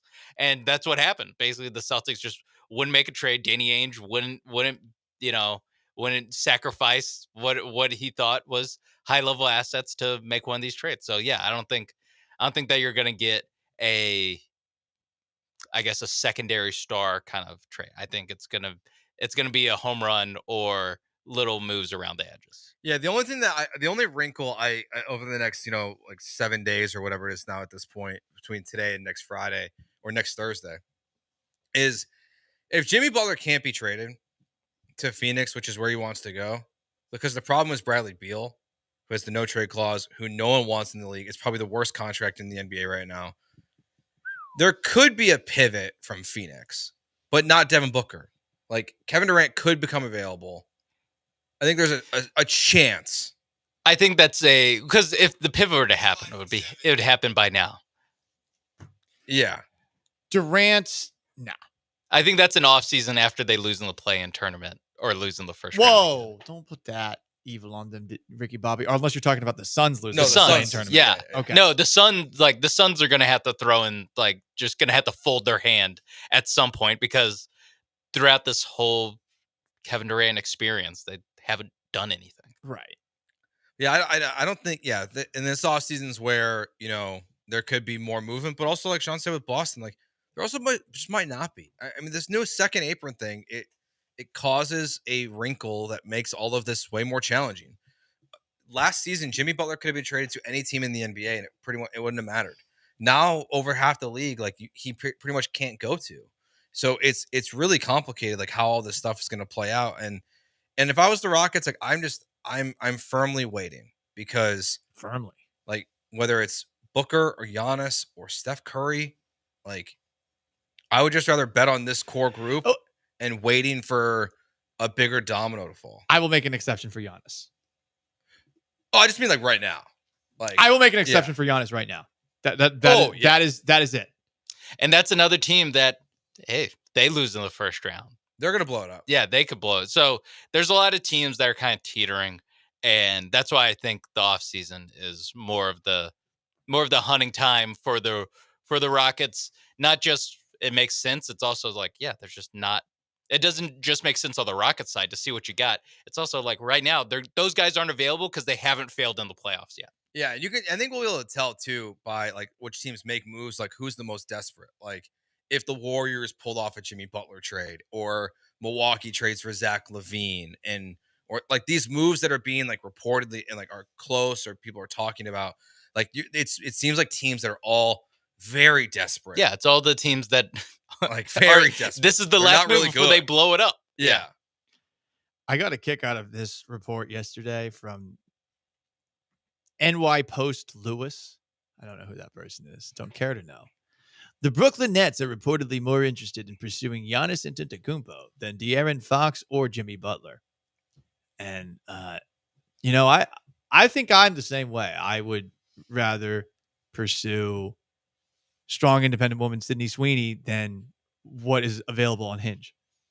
That is literally what that tweet is. Yeah. Like, are you seriously putting him in the same conversation as those two? Like, Jimmy Butler's like 40. No offense. It's also like we don't need those reports anymore. Like with modern age, we all know everyone wants Giannis. Yes, everyone in the NBA, including the Milwaukee Bucks, the Celtics wants would Giannis. take Giannis. The Celtics would do it. Like, come on. Yeah, it's more of a like, why does Giannis want to go to the Nets? Yeah. That's why the Rockets are a great destination. Like they are, because they can trade stuff and still be good afterwards. Yes. It's not like when Carmelo got traded to the Knicks and all the good pieces went to Denver, and the Knicks were trash after. Like you could trade 3 of these guys for an elite player, and you're still one of the best 2 teams in the Western Conference next year. if not the best team. Like the future is incredibly bright for the Rockets, even if they do exactly what Boston did, and that's just stand pat. Yeah, that's the way. That's like the boring options that Boring they is don't good. make any trades and they grow naturally. And it's a slower build. I mean, not even that slow, but you think about the Boston Celtics. They won their first one, 24. They won last year. They drafted Brown in 16, Tatum in 17. So it's like, 7 years and they're a little different because they made the playoffs all those years, but it is a slower build of running your head against the wall in the playoffs until you eventually break through. And the Rockets, again, have never played a playoff game with their group currently. That's Sean Mapes behind the glass. He's Joe George on Paul Gallant. Every Wednesday, we do a little segment called Washed Watch Wednesday. Who be washed? Joe's going to tell you. We all know something or someone that's washed. He was a bum then, and he's a bum now. From dating apps Swipe. to Skip Bayless. It's my turn. To Scott Boras. It's time to find out who's on Washed Watch on Gallant and George. All right, this first one might be challenging for Paul. Oh, I know you don't like chocolate. I can tolerate certain kinds of chocolate. Okay. But for the longest time, I did not like chocolate because as a kid, I tried to eat oatmeal raisin cookies, and they were oatmeal chocolate chip cookies. Traumatized me forever. Now, I remember we were together around Halloween at a remote at Bobcat. You tried a Reese's Pieces for the first time. Mm-hmm. It was good. Did you like peanut butter in your candy? Yeah. Okay, so what I'm going to nominate for Wash this week is creativity. M&M's has released a peanut butter and jelly M&M. Why are we doing this? Sounds actually good. Really? Is there chocolate? It's chocolate, peanut butter, and jelly. I'd try it. Yeah. I'd be more willing to try it than just chocolate and peanut butter. Because I once famously was paid $1 to eat one M&M, and I still gagged when I ate it. That's so crazy. Famously.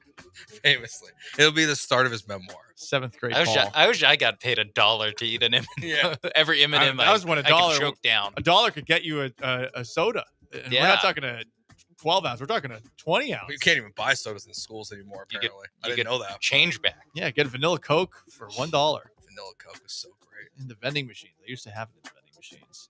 So this is not a washed idea? No, I feel like it idea. is. I think Why is it washed? I don't think know. It's just like trying too hard. I think the gimmicky, seasonal candy or seasonal flavor for Oreos and stuff. Some of them are like, all right, we're really running out of ideas here. Peanut butter jelly makes sense. Peanut butter and chocolate goes together. Peanut butter and jelly goes together. Peanut butter and chocolate and jelly. I don't know. It's worth a shot. You got to try hard now. RFK, assuming he was able to make it through getting yelled at today, he's about to change a lot of the candy industry. Yeah, all the so you're gonna have 40's gone. Now you got a lot of dyes are gone. So they're gonna have to start throwing bleep at the wall. And I love peanut butter. Thing I do, and I know that there's the Ted Lasso. If you've watched that TV show, Ted Lasso always has a jar of peanut butter open in his house. Now that's disgusting. There's gonna be flies everywhere. Yeah, close it. Yeah, that's classic Nebraska, which is I think where he's from. Nebraskans do that, lived in a cornfield. Yeah. But I like to have a jar of peanut butter in the fridge, and I like to get a scoop of it and just put it on a spoon and just eat it with a spoon. Yeah. In the fridge. Cold peanut butter. It's really good. Because I will do that too. I will just get a scoop of peanut butter and just it's almost like ice cream. If I'm hungry and I don't have actual food, I'll just have a couple spoonfuls of it. Yes. Yeah, that's what I do too. Yeah. Great. Sometimes I just do just a peanut butter sandwich. If I have bread, I might just go straight peanut butter. I've never had just a peanut butter sandwich. Normally I throw something else on there. Yeah. I did it for a while, and then I had an Uncrustable, and I was like, oh God, I gotta get rid of these Uncrustables. These are like crack. Oh, they're so good. It's been a while since I'd had peanut butter and jelly. They're incredible. The peanut butter and grape jelly Uncrustable, that is some damn good Let me stuff. tell you, I have 10 of them in my fridge. Or my freezer right now. One of my favorite things about being a dad is all the stuff that you stop eating that comes back into your life. Ooh. Like goldfish, fruit snacks. You don't have to stop eating Uncrustables. No, you don't. I still get them all the time. It's a huge mistake that we all stop eating things. It's a great it's 10 o'clock and you're like, I could use something, but I don't want to actually make like a sandwich for myself. Just thaw this baby out. Let's go to town. Lawsuits. Are lawsuits washed? A 400-pound female rapper is suing Lyft because the driver refused to let her in the car because she wouldn't fit. And now she's suing Lyft because of this. I think lawsuits are now officially washed. It's my car. Well, it's my car. I don't know what the Lyft terms of service. I'm assuming that since now when you book a Lyft, you pay right away. There probably was a little bit of time before. Oh, you do? The money gets sent. Yeah, it'll charge your card before. Does Uber do the trip same starts. It does the same for Uber. I didn't know that actually. Yeah, I had no idea. Your card will get charged like right away. It'll calculate what the actual price is supposed to be. It's not like a cab fare. But that means you're suing for like $30. So she's suing because she got discriminated against. Right. What was the car? It was a small car. I saw the video. Okay. It actually was a small car. I think that matters. And Joe, you're underselling her weight. She's 489 pounds. Oh. Wow. Joe, I just saw a 400-pound woman. She's also a rapper. That. Her name is Dank Damas. She had requested a ride to a Lions watch party. The driver arrived, told her he couldn't give her a ride because of her weight. She recorded the encounter saying, "I can fit in this car." To which he responded, "Believe me, you can't." He said the tires couldn't handle the weight, apologized, and mentioned ordering an Uber XL. Guys, lawsuits are washed. She has no ground to stand on. Drive your own she car. does. She does. She actually does. It's America. You can sue anybody, honey. I mean, you can sue anybody. You can sue anyone. It's not a wash. I don't know. You know what? It's not washed. He didn't let her in the car. It's not washed because some lawyers are going to make money off of this. Oh, this guy, Lyft is definitely going to lose. I know they're going to lose this argument. This does not make lawsuits wash. This is America. I just think you should be able to sue over everything. You'll get your money back. Listen, I think people like this are the absolute scum of the earth. I think if you're that disgusting, and yeah, disgusting, I will fat shame there. If you look like that, like you have no self-control, and the idea that we all have to do things to accommodate you is ridiculous. I see people that have gone viral on social media, plus size park hoppers. Have you seen this? Yeah. They go into parks, theme parks across the country, and they're like determining whether or not they can sit, and then they just eat and they like review the food, and they never even add any nuance to the food because they're clearly people that have no idea anything related to food. They're complete noobs, but people watch this stuff for reasons I can't understand. Fascination. There's too many people in our country that are like this, that are entitled as a result of this. Like they need to be a protected class. No, you should take care of yourself better. You're putting a strain on our hospitals. Like, what about my car? Also, but if you're a Lyft driver, though, like I think she has a case here. Also, calling yourself a rapper when I pulled up her Spotify or the like Spotify artist page for her. She doesn't have a single song over 10,000 listens, and this is after going viral for this. Maybe honestly, this could be the event though that makes her go big. Well, she's already big. She only has 1,200 monthly listeners. Well, it's gonna be more now. I don't think she can get any bigger, Paul. No. I don't think she can. 30% her. I don't think and still fit into a Hyundai Elantra. I don't think she can get any bigger. I just feel like this should really be like open and shut. Like, okay, go sit in the car and see what happens. It's hard to shut the door. If the guy's car breaks, you lose the lawsuit. So she's getting 20 listens per pound. Yeah. Up that ratio. Let's just slide into garbage time. We don't need to do the open. We do have some unfortunate news, and it involves our sweet prince. Dylan Brooks has been fined $25,000 for obscene language after our beloved Houston Rockets took down my beloved Boston Celtics. You might be wondering, Paul, why are you saying our beloved and my beloved? How does that make sense? I am a basketball swinger. It's okay. I mean, it's just sports swingers. I'm on the bandwagon until the finals. If the Celtics play the Rockets in the finals, then I will have to make a choice. But that's not going to happen, most likely. So there you go. I think you're in danger. But Dylan Brooks has been fined for $25,000. Soft. She just said the F word. I thought it was going to be because of the Trae Young thing. He did say MFR not once but twice. Well, then is basically Home Network going to take the responsibility of this? Honestly, yeah, Vanessa. Yeah. Vanessa Richardson. I was going to say the producers, but Vanessa should have covered the mic. Ryan Hollins, you played in the NBA. You got some money. Stop talking about aura and let's pass the hat. All right, yeah. Help our guy Aura. Dylan the They villain. kept saying it last night. No, I'm in. I'm out. I honestly, at first I hated it, but now that I know it's a bit, I'm in. Yeah, now they're doing it enough to where it's annoying people. And that means I'm in. Yeah, I'm back. I'm out. I'm one of the people annoyed. Also garbage. Listen, the softness of Turkish Rockets fans with Alperen Şengün, you guys need to grow up. You really do. They're winning games. Oh, he got benched. Yeah, and he scored the game-winning bucket. Yeah. What are you doing? But he needs to be out there for 42 minutes. 48. Let's see all what 48. happens. Okay, yeah. Şengün plays all You're right. 48 minutes. I'm sure that'll go great. Anyway, for our texters, for our callers, for our YouTubers and Twitchers, and for everybody else listening, for Sean Mapes behind the glass hand, for Joe George, I am merely Paul Gallant. So long, farewell. Have yourselves a wonderful rest of your Wednesday. The Killer Bees are up next. Peace.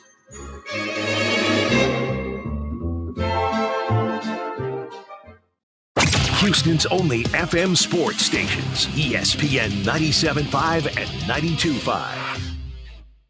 John Renato here with Robin Orlando from Houston Powder Coaters. Robin, this is the time for all those HOA people, and if you have a public pool, this is the time to get the stuff done at Houston Powder Coaters. Yes, because everyone knows pool season opens Memorial Day weekend, so let's get that work done by April. You need to do it now because it takes some time. Now, because, yes, we do have a line of people trying to get their stuff done, and I want you in line with them. So I don't know if I need new patio furniture. How will I know? So we would recommend emailing us your photos at sales@houstoncoaters.com, and we can look at what you have, and then we can determine if it's best to go ahead and get it coated or if we need to scrap it. And now you're branching out into concrete? What's going on? Yes, we are branching out to doing concrete. So we can do your patios, we can do your driveways, we can do your sidewalks, and not just concrete, but we can stain it, we can stamp it, we can give you that curb appeal that gives you so much added value to your home. So you get your patio furniture done and you get the patio put in as well. Yeah, let's make your backyard look like Pinterest. Houston Powder Coaters, 281-676-3888 or HoustonPowderCoaters.com. Texting privacy policy and terms and conditions posted at textplan.us. Texting rules for recurring automated text marketing messages. Message and data rates may apply. Reply stop, opt out. Consult a doctor prior to use. Wow, you look amazing. What have you been doing? For New Year's, I wanted to try Ozempic, Wegovy, or other GLP-1 medications everyone's talked about. I found this great company called Zelfie. If you qualify, their providers can prescribe medications like Ozempic and Wegovy and other GLP-1 medications that are 80 to 90% less expensive, all 100% online. I can get GLP-1 medications for 80 to 90% less and do it all online? No doctor's office or pharmacy? Yes, Zelfie can provide semaglutide or tirzepatide, the active ingredients in Ozempic and other expensive GLP-1s, but for 80 to 90% less and shipped directly to your door. How do I get started with Zelfie? Just send them a text. Text DATE to 200-300 to get started this New Year's with Zelfie. Get the same active ingredients in Wegovy or Ozempic for 80 to 90% less. 100% online. Don't wait. Text DATE to 200-300 right now for a link to your exclusive offer. Text DATE to 200-300. DATE to 200-300.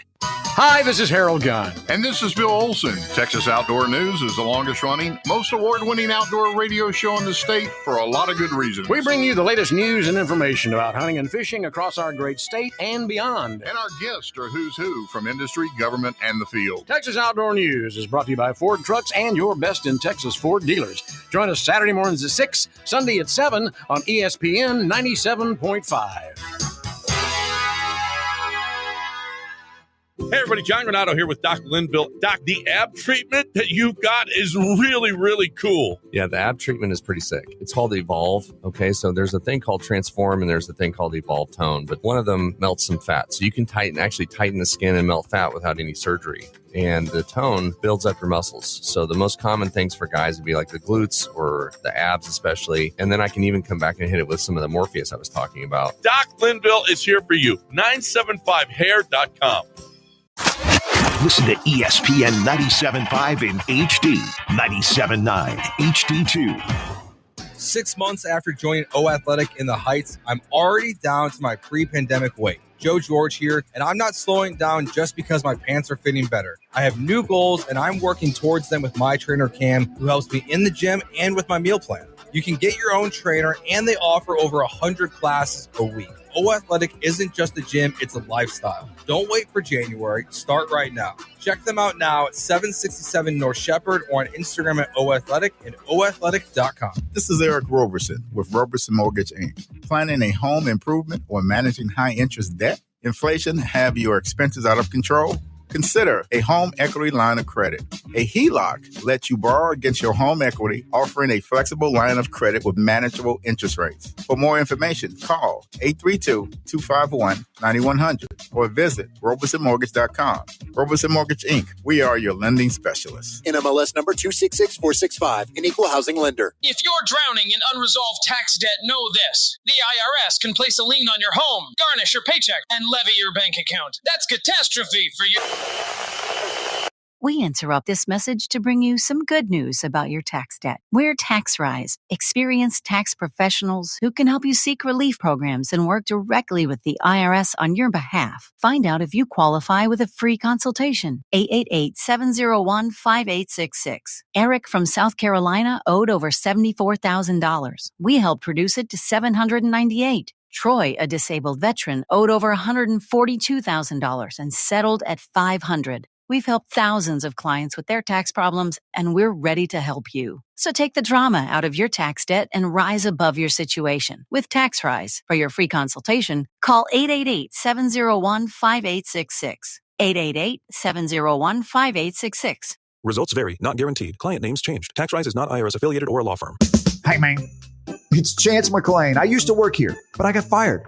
And for the last decade, I've been making epic family documentaries at Heritage Films. Imagine this, your grandkids watching a movie about you or your parents. Yes, you're the star. We capture your stories and create a legacy film so good, Spielberg would be jealous.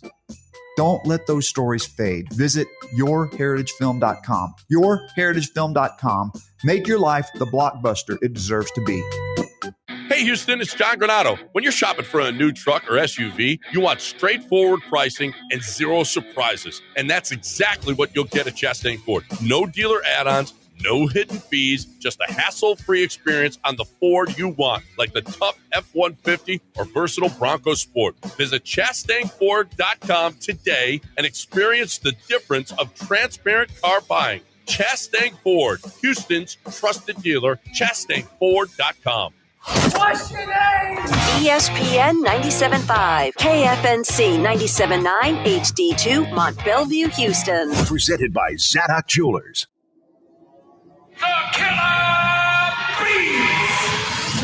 ESPN 97.5 and 92.5 proudly present The Killer Bees. Definitely a fan of the Killer Bees. Don't sweat the technique.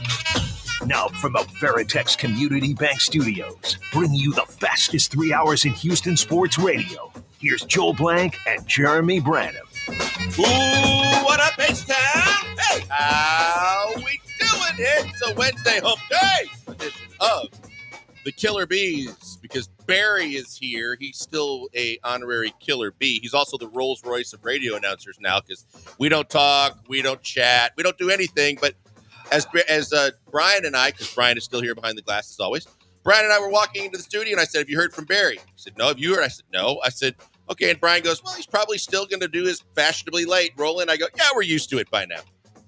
Not late. You weren't early. I mean, did your people call our people or something? Microphone went hot and my ass was in the seat. I feel like that's right on time. Okay. Yeah. Nobody would know if you didn't say anything. I mean, there's a camera. There so is they a can certain see you when you roll in. There's like 5 people watching on Twitch. No one cares. 50. Okay. Ooh. And it's 50. Ooh, 50. Hey, we're going to have some fun today. There's thousands and millions of people listening. Okay. But they wouldn't know. But no, you got to go say something. Call me out. Well, that's just a preemptive strike. I know what's going on here. It's on today, bro. I know what's coming here. You have no idea, but I did make mention of it yesterday on the show. Barry and his people were coming at me on Twitter because of my people takes when you were out, Brian, the last time that we engaged in a show. Because you hate the Rockets? Yeah, evidently I hate the Rockets because I was trying to be realistic about my predictions. And so Barry decides to But make if you're wrong, none of this was it's said. still realistic. And I said I would own up to it if None I was of wrong. this And was I said. also said that I hoped that I was wrong, but this is what I saw. But then the preemptive strike comes from the funny guy next to me who comes out on Twitter responding to his people and says, oh, don't worry about something to the fact I'm doing the show with Joel on Wednesday. Can I just tell you what happened? Go right ahead. So I'm going to let the people know what happened. I'm going to tell everybody the truth, not the Joel truth, the actual truth. So I don't know. Did I just get quiet or my headphones just went down or something? So we did the show together, you, myself, and Sean Mapes. And I said I felt like watching the Rockets beat Cleveland twice, plus beating Memphis, plus just watching this team play the way that they've played this year, because I've watched them a lot. And I said I felt like they were contenders. I didn't say I think they would win a title. I didn't say I think they would even get to the conference, championship series. I just said I think they were contenders, which means I think it's a very technical term, though. Yeah, they would make a deep playoff run, maybe win a series or two. But contenders means they should be taken serious, right? Contenders They'll win. To me means they could win a chip. Yeah, okay. Contenders. Okay. All right. I stand by it. Okay. And Joel and Sean Mapes proceeded to tell me, in so many different ways, what a dumbass take that was. I didn't say it was a dumbass take. Well, you told me how wrong it was. I did not. Yeah, I disagreed with you. You did. This is the same thing. Disagreeing with me, telling me how wrong it was. You're getting close to becoming a Twitcher. No, becoming a Twitcher was people that get aggravated because you don't agree with them. We had different takes. I didn't say yours was dumb. Yeah, you and Sean. Yeah, I mean, y'all spent like 20 minutes telling me how you start trouble. I didn't say it was dumb. Yeah. Okay, fine. Then I said, fine. Then if you want that side of it, then okay, then you're a dumbass and that was stupid. How about that? We'll just go that route. Okay, that feels better. So okay, and I was like, all right, that's fine. Maybe I'm wrong. If both of them feel that way, then maybe I'm wrong. And I was like, I guess we're gonna find out when they play the Celtics. That'll be a good litmus test as to who was right and who was wrong. And so on my show, the day that game was to take place, as I said, let me tell you what, if the Rockets win this game tonight, I'm going to act a fool. Oh, did you? Yeah, I said I'm going to start. I might just have to tweet Sean and Joe and act a fool. Well, then that's when Joe said, hey, do you want to do the show? And I was like, yeah. And then they won.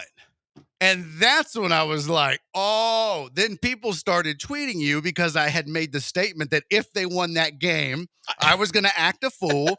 And people started tweeting you like, I had hey, no idea Barry. because I don't listen to your show. Yeah. because I'm doing a show at the same time. Yeah. But at the same time. But people were like, hey, Barry. I'm getting tagged on. I'm getting tweets with the cup of coffee with the bug eyes. And I'm going, what the hell am I missing? That's why, because on my show, I was like, oh, I would act a fool if they beat the Celtics. Not thinking that they would, especially the way that they did. It was pretty impressive. So then they do, and I was like, oh, yeah, I'm going to have to act a fool. And then Joe asked, can I do the show? And I was like, well, hell yes. Definitely going to act a fool. I wasn't expecting anybody like tag you, but of course, people like to stir the pot between us. It's fun for them. So, of course, they do. And, of course, I'm here for it. So, yeah. So let's put that one on pause. I was ready. We're going to get to the contender talk. And I'm curious, Brian, I have no idea how Brian thinks about this, but I'm curious Brian's thoughts. But before we do that, if it isn't mine, then he's wrong. Well, okay. I've been told that by listeners on that beautiful app we have.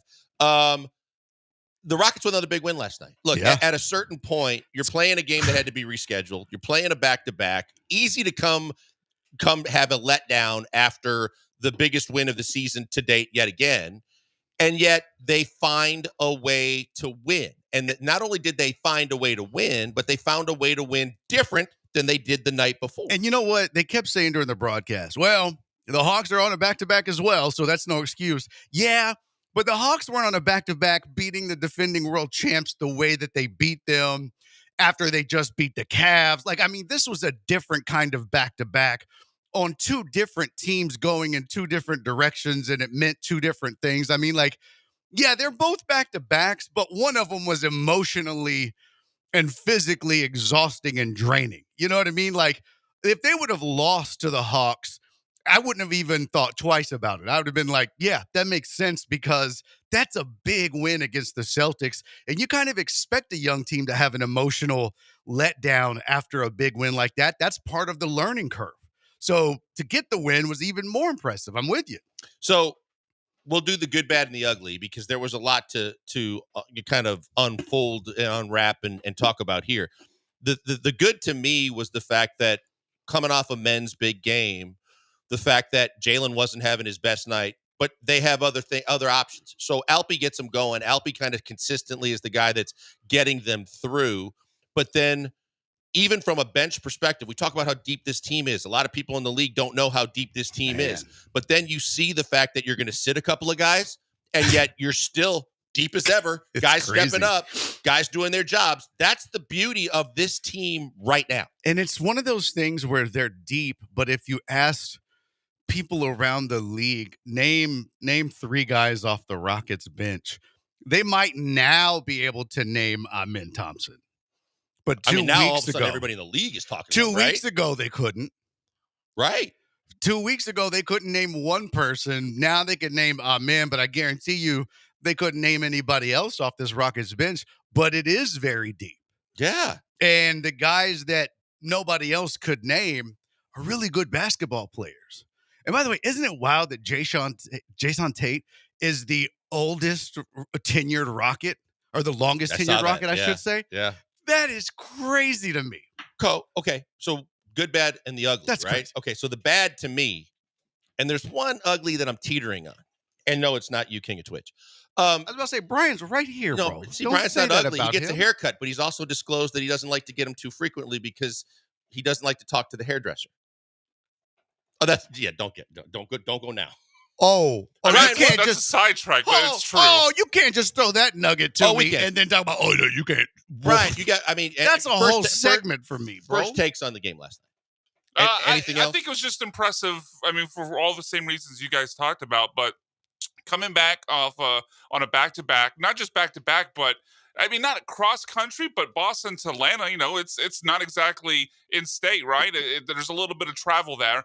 You're you're coming off a game against the defending champs where you had to work to get back in the game because you're down 12 at one point in the fourth quarter, and you respond in a very impressive manner. I think just it speaks to this team's resolve and the ability to bounce back that they haven't shown in previous years where they had a coach that wasn't able to command them in the same way that Udoka is. See, I agree with that, what you said.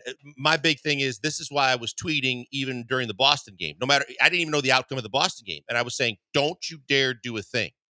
Don't make any trades, big trades. Don't shake this thing up. Because this is the thing as sports fans, and even as Houston sports fans, that like when the Texans turned it around quicker than we thought. The big thing and the big reaction is, well, then let's make the big move so we can get all the way there. Well, don't get the cart in front of the horse per se, right? Don't get too excited too quickly, because if you just ride this thing out, you probably got 5 to 6 years where you're going to reap the benefits of how good this young team is. But if you do something stupid like trade a couple pieces away that turn into be really good, and it's for a guy that isn't in here for that same amount of time, you could screw this whole thing up. It's exactly right. And I mean, I want Rockets fans to pay attention to something, because you're 100% right. I was thinking about that driving in. I was looking at the run of show, and you had, there was some discussions about De'Aaron Fox. We'll get. But the whole trade thing and the whole who should they go after, man. Think about it. The Boston Celtics and the Golden State Warriors are 2 great examples of teams that had great chemistry, great young players, and they didn't really mess with it. Mm-hmm. You know what I mean? They built and they got a set roster, and other than a few tweaks with role players, they didn't mess with it. And look at what they've done, and the everybody else is tweaking and adding and doing those things, and big threes here and big threes there. And what has that really gotten them? I mean, you got to take LeBron out of that equation. But like even with the Warriors scenario that you mentioned, KD joined them. They didn't have to do anything to go get him. They didn't have to trade. Right. They but just what I'm chose saying is, but up until then, they were fine without KD. Right. They didn't need. They really didn't. KD. KD needed the Warriors. Correct. and he needed to get the hell out because he and Russ weren't going to coexist. Yeah, but that's what I'm saying. But by that time, then they're so established that you can add whoever. But had the Warriors added KD in year 2 of the dynasty in making, who knows if that dynasty ever happens, because it might destroy the chemistry and destroy the balance and everything else that they're building. Mm-hmm. They had to build it first. It's kind of Field of Dreams. If you build it, they will come, but you got to build it first. And that's what these teams did. Didn't you say that when you were thinking about building a strip club? No? No? Okay. That's all right. So here's the thing. With all the good things that we just said, and there's more to get to, we still have to talk about the negatives. We have to talk about the bad, because there were bads as well. And the bads with this team seem to be something that's been standing out and glaring at me for quite some time. And so we're going to have to discuss those as well, because there is, and I don't know if you guys have uglies, but the one ugly that I really have continues to bother me as well. I think the team might have put a Band-Aid on it for a short period of time, but I think it's something that they've got to we all have to pay attention to. So we're going to get to that, but we want you to be a part of the show. Kelly Eco, the beat writer for the Rockets, is going to be joining us hopefully a little later in the show. He's traveling to San Antonio today, but he's promised to be a part of the equation. We've got plenty of talk to get to, including the Astros talk surrounding Alex Bregman and all of that goes with it, including the Texans and their search for an offensive coordinator. We always want you to be a part of it as well. 713-780-3776. You can call or text the show. You can go and watch us on YouTube as we are ESPN 975 Houston. You can do the same thing on Twitch, but I would warn you to be careful. And of course, you can always be a part of the show by just texting, calling, or following us on Twitter. He's at Barry is Funny. What am I? At Pac-Man Joel with a K. Yes. And he is sacked by BMAC, and I don't want you to screw up that name because that was dangerous. We are the Killer Bees, ESPN 97.5 and 92.5 FM. ESPN 97.5. Monument Chevrolet has been a trusted dealer in the community for 50 years, and in honor of that trust, they're cutting prices across their entire inventory and extending their 50th anniversary sale until January 31st. Take advantage of their exceptional low prices on new Chevy vehicles, as well as their wide selection of pre-owned inventory. Go visit and experience the service that has kept customers coming back for 50 years. Head to Monument Chevrolet in Pasadena at Beltway 8 and 225, or start shopping online at monumentchevrolet.com. Chevrolet. Together, let's drive. Did you know the ancient Greeks invented tailgating at the Olympics? True story. And Nico Nikos is carrying on that tradition with the John Granato tailgate menu. Whether you want sliders and wings or you want to go, it's all Greek to me, with gyros, chicken skewers, and pita chips, Nico Nikos has you covered this football season. Give him a call or visit niconikos.com/catering. There's 3 locations, including their newest location in the Woodlands. Remember, there's no tailgate like a Greek tailgate. Hey, you looking for somewhere to catch the big game? The all-new DraftKings Sportsbook at the Golden Nugget in Lake Charles is the place to be. Louisiana's largest sportsbook is the only place you'll want to watch, wager, and win. Immerse yourself in over 3,200 square feet of LED screens in the sleekest setting with the best odds. Order some game day bites and sip on an award-winning cocktail at your big game headquarters. Only at the DraftKings Sportsbook at the Golden Nugget Lake Charles. Must be 21 or older. Gambling problem? Please call 1-877-770-STOP. Texting enrolls you in a recurring automated marketing text messages. Consent not required to purchase. Message and data rates may apply. The team's looking good this season. I think so. Man, I miss playing football. Being young with unlimited energy to burn. Ever since I turned 40, I just can't find that fire I used to have. Think you could be lower testosterone? What do you mean? All guys lose their edge when they turn 40. The body has less testosterone. That's why I take Nugenix Total T. I've heard about Nugenix. That really works? Since I started taking Nugenix, I'm lifting like when we played for Coach Carter. I feel more energized at work. It's even spiced up things between me and the missus. Are they still giving out complimentary bottles for people to try? Yep, send a text. It's that easy. Text ENERGY to 42424 right now for your complimentary bottle of Nugenix Total T. It's the #1 selling testosterone-boosting brand at GNC and Walmart. Do it now, and they'll also send you a bottle of Nugenix Thermo X, their newest, most powerful fat burner ever, absolutely free. Text ENRGY to 42424. That's ENERGY to 42424. These statements have not been evaluated by the FDA. This product is not intended to diagnose, treat, cure, or prevent any disease. Next time you're at a bar or a restaurant and you're ordering a beer, choose chill. Choose Coors Light. John Granato here. You know, I'll be choosing Coors Light. It's cold lagered and cold filtered for a crisper, delicious taste. And it's light at just 102 calories. So maybe I'll have another and another. Put Coors Light on your rotation. Just say, "Excuse me, bartender, can I have a Coors Light, please?" You'll be keeping Texas chill and earning my heartfelt admiration. Cold, clean, crisp, refreshing every single time. Coors Light. Climb out, brother. Follow ESPN Houston on social media at ESPN 97.5.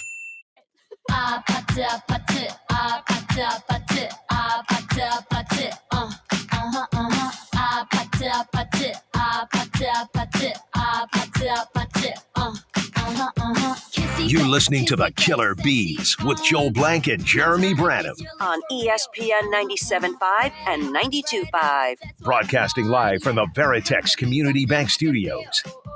Okay, let's peel back the curtain. We're back. Joel's That song jam. right there. That song right there was the topic of conversation as Brian and I It's walked jam, into the studio. right? Topic of conversation is too strong. You forced it upon us. No. I forced it upon you because the other guy wasn't here yet. And I forced Also it on you to let you know because you've had the same thing happen previously. There are songs that you get stuck in your head, and with me, it's my kids. That song right there is Bruno Mars and I think some chick named Rose. The APT is what it's called, which is short for an apartment. But according to the cool kids lingo now, it's the apata-pate. Meet me at the apata. My kids play this, and when it comes on the radio, everything has to stop so This that they is can see it. straight. They just ripped this song off. It's going to be stuck in my You know melon what song all this day. is, right? Turn it up. Watch, I'll show you. Oh, Mickey, you're so fine. You're so fine. You blow my mind. Hey, Mickey. Kinda. They stole it. That's it. That's just a ripoff. That's all. And they love music that is song too, by the nowadays. way. But all the cool And kids, they just- this is their jam. It's the first thing it you hear. drives me nuts in the car. So Brian Joe decides to bump works out to backwards. this. Don't let him fool you. No chance. He's on the treadmill. Potato, You know he's whatever. talking with his gym buddy. He's like, man, this song slaps. No. And if I ever This use song- the term slap, Someone Well, I was slaps going to me. use another term, but we're on the radio. yeah, I This understand. song but I is probably fire. He spells it F-Y-A. so. fire. Thanks for nothing, P-Mac. All right, so we were They'll talking be about singing it. that all day. Any other positive? What are the main positives we come out of the Rockets game last night? I mean, in general, bro, there's 13-4 against teams over 500 this season. Jayshawn Tate was unbelievable. That's the other thing. I mentioned it on my show yesterday after the win, and this was before the Atlanta game. But there was a saying I heard. I forget who it was that said it. It was a while ago. It was at the beginning of the season. It was like a couple weeks in when you kind of started to feel like, okay, there's something happening with this team, and it's looking pretty interesting early. But there was a saying, and I can't remember it, but it was something about if it was like it had something to do with like, if not me, who, but always us, or something to that That's effect. the bench mantra now. What is it? I don't know the exact term. I don't know what it is. Vanessa used it again last night. Could be me, could be you, always us. That's it. Yes. Bro, when I heard that, it was just, it stuck with me. I mean, obviously I didn't remember it, but it stood out.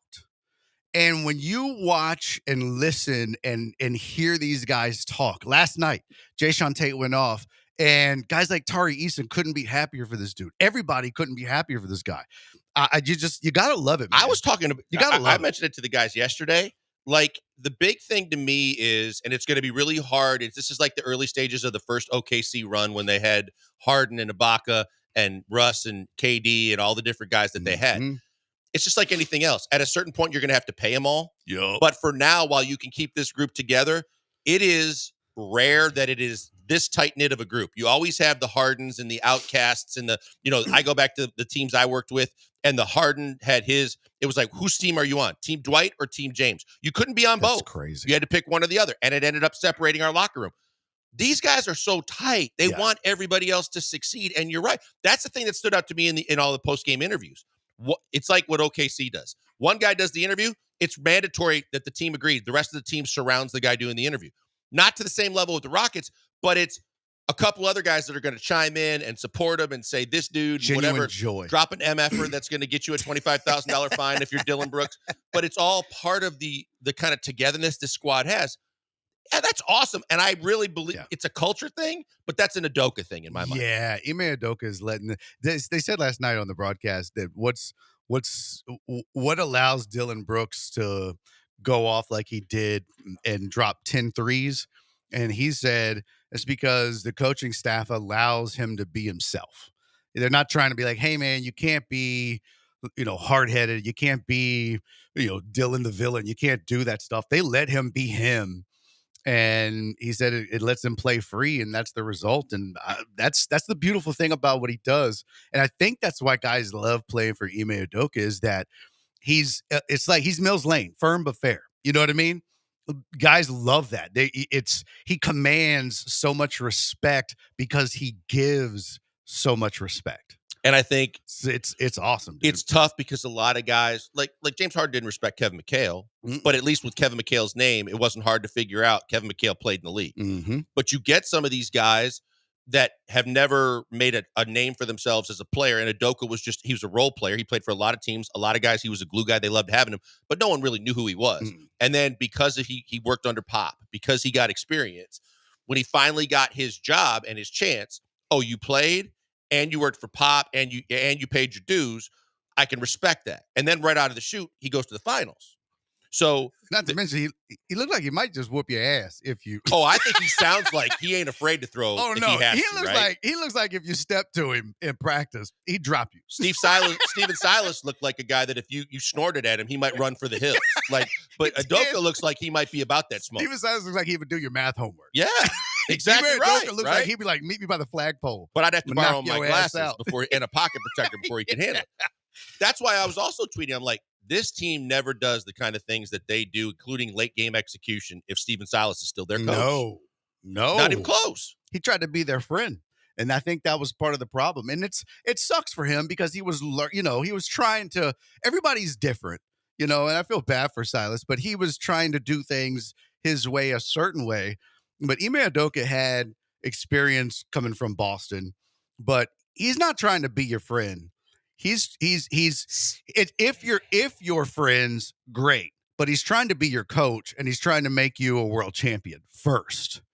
If you are friends, Silas great. Was Josh McDaniel or Wade Phillips. Really good coordinators, not great commanders. Yep. Whereas Udoka has the chance to be the next Sean McVay, Shanahan type guy that kind of takes the league by storm and continues to do what he do. Because I saw someone kiddingly put on Twitter, thank God that Nia Long and the chick in the Celtics office did what they did. The Rockets should be sending them flowers. Whatever they said. Yeah, it's true. Rockets fans got to be thankful that Ime got into the mess he got in, because otherwise you'd never have him. And without him, I don't know if this team would be as good as they are right now. I know one thing's for damn sure. With him, he should get a majority of the credit for how they're playing and the fact that they are getting coached on a daily basis. And he's, to your point, he's not afraid to say, you don't play defense, you sit your ass down. How does this dude, it's not going to happen, but how does this dude not get consideration for Coach of the Year?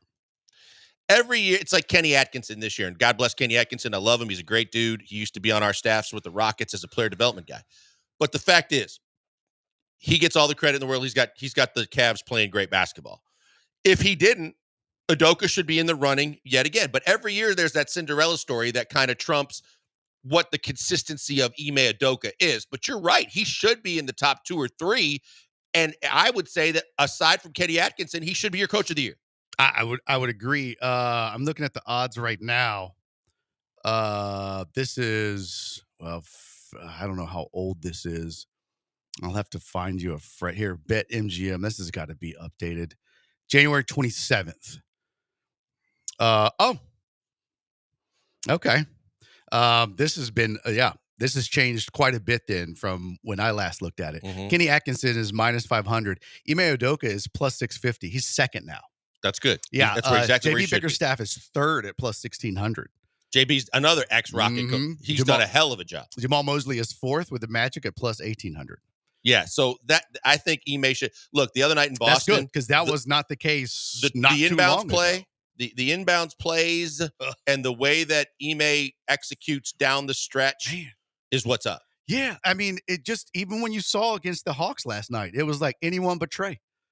He was not going to let Trae Young beat the Rockets last night. Anyone else was going to have to make that shot, and they didn't. You know what I mean? If you watch the Celtics, they took Jason Tatum out of the game early, and that's the beautiful thing about having Amen Thompson on the team too, and a guy, and all of them have bought into defense first, which, dude, you got to give him credit for that too. Do you know how hard it is? I don't think people understand how hard it is to get young guys in 2024, 2025 to buy into defense first. No question. Because they want to be flashy. They want to go down and knock down threes. It's all about offense and scoring. But he's got these guys committed and believing in defense first, and that will lead to offense, that will lead to winning. And they believe it. They've bought into it. And I mean, it's so rare. And I mean, maybe part of it is because they all saw what happened to Cam Whitmore. I mean, everybody knows the talent he had jumping through the gym. And then when they saw him get shipped down to the G League, I think that may have gotten everybody's attention. Like, oh, okay, well, maybe we will all commit on the defensive end a little bit harder, because if they'll send him down, oops, okay. I mean, last night, bro, he pulled Alpi out of the game because he wasn't hustling. But look, he does it to Jalen. Yeah, he does it to Alpi. He don't care. Up until the meteoric rise of Amen Thompson, your two best players were getting their butts on the bench as soon as they realized we don't play defense. If they load, and last night Alpi, and you get it, they're tired, but hey, man, they're all tired, and Alpi was kind of lackadaisical on defense, and Ime Udoka pulled him out of the game, and once he plugged him back in, Alpi turned it up. That's coaching, man. That is coaching. Yeah, there's no doubt about it. Now, you mentioned a name that it has been in my crosshairs, and that's Cam Whitmore, because I have been the biggest Cam Whitmore supporter. Stan, you're a Cam stan? He's got so much ability. He's got so much talent. He can be so good in this league for a long period of time, but he has the mentality of a AAU kid.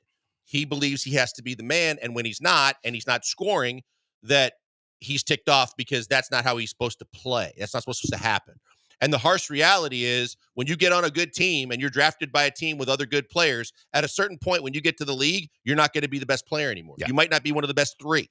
So instead of taking notes on what Amen Thompson has done to find out there is a way for you and there's a path, he still pouts. Yep. He was pouting again last night. When you watch, Ime pulled him over to the side at one point to talk to him and pat him on the shoulders, and you look right away. Ime does more patting on the backs and sweet nothings to him than most any other player on his team. And you watch Cam's body language after that, he doesn't acknowledge him.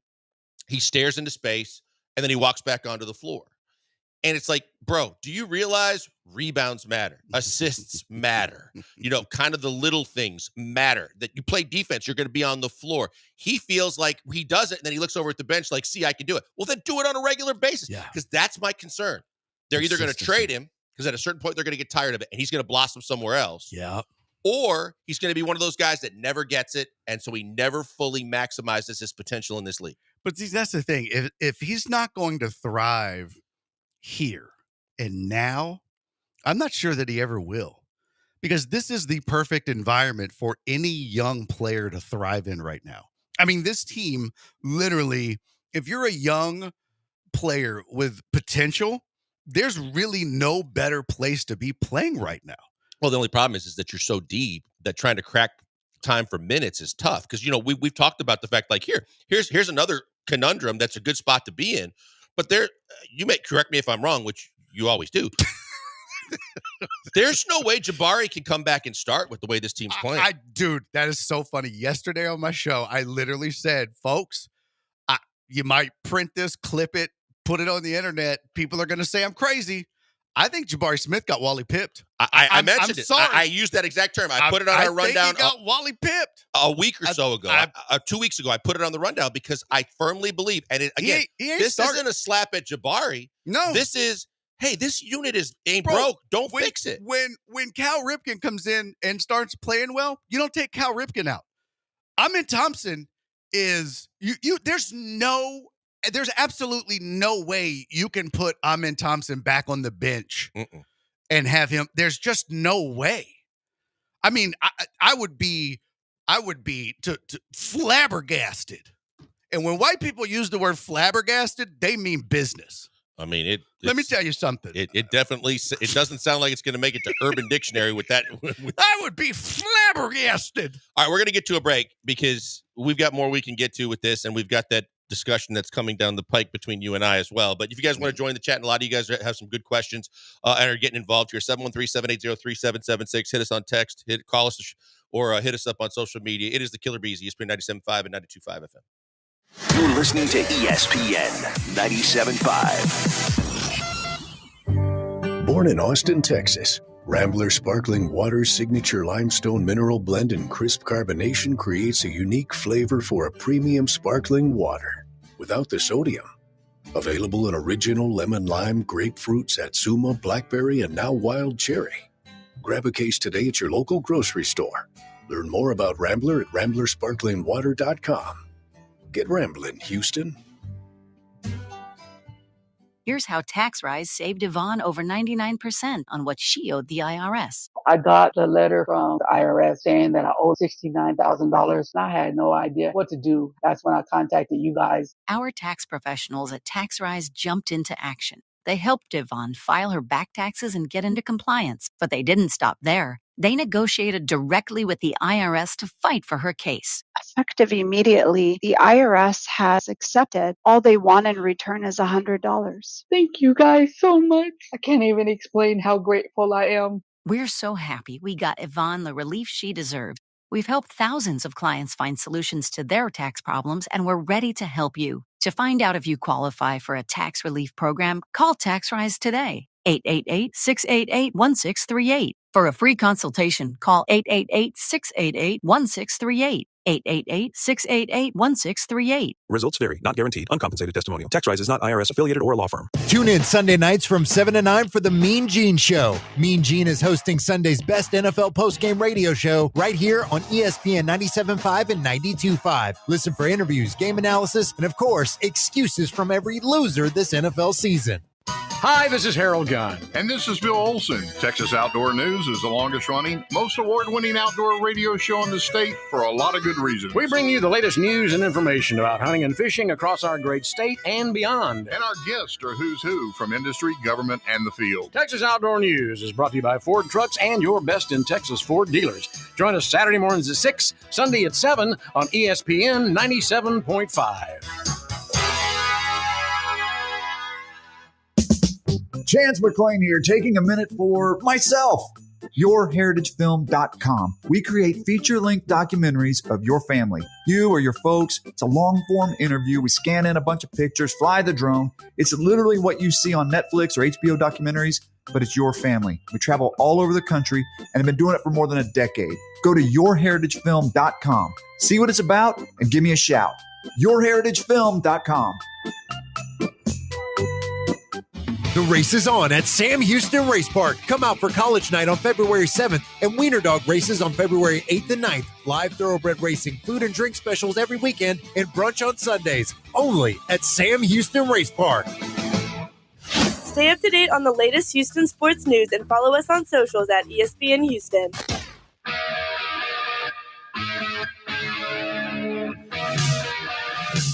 Live in the Veritex Community Bank Studios, it's the Killer Bees. Now back to Joel and Jeremy. Back on the Bees, another carryover from yesterday, because I wasn't in tune with Barry on deck bashing me. I was in the midst of our own show when... Where did it come from, Brian?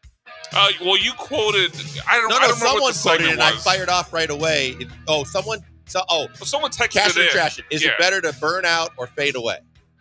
And I was like, Def Leppard. Oh. And some wise ass goes, no, Neil Young. I was like, first of all, I said other people have used it, but I said the song that came to mind immediately was Def Leppard. Well, then I looked it up to make sure it was there to prove that multiple people have used the phrase before, but I was adamant, and it was Def Leppard, and now Brian's bringing it back to give the actual song some life. Def Leppard is... I love Def Leppard. I've seen Def Leppard concert about 12 times. Really? Oh, yeah. I saw him with two hands in one hand. Wow. Mm-hmm. Still great. So you saw him like 7.5 times? No. Wow. You're going to hell, buddy. I'm fine with that. You're going to hell, buddy. Joe Elliott? It's a great band, man. Yeah, I was a Def Leppard I didn't know fan the as a Neil Young kid. one. I could be honest with you. Yeah, I didn't know Neil Young said Panic that. at the Disco.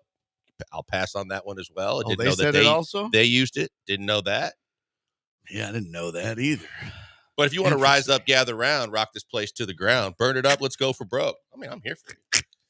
All right, so as we were continuing, yes, Robert wants to get in here on this Cam Whitmore discussion. Robert, what's up? Hey, guys, thanks for taking my call. Yeah, I kind of want to acknowledge the Rockets for the run they're on. They're slowly starting to turn me into a bona fide believer in their potential. But you guys were discussing Cam, and I kind of had some thoughts and was curious about y'all's opinion on my theory. I kind of feel like Cam's the kind of player, I kind of liken him to like a Jordan Poole or Kuzma, who he seems to be he's got the mentality that he'd rather score 20-plus a night on a bad team and in the lottery every year, as long as he's getting his, than a guy that's a piece of a great team. It just strikes me as that's his mentality. You know, I'd rather look great nightly on a team that's going nowhere than being a piece of a team that has a chance to win it all. Just curious what y'all's thoughts were on that. No, Robert, look, I appreciate the call. Thanks for listening. Good thoughts. Barry and I were talking in the break. I've talked to some people. I've done some research because, again, I believe Cam Whitmore has all the tools to be a really good player in this league. I think what he's saying is, to quote the great Billy Hoyle, you'd rather look good and lose than look bad and win. That's what That's Billy what he's saying about Cam. Billy Hoyle, White Man Can't Jump. I didn't remember. I know Billy. I know she called him Billy, but I didn't remember his last name. I can't believe you lost the money, Billy. Yeah, go back to Jeopardy. So, Robert, to your point, what I've said about Cam is he is the exact poster child for how bad AAU basketball and the system that is the basketball path to the NBA these days in the United States. Because Cam's been a guy that's been the go-to guy that here's the ball and let's get out of your way ever since he's probably been 8 years old. And so all through the AAU circuit, all he knows is give me the ball and I'm going to score.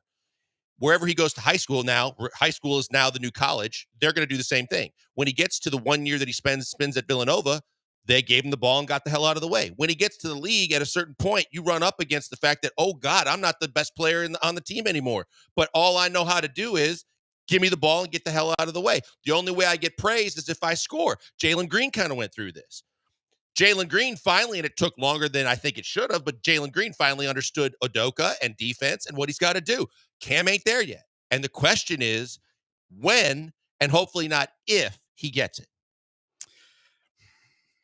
I think as long as the frustration continues, it's like one of those things where it continues to eat at you, right? Like it's all like a cycle. It's a vicious cycle that you're stuck in. You remember that commercial in the, I think it was the 80s or the 90s. I wasn't born. There was a commercial where this guy was like, I do cocaine so I can work more, so I can make more money, so I can buy cocaine, so I can work more hours, so I can make more money. So it's like this vicious cycle, and it was like it's supposed to be an anti-drug. It was part of the I vaguely remember that. It was like part of the Just Say No campaign. Okay, and that's kind of like the cycle that he's in. Like he gets down when others are having success and it's not him, but he's got to get in the games, but he gets in the games, but he's not fitting into part of the flow of the game because that's what has to happen. And that's where they're at right now. And so he's not getting in the games and that bothers him. And then he gets in the games and then he's not in the flow. And if he does have success, it's just this vicious cycle that he keeps, spinning in. And until I think he gets his mind right, that's where it all has to end. Here's the thing. He might need a sports don't want to psychologist. get into the OKC Harden thing where you chose Udoka because he was easier and he was a little less money, and then you trade away Harden, and Harden goes and has the greatest seasons of his life and makes him a Hall of Fame player. If you're the Rockets, yeah, you have a surplus of young talent, but if you give up Cam too soon and give up on Cam essentially, he could end up being a guy that goes somewhere else and becomes a James Harden type player. He has that much ability. It's all between his ears. It has nothing to do with anything that he's not doing right from a basketball skills perspective. Well, let me ask you this. Somebody's got to go, right? We know that. At a certain point. I think I already know one. Okay, but somebody's got to go. Would you rather it be a guy that's a project that does have the skill set, but is just it's taking away from the coaching staff. It's exhausting on the players and the coaches and the team vibe and everything else. It's frustrating, it's draining. Or would you rather ship off a guy with less talent, but he's not a problem? See, that's where I'm afraid. That's my fear. That's my greatest fear. Because you take that guy with the talent and you can add a missing piece or a key component, and you'd get more for him than you would the guy that has less talent but isn't a problem. You kind of killed two birds with one stone there. One Rafael stone. Here, what? Nailed it. Come on. See, self high five. I just think that you're still in a good enough position so you don't have to do something with him. And now I hope that because of the way this team's been playing lately, they realize more so than ever, there's not a trade that we have to make at all so that you can get more patient with him. At a certain point, patience are going to run thin. He's going to piss somebody off. He's going to get in, the wrong guy's kitchen at the wrong time or pout at the wrong time. And it's going to hurt him. And that's what I'm really worried about, because I see the talent that he's got. I've talked to Dream about it in the gym all the time, and Dream really is a believer in Jalen. And I've been a huge believer that Cam, just as long as he gets his mind right, his mentality right, Cam can be one of the big three at a certain point. There's no doubt. I mean, he's got a ton of skills. Like you said, he can jump out of the gym. And I don't know. Amen, let's just be clear. Amen is already part of the big three, so he would actually be like, Boston has four guys. You can get to 4 and 5. Yeah. I was going to say, I don't know about his shooting ability. Oh, he can shoot. Can he? Yeah. The biggest problem is that, again, on lesser talent levels like college and high school, he wants to handle the ball. I don't think his ball handling skills are polished enough yet. Yeah. Not that he can't run the break and finish. No, it's just I don't want him leading the break yet. Right. You know what, though? To me, too many cooks in the kitchen. I don't know. I think you take the lesser of two evils. You can't afford everybody. It's not that I want to give up on Cam, and it's not that I want to break this team up. I'm just saying, when the time comes, there's some names that I would certainly consider, putting in the pool of potential trades. His name would be one of them. All right, I got thoughts on that as well, but Rob wants to get in here on it. Let's get Rob in here. Rob, what's going on? Hey guys, appreciate you taking my call. You actually said exactly what I was going to say right before it. I think Cam is the perfect trade piece. I kind of think it's similar to the baseball prospect who's got a ton of power but doesn't make enough contact. Somebody's going to take a chance on him. I think it does bring back a big name, whether it's during the season or potentially before next year. I do kind of think that the relationship may be burned already. I'm not sure if that's on Cam's side or on Udoka's side, but I don't see the relationship really smoothing out. I do think he's a great trade piece, so I agree with what you're saying. Thanks, Rob. Appreciate the call.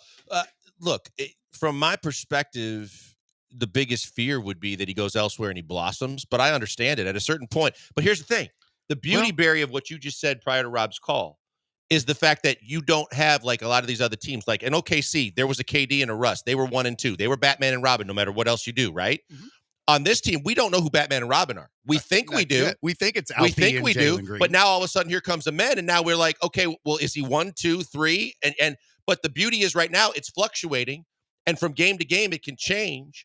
And that's how great this depth and this talent is on this team. Cam can be a part of that, but if he chooses not to, then it's going to be on him because he might start out being like James Harden, being a sixth man, but all of a sudden, because of how well he's doing and how impactful he can be, he elevates to the starting lineup. He gets more minutes. He gets more shots. You can either do that and choose to do it within the system, or you can ask to get out. Mm-hmm.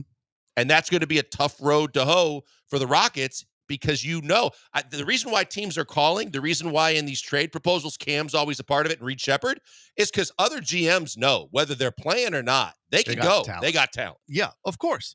But if you're willing to take the risk, then great. And if you're Cam, hey, you're going to go to a team that's probably not a contender. If they're going to be trading something that the Rockets want, chances are they're dumping salary. They're cleaning house and not necessarily going through a full-on rebuild, but they're not contending. No one's trading for Cam as a contender. They're going to have to give up something, and that's not going to work. So you got to know as Cam, you're going somewhere where it's going to be bad for a while. All right. So is it worth it? B-Mac, you want to take Chris on the other side? You want to get to Chris now? Let's go, Chris. Chris wants to get in here on this Rockets chat. What's up, Chris? Yeah. Hey, Joel. This team is fun to watch right now. And, Amen is special. That's why I'm tuning in. These two games really showed me this team is for real now. I mean, with the emotional win in Boston and how Jalen is maturing before our eyes. He knew he didn't have it. He went 3 for 13. He didn't jack up a bunch of shots. He was giving it up to Dylan Brooks, who hit 10 threes in that game. I mean, he had a career game. And that's what we needed to win against Boston. And then last night, what a slobber knocker, right? I mean, the guy's retired and didn't have much left in the gas tank, and they still won, still pulled it out. Ugly win, but that's what I think a championship team can do. And kudos to Barry for seeing this a couple of weeks ago, man. You guys have a good day. Thanks for calling, Chris. Not so sure. Was that a plant? Oh, yeah, seriously, Barry, did you have one of your deckheads decide to chime in? Barry playing one of Because the I can audience, stick the make sure Twitchers on you. They'll do the same thing for me. They That's love not a me. plant. Guys, people recognize genius all the time. What are you talking about? But why is it got to be a plant because somebody agrees with me? You think just because there's, how many people live in this city? You believe out of 6 million people, one person driving around listening to this station doesn't agree with me? It does feel like a bit of a stretch. Wow. Wow. Let's have the conversation. At least I'm not scared of my barber. Scared? Okay. That's so what it is? before it gets more personal, let's just let it out. Let's just go. What side are you on? Rockets contenders? Yeah. Rockets pretenders? And with that, let's be honest, not pretenders in this fact that they can't make the playoffs, but the contenders in my mind is championship winning caliber team. We'll talk about it. We can rehash the past. I ain't scared, and we can go forward. It's the Killer Bees, ESPN 97.5 and 92.5 FM. Listen to ESPN 97.5 in HD, 97.9 HD2. Hey, Lance Erline here for HD. HD is in GMC Heavy Duty Pickup. That's what Gulf Coast Chevy Buick GMC does best. If you're looking for a hardworking truck with serious power, the GMC Heavy Duty truck is here for you. And right now on 2024 GMC Sierra Heavy Duty Denali models, well-qualified buyers can get 5.9% APR financing for 84 months. Now's the time to get to Gulf Coast Chevy Buick GMC in Angleton and pick out your new vehicle. GMC, we are professional grade. This ad furnished by Nesmith Taju LLC. Offer not valid in all states or prohibited by law. Loans are subject to lender approval. See website for details. Honey, the credit card bill came, and we're maxed out. Great. Maxed out cards, rent is due, bills are piling up. We just need some extra cash to help us get by. We should do what my brother did. He went to 79cash.com and got $3,000. With our bad credit? 79cash.com is different. They're one of the largest personal loan networks. They can help people with any type of credit get up to $5,000. I'm sure there's a lot of paperwork. Nope. My brother said it was fast and easy. He did it right from his phone. If you have a regular source of income, you can be approved for a loan of up to $5,000 in minutes, and your cash can hit your bank account as soon as the next day. Our lenders have millions of dollars to lend regardless of your credit history. Great news. I went to 79cash.com and we'll have our money as soon as tomorrow. Wow, that is fast. If you need extra cash, go to 79cash.com. That's 79cash.com. 79cash.com. All right, here's the deal, Houston. Nico's just dropped their OPA app, and it's a game changer. Download it, get 100 free points just for joining. Then every bite you take at Nico's earns you more points for free food, drinks, and desserts, even free meals. What's better than that? Nothing. So don't wait. Download the Nico's OPA, O-P-A app today and get rewarded and get your Greek on. It's OPA amazing. Country music superstar Morgan Wallen is coming to Houston for his 2025 I'm the Problem Tour. Join Morgan Wallen at NRG Stadium for a 2-night show, June 20th and 21st. Tickets go on sale this Friday at livenation.com. Hey, everybody, John Granato here with Doc Linville. This is a one-stop shop for guys, right? Yeah, you can get your hair placed, and I do all the types of different hair treatments. I'm not just doing NeoGraft and then sending you out. I'm trying to preserve your hair and really think about the longevity of your best care. Also for the skin, for the abs, for fat melting, for overall health. Guys work hard. We do a ton of stuff, and it's okay to look good because then you feel good. We need to quit talking about how it's a bad thing to look good and want to look good. You can do it. 975hair.com. That's 975hair.com. Subscribe to ESPN Houston today on YouTube and make sure to slap that bell to get notifications on new videos as soon as they release. Country music superstar Morgan Wallen is coming to Houston for his 2025 I'm the Problem Tour. Join Morgan Wallen at NRG Stadium for a 2-night show, June 20th and 21st. Tickets go on sale this Friday at livenation.com.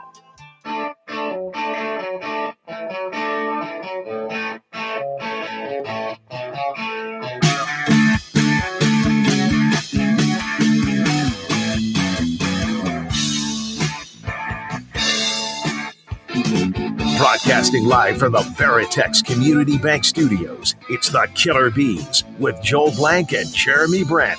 On ESPN 97.5 and 92.5. Trust you first, Brian. Let me make that very clear. I never Why do you trust give me you. a Whether look Jeremy like here or Leonard not, I don't Skinner? care. There's no story here. But This you didn't come up are on the now show. you've gone to Leonard Skinner for some reason, and I don't know why. And I'm wondering Just if there's because it's a good song, Joel. I Why are you so love it. paranoid? I love it. Okay. All right, every song choice is going to get a dirty look from I here know, on out. because I like the there's fact some that we're backstory mixing that up the bump music for see. one. Who's this? Give me 2 steps. I just Give me said 3 it's Leonard steps, yeah. Skinner. Oh, Listen 3 with steps? ears, not Yeah. your ass. You'll get some information. I said give me 2 steps. I mean, All right, I'm just trying not to Is travel. that not it? It's give me just give me 3 steps. 3 steps. I'm just trying not to travel. That was all. Oh God. You can get away with 3 steps. Go to the Yeah, Euro. you're They fine. never true. call it. Just go That's to the true. Euro. They never call it. All right. So the Rockets discussion has been fantastic. You guys are all chiming in. And I think that the discussion has to be had before we get to it and the breaking down of where you are on it. Brian wants to get in here on Rockets. Let's get Brian into the conversation. Brian, what's going on? What's going on, guys? Thanks for having me. Hey, so, man, it's just my opinion. So I think the Rockets have 2 just untouchable guys. One is Şengün, because there's only him and Jokic that play his position that has that touch under the basket and that kind of passing ability. The other end is all of a sudden Amir Thompson. I don't believe there's anyone really like him in the league right now. So those 2 are untouchable. I think our Jalen, he's come on, but do we trust that? And I mean, Jalen and Cam to me are the same person. I mean, if you're gonna keep one, you got to get rid of the other. Vice versa. Now the other thing is, if you're gonna if you're gonna keep a man at the 4, then Jabari Smith goes. So say you've got 2 really good pieces that has a huge ceiling, both of them. If it's Jalen or Cam with Jabari, then you got Reed. I mean, if a man goes back to point guard, which it doesn't look like he is, I mean, then what do you do with Reed? So that's my opinion, man. And I think Reed will be point guard next year, especially because what's his name? Point guard. He's got a huge Fred payday coming next year. So I think Fred's gonna be gone because of that. But man, it's exciting, guys. It hasn't been this exciting in a while. Man. I'm just thrilled that it's taking place. So. And Udoka, we couldn't have gotten no better. I don't think there is one that's better. So that's what I got to say. Yeah, appreciate the call. Look, I would say, first of all, I agree with some of what you said. I disagree with you on Jalen Green. 100%. I think he's untouchable. Ooh. Mm. Oh no. Mm. No. Yeah. Let's fight today. Okay, but before we fight on Jalen Green, I definitely disagree with you about Jabari Smith as well. About look, Jabari Smith is one of those pieces, right? Jabari Smith, he was one of those guys you kind of just had to take him when they drafted him, right? It was like, okay, we are where we are in the draft. You kind of had to pick him. He was the best pick at that moment. You knew he wasn't going to be great, right? You knew he wasn't going to be a superstar. But the biggest reason why I would keep Jabari Smith, you're kind of in a beautiful situation the way that this is happening. Really, on this team, there's no better player that could have gotten Wally pipped than Jabari Smith. Honestly. He's got the right attitude. He's the consummate team player. You don't know that. From everything that you see and hear and everything else, he is a team first, win first. I'll do anything. He's when he struggled last year, he's done everything he could to learn the game and get better. And he just seems to have that win first, team first attitude.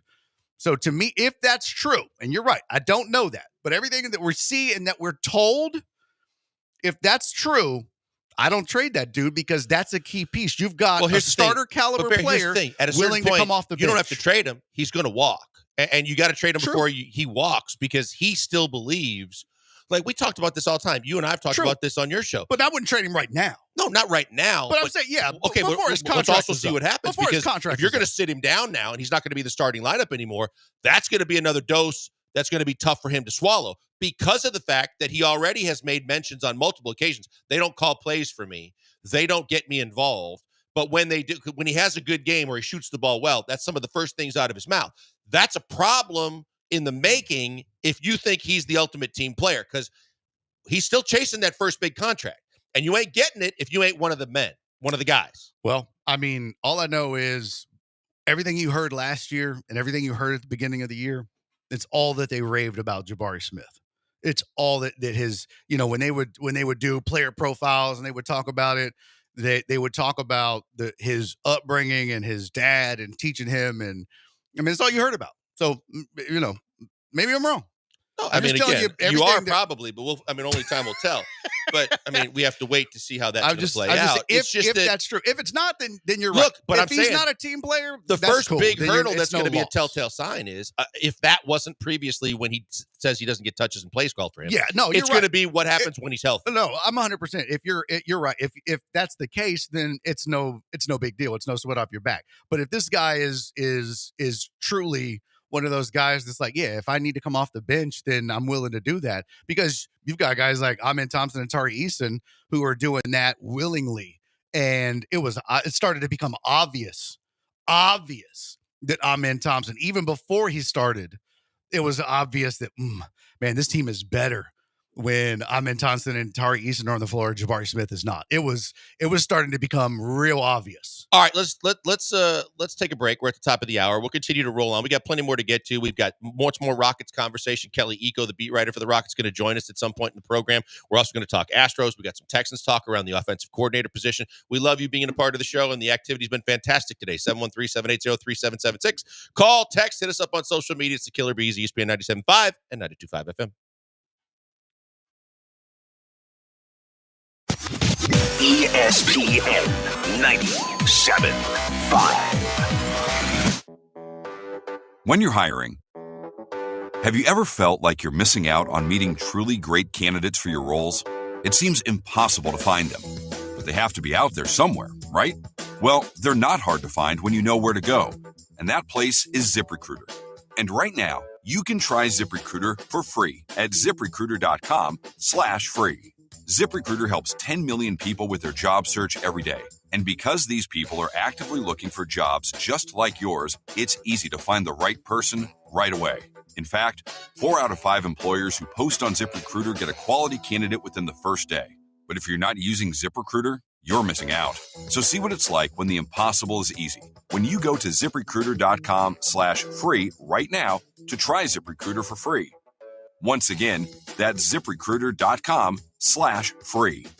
ZipRecruiter.com/free. Never miss out on great candidates with ZipRecruiter. John Renato here with Robin Orlando from Houston Powder Coaters. Robin, this is the time for all those HOA people, and if you have a public pool, this is the time to get the stuff done at Houston Powder Coaters. Yes, because everyone knows pool season opens Memorial Day weekend, so let's get that work done by April. So you need to do it now because it takes some time. Now, because, yes, we do have a line of people trying to get their stuff done, and I want you in line with them. And you guys are bigger and better than ever. You did the bridge in the Woodlands, Herman Park, the benches at NRG. You guys are all over the place. Yeah, even if you think you don't know who we are, you've definitely seen our work. And now Tesla and Samsung, what's going on? Yeah, so we are actually branching out into the Austin market with the tech world. Austin has Tesla, it's got SpaceX, it's got Samsung, and we are there. Wow, we're really smart now, aren't we? We are. We're like Silicon Valley Part 2. That's Robin Orlando from Houston Powder Coaters, 281-676-3888 or HoustonPowderCoaters.com. Call me. This is Scott McGrath from Plot Twist, YourHeritageFilm.com. The only thing I love more than squishing nasty bugs is honoring my parents. And there is no better way to do that than with Chance McClain's Heritage Films. A film crew goes to their home, interviews them, scans in a bunch of family pictures like that one of you naked in the bathtub, and creates a documentary film of their lives, values, and stories, just like you would see on the History Channel before they turned into Aliens TV. YourHeritageFilm.com. Next time you're at a bar or a restaurant and you're ordering a beer, choose chill. Choose Coors Light. John Renato here. You know, I'll be choosing Coors Light. It's cold lagered and cold filtered for a crisper, delicious taste. And it's light. It's just 102 calories. So maybe I'll have another and another. Put Coors Light on your rotation. Just say, "Excuse me, bartender, can I have a Coors Light, please?" You'll be keeping Texas chill and earning my heartfelt admiration. Cold, clean, crisp, refreshing every single time. Coors Light. Climb out, brother. Houston's independent voice for sports. ESPN 97.5 and 92.5. Listen up. ESPN 97.5, presented by Zadok Jewelers. KFNC 97.9 HD2 Mont Bellevue, Houston, a Gal media station.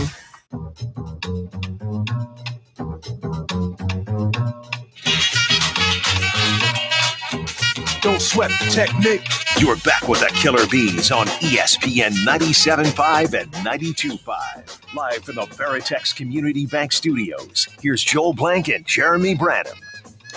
Branham out today doing some Cougs travel and games and such like that. So, big game tonight against the Mountaineers. Spelled incorrectly on commercials, but from there in West Virginia. Oh. I'm not bringing up the cocaine commercials you are. I'm bringing up recent commercials people can relate to. But we're going to get back to Rockets talk, and Kelly Eco is going to join us later in the show as well. But that was good, spirited. We appreciate you being a part of it, and we'll circle back on it. We got to get some Astros right now. I'm curious Barry's thoughts. We've talked about this for quite a while, but I know BMAC's got some thoughts on this. But obviously the first and foremost thing on everybody's mind right now has been resurfaced Alex Bregman. Alex Bregman. Okay, great. But I was thinking about this again today. When you think about it, and again, both these guys, I want to get Barry's thoughts. I've seen some of Brian, and I want Brian to get it out there too, because there's a lot of different ways to look at this. I understand from a fan perspective, you want Alex Bregman back. He's a staple of the golden era of Astros baseball. But at a certain point, does it not cross your mind? Who else is out there giving Alex Bregman even the offer the Astros gave him? If they were giving him that kind of money, shouldn't he already be signed? Shouldn't he already be gone? Shouldn't he already be off the board? Because right now it seems like the Astros, if they're bidding at all, and we're hearing now he's 10 to 15 million, the Astros are 10 to 15 million short on what it's going to take to get Alex Bregman. Says who? Scott Boras and who else? Because which team is going to pay him that? Yeah, that's the question, or I guess the $1 million question, or maybe the $10 to $15 million question is, if you've got a deal, why haven't you taken it yet? If you've got these offers, or the Astros are short, take the deal. You know, I mean, Dana Brown said, "Hey, look, we didn't expect him to still be here. I mean, we made our moves, we set our infield. We just assumed we lost the Alex Bregman sweepstakes." And I'm just paraphrasing here, but we just moved on. And we looked up and he's still here. So I think, to use his words, the door was cracked open, but I don't think they thought he'd still be here. I don't think there's a deal. I think this is just agent speak at this point. We've seen Scott Boras play this game for 2 decades now, so I think the odds are probably is just gamesmanship from Scott Boras. But I can also see there being a spot where this could be true, because even if there is, let's say, an offer on the table from the Red Sox for 160, maybe that was surprising to Boras. Maybe it's like, oh, hold on, instead of just accepting this right away, let's see that maybe there is actual interest in the level of contract we're looking for. Let's wait this out and see if 2 teams getting a bidding war, maybe we can get even north of 160 or whatever that number would be. So I don't think it's completely implausible that there are 1 or 2 teams willing to talk to Bregman above where the Astros offered with the 6-156. But I'd say most likely this is Boras being Boras. I think that's it, because I think Dana said the other day, I owe Scott Boras a call. We haven't got back to him yet. So evidently Scott Boras hears Alex Bregman's name and immediately calculates, well, there's 6-156 I still got to fall back on, because right now I'm grasping at straws, hoping to God I don't have egg on my face yet again with another deal that I promised and underdelivered. But that's what we're headed towards. Do you think there's a chance that if the deals were close, let's say they're $4 million apart, do you think they're and I'm talking the Astros are, the 4 under on the $4 million?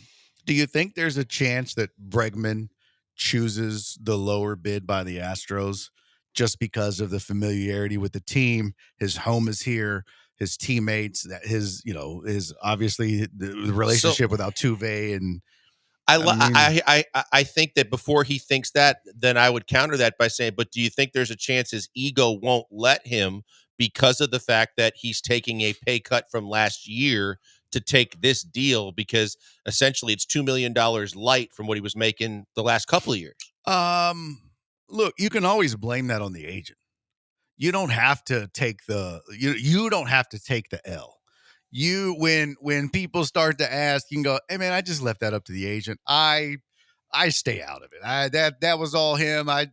I'm just happy to be a Houston Astro, and I'm still glad to be here. That was all the agents and Dana Brown. I'm a baseball player. You don't even really have to blame the agent to not take the L. You could always spin it like a Tom Brady was like, hey man, I decided to take a little less money so we can be competitive in future years. Like I'm going to take a little bit less money up front. That Tom way, Brady, yeah. year 3 of my contract, we're still able to sign guys to help us chase more rings. Craig Biggio did the same thing. Yeah, there's a way to spin this to where you look like a good guy. I took less so we could go get a right fielder.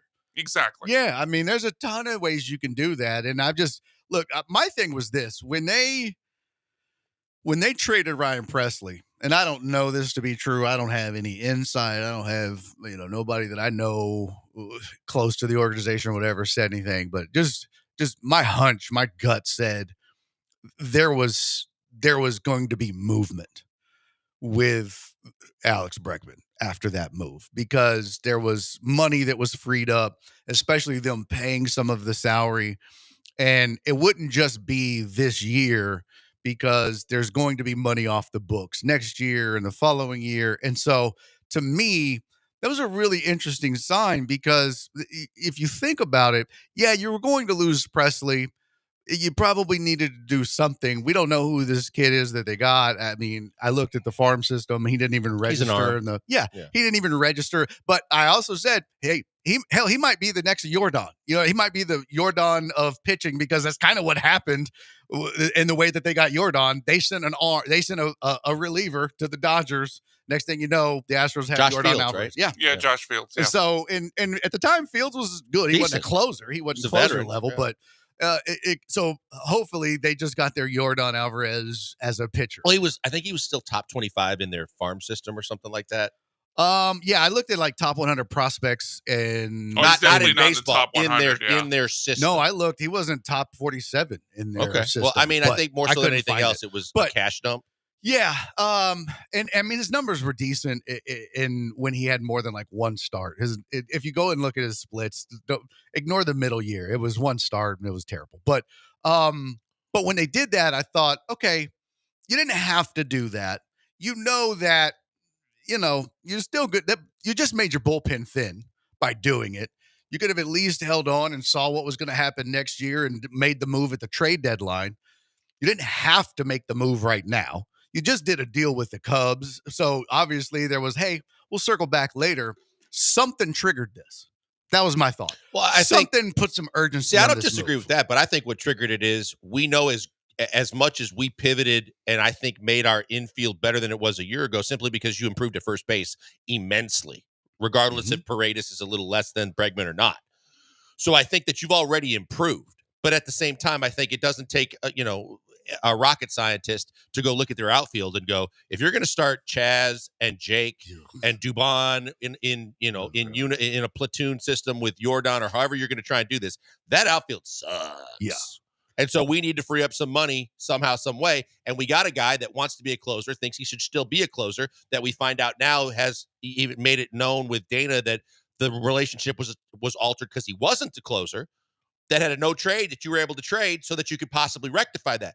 Everybody assumes it has to be Bregman, but it doesn't. No, because I saw a rumor about who they're eyeing or who they're chasing, and I don't know if you saw this or not, but there was a note that the Astros are looking at Jorge Polanco. He's an infielder, though.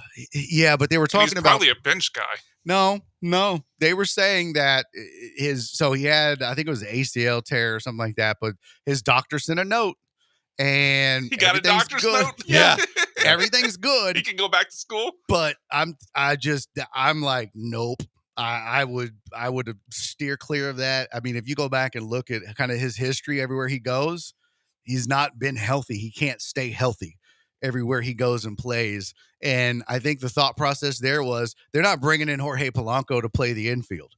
If they bring in, so they're certainly not bringing him in and then moving Altuve to left field. Altuve ain't doing that for Jorge Polanco. He's doing it for Alex Bregman. Mm-hmm. He's not doing it for Jorge Polanco. If they bring in Jorge Polanco's learning how to play left field. Well, and they said that. I saw some of the reports that said that there's a good chance Polanco could be as an outfielder. I guess he's a switch hitter, but I don't think offensively he's what you need. Look, I've been saying Verdugo's the kind of guy that better than what you have. I would like Verdugo because aside from the year in New York, in Boston, he was a good bat. He was a decent bat, and he's an above average defensive outfielder. And I would feel better about him filling the void and then shuffling your outfield around than I would putting that mix together that I mentioned. Yeah. So I just don't think the I agree with you. Alex Verdugo would be a nice fit, especially compared. I mean, right now you have maybe the worst outfield in the American League. Mm-hmm. I don't think they're going to be willing to go back over the competitive balance tax for Alex Verdugo. They'll do it for Alex Bregman, certainly. I think they're willing to pay that penalty for Alex Bregman. For Alex Verdugo, I don't know. I mean, maybe this is me being, skeptical of Jim Crane because he's only gone over the competitive balance tax once. And what did it net him? Sorry? What did it net him? Losing to the Tigers 2-0. Yeah. Fool me once, right? Yeah. So I just don't see, I think Alex Verdugo's a good bat. He hits for a good average other than, like you said, that one bad year. But doesn't have a lot of pop. I just don't see Jim Crane. It's not splashy enough for Jim Crane to go over the competitive balance tax. And I think that's the key. I think you hit on it. I think the splashiness is what Crane lives for. But I think Crane has also been a guy, like when you said, throw out the season in the middle for the relief pitcher. Well, in Crane's mind, throw out every season on his baseball card except for the one where he had his career year in Montero and sign him and pay him handsomely. On the back of his baseball card. Yeah, he just doesn't get it that way. And so that's where I think Dana has to be more of the driver in all this, because Dana can say, look, he understands what Bregman's meant to this team. But if that competitive balance tax is also going to factor into this, then he's got to be the cooler head prevailing that says, square peg, round hole. We got too many infielders as it is. You add another one, and now we're scrambling to make a guy play, whether it's Altuve, Paredes, whoever you want. If they have to learn how to play outfield and haven't played it before to make your team better, that's a problem. Yeah. I don't disagree at all. I do think what I think would be kind of dope if you bring back Alex Bregman is Altuve saying he would go to left field. I saw some people were saying like, oh, I don't know if that would work. First of all, 81 games at Minute Maid. Altuve in left field is not a problem. My only concern is his arm. I hate it. He doesn't. I hate it because he's small and because his arm sucks. His arm is terrible. Yeah, I mean, he can barely. I mean, if you watch him turn double plays, it's not great. I mean, I remember on my show, I was talking about it when it was mentioned that if you go back and watch games when Yuli was still here, Yuli used to get on him. Yuli Gurriel used to get on him because he would sometimes kind of just lazily get the ball to first base and make the plays close. And then Yuli would get on him because you don't have the arm strength to do that, bro. You can't just take your time and throw lollipops because you already throw lollipops. Your lollipops are a lot slower. So that's They're my all-day only suckers. concern. But it's a short porch and left, so it really nice. It makes it a shorter throw. You got really good arms over there, with Pena at least. And if Bregman's back, you've got a really good. So you got a couple of good relays and guys that can get the ball to home anyway. So it's a little less concerning, at least for 81 games, right? But what's interesting, if that's the case, is now you basically, I would hope or think, or it kind of makes my pants move a little. Easy now. That you got a platoon, essentially, of Yordan and Altuve, who basically platoon and left and DH. And now you're extending Altuve's longevity? Yeah, a little bit. Now you're taking some of that wear and tear off of him during the season because now he can play DH a little bit. Yeah, but he's also got to cover ground. We know how playing. bad he is on sprinting with his legs and things, Yeah, and that could be a problem too. Yordan too, but now they're DHing more, both of them, and they're. I mean, he's at least Altuve is. So that's an interesting prospect because now you're at least 1/3 of your outfield is a lot better because when Yordan's DHing, your outfield is garbage as is. If Altuve's out there, at least 1/3 of your outfield in your lineup is always solid. It's great. Yeah, I think offensively he helps you if he goes to the outfield. Paredes makes you a better defensive unit because you have Bregman and Gold Gloves at the corners. And Pena, I believe, is an above-average defensive shortstop. All right, we got more on this because I have some thoughts on that. We've got a lot of people that are wanting to comment on that, and then on the Yordan aspect of that because we've had the Yordan rules in the past, but is there a time to shelf it? We'll be back with more. It is the Killer Bees on ESPN 97.5 and 92.5 FM. ESPN 97.5. The Home Depot has up to 35% off select appliances like Samsung, ranked #1 in customer satisfaction. Shop the mega capacity 3-door French door refrigerator with 4 types of ice to chill your drink faster. Or the 5-burner electric range with no preheat air fry for healthier, crispy food all in your oven. Right now, get up to 35% off select appliances at the Home Depot. How doers get more done. Visit jdpower.com/awards for more details. Pricing valid January 9th through January 29th. U.S. only. See store online for details. Find what you love, love what you find. A Total Wine and More. There's so much waiting for you. Spirits and beer, thousands of wines. Guides in the know and prices so low. It just might blow your mind.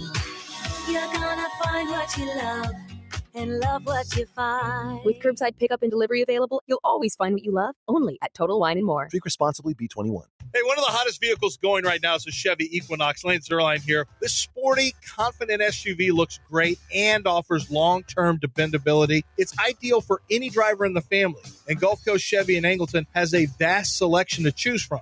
If you're looking to finance your 2025 Chevy Equinox, well-qualified buyers can get 2.9% APR financing, plus enjoy no monthly payments for 90 days when you finance with GM Financial. Find your new Chevy Equinox at Gulf Coast Chevy Buick GMC in Angleton. Chevy, together, let's drive. This ad furnished by Nesmith Taju LLC. Offer not valid in all states or prohibited by law. Loans are subject to lender approval. See website for details. Honey, the credit card bill came, and we're maxed out. Great. Maxed out cards, rent is due, bills are piling up. We just need some extra cash to help us get by. We should do what my brother did. He went to 79cash.com and got $3,000. With our bad credit? 79cash.com is different. They're one of the largest personal loan networks. They can help people with any type of credit get up to $5,000. I'm sure there's a lot of paperwork. Nope. My brother said it was fast and easy. He did it right from his phone. If you have a regular source of income, you can be approved for a loan of up to $5,000 in minutes, and your cash can hit your bank account as soon as the next day. Our lenders have millions of dollars to lend regardless of your credit history. Great news. I went to 79cash.com and we'll have our money as soon as tomorrow. Wow, that is fast. If you need extra cash, go to 79cash.com. That's 79cash.com. 79cash.com. Hey guys, Lance Zerline here. Did you know that Taquerias Arandas now have sports bars inside several of the Houston locations? That's been going on for a little bit. That's right, my favorite Mexican restaurant, also my favorite spot to catch games. Arandas sports bars offer a full bar, incredible drink specials, several televisions so you can watch your favorite games, authentic Mexican bites, and they are open late. And all this just to make sure Houston sports fans never miss a play. Get to your nearest Arandas location and enjoy one heck of a great time with great food, unbeatable game day experience in one location. Missed any of today's show? Then download the podcast now wherever you get your podcasts.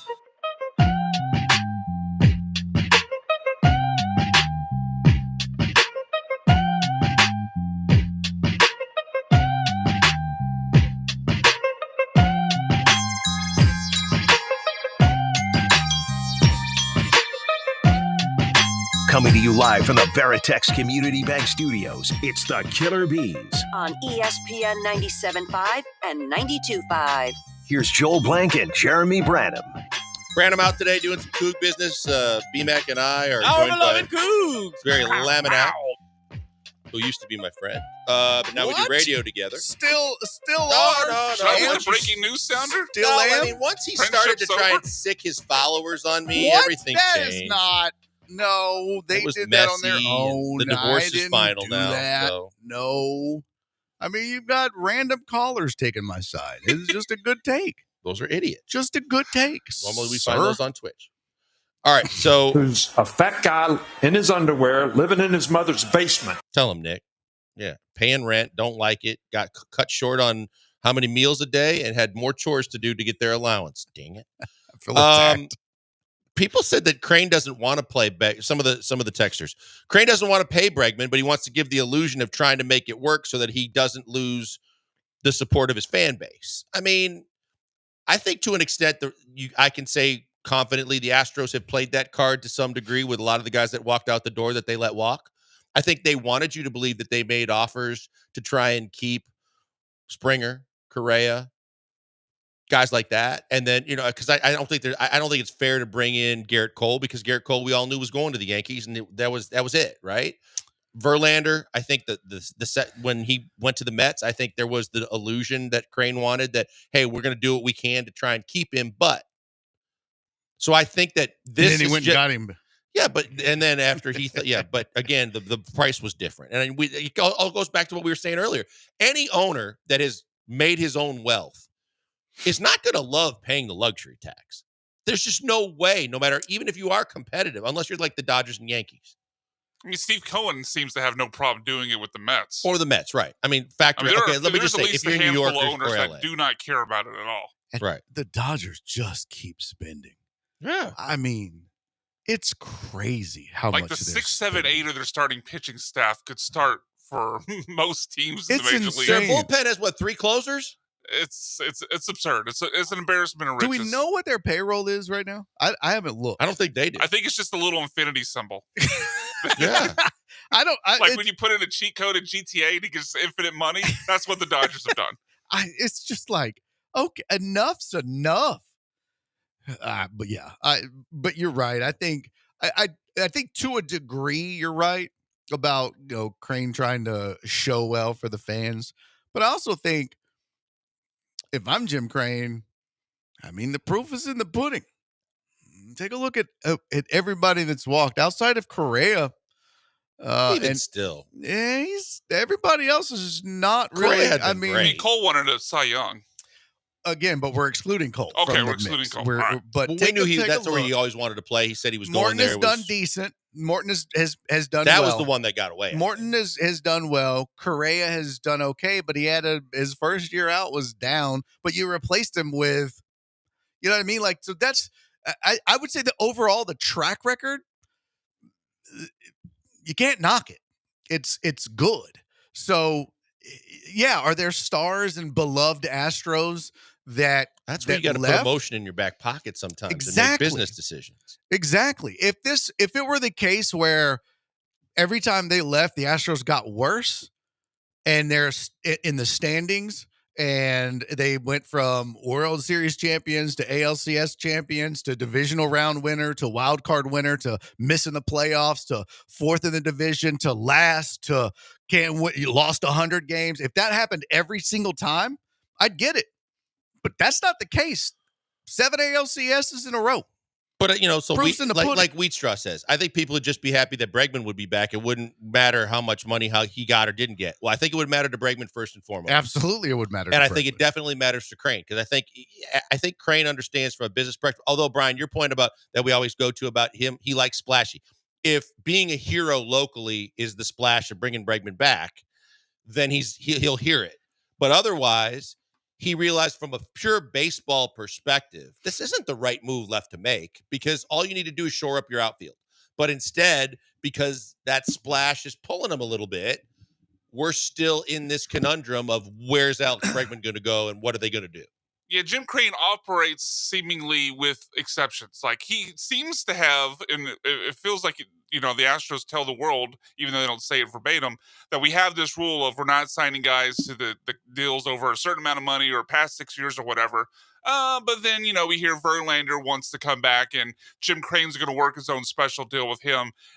We cast Bregman aside, but maybe we're leaving the door open just a crack. Like, Jim Crane, I think, leaves the door open for the big splashy moves, especially if there's a tie here locally. Obviously guys to help them win multiple World Series.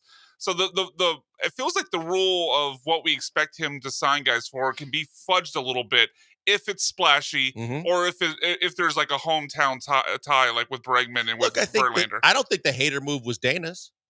I think the fact that Dana... Kendall Graveman got hurt and they overreacted. No, yeah, that's a Jim Crane move. No question. He wanted Hader. So the fact 100%. that Dana finally came out and peeled back the curtain to let us know that, hey, once the decision was made, Presley wasn't good with it and that it changed their relationship going forward, that doesn't surprise me in the least, but it also shouldn't be on Dana because I think that was a Crane move. That was the big splashy move Brian's talking about. That was the shiny new, car brought in on the lot that Crane had to have, as opposed to the reliable car that could have kept you going. This is the problem, and this is why you have a front office, a GM, and. But I think he discounted that. But I'm saying this is why you have a GM and a VP of baseball operations or whatever, is because owners look at it as business or fantasy baseball. They're businessmen. I mean, they're millionaires and billionaires for a reason because they are savvy businessmen, and businessmen, there's no feelings in business, especially when you're at their level of business. They don't get their feelings hurt when they're on the bad end of a deal or they're on the raw end of a deal because it's business. And it's the same thing when they're crushing their opponent, it's business. When they're getting crushed by their opponent, it's business. So when they're going out and they're sorry, Ryan Presley, I had a chance to get I had a chance to get Hader, and it's a business. I think it's fantasy baseball, too. I think that the same way that he thought when he didn't have a general manager, when he didn't like Click because they didn't communicate the way he liked, or that Click wasn't willing to play his game his way, that while he was looking for a general manager, he felt like, I could do this. I played baseball. I know the game. And oh, by the way, I got Reggie and Bags and Enos Cabell. And in the process of all of that, I don't think it took a genius to know Josh Hader. So I don't think it took a fantasy baseball whiz to know Josh Hader was really good. No, but I'm saying he went out and got him because he was the shiniest, biggest name on the market when he already had a reliable closer. We didn't know what Presley was going to turn into the last year, but we knew Presley was damn good, and you knew that the back of your bullpen was better than most. Yeah. And instead you went and added a glutton of riches and added Hader instead. Would have been money you spent. Yeah, and you could have repurposed that money into possibly 3 players. I don't know. Maybe Alex Bregman? What does everything we're talking about remind you of? A guy who played the sport and thinks he possibly knows it better than the people he's hired to make the decisions. Someone who's attracted to the big splashy things, or someone who wants to grab the headlines by saying he's chasing the big splashy things, but then settles back to not making the move. Kind of sounds like Jerry Jones. Jerry Jones. I mean, it kind of sounds like Jim Crane is Houston's Jerry Jones. Sir.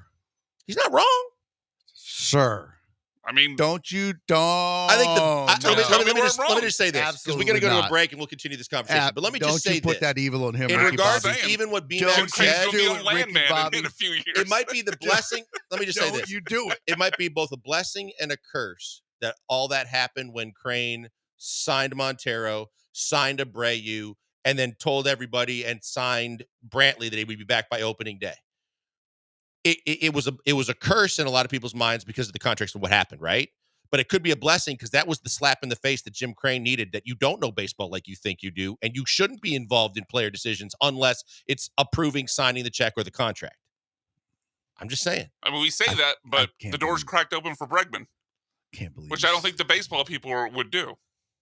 Well, I don't disagree, but I just think that maybe at least it stifled. Look, Reggie got the hell out of Dodge. That helps. Bagwell hopefully will be less inclined to jump in and tell you what they should do, Mr. Non-Analytical. And Crane maybe got a kick in the grapes to say, hey, I'm paying a whole lot of money that I'm for nothing. And those were moves that I made. Maybe I need to kind of stay in my lane too and just sign the checks and agree to the big deals.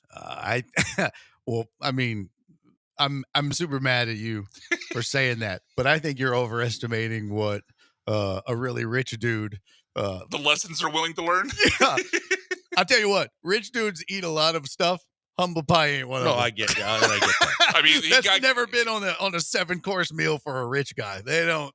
I mean, what? Since getting kicked in the grapes, as you mentioned, I know we're way over. Yeah. He's still gone out and done the hater thing. Still talking about signing Bregman to put Altuve's short ass in left field. I don't think he's learned any lessons. No. Chime in, peeps. We're halfway through the show. Plenty time left to get you involved on the conversation with the Killer Bees. It is ESPN 97.5 and 92.5 FM. You're listening to ESPN 97.5. Our foundation is built on love. I admire each of you. Thank you. I love you. And trust. I think it just shows our culture. Hard work. We're going to prove something. We're going to play with that chip on our shoulder. Giga Aggies. Hit the rim. Count it and one. Manny in traffic. The Aggies play here on the Texas A&M Sports Network. Game coverage of Texas A&M versus South Carolina begins Saturday night at 7 on ESPN 97.5 and 92.5. Hey guys, the NFL playoffs are heating up on the way to the biggest game of the year. Whether you're backing underdogs or rolling with the favorites, MyBookie is the only place to put your money where your mouth is on every play, every drive, and every touchdown.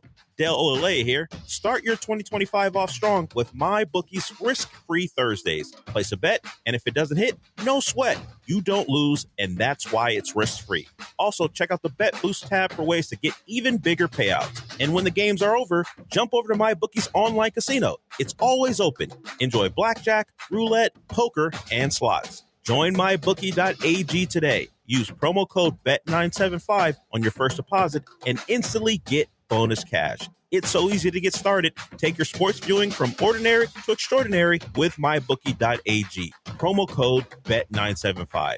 Bet anything, anytime, anywhere, only with MyBookie. Hey, Lance Zerline here. You know I'm a numbers guy, and I like the numbers that Daspit Law Firm is putting up for their clients. The super team at Daspit Law handles a full range of personal injury cases, and they are getting results from their clients in big numbers. Car accidents, truck accidents, industrial accidents, construction accidents, maritime accidents, offshore accidents. These are all areas where if it's you or someone you know, I encourage you to get a free case review from John Daspit with the Daspit Law Firm. Call 713. That's 713. Call now. Innovation has always been the hallmark of Pro Dunk basketball goals. Their latest invention is a game changer. Jeremy Branham here. Pro Dunk goals have been adjustable for years, allowing you to raise and lower the height of your goal, but now you can use their patent-pending Lightning Adjust feature to change the height 10 times faster. It's so easy and fun to do. Check out the new Lightning Adjust feature at ProDunk.com. The best basketball goals on the planet. ProDunk.com. Sell your house fast for cash at greenlightoffer.com. More or less? That's it. More or less.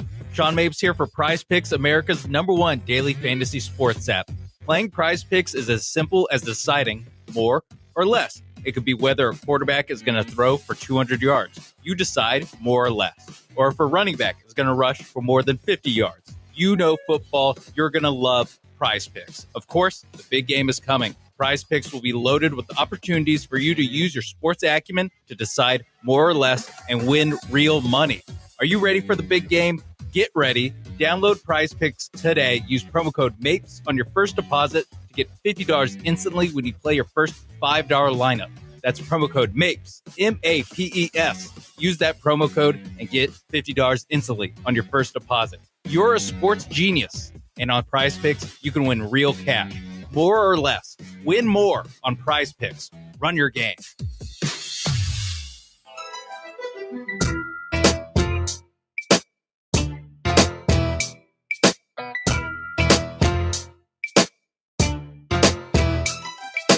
Coming to you live from the Veritex Community Bank Studios, it's the Killer Bees. On ESPN 97.5 and 92.5. Here's Joel Blank and Jeremy Branham. There's a very low percentage of this that is smiles and glory holes. Very low percentage. See what you started, B-Mac? That was the voice of Astros owner Jim Crane, by the way. No. Jerry Crane, Jim Jones. Whoa, not Jim Jones. That guy did something different. That's the wrong one. We'll just go with Jerry Crane. His Jim Jones. His team organization skills a little bit different. Well, I called him the Crane Gang when he had Reggie. There's also Jim Jones, the rapper. Baggy and all that group of guys that screwed everything up for a while, a little bit. But we got a lot of responses on this, and you know, a lot of people are saying, well, first person chimed in and said, well, sign Bregman and trade Paredes. What the hell? Why would you want to do that? He's cheap. Team-friendly contract, plays multiple positions. I think he's probably entering. I don't think he's quite gotten to where his best years are ahead of him, to where I just think that would be ludicrous. He's got 30 home run pop, and he's cheap. He's under team control. You don't trade those guys. And he's going to I have a feeling he might hit 40 this year at Minute Maid, including he might. I agree with that. With 81 games at Minute Maid, dude really might hit 40 this year. We've seen the spray charts. He is as pull heavy. Oh my God, he's killing it in winter ball right now. I mean, just get ready. There's going to be a lot of cheapy Crawford box. I think Dana made one hell of a number in getting him. I think because they wanted him at the deadline when he was leaving Tampa. He's perfect for that. He is. Yeah. Now we got this from 7557 in regards to Altuve and what Barry said. He says, hey, I played left field on my beer league slow pitch softball team. When your left fielder has a weak ass arm, a shortstop with a strong arm to be the cutoff man can help cover up that, speaking from experience. I think Pena's going to cover up for Altuve. I mean, I kind of said that, but I just gave you credit for that. Yeah. But nothing like you can give yourself, evidently. I mean, obviously that self-love, Barry. That guy's obviously an expert. I mean, you know, it's basically the same. Beer league softball, professional baseball. The only difference is, you know, the size of the ball. And someone asked is Bregman asking for too much? Well, I think that would be dictated by a market that hasn't told us that there's anybody coming close to what the Astros are offering. You can tell us about teams, quote unquote, teams are giving us more or offering us more. Show me where a team is offering you 6 years and more money than the Astros. Because right now, I don't think it exists. Boston only wanted to do 3. Here's the thing. I learned this in the comedy business. You're worth what you're willing to accept. You're also worth what people are willing to pay you. So you can ask for whatever you want. You can ask for $150 million, $160 million. You can ask for $200 million. You can ask for $1 billion. But your ultimate worth will be settled based on what someone is ultimately willing to pay you, and if you accept that.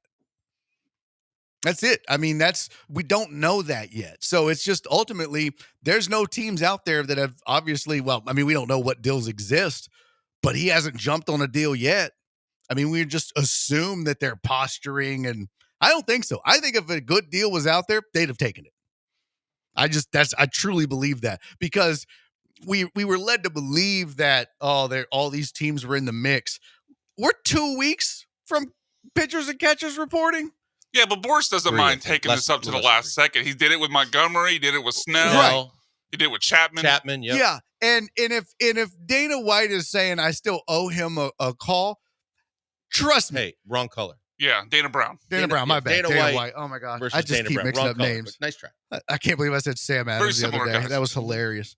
Yeah, if Dana Brown is saying I still owe him a call, these are not hot negotiations going back and forth, obviously. The baseball offseason is just too long. But it doesn't matter. hate I mean, you're going back to that.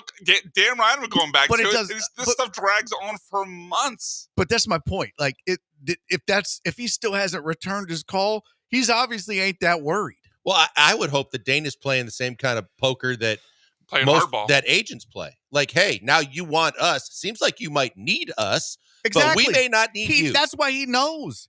That's what I'm saying. He knows there's nothing going So on. that's why a lot of people, and That's why he I ain't need in a hurry everybody to to call him listen back. really He's carefully not right in a now hurry to to call this. him back because there ain't nothing Because going I think on. all these loyal Astros fans don't get this part of it. When you see on MLB Network, when you see all these experts with tweets that say there's 4 teams in on Alex Bregman, I needed you to know that that's Scott Boras calling his contacts and letting everyone know what he wants out there so that he can try and get what he promised his client. That ain't about, because if it was, he'd already be signed. And that's why Dana Brown hasn't called him back yet. Because until you can show me that there's actually proof in the pudding and a contract on the table, and even then, I don't know that Dana Brown's going to react. But that's the way the game is played in today's game. So that's what you're up against. Thank you. That's exactly what I'm saying. Like there's reality, and then there's what we think is going on. The reality is, if there was this bidding war and all these great bids, he'd have been gone. All right, we got to go. Kelly Eco standing by. We're going to get back into the Rockets conversation. Kelly had some news on the De'Aaron Fox trade front. Kelly covers this Rockets, and we need to hear from him so that you are better educated as you go forward. That's why we're the Killer Bees on ESPN 97.5 and 92.5 FM. Do you have the ESPN Houston app?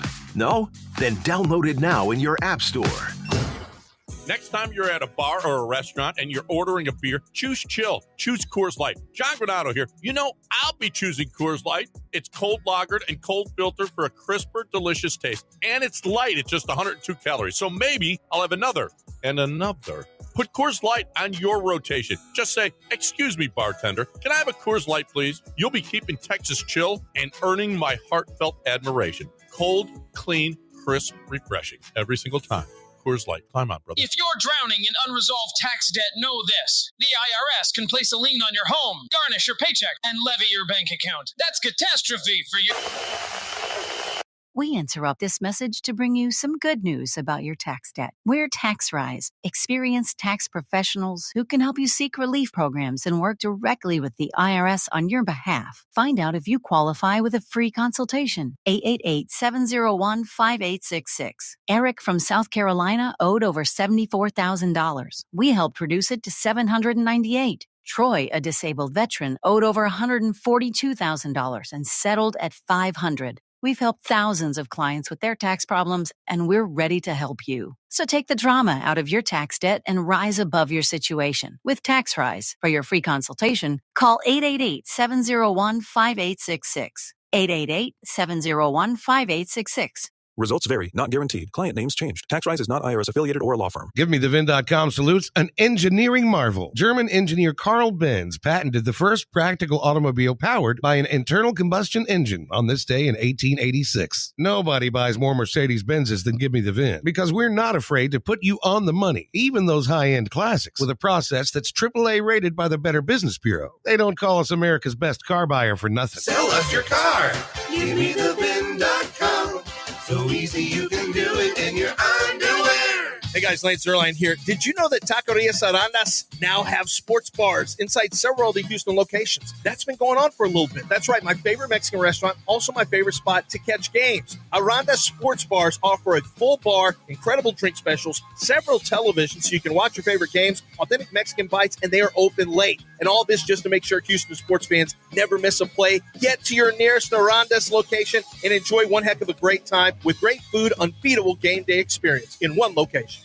John Granado here for Game Day Health. Are you feeling lethargic, having issues in the bedroom? How about weight gain, muscle loss, even brain fog? You may have low testosterone. Game Day Men's Health are the experts in testosterone replacement therapy, ED, and weight management strategies. They can help you get back to feeling and performing better. With 5 locations, 15 more on the way, book a free testosterone test today at GameDayMen'sHealth.com. That's GameDayMen'sHealth.com. Houston's only FM sports stations, ESPN 97.5 and 92.5.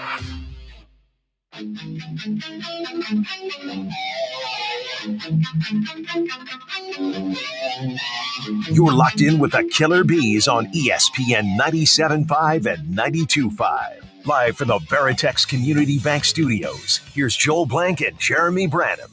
Joined now on the hotline, live from San Antonio, where he's now so big he's covering multiple teams in the Western Conference. Kelly Eco, my main man. You can follow him at Kelly Eco _. Follow him wherever, at Kelly Eco. Sorry, no underscore. My man, Kelly, appreciate you carving out some time for us. Plenty of questions to get to for you. I know you're on a time crunch to cover irrelevant Spurs content, but another big win for this Rockets team. Damn. You look at what this Rockets team has been able to accomplish. What was a bigger win for you? Was there any bigger win for you than the win in Boston the other night? No, I think given obviously any return to Boston is going to be emotional for Ime and those guys, and given that this is the reigning champs, and how Boston has displayed that level of excellence, I think getting a win in that fashion, especially down the stretch where you have Amen Thompson, going nuclear, Dylan Brooks facing the floor, hitting a career high in threes. I think that win signified more than anything else that this is a group that was possible, going on to bigger and better things. So I think that one was probably the biggest of the season. Yeah, Kelly, is this a sign of things to come, or is this team peaking? Have we not seen the best of this team yet? Where is this Rockets team at right now? I think they're in a pretty good spot. Well, they're in a great spot, given their age, their timeline, and the years they have ahead of them. I think you won't see the true best version of this team until they become, more efficient in the half court, until they become a much better shooting team, until they carry that level of consistency from game to game offensively. But I think they're in a really good spot. I think now, coming into the season, if you had told anybody that this would be the second best team in the West, you would have thought that was a joke. But now, as we're over halfway through the year, it's pretty legit. And I think anybody that follows the team, anybody that watches this team, would say they're in pretty good spirits right now. So I think given all those things combined, they're in a great spot right now. They are, Kelly. You mentioned the word timeline, though. And we know that we've heard about the phases and the phase 1 and the phase 2 from Tillman all the way down to Ime and everywhere in between with Rafael Stone. Timeline-wise, there's a lot of people that see what we've seen. We've seen this with the Texans. They flipped a switch. They turned it around quicker than we thought. And then suddenly it was, well, what else are you going to do? Well, De'Aaron Fox is a name that's been mentioned. I've said stand pat. You've seen me tweet where I said, look, the window's wide open for this team. Don't do anything. But yet there are rumors out there. De'Aaron Fox, the latest. Tell everybody what you know on that front. So as it pertains to De'Aaron Fox, they have discussed, like the Rockets and the teams have talked in the past recently. But, the Rockets have always maintained the stance that if it's going to cost them, giving up multiple young players, and especially now given the momentum they're on, they're not really interested. I think any big move like that would have to be in the offseason after another year of data under their belt where they can, properly assess what worked, what didn't work. I think, Fox is a great player. It's from the area. It makes a lot of sense. But given, the current timeline and the momentum that they built, you run the risk sometimes of if you jump the gun early and try to make a move thinking that's going to push you over the edge, you might lose it. Like, if we're all being honest, De'Aaron Fox is not the most engaged defender. And a big part of what the Rockets do especially as it pertains to Fred and those guys, is they impact the game defensively. Yes, they control the game, and yes, they have their shooting strokes, but Ime is a defense first guy. And given how much he loves Fred and everything that Fred does that impacts defense at the end of the floor, I don't think he would be all in on chasing the De'Aaron Fox, a guy that you would have to coach up to defend at that level that the Rockets have already established. So it doesn't make a lot of sense for them. So, Kelly, just to be clear, right? It's not just De'Aaron Fox. Right now, you don't anticipate them trying to hunt the big fish. No, I don't think, because any big fish is going to require, a significant number of young players in case, right? So, and then you run the risk of, because you're adding a guy mid-season, you have to incorporate him to what you do. You also have to adjust to what he does. Like, it can be a strange marriage, and we've seen in the past NBA teams try to do that. For example, what the Thunder did with Gordon Hayward, and you think that that's the piece that gets you over the edge, and it just doesn't work out at all, right? And I'm not comparing Gordon Hayward to Jimmy Butler or De'Aaron Fox, but we're saying that these things take time, and it's been to start from a clean slate in the offseason as opposed to trying to interrupt what you've already built. That's been organic to try and mix in that kind of manufacture. Kelly, are we going to see Amen Thompson move back to the bench, or is he a starter from here on out? It's a good question. Honestly, I don't know. I do know that Ime is somebody who likes to keep things traditional, and he really loves what Jabari brings in terms of his floor spacing, rebounding, defensive versatility. But man, the way Amen's been playing, it's hard to have an argument that says he should go back to the bench. It's just hard. He's been playing that well, and he's given them a level of explosiveness and dynamic versatility that they haven't seen in quite some time. So, if you could play 6 guys, you would, right? But he only plays 5. So I think that's going to be a question that you're going to have to answer after the All-Star break, whenever Jabari is ready to return. Kel, where are we on the latest with Cam Whitmore? I keep saying that I can only say and comment on what I see and people that I've talked to. I know it's been an issue. It started to get better. Again, it almost looks like his body language says, I'm doing what you want me to do, but I'm not enjoying doing it either. He has had his moments. He is obviously coming off of being sick as well, but where are we and they on Cam Whitmore, and where is he, I guess, most importantly? Oh, I think he's in a better spot. Obviously, you saw the comments he made a couple of weeks ago, and he was clearly frustrated. But he made, the coaching staff, they understand that he's a young player who's going through these ups and downs, especially, going after the G-League, coming back up, able to almost reprove himself.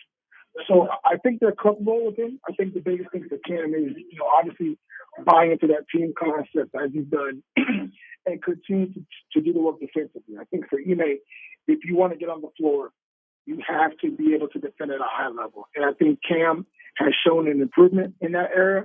But in order to continue to stay in that rotation, especially as guys like Tari and Jabari get ready to return, is, you're going to have to continue to be consistent and show that effort even when you're not getting the ball off him.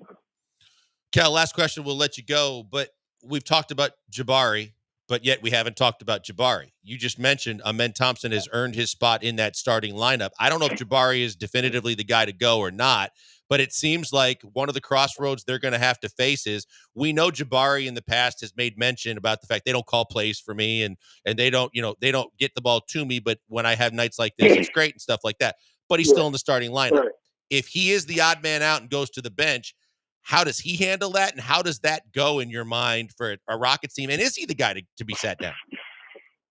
So if you're going to look at it from a vacuum, Jabari as the 6th man, it does make a lot of sense in terms of, Ime always talks about his love for small ball and the need for having an in-game tweak that can kind of throw defenses off. And, if Jabari wanted more involvement in the offense, in theory, running with the second unit would give him, a percentage more of looks that you might not get, in the first 5. The only thing is everything else he brings, like rebounding and versatility, being able to pick up, 1 through 5. You kind of lose a little bit of that, bringing him off the bench.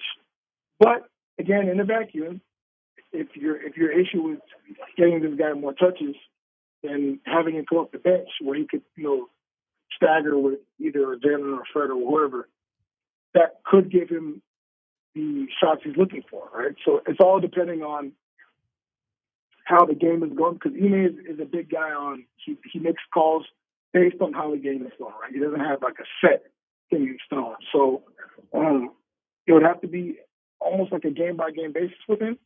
But I think it's something that they could look at. I'm not saying they will, but, depending on how well they're playing right now, they're 13-3 since Amen became a starter. And they just look different. So I'm not saying it's a good different or a bad different, but it's certainly worth a conversation whenever he gets ready to return of how the best and if you're Jabari, do you want to mess with that floor that they've already built since January, right? It's a very tricky conversation. Man, Kelly, that's some great stuff. I lied. One last one, though. Reed Shepherd. Reed Shepherd is, you jerk. I mean, Reed Shepherd, what are we talking about here? I mean, people know he's got talent. If I would have known you had done that, I would have asked my question. Well, you're not. You just slow down. Come on. Reed Shepherd, is he going to get more minutes? Is he going to go back to the G League? Where are we seeing where he fits? I think it's hard for Reed to kind of crack the rotation just because he still has things to work on in terms of physicality, confidence, in terms of aggressiveness, that defensive ability. He still has a lot to work on. So they're fine in all cylinders, and I think they're playing like 9 or 10 guys. It's kind of hard as the 11th hook guy to kind of crack it. Even when you're talking about your position, it's clear that you may trust Aaron Holiday over Reed. So it's like, if you're Reed, you have to. I don't know. Like it's hard for him. Like I don't see him getting back into rotation anytime soon, honestly. And as a rookie, it's tough because you come into a situation where you thought that this would be a hand and glove fit because the Rockets did the shooting, and he was the best shooter in college, and it just hasn't panned out that way. So I think you have to be a little bit more patient and wait for this opportunity to come, because it will come at some point. This is the NBA.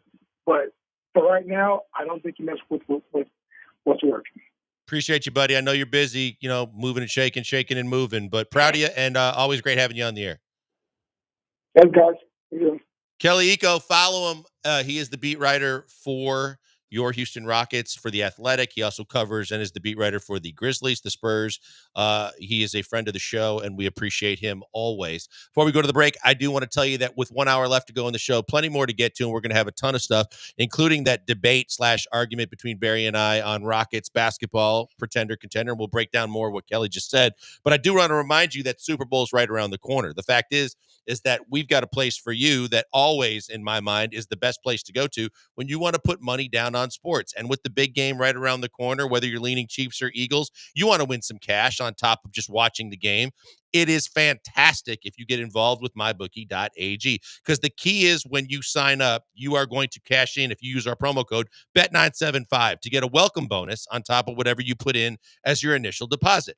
As I always tell you, more money in your account means more games you can bet on, more prop bets you can play, and more chances you can win. They take care of you in a ridiculous way because the big game prop bets, well, they're crazy as well. You can bet on, will Trump tweet during the game? Will Gatorade showers be orange, blue, or purple? Or how long's the national anthem going to be, and go over or under? There's so much more, but it's all in a fun environment when you have the app or you go to the website or you include MyBookie on your Super Bowl viewing pleasure, because the big game experience is just that. It's an experience. It's even better when you've got a chance to win money. Sign up with MyBookie today. Go to mybookie.ag and click on bonuses and use our promo code every time you can. It's Bet975. Your money's going to be safe and secure. They're going to take care of you with all these kind of things along the way. They've even got a loyalty rewards program now called MyBookie Plus. When you sign up and you use our code, you're going to be entered in the MyBookie Plus rewards program. The more you bet, the more games you play, the more times you wager, the better the tiers are of the way that they're going to reward you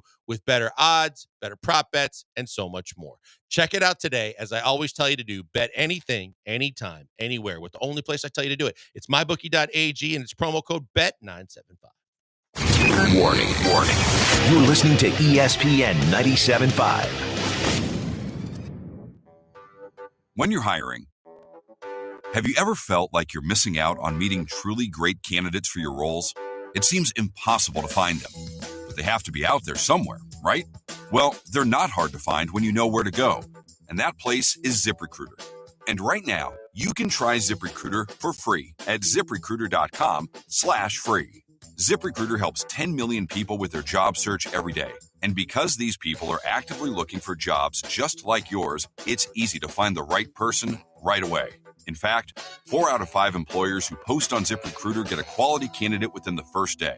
But if you're not using ZipRecruiter, you're missing out. So see what it's like when the impossible is easy. When you go to ZipRecruiter.com/free right now to try ZipRecruiter for free. Once again, that's ZipRecruiter.com/free. ZipRecruiter.com/free. Never miss out on great candidates with ZipRecruiter. For over 50 years, Allstate Windows and Siding has helped homeowners reduce outdoor noise, enhance the appearance, and increase the energy efficiency of their homes. Call at 832-204-1936 or visit AllstateWindowsandSiding.com to schedule an appointment today. One of the best things we've done to manage our business is outsourcing our human resources, payroll, and benefits administration to HR&P. Hi, I'm Chad Clay, owner of CEP Sorbents, the industry leader in oil spill cleanup products, and have dealt with numerous oil spill disasters. Knowing up close what a disaster looks like, we have chosen to avoid them in our offices. So we called HR&P. HR&P guides us through the landmines of HR, payroll, and benefit compliance, so my team can focus solely on helping our clients with their problems. Having HR&P just makes sense. Get started at hrp.net. If your patio furniture is looking shoddy, Houston Powder Coaters is here for you, right, Robin? We'll give it a facelift like you've never seen before. Free pickup and delivery at HoustonPowderCoaters.com. 281-676-3888 for all your patio furniture needs. The Buzz Williams Show is on ESPN 97.5 and 92.5. Get up. ESPN 97.5, presented by Zadok Jewelers. KFNC 97.9 HD2 Mont Bellevue, Houston, a Gal media station.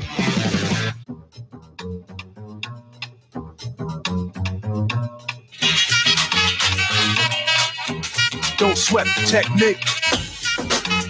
You're back with the Killer Bees on ESPN 97.5 and 92.5. Live from the Veritex Community Bank Studios. Here's Joel Blank and Jeremy Branham. Hey, 2 in the books, 1 to go. Final hour of the Killer Bees show right here on ESPN 97.5, 92.5 FM. Barry Laminack joining me as Jeremy's doing Cougars out in West Virginia. No? No, Paul. No, always no. But support the Cougs. Big game again tonight. Cougs playing great basketball. Top 5 now, is it, in the country? But always good to keep tabs on them because they are a hell of a good program. But Kelly Eco just joined us. We've been talking Rockets. We still have a little bit more to get into. We love the fact that you guys are big on this topic today, too. But he really brought something that caught my ear when I asked him about Jabari Smith. It's one thing to say Amen Thompson is going to start no matter what. When Jabari's healthy, does that mean he won't? Or would they move a Dylan Brooks or somebody else?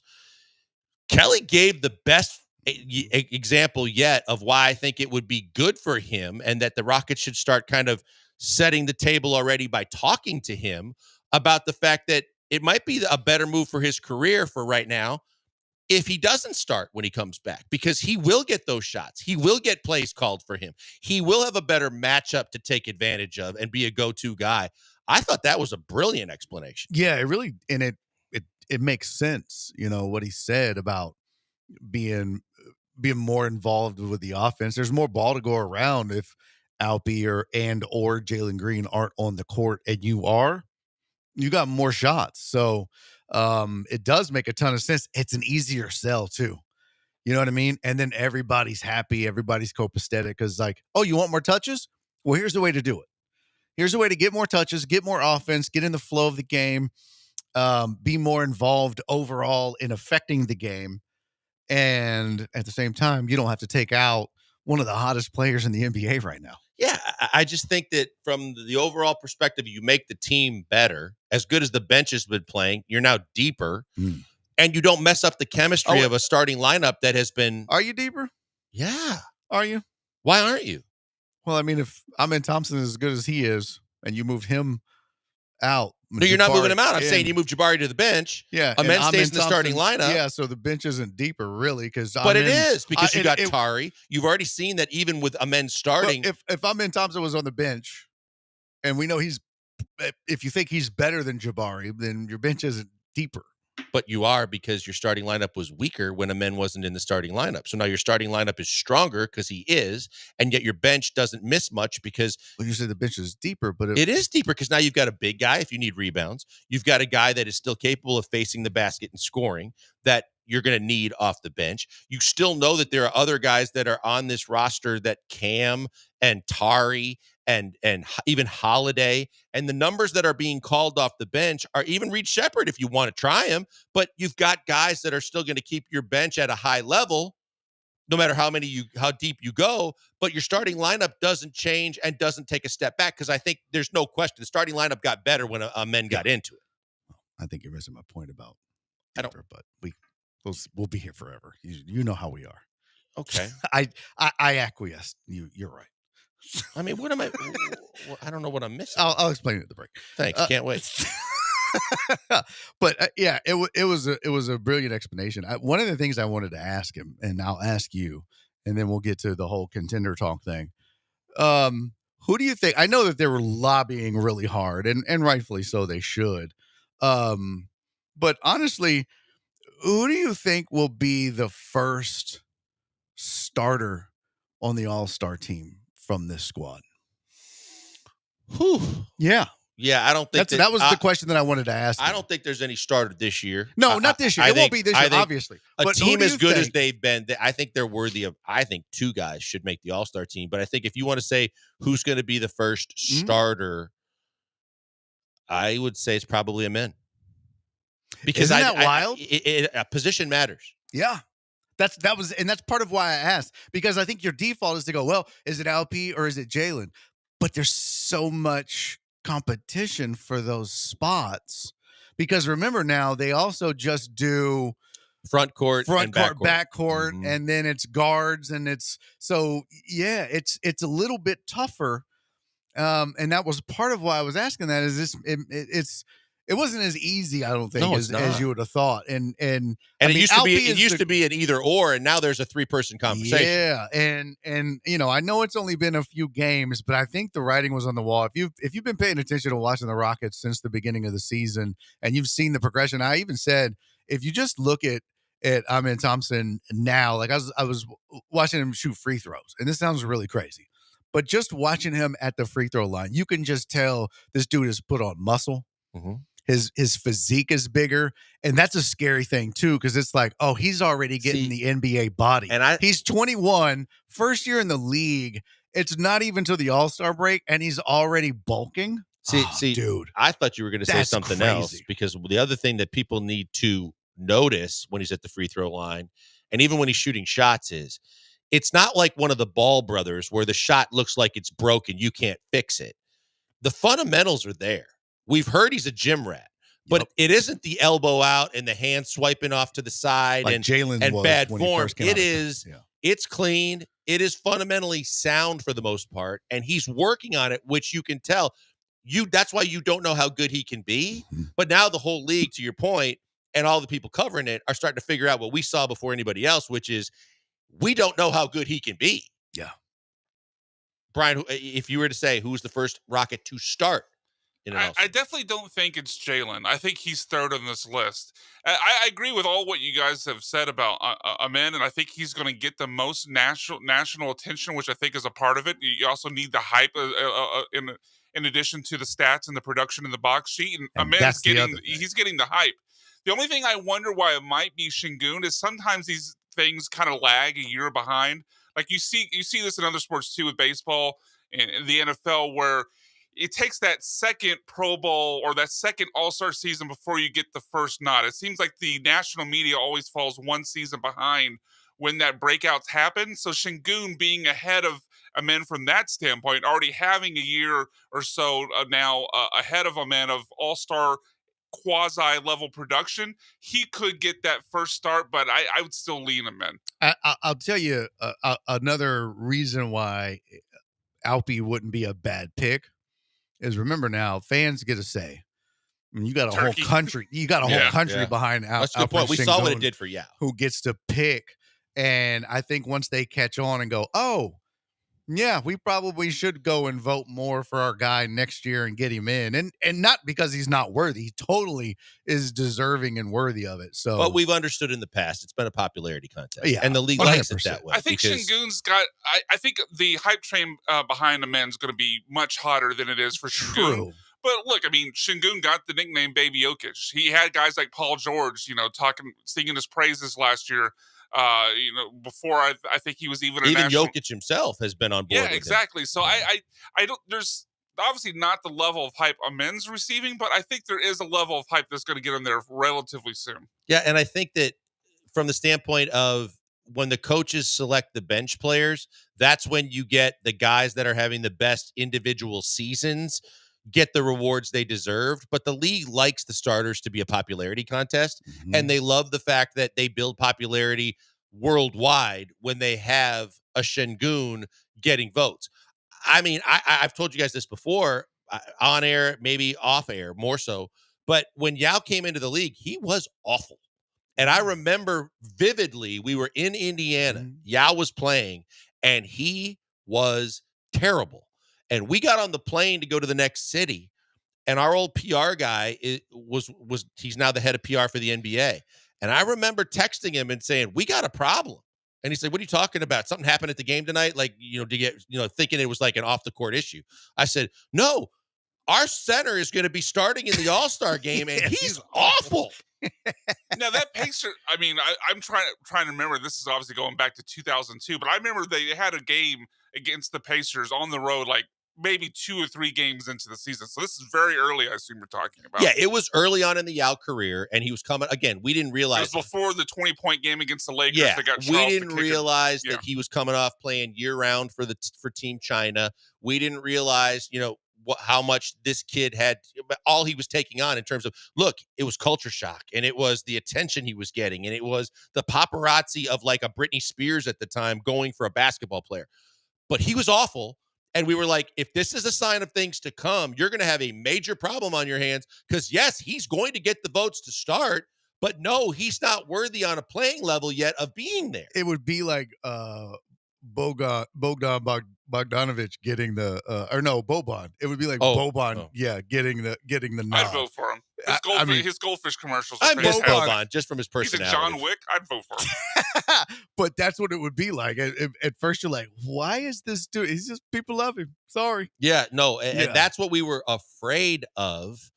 But then, thankfully, in short order, he kind of settled in, calmed down, and we found out what he could truly be. But, like, I remember talking to Mikhail about, like, back in the day when David Stern was the commissioner, and, like, Larry Bird was having an MVP season. And all of a sudden, the voters weren't getting out in Boston, and he had slipped to, like, 4th or 5th or 6th in the balloting. And Stern was like, 1 ballot cycle left, huh? Okay. Well, let me see it cross my desk before it goes out. Remarkably, I don't think the numbers added up, but Larry Bird was in the starting lineup because David Stern was like, I understand what we're trying to do, but it will be a complete embarrassment if Larry Bird's having the year he's having and he doesn't start in the All-Star game. That's hilarious. Yeah. So he was willing to cheat a little bit. Oh, DJS was like, he was man of the people in front of everybody. We saw, like, when we had league meetings and Stern was like behind the scenes where he knew at this point people weren't using their phones and doing the things on Twitter and doing the thing. And boy, when the doors were closed, you saw a totally different David Stern that wasn't afraid to go at people, cuss, and put them in their place, to where you were like, oh, this is why he's the commissioner too. Yeah, he was the commander-in-chief. There was no doubt. But yeah, that was funny, that Yao stuff. So we've got to get to this. We'll get to it next. But are the Rockets a contender? Yes. Or are they contending but pretending for this season that they're a contender? Don't put that. I don't want to call them a pretender because that's not what I'm saying. I'm saying that I think that they're. It's very simple. Are the Rockets a contender? Yes or no?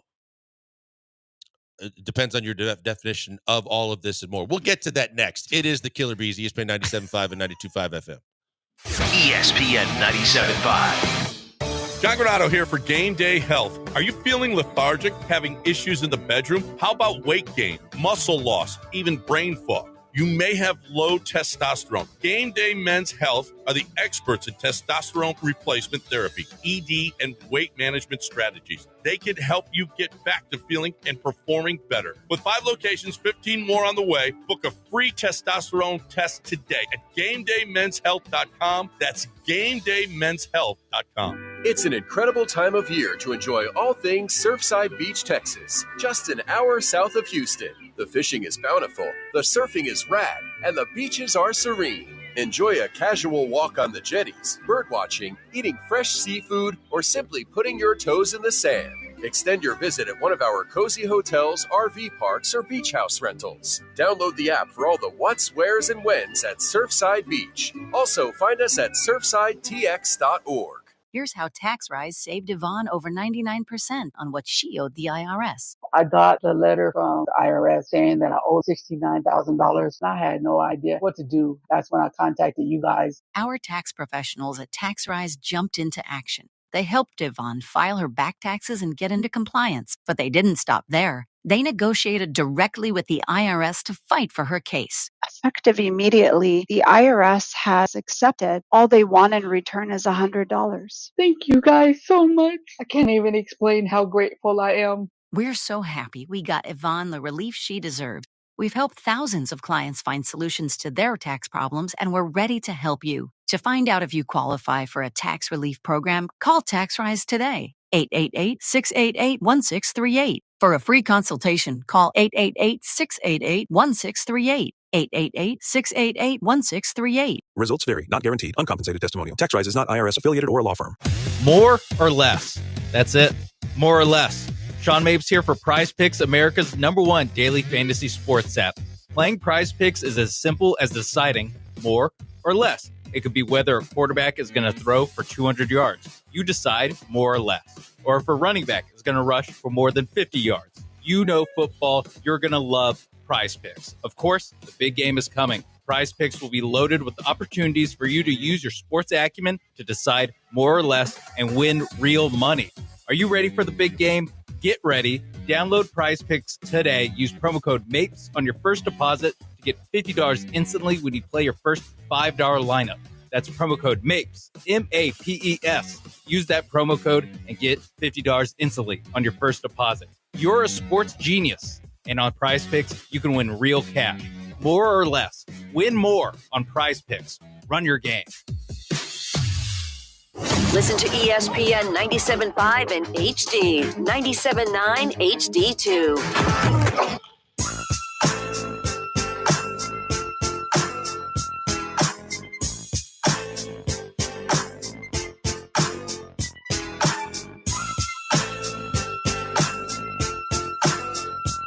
You're back with the Killer Bees on ESPN 97.5 and 92.5. Live from the Veritex Community Bank Studios, here's Joel Blank and Jeremy Branham.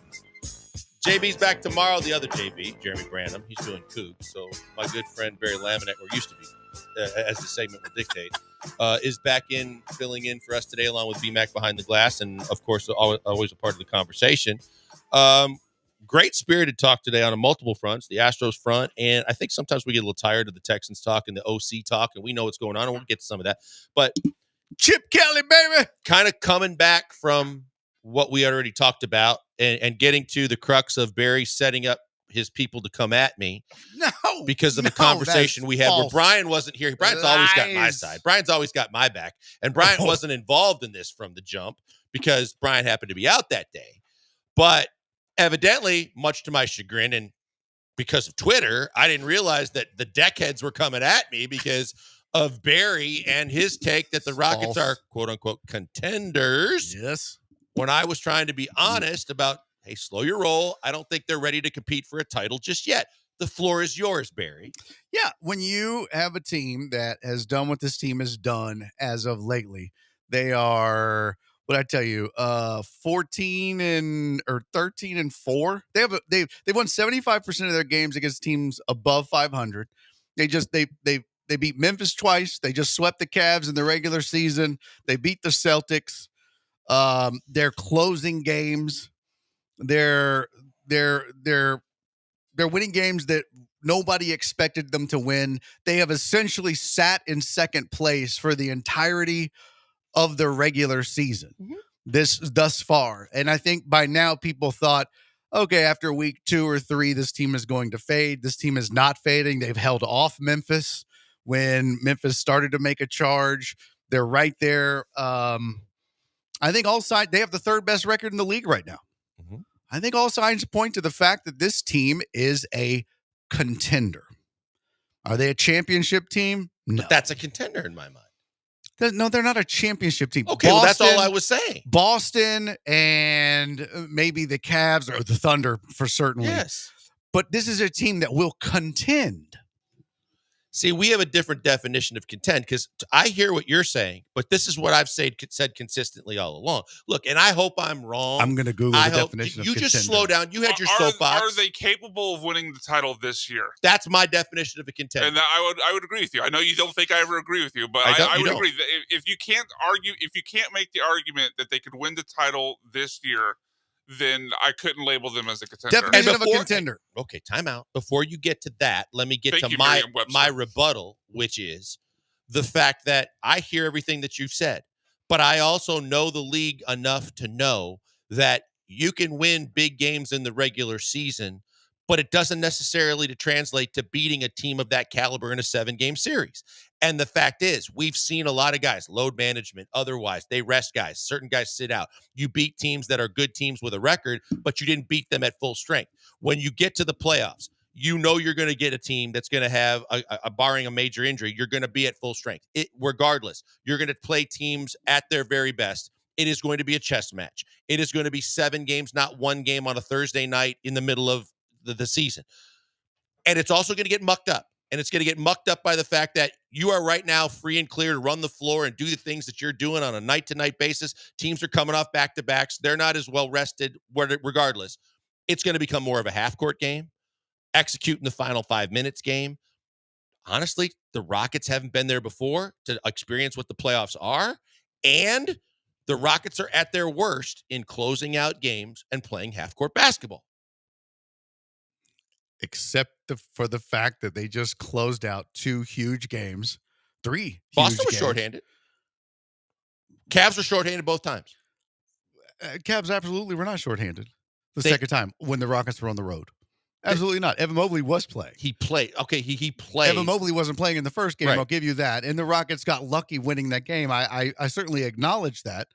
But there are going to be times when every team in this league is going to get lucky when they win games throughout the season. So yeah, you're going to take those games and chalk it up as you're getting lucky. But the fact of the matter is, they were in that game with the Cavs down the stretch. You have to be there contending with that team to get lucky enough to win that game.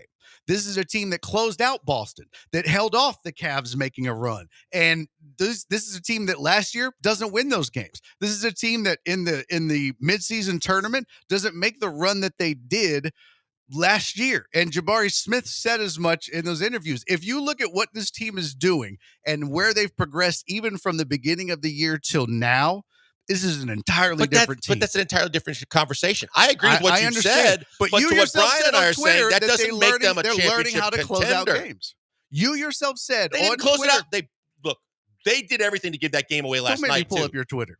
You literally just said that this is a team that is learning how to close out games before our very eyes. They're learning. Did you not? They're learning, but it's a work in progress, and it's never more important or more cutthroat than the playoffs. So again, I'm not trying to take away their flowers. I'm trying to be honest in what the expectation should be for the playoffs. But don't you think that beating Boston in the regular season and learning how to close them out, and beating the Cavs in the regular season and learning how to close them out, doing what they did in the in-season tournament, by the time that the playoffs roll around, and they will be a playoff team, do you agree?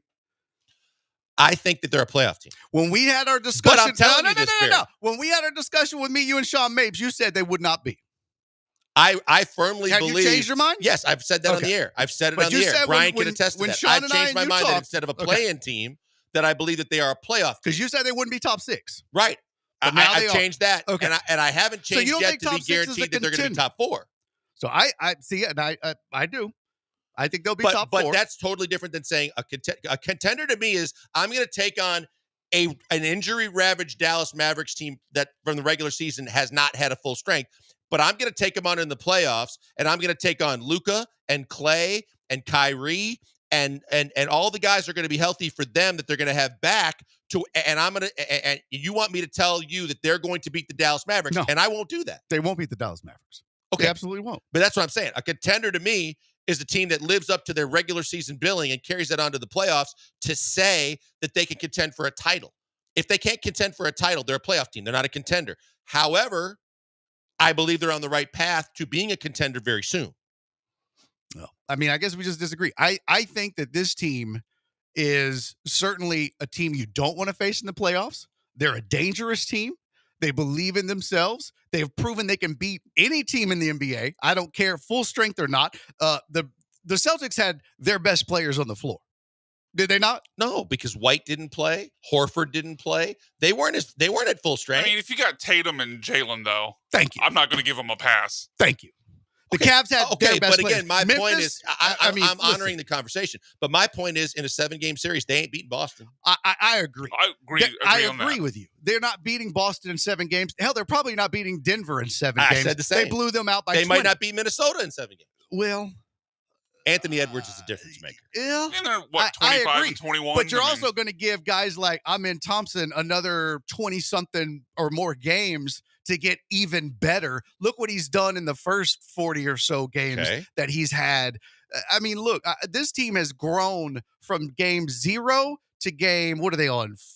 46, 47. I mean, bro, you've got to at least acknowledge the tremendous amount of growth from game 0 to 47. That's not the conversation. I have acknowledged all of it. But my point is, if you go from that growth and they're still learning, and Ime Udoka is not going to let them just coast the rest of the regular season. He's still teaching. He's still coaching. They're going to get better. You heard Kelly Iko say that he thinks there's still a ton of room for improvement, and they will. I agree. If you go and look at their numbers as a team, like their efficiency ratings, they're top 6 defensively, but not offensively. But their net rating has them top 6 in the league. But what you're saying, Barry, I'm sorry, they're 4th defensively, but 6th overall. Okay, great. What you're saying, and I'm not disagreeing because I said that, but here's the contending level. Here's the thing.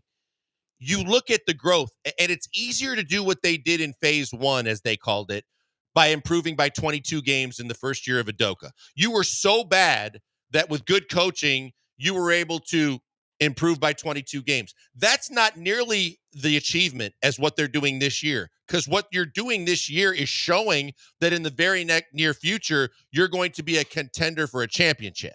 And I think that's where I'm not trying to steal their flowers. I love everything they're doing.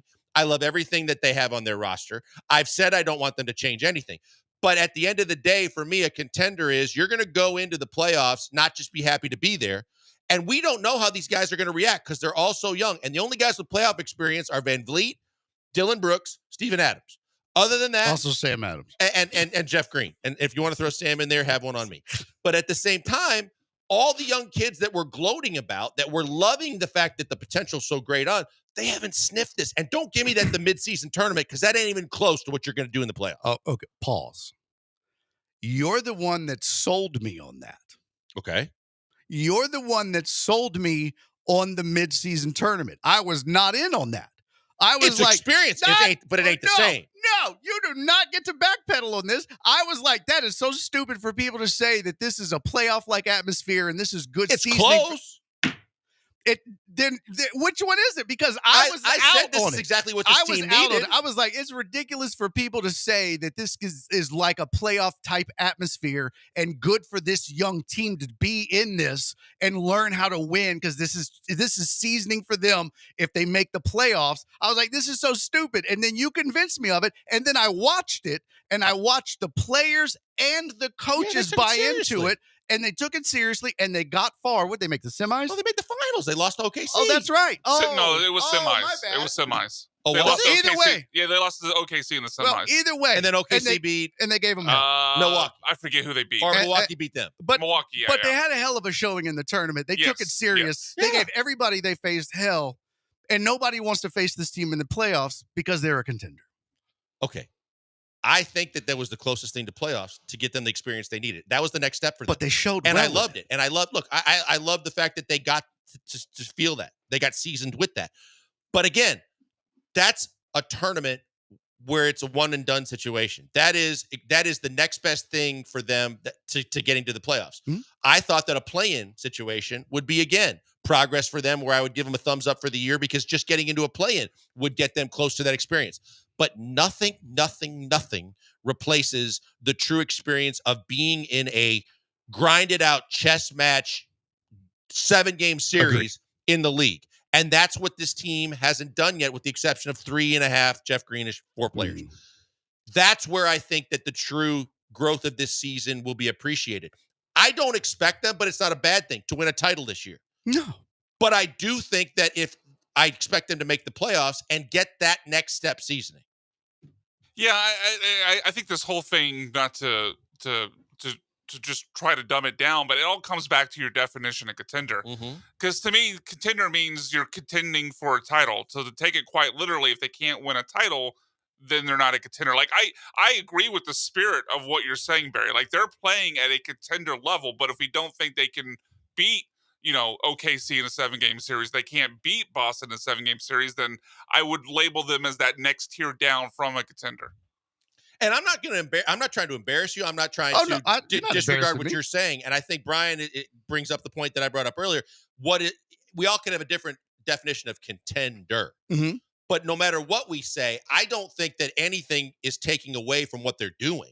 I think we all see a team that is hyper talented, that is going to be reckoned with in this league for a long time. So to me, a contender set is a team that gets into the playoffs, makes a run, and teams don't want to play. They got to make a run. Teams don't want to play them. I think they get past the first round. Ooh. Yeah. Depends on who they play. I would agree with that. But I think they get past the first round unless they end up facing Dallas. Yeah, if you get a team like Dallas that's limping, because right now Dallas is a play-in season. team. Dallas is, I think they're 7. No, they're 6 now. Oh, 6. Okay. Yeah, but if Dallas were to falter or something like Dallas that, or Minnesota that's a problem. Or teams no, they're not. No, I'm got sorry. off to a slow start. But if you get them in the first round, the Suns my or bad. something like Dallas that, is ninth. I'd pick Houston against the Suns. Yeah, Dallas is 9th right now. So even that, I think, they would play the Suns. Sacramento would play Minnesota. So you're probably looking at Dallas and Minnesota at 8 and 9, or 7 and 8. So that would mean Houston would play Minnesota in the first round. You don't want one of those teams that has injuries to be, because again, I would not treat this season as a disappointment. So you're telling me if they got bounced in the first round, if they lost to one of those teams, Houston and Minnesota, I think Minnesota beats them.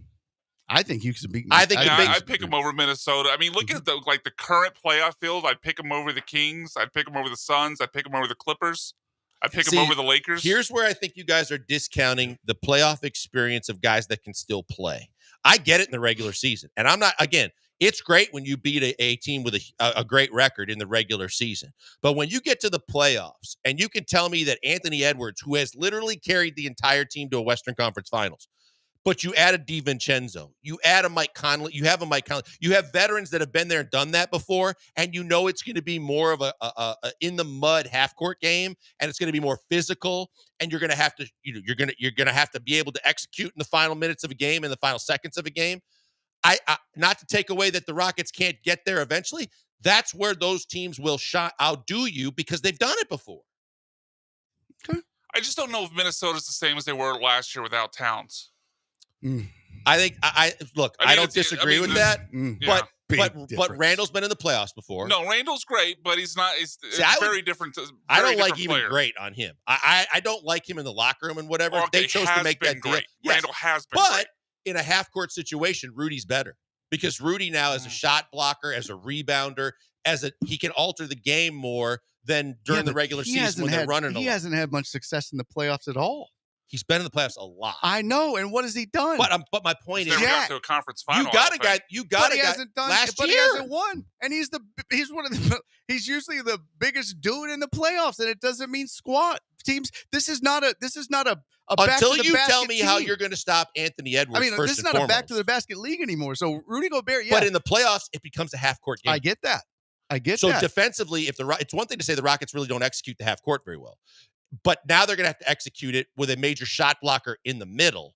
And on the other side, but this you're is going to have to stop. This is a team. Edwards. Yeah, I get that. They do. You're right. It does slow down, but this is a team, the Rockets team, at least from what I've watched this year, and maybe I'm wrong, but this is a team that a lot of their offense is predicated on defensive stops and getting out on the break quickly. They're not going to settle for half. They're going to have to play the half court, but they're going to get out and run significantly we'll carry more it over. than most Let's other get teams. to a break. We'll carry this over. We'll keep going with it. It's been good passion. A lot of people are chiming in. 713-780-3776. Call or text the show. We'll be back with more. It's Killer Bees, ESPN 97.5, 92.5 FM. ESPN 97.5. Hey, Houston, it's John Granato. Chastang Ford is your go-to dealer if you're looking for reliable work trucks with no dealer add-ons and complete pricing transparency. Whether you need a F-150, Super Duty, or fully uplifted fleet vehicles, Chastang Ford works with businesses like yours to get the job done. No hidden fees, just honest pricing and top-tier service. Go to ChastangFord.com today and let their commercial team handle your fleet needs. That's ChastangFord.com. Hey guys, Lance Zerline here. Don't wait till summer. Make your home more energy efficient right now with windows from Allstate Windows and Siding. They're built for Texas tough weather. They can sustain heat, rain, wind, hail, and they're great at reducing outdoor noise, enhancing the appearance of your home, and limiting the amount of energy that you have to spend. Yes, they can improve your energy efficiency up to 40%. Right now, when you call 832-204-1936, you get 30% off your windows. Call for your free estimate, 832-204-1936. Next time you're at a bar or a restaurant and you're ordering a beer, choose chill. Choose Coors Light. John Granato here. I'll be choosing Coors Light. It's cold lagered and cold filtered for a crisper, delicious taste. And it's light. It's just 102 calories. So maybe I'll have another and another. Put Coors Light on your rotation. Just say, "Excuse me, bartender, can I have a Coors Light, please?" You'll be keeping Texas chill and earning my heartfelt admiration. Cold, clean, crisp, refreshing. Every single time. Coors Light. Climb out, brother. When it comes to accidental injury cases in Harris County, there's one law firm that files nearly 3 times as many cases than any other firm, and that's Daspit Law Firm. Why? Because they're the best at what they do, getting their clients the compensation they deserve for injuries they've wrongfully suffered in an accident. Lance Zerline here, and if you suffered an injury in an accident and you would like a free case review, call John Daspit now, 713-CALL-NOW. That's 713-CALL-NOW, or visit DaspitLaw.com. Your home for sports is ESPN 97.5 and 92.5. Hey guys, Lance Zerline here for Underdog Fantasy. Playoff football's here. You're going to play along. You're going to watch. We're going to do it all with Underdog Fantasy. They've got a pick'em game where you can win up to 1,000 times your original play simply by going higher or lower on the stats that they offer. Interceptions, touchdowns, receiving yards, rushing yards. It's all available for you. Now, every dog deserves a second chance. But with Underdog Rescues, you get your money back and you receive a promo if an early injury causes your entry to lose. And with Underdog's double flex option, you can even take 2 L's and turn them into a W. Well, listen, you've got to download the app today. So go to Underdog Fantasy, download the app. It's easy to use. Use promo code Lance on your first deposit, and you can get up to $1,000 in bonus cash instantly. That's promo code Lance. Listen, you're watching the games. You know sports. Take your knowledge and use it for good, not evil. Use it for Underdog Fantasy. Use promo code Lance. Must be 18 or older and present in the state where Underdog Fantasy operates. Terms apply. Conservative play. Call 1-800-GAMBLER or go to ncpgambling.org.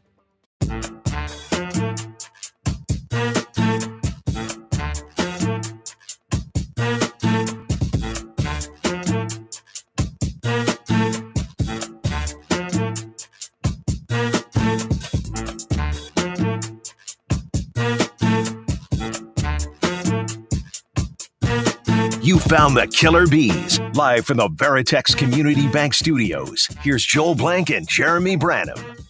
All right. I thought BMAC with his clever little hip bump backs would have, because he's finally on my side, would have picked a different Ludacris song for Barry on this one, because he should get out of the way. But at the same time, I think at the end of the day, we've kind of found a common ground.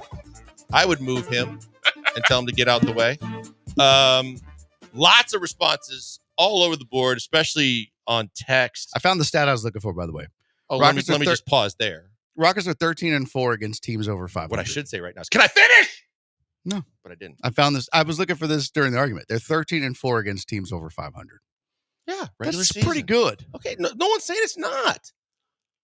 I'm riding with B-Max on this one, so I've got help. This is I awesome. like the, even though, I mean, people on the YouTube can see it. Barry did a little flex of his arm, like just in a little outfit after he makes the good point, like pointing the pin out, like he's exactly. Okay, so I'm just gonna go. I'm gonna go in order. Him adjusting the collar, doing the finger point. I wish I had a little bell like. I'm gonna go in order. Just read the good ones for me and just skip all the other crap. It's crazy. 9193 says, but what if they go to the Western Conference Finals, losing 6 games? That's contending for a championship. That's my point. If you make the Western Conference Finals with a chance to go to the finals, in my definition of contender, then they've done that. Then they would be at the end of the year. But we're talking about how people judge them right now. And to your point, would you consider 8240 says, would you consider Memphis a contender? Because if so, the Rockets are 3-0 against Memphis this year. Yes. I get it. Point Barry, I guess. But at the same time, John, I'm going to be me at the same time. John Morant, did he play in all those games? Now, again, to your argument about shorthandedness. Yeah, but they don't have Jabari Smith right now. That's what a lot of people were texting. That's the next one. Rockets were shorthanded too. Okay, fair point. How was Boston shorthanded? They had Tatum, Brown, Porzingis, and Drew Holiday. Yes, but if you're going to take on the true Celtics, you got to include White in that mix because a lot of times he's in their big 3 or 4. They're just deeper than everybody else. They didn't have Al Horford, a second big that they can run out there instead of that big, stiff white guy that was embarrassed a lot down the stretch. Leave B-Mac out of this, bro. Okay. But again, I get it, but that's why I'm saying the big difference for me is it's not one game in the regular season in a 7-game series. Now you're going to face everything that a team can bring to the table. And that's why the playoffs are a different animal. But again, I'm not taking away how good the Rockets are.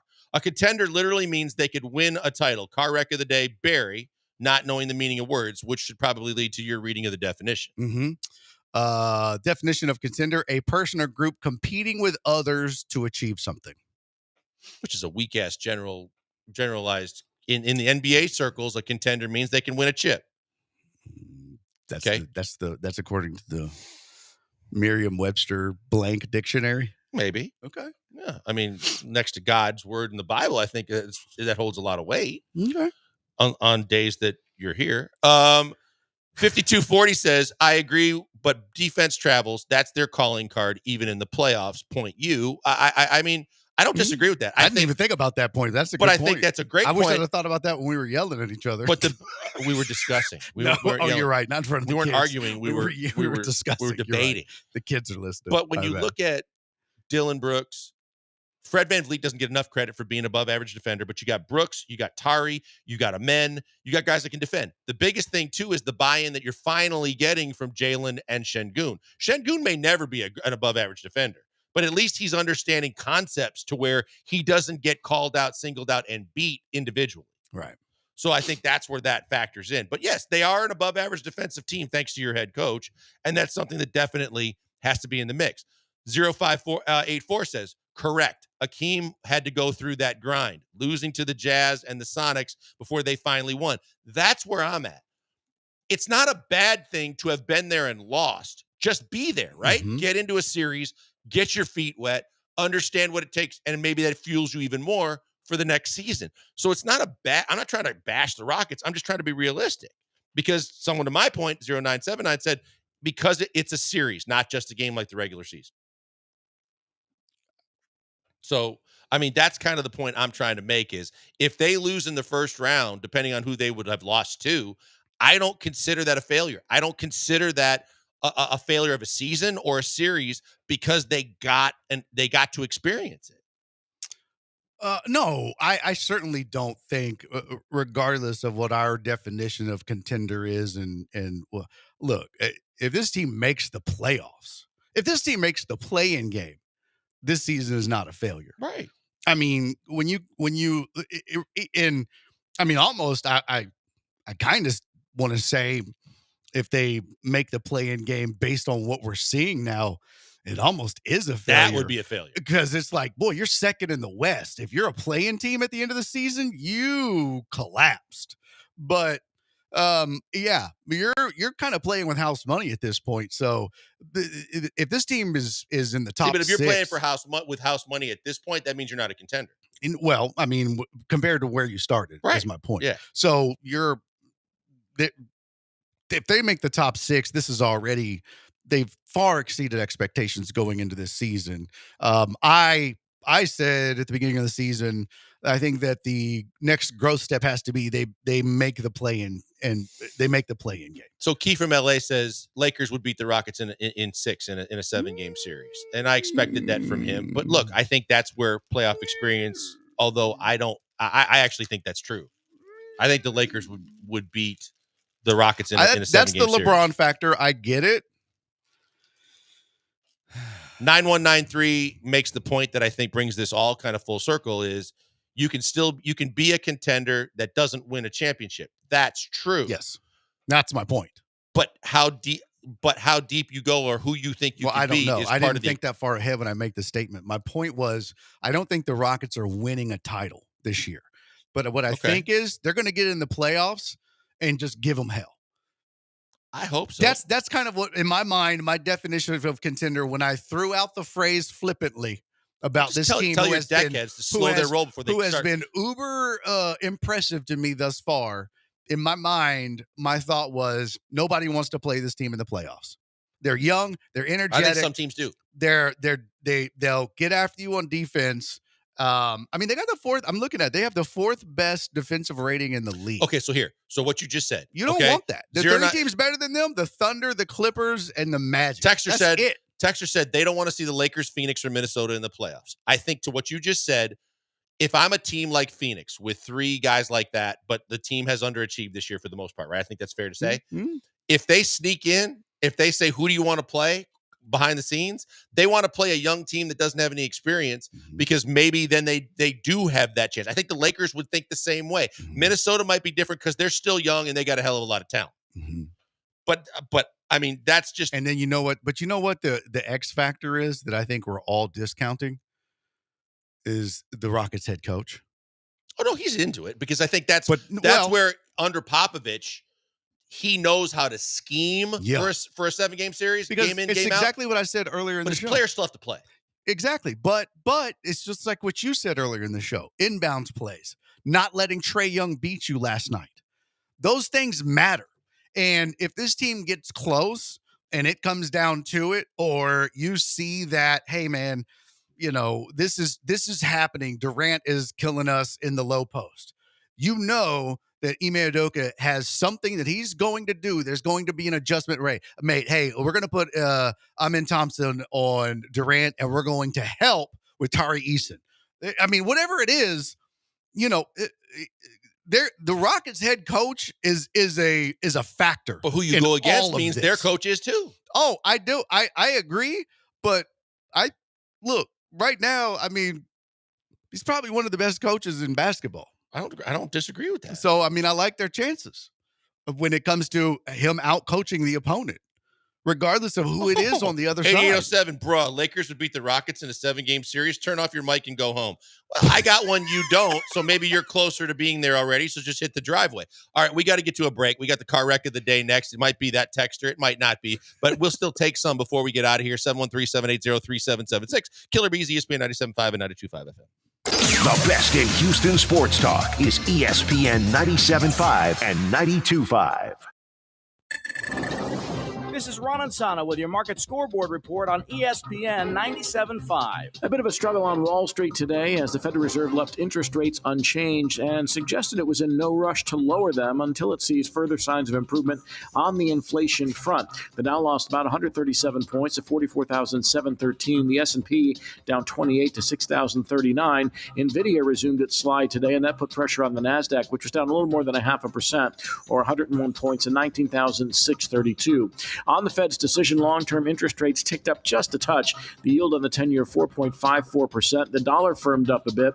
Oil fell sharply on indications of a buildup of crude oil supplies here in the U.S., dropping 86 cents to $72.91 a barrel. Gold barely moved up $1.50 to $27.69 the ounce. After the close, we had Microsoft and Tesla deliver their quarterly results. Elements disappointing investors to a degree for both of those companies, but IBM is up sharply after delivering better than expected earnings as well. There were points to quibble with Tesla and Microsoft, not so with IBM. John Granado here with Robin Orlando from Houston Powder Coaters. Robin, now you're branching out into concrete. What's going on? Yes, so we can do your patios, we can do your driveways, we can do your sidewalks, and not just concrete, but we can stain it, we can stamp it, we can give you that curb appeal that gives you so much added value to your home. So you get your patio furniture done and you get the patio put in as well. Yeah, let's make your backyard look like Pinterest. Let's get to the patio furniture. We're not going to be sitting out nearly as much now as we are in the spring and in the summer. So let's get it done now. Yeah, because you don't want to do it when everyone else is doing it. You want to do it now with a quicker turnaround time. How about free pickup and delivery? Oh, we'd have to do that. Anywhere, right? We go anywhere from Conroe to Galveston, from Fulshire to Baytown. I don't know if I need new patio furniture. How will I know? So we would recommend emailing us your photos at sales@houstoncoaters.com, and then we can determine if it's best to go ahead and get it coated or if we need to scrap it. That's Robin Orlando from Houston Powder Coaters, 281-676-3888 or houstonpowdercoaters.com. Taxes was waiting around for your taxes to be done, which led to worrying about not getting any money back. Now Taxes is matching with a TurboTax expert who can do your taxes in a day to get you up to $4,000 fast with a refund advance loan. Now this is Taxes. Intuit TurboTax. Get an expert now on TurboTax.com. Expert filing only available with TurboTax Live Full Service. Refund advance has $0 loan fees and 0% APR. Refund advance loans may be issued by First Century Bank, N.A. or WebBank. Terms apply. Subject to approval. Surprise! Your expenses this month were way higher than you expected! Also, you forgot to renew your website domain and now you're in a bidding war! You should see the look on your face. At Progressive, we know small business owners don't usually like surprises because they cost you money. But a good surprise that could save you money? Getting a commercial auto quote from Progressive. Plus, the fridge died in the break room and now everything smells weird! Surprise yourself. See if you can save in as little as 7 minutes at ProgressiveCommercial.com. Progressive Casualty Insurance Company and Affiliates. Stand by. Cue announcer. The Del Olaleye Show. Weekday mornings from 10 to noon.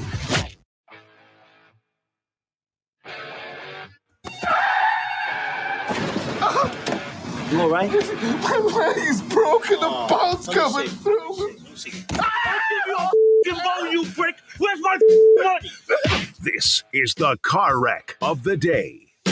Also, love you listening. Thanks for being a loyal, but you are the perfect segue to wrap up our previous conversation and take us into the car wreck of the day, simply because of the fact that you texted the following.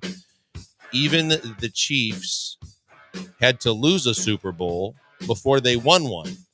Rockets don't have a ton of playoff experience. Signed, Oso. Okay, boys, let them know. Brian. Chiefs won the first Super Bowl they were in with Mahomes. It is being a little nitpicky because they did lose that first year with Mahomes to the Patriots in the AFC Championship game, but first Super Bowl they got but into, if they you won. Had to lose the Super Bowl. I know. I feel a little nitpicky, and they but didn't lose the Super Bowl. They didn't lose the Super Bowl the first time they're in it. I'd like to introduce you to the final segment of the show, Oso, which is the car wreck of the day, because that, I believe, that qualifies.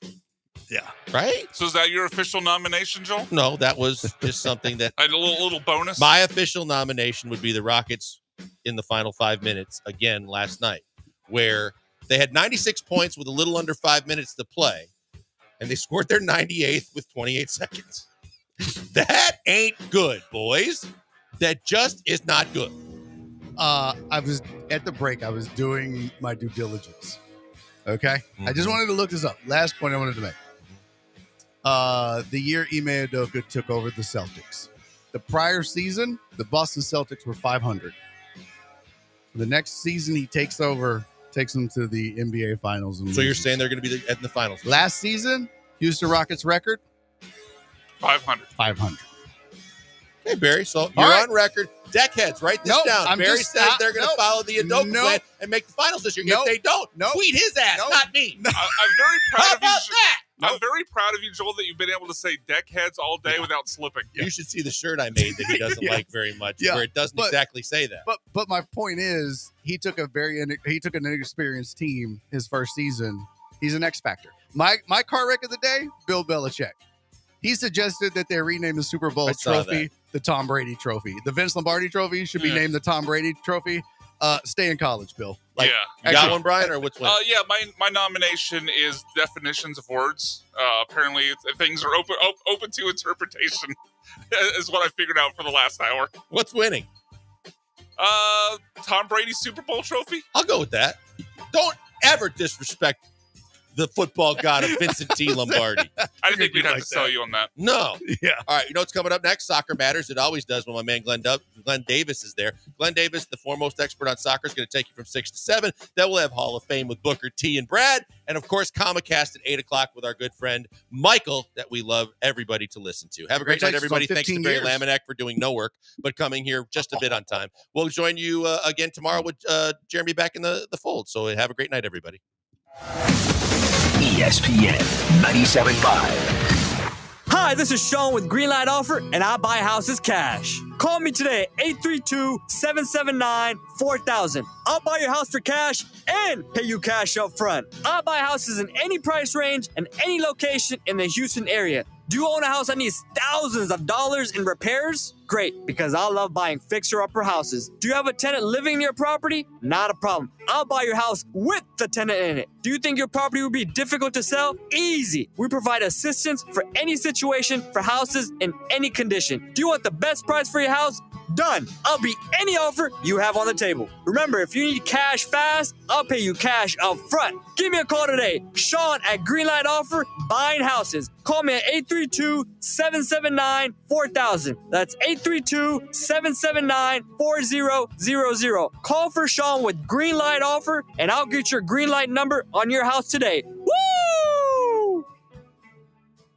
What is GMTVCC? It's a mouthful, but translation for GMTVCC.com is Give Me the VIN Classic and Collector Cars. It's a brand new buying division of Give Me the VIN, but it's for classic and collector cars. Experienced pro buyers will appraise an offer on your 1970 Hemi Cuda or 1988 Fox Body Mustang or your granddad's old 1985 square body Chevy truck. GMTVCC.com is where you go to get real money for classic and collector cars to get paid now. That's GMTVCC.com, brought to you by Give Me the VIN. Hey, Lance Zerline here. You know, I'm a numbers guy, and I like the numbers that Daspit Law Firm is putting up for their clients. The super team at Daspit Law handles a full range of personal injury cases, and they are getting results from their clients in big numbers. Car accidents, truck accidents, industrial accidents, construction accidents, maritime accidents, offshore accidents. These are all areas where if it's you or someone you know, I encourage you to get a free case review from John Daspit with the Daspit Law Firm. Call 713. Call now. That's 713. Call now. What's up, y'all? NFL playoffs are heating up on the way to the biggest game of the year. Whether you're backing underdogs or rolling with the favorites, MyBookie is the only place to put your money where your mouth is on every play, every drive, and every touchdown. Paul Gallant here. Start your 2025 off strong with MyBookie's risk-free Thursdays. Place a bet, and even if it doesn't hit, no sweat. You don't lose. That's why it's risk-free. Also, check out the Bet Boosts tab for ways to get even bigger payouts. And when the games are over, jump over to MyBookie's online casino. It's always open. Enjoy blackjack, roulette, poker, and slots. Join MyBookie.ag today. Use promo code BET975 on your first deposit and instantly get bonus cash. It's so easy to get started. Take your sports viewing from ordinary to extraordinary with MyBookie.ag. Promo code BET975. Bet anything, anytime, anywhere, only with MyBookie.ag. Follow ESPN Houston on social media at ESPN 97.5. Let's go! ESPN 97.5, presented by Zadok Jewelers. KFNC 97.9 HD2 Mont Bellevue, Houston, a Gal media station. Easily switch it in. The U.S. go up. What a goal from Carlos Bocanegra. Lloyd will try a long hit. What a goal from Lloyd. This is spectacular. It's hit with no regard for humanity. Is this the moment for Shaqiri? Yes, it is! Switzerland and Shaqiri have scored in the 90th minute. That was worth the price of admission alone. This is Soccer Matters on ESPN 97.5. And on ESPN 92.5. Brought to you by the Daspit Law Firm, DaspitLaw.com. From the Veritex Community Bank Studios, here's Glenn Davis. All right, thanks to Joel Blank and also Barry Laminat. Good to see Barry, as always. Always puts a smile on my face. A very funny man. Appreciate their pumping the show up. Soccer Matters, ESPN 97.5 is on the air, of course. One and only Brian McDonald here as well, carrying over from the Killer Bees. 713-780-3776 is the number tonight. I'm really looking for you to come in with some takes tonight and not be afraid to come in here and come in with some hot takes, because there's a lot going on in Champions League, Major League Soccer. We're going to get after it tonight. There's some women's soccer talk that's going to be very interesting here. And I am going to speak on the position of winger. And I've pulled some sound that sort of defends the way I feel about the modern day wingers right now. So we'll probably do that in segment number 2. Segment number 3, we're going to talk Liga MX. And tonight we're going to have Lau Times in the house, and that is Arnaldo Lozano. He will be in the house here tonight. By the way, for those interested tonight, you may have gotten to fill a Champions League today. You may have been watching it at work. You may have been going to places like Hugh O'Connor's and catching it. Hugh O'Connor's Pub, one of the good sponsors of this show. Might even have caught it in Nico's Greek and American Cafe. But there was a lot today in the Champions League. So if there's anything that stuck out to you, I would love to hear you kind of air that out on the air. We can go Dynamo. We can go some new TV deals with Major League Soccer, which I'm going to lead you into here shortly. But we can also remind you that tonight, there is a big one tonight between Toluca and Pumas for a number of reasons. Toluca is coached by Antonio Mohamed El Turco. He will come back to Pumas where he left in the Olympic Stadium tonight. But, of course, Dynamo fans and Panama fans and fans of CONCACAF will know that Coco Carrasquilla is now on Unam Pumas, so he potentially could get his first start tonight. He came off the bench in their last game, came in the 58th minute. And then, of course, this could be the debut of Hector Herrera tonight for Toluca, who's expected to play that same type of role with Toluca. El Turco is coaching Toluca and Hector Herrera. So that's an interesting one. That one starts at 9 o'clock here tonight. I want to take you right into Daspit Law Firm, our presenting sponsor. Look, we're not on the air without them. They are the anchor sponsor, the presenting sponsor of this show. John and his firm, personal injury attorneys. 713-CALL NOW. Remember, they support your game. They allow me the opportunity to come on here and speak about your game. We've had this show on the air for 22 years, and a good half of it has been powered by John Daspit and the Daspit Law Firm. I don't even know he knows the influence he's had on soccer by making sure that we're able to get on and talk about the great game in Houston that affects so many people. So a big thank you to DaspitLaw.com, 713-CALL NOW. All right. MLS and Apple are making the MLS Season Pass available outside of the Apple TV ecosystem for the first time. What does that tell you? This tells you a few things, and we'll get to that in a second. So Comcast, Xfinity, DirecTV are now going to carry the package. And Brian, I'm going to want your thoughts on this as I lay this out to you as to what you think this is about. If you remember when they broke out in 2023, they had a special with T-Mobile with free access to the MLS season. They're going to do that again. And then Major League Soccer, I think one of the complaints from a lot of fans was the fact that, every Saturday, all the games were on in and around the same time. So they're going to now have what they call, quote unquote, Sunday night soccer. And they also mentioned there are going to be less games done from site. So per our talk last night on Soccer Matters about the fact that a lot of games are being offloaded into studios and called off monitors, there's going to be a little bit more of that I think, from Apple TV. But I think the fact that they're making MLS Season Pass available outside of Apple TV and driving you there to join, that just tells me that they want more exposure, and it's probably not doing as well as they really would like it to be doing.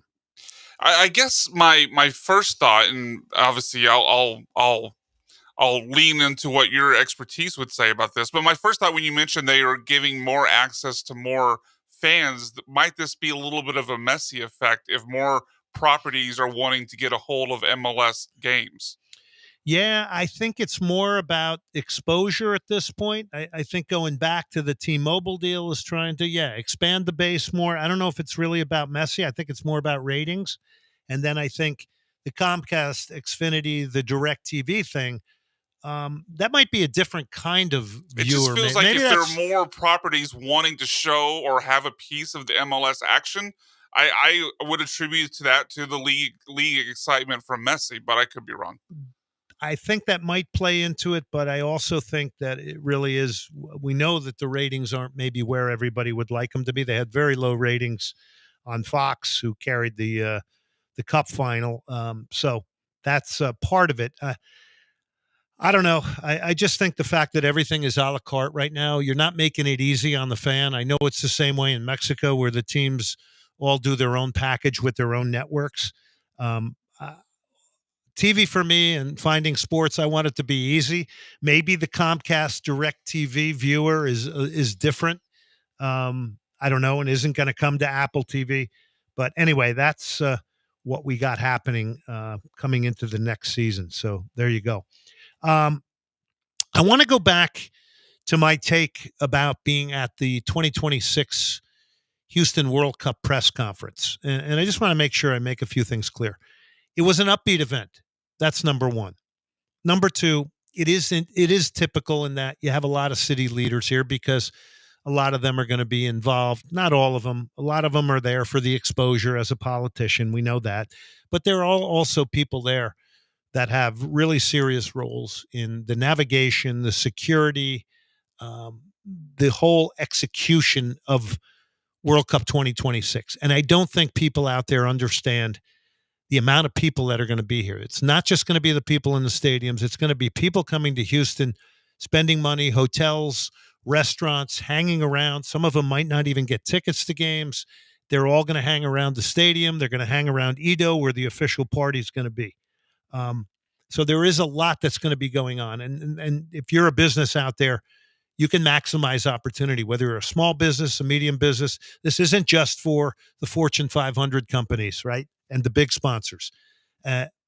Secondarily here, or maybe more important, the reason we got the World Cup here is this is 100% fact. It is because of, number one, the amount of people that are engaged in the game here. The engagement is ridiculous, from participation, coaching, all the different levels of the game, from youth programs, youth clubs, high school soccer, college soccer, the professional game with the Dynamo and the Dash. And then if you go back to when Jamie Roots got here and Bob McNair agreed with Jamie Roots with Lone Star Sports and Entertainment that soccer content was going to be something important in the future. It started with the first ever game between the Mexican national team and the U.S. It's been carried over now in a very big way by David Fletcher of Lone Star Sports and Entertainment. So these things are fact. You, the Houston soccer fan, you need to give yourself a little bit of a pat on the back, or the supporter, or the player, or the person who's participating or buying tickets. You're the ones who lit it up with the help of content coming through the two stadiums at the pro level to bringing the World Cup here. Okay, let's make no mistake about that. Number two, every time there's an event, we must honor the soccer community here. This is one of the great soccer cities of America, Houston. I'm going to say it again. It's one of the great soccer cities in the United States. And there is data to back it, fan attendance, everything, certainly with the international game. So remember that. And we go back to the late 60s. We got a volume of professional soccer teams that have been here since the late 60s. Pelé has played in the Astrodome, I mentioned the other night. I also mentioned that Bobby Moore, who lifted the World Cup, played with West Ham against Real Madrid in 1967 in the Houston Astrodome. We have to communicate this more. This just can't be about the billions of dollars we're going to make.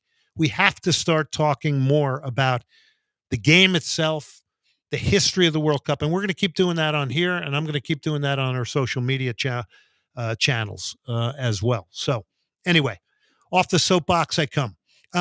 Interesting. This one right here. Ben Olsen last night, and if you did not get that interview, I would suggest if you are a big Dynamo fan or an MLS fan, go back to listen to Ben. The team is now in Tampa. They're going to go down there. They're going to play some MLS competition. The interview I had with him, he talked about a number of things. Designated player, what they want out of a designated player, the urgency to sign players. Will it come before April 1st in the closing of this window?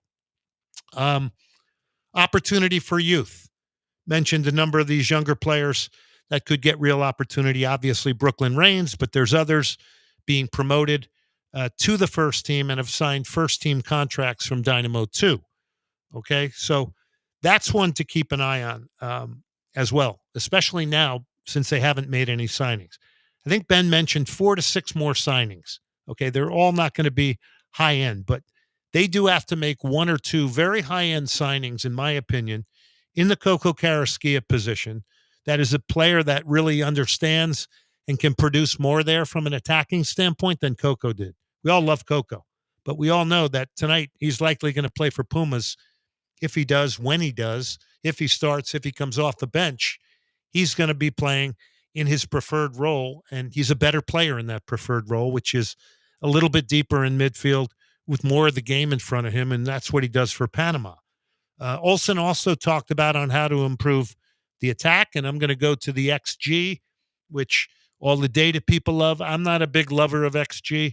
I think it's a little bit of a flawed piece of data, but it's used in the good times. It's not used in the bad times by people. But I think the Dynamo were 21 out of 29. I don't put a lot of stock into that, but I think we can just simply say they got to figure out the goal-scoring angle of this team, and they got to do it this year. I went on to talk to Ben about Ezekiel Ponce and facing goal. We got an update on the health of Lawrence Anali, who could be a game changer, a penetrator, dribbler, and Nelson Quinones, their 2 injuries, knee. And then he spoke a lot about how good Steve Clark was last year, but Clark, was really a salary cap casualty. So now the number 1 position goes to Andrew Tarbell.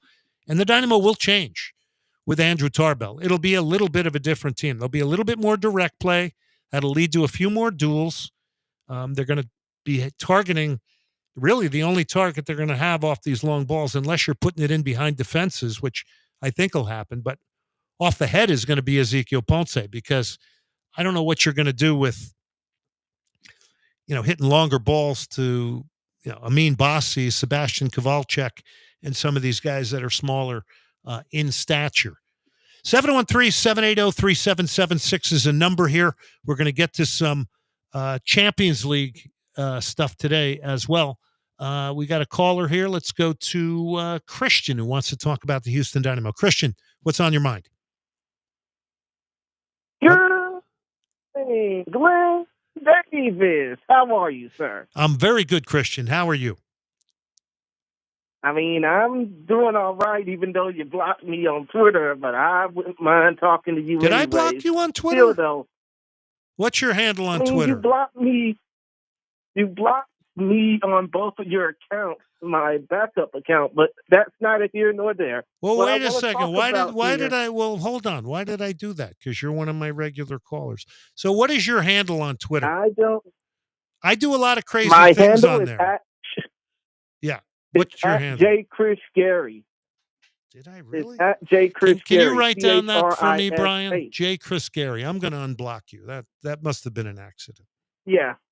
But the main thing, Glenn, I hate to basically unless Christian, you called me a Botoxed out looking lizard, and if you did, then I had a good right to block you. Did you do that? No, I didn't, sir. I did not. Okay. I would never call you a Botox lizard. Listen, But I might look still, like a though. lizard, but I don't do Botox. Good one. But still, though, real quick, about these UEFA Champions League rules that, just came out today. Apparently, they're going to have 36 teams, and I think the top 24 are going to be, vying for playoff contention. What are your thoughts about that? Well, they switched it up from the group stages of last year. I don't know what people think. Call in at 713-780-3776 because I think Christian's bringing up a good topic here. It's the top 24 teams that get in. I think it's the top 8. So the top 8 were Liverpool, Barcelona, Arsenal, Inter Milan, Atletico Madrid, Bayer Leverkusen, I think Lyon and Aston Villa. They get direct passage. Everybody else has got to play to get into the next round, but it's the top 24 teams. So these are teams that didn't make it. Dinamo Zagreb, Stuttgart, Shakhtar Donetsk, Bologna, Crvena Zvezda, Sturm Graz from Austria, Sparta Praha, RB Leipzig, Girona, Red Bull Salzburg. Wow, rough run for Red Bull. Red Bull, the drink company, Leipzig and Salzburg don't make it. Slovan Bratislava, and then young boys from Switzerland. So, yeah, it's different. I'm still kind of getting used to it, to be honest with you, Christian. I kind of liked the 4-team groups before, but I would leave this one out there for everybody else to give their opinion on it as they learn and understand it.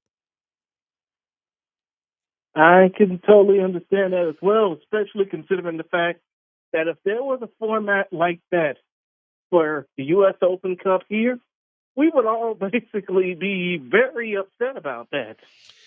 Well, I think we're all kind of confused. There's so much content nowadays. Even we were just talking about watching the game. It's so difficult because you have to do it a la carte, and there are all different channels you have to watch specific things. So that's that. Listen, Christian, I'm unblocking you. I don't know how that happened, but we're going to get you unblocked, and I thank you very much for the call tonight, and that's a good one on the Champions League, actually. I really think that's good. I want to see what other people think. All right. Anytime. I will talk to you on social media. It's been fun. You got it. Hopefully. Yes. Thank you, Christian. All right. It's good stuff there from Christian. How did I block him? I don't know. 713-780-3776 is the number to call in. A couple of quick hits as we go to break here. This is a Glenn non-soccer take. By the way, Brian, you're going to like this. 1936, the Baseball Hall of Fame announced their first ever inductees. How about that? Babe Ruth, Ty Cobb. I'm trying to remember the other ones, but I know those names around. I know a lot of you Dynamo fans have been whipping out Andy Batoya, who's an under-20 Colombian national team player. He's on a 1-year loan from Atletico Nacional. So honestly, what this is an extended tryout with the Dynamo. Okay, so if he gets to the first team, we'll find out. But he comes from a good club, Atletico Nacional.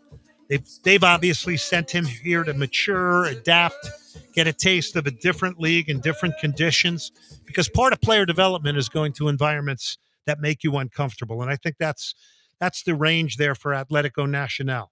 And then they'll hope he comes back a better player, or the Dynamo would pay a real hefty sum for him if he works out. Okay, so that's on him. We'll see what happens there. Going to take a break. Big thank you here to the one and only Little Patagonia Empanadas right around the corner here. Also in Austin, in Q2 Stadium, and on Guadalupe. The best in empanadas. They're not doughy, stuffed with all those great things. Chicken, beef, lamb, you name it. Brisket, it's in there. Take a break. More Soccer Matters, ESPN 97.5 coming up.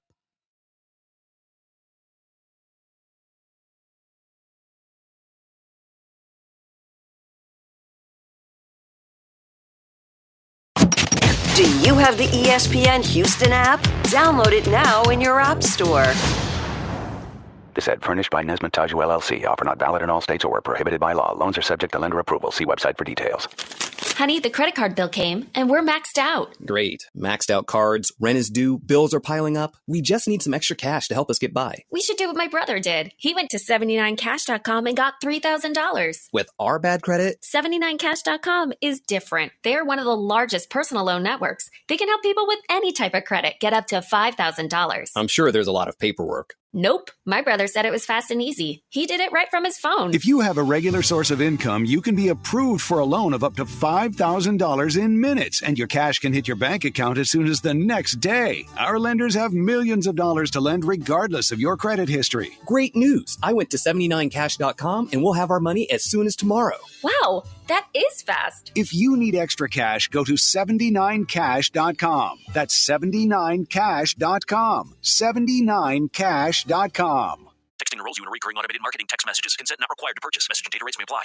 Leaving for the gym so early? I'm ready to go. Since you started taking Nugenix Total T, you've been acting like when we met in our 20s. I feel like myself again. Lower testosterone after turning 40 slowed me down. Nugenix Total T has been a game changer for me. What is it about Nugenix Total T that's different? It's a key ingredient called Tesnor. It boosts free and total testosterone to help you get back the drive and energy from your youth. Total T is backed by 5 clinical studies. I've seen the huge difference it's made for you in the gym, at work, and in the bedroom. I'm so glad I sent them a text for my complimentary bottle. Text ALL to 42424 right now for your complimentary bottle of Nugenix Total T. Nugenix is the #1 selling testosterone boosting brand at GNC and Walmart. Do it now, and we'll also send you a bottle of Nugenix Thermo X, our newest, most powerful fat burner ever. Absolutely free. Text ALL to 42424. That's ALL to 42424. Products and statements have not been evaluated by the FDA. These products are not intended to diagnose, treat, cure, or prevent any disease or illness. Glenn Davis here for the Daspit Law Firm, DaspitLaw.com. John Daspit and the Daspit Law Firm are personal injury attorneys ready to handle your case. If you get in a car, boat, motorcycle accident, work construction, drive an 18-wheeler, or work in a refinery, well, if you get in an accident, you need the expertise of the best in the business. The Daspit Law Firm, DaspitLaw.com. 713-CALL-NOW, 713-CALL-NOW, bilingual. The Daspit Law Firm, passionately pursuing justice for the injured, proud sponsors of Soccer Matters on ESPN 97.5.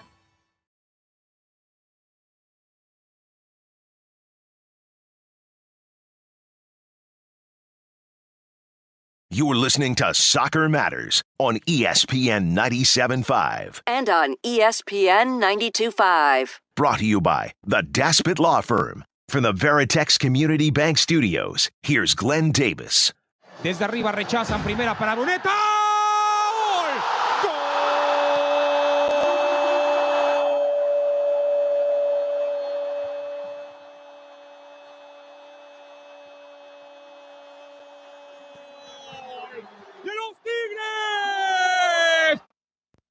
La consigue Factor y aquí está para Bruneta. Bruneta se puede llenar de pelota. Llega Bruneta. ¡Gol!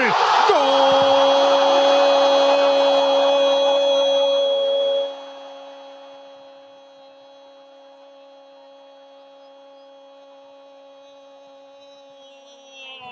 ¡De los Tigres! 4-0 for Tigres over Tijuana last night. Things are looking good for them. There's a link today on Joveljic, the LA Galaxy goal scorer who had 22 last year. The year before, he had 6, by the way. They bought 2 wingers, unleashed the potential. They played with width, and he picked up 22 goals. So welcome back to Soccer Matters, ESPN 97.5. I'm going to jam a lot in here, and then we're going to go to La U Times and Arnaldo Lozano coming up next to talk more Liga MX. By the way, Jaimes Rodriguez had an assist. Leon beat Chivas 2-1, but we'll talk a lot about that in the next segment. So real quick here, wingers these days are very, very, they have to do a lot of things. And I believe, in my opinion, it's taken away a little bit of the sort of traditional nature of a winger who picks a ball up, gets isolated as much as possible, and takes on defenders. Here's Gary Neville with his take on the modern-day winger. I can't stand this modern phenomenon of wingers getting the ball and not fronting fullbacks up and just basically recycling it all the time. It's happening constantly. Wingers are having the risk taken out of the game.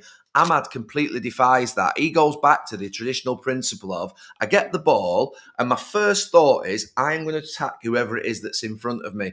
And that's the player I don't want to play against as a fullback. I want that player that's going to basically take it 5 yards down the line, cut back, and have a look to cross it with his right foot or pass it back round through the midfield. So, Garnacho and Rashford have been stuck up there on that left and right wing for the last 2 years, not doing the basics and the fundamentals of what you need to do without out of possession. I watched even Trossard, Martinelli and Saka for Arsenal. You watch Liverpool's wide players, even Salah, who, to be fair, I think has bought himself a little bit of respite from chasing back every single time, but I think he still does. He gets back into a position. And you watch every other team in the league wide players, they go and take high positions and then they get back in and they get narrow, or they basically get back to help. Yeah, I agree with Gary Neville a lot. It's one of the most exciting pieces to the game now. These players are getting straddled with tremendous amounts of defensive works. And I get it. It's the system the coaches want. But I would go right to Aliou Ibrahim, who probably was playing more on instinct when he first got here for the Dynamo. And now when I watch him play, it almost seems like there's so much going on in his head. He's so concerned about the defensive side of the game that it hurts him in the attacking end of it. Wingers are exciting. And I know they're used and utilized in different ways. You have inverted wingers. You have ones that give you more width. There's all kinds of things there. But Gary Neville was kind of relating it to Amad Diallo, who he likes, and that fact that he's picking a ball up and there is no hesitation. He's running at people. And it's not just like, okay, I go down the line a bit, I get slowed down, they jockey me. Now I'm going to come back and recycle it forever. I find that boring, the recycling all the time. I want to see people take people on. I want to see people eliminate people off the dribble. It's great entertainment.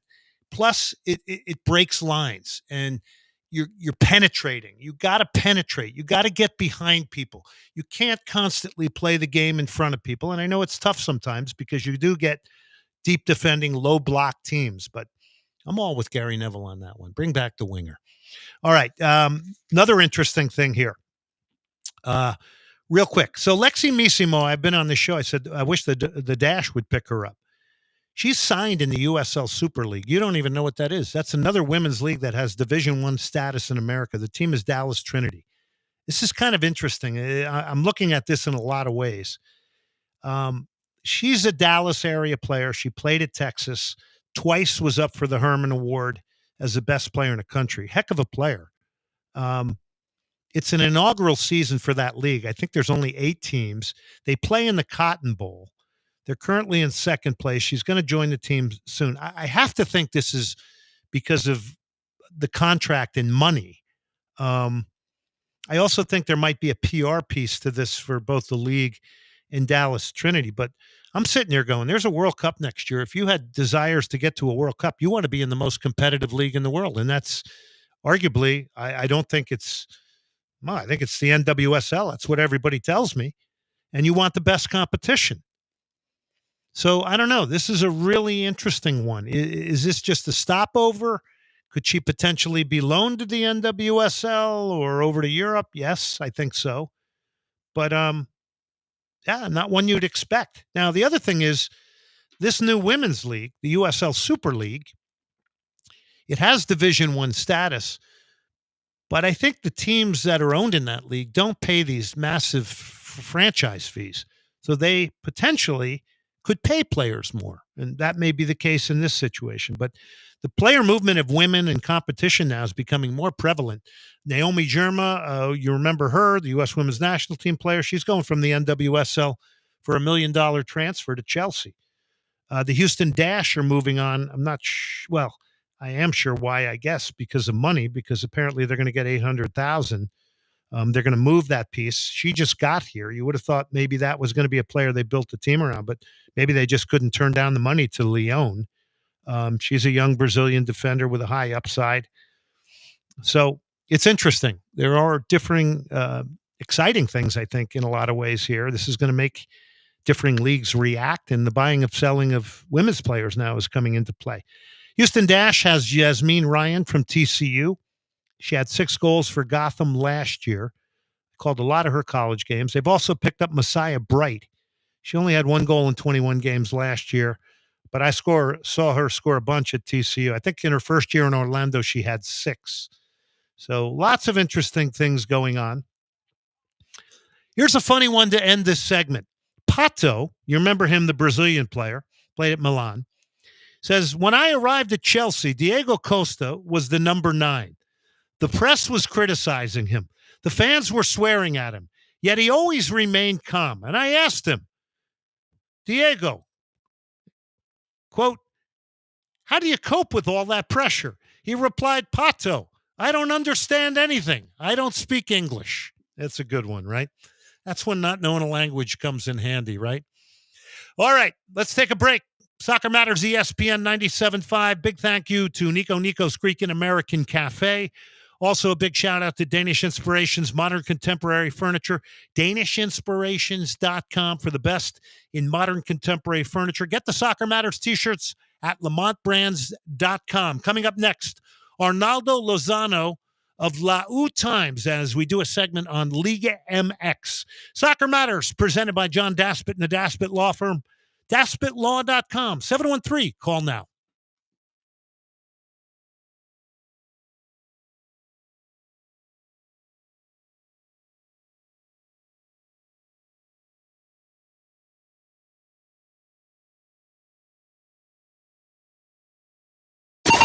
ESPN 97.5. Hey, you're looking for somewhere to catch the big game? The all-new DraftKings Sportsbook at the Golden Nugget in Lake Charles is the place to be. Louisiana's largest sportsbook is the only place you'll want to watch, wager, and win. Immerse yourself in over 3,200 square feet of LED screens in the sleekest setting with the best odds. Order some game day bites and sip on an award-winning cocktail at your big game headquarters. Only at the DraftKings Sportsbook at the Golden Nugget Lake Charles. Must be 21 or older. Gambling problem? Please call 1-877-770-STOP. Has a loved one died and left you an old car to sell? GiveMeTheVin.com has just launched the new service GMTVCC.com. Write this down, GMTVCC.com, which is Give Me the VIN Classic and Collector Car Buying Service. GMTVCC.com will hook you up with GMTVCC Pro buyers that will appraise and offer on that 69 Chevelle, old Corvette, old truck, and especially Restomods. We love Restomods at GMTVCC.com. Don't mess with consignments or auctions. Get paid today on your classic or collector car at GMTVCC.com. It's an incredible time of year to enjoy all things Surfside Beach, Texas, just an hour south of Houston. The fishing is bountiful, the surfing is rad, and the beaches are serene. Enjoy a casual walk on the jetties, birdwatching, eating fresh seafood, or simply putting your toes in the sand. Extend your visit at one of our cozy hotels, RV parks, or beach house rentals. Download the app for all the what's, where's, and when's at Surfside Beach. Also, find us at surfsidetx.org. Glenn Davis here for the Daspit Law Firm, DaspitLaw.com. John Daspit and the Daspit Law Firm are personal injury attorneys ready to handle your case. If you get in a car, boat, motorcycle accident, work construction, drive an 18-wheeler, or work in a refinery, well, if you get in an accident, you need the expertise of the best in the business. The Daspit Law Firm, DaspitLaw.com. 713-CALL-NOW, 713-CALL-NOW, bilingual. The Daspit Law Firm, passionately pursuing justice for the injured, proud sponsors of Soccer Matters on ESPN 97.5. Let's hydrate. Grab a Rambler Sparkling Water, the official sparkling water of ESPN 97.5 and 92.5. A Texas mineral blend available in original lemon lime, grapefruit, satsuma, blackberry, and now wild cherry. Get Ramblin', Houston. The race is on at Sam Houston Race Park. Come out for College Night on February 7th and Wiener Dog races on February 8th and 9th. Live thoroughbred racing, food and drink specials every weekend, and brunch on Sundays. Only at Sam Houston Race Park.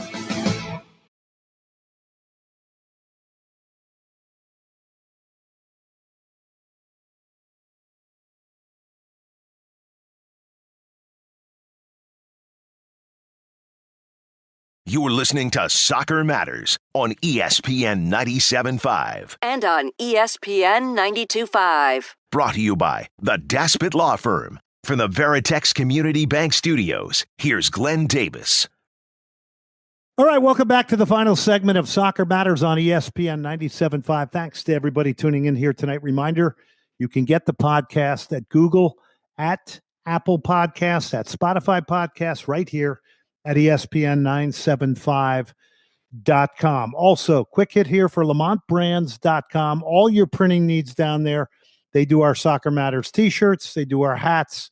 It is lamontbrands.com. And you got a soccer club or any type of business that needs printing done, these guys will do it the best. It's Mel and Jerry Lamont. Also, Cactus Music, my great friend Quinn. You've heard our break music here tonight. All of that break music with the thought of Cactus Music, who is behind this soccer show and the sport of soccer. So a big thank you to Cactus Music, all your vinyl and CD needs.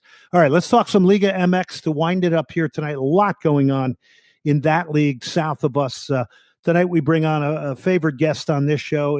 He is Arnaldo Lozano. It's LA_U_Times.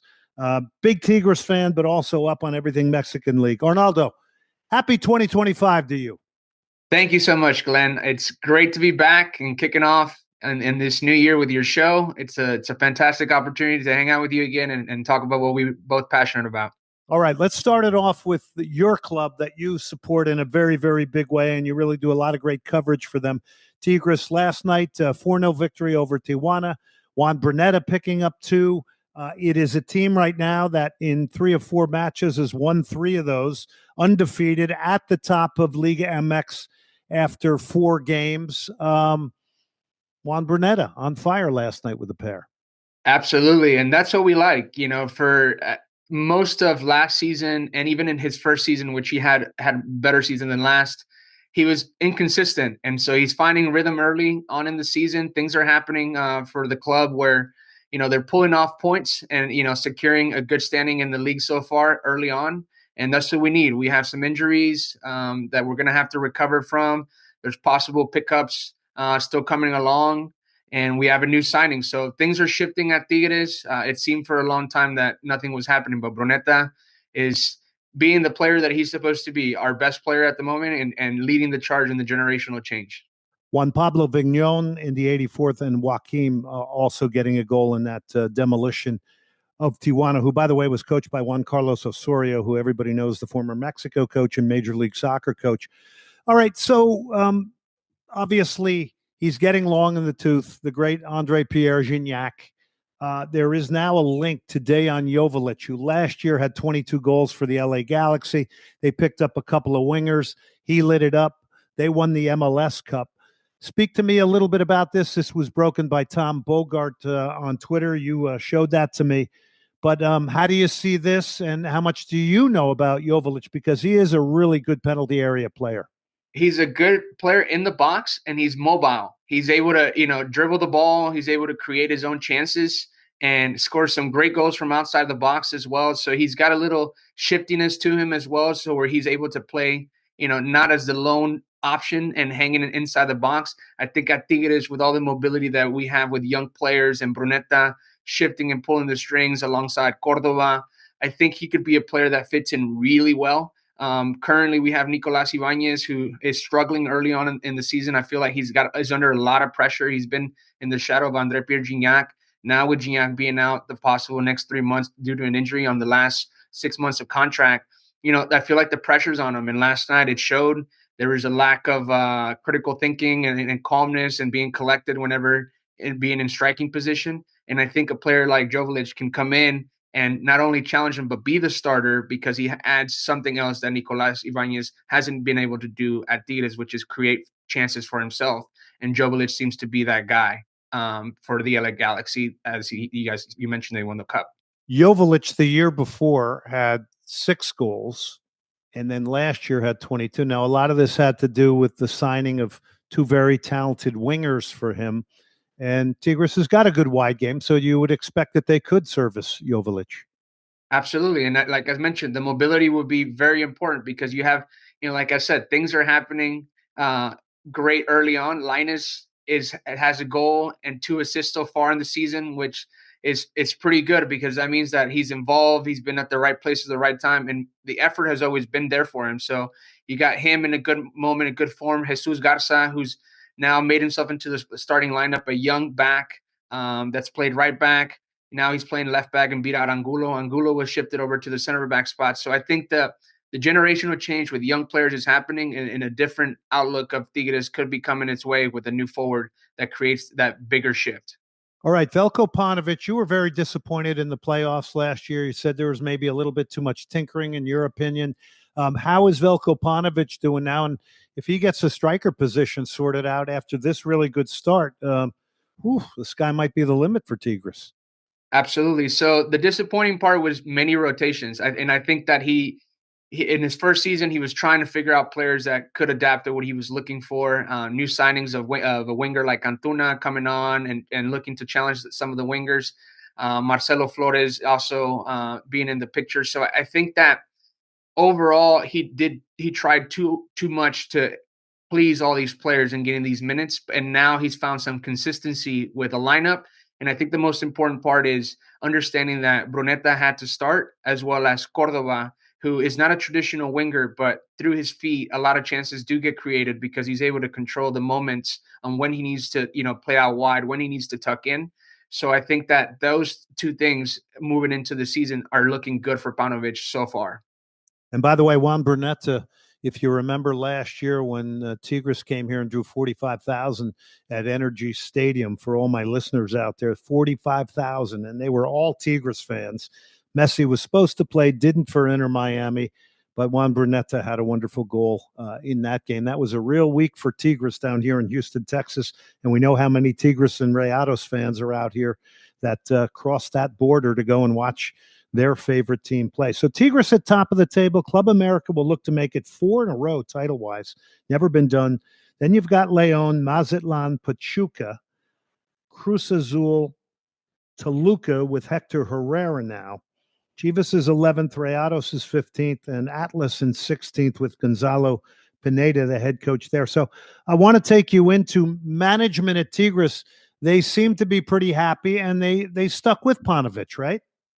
Yeah, absolutely. They're trusting him, and they're trusting him with a very important phase of Tigres is the exit of some of these legends that have given it all to Tigres, like mentioned André Pierre, Nahuel Guzman, the goalkeeper, Rafael Carioca in the last 6 months of contract, Guido Pizarro, the longtime captain, also in the last 6 months of contract. So a very important phase, and they trusted him. They're moving forward with him, and I think it's the last bet on the board as far as management and coaching changes that they've had. And I think that this is the last bet to continue to move Tigres forward in this new era. All right. Also, last night, Leon knocked off Chivas 2-1. Jonder Cadiz had a pair in this game, but it's kind of vintage. Jaimes Rodriguez, who we thought might come to Major League Soccer, set piece, hangs it up beautifully. Cadiz heads home. Talk a little bit about Jaimes Rodriguez, his impact in the league from the standpoint of off the field excitement, and then of obviously the quality that he brings on the field for Leon. Absolutely. I mean, already a goal and an assist so far since he debuted in Liga MX. James is just a very, important signing for the league. It still shows that the league is able to pull off high caliber signings to continue to battle this new wave of signings that the MLS has continued to do. And also the importance of the rivalry that's being trying to created on the field with the Leagues Cup. Now off the field, the signings are continuing to happen, and that shows that through Jaimes Rodriguez. Ultimately, Leon has the opportunity to play in this Club World Cup, so it's a great moment for him to shine as well and continue big moments in his career. And so I think that Leon, projected it pretty well and sold the idea to come compete in the league as well as in the Club World Cup coming up. Jaimes Rodriguez, the Colombian, we all know him for that great World Cup, the great Copa America that he had in recent times. And, of course, the club career a little bit different. So we'll see what he does with Leon. But there is no doubt. I mean, he's got like 3 million followers on Twitter. Yeah. Colombian fans absolutely love him. There's almost like a sort of Beatlemania feel to this guy because of the draw. You mentioned the Leagues Cup. Leagues Cup or Open Cup for you? Which one do you prefer? Because we brought that question up last night. We had a lot of the fans that I was getting feedback from. They were really, for the most part, I would say it's about 80%, 20% towards the Open Cup in the history. Yeah, I think I'd have to agree with that, but I'm not going to shy away that I do love the Leagues Cup aspect, and I'm interested to see how this new format of what they're doing to include it in the calendar already of the scheduling of both leagues, how that's going to turn out. But ultimately, I do love the U.S. Open Cup because of its rich history, and it allows other teams to really have a chance to compete and showcase and give opportunity to the talent that is dispersed amongst the country. In Liga MX, we used to have a similar cup called the Copa MX that also died out, and ultimately it stopped the inclusion of forming players to develop, and especially the youngsters. So I think it's a great opportunity. It keeps the MLS in check with different styles of competition, different physicality aspects that the U.S. Open Cup provides. So I would say that I also lean towards the Open Cup, but ultimately I'm a fan of the Leagues Cup. Yeah, and the one is really getting the full investment because of the recreation of U.S. versus Mexico at the club level, right? And in Leagues Cup, the Open Cup never really got supported financially. And I've played in the Open Cup before. It's a wonderful thing. It connects the amateur game with the pro game. There's wonderful upsets and things. But yeah, I think most people are leaning towards the history. And on the other hand, I surely loved watching the Houston Dynamo play against Atlas last year. I mean, it's just something different. And from a playing standpoint and the game model of Mexican teams. And it's an open invite, Glenn, to the Liga MX teams as well to, feel a sense of going out to these stadiums of the MLS and being open to the opportunity to maybe being a fan if you're from that city of that club. So I think it's a win-win situation what the Leagues Cup provides for the current fan and the potential new fans. Yeah, like that. That was a great comment from you on exposure to different markets, stadiums, and teams. We all know it would be a different story if MLS teams were going down to Mexico. Anyway, we'll keep an eye on that this year. I wanted to ask you about Cruz Azul. A lot of action around Cruz Azul because I think is it Billy Gonzalez who they arrested, who went away with a lot of their money, one of the former owners. I think it's Billy Alvarez. Alvarez, excuse me. To any Billy Gonzalez's out there, I vehemently say I'm very sorry for branding you as a thief. So Billy Alvarez took a boatload of money, went to Brazil. They caught him. But, man, just a weird situation with them and their manager, Martin Anselme, who's now left the team. I think he's going to Porto, right? Take us into Cruz Azul a little bit because it's kind of a hex club. Absolutely. I think that's the only thing I remember vividly growing up about Cruz Azul. Early on in my childhood, they were successful when they went to the Copa Libertadores, and they had some good teams after that. But they had a dry spell in terms of winning some hardware and winning their 9th title in their league existence. And so I think that, there's a lot of unluck, a lot of bad signings, bad coaching decisions in terms of hiring. And now with the project that they had, they were probably with America as one of the best teams to play the game currently in Liga MX. The board invested into signing players, the type of players that he wanted. So I think it just kind of goes along with the history of bad luck that this team currently has and has had. And, it sucks for their fan base because they are a loyal fan base. And, like I said, the investment was made to lead a project to win a championship. He is Arnaldo Lozano, LA_U_Times. That's LAU Times. He's up on Tigres like there's no tomorrow. Tigres last night, as mentioned, 4-0 victors over Tijuana. Tonight, we got a good one. We got Toluca and Pumas. Coco Carrasquilla debuted in the 58th minute of their last match. And, of course, Toluca's got Hector Herrera. So we could see the two former Dynamo key centerpieces of their midfield, along with Artur. We could see those two tonight play against each other. Maybe just some thoughts on Toluca and Pumas tonight. Absolutely. So Antonio Mohamed, new hire at Toluca, known for making his teams be high-flying, high-scoring teams. You had a guy like Paulinho who tore the league apart in terms of goal scoring. You got Alinho back, who was another big signing, but he dealt with some injuries. Alexis Vega finally catching some form again and being back to his level that he's capable of and going back to the national team.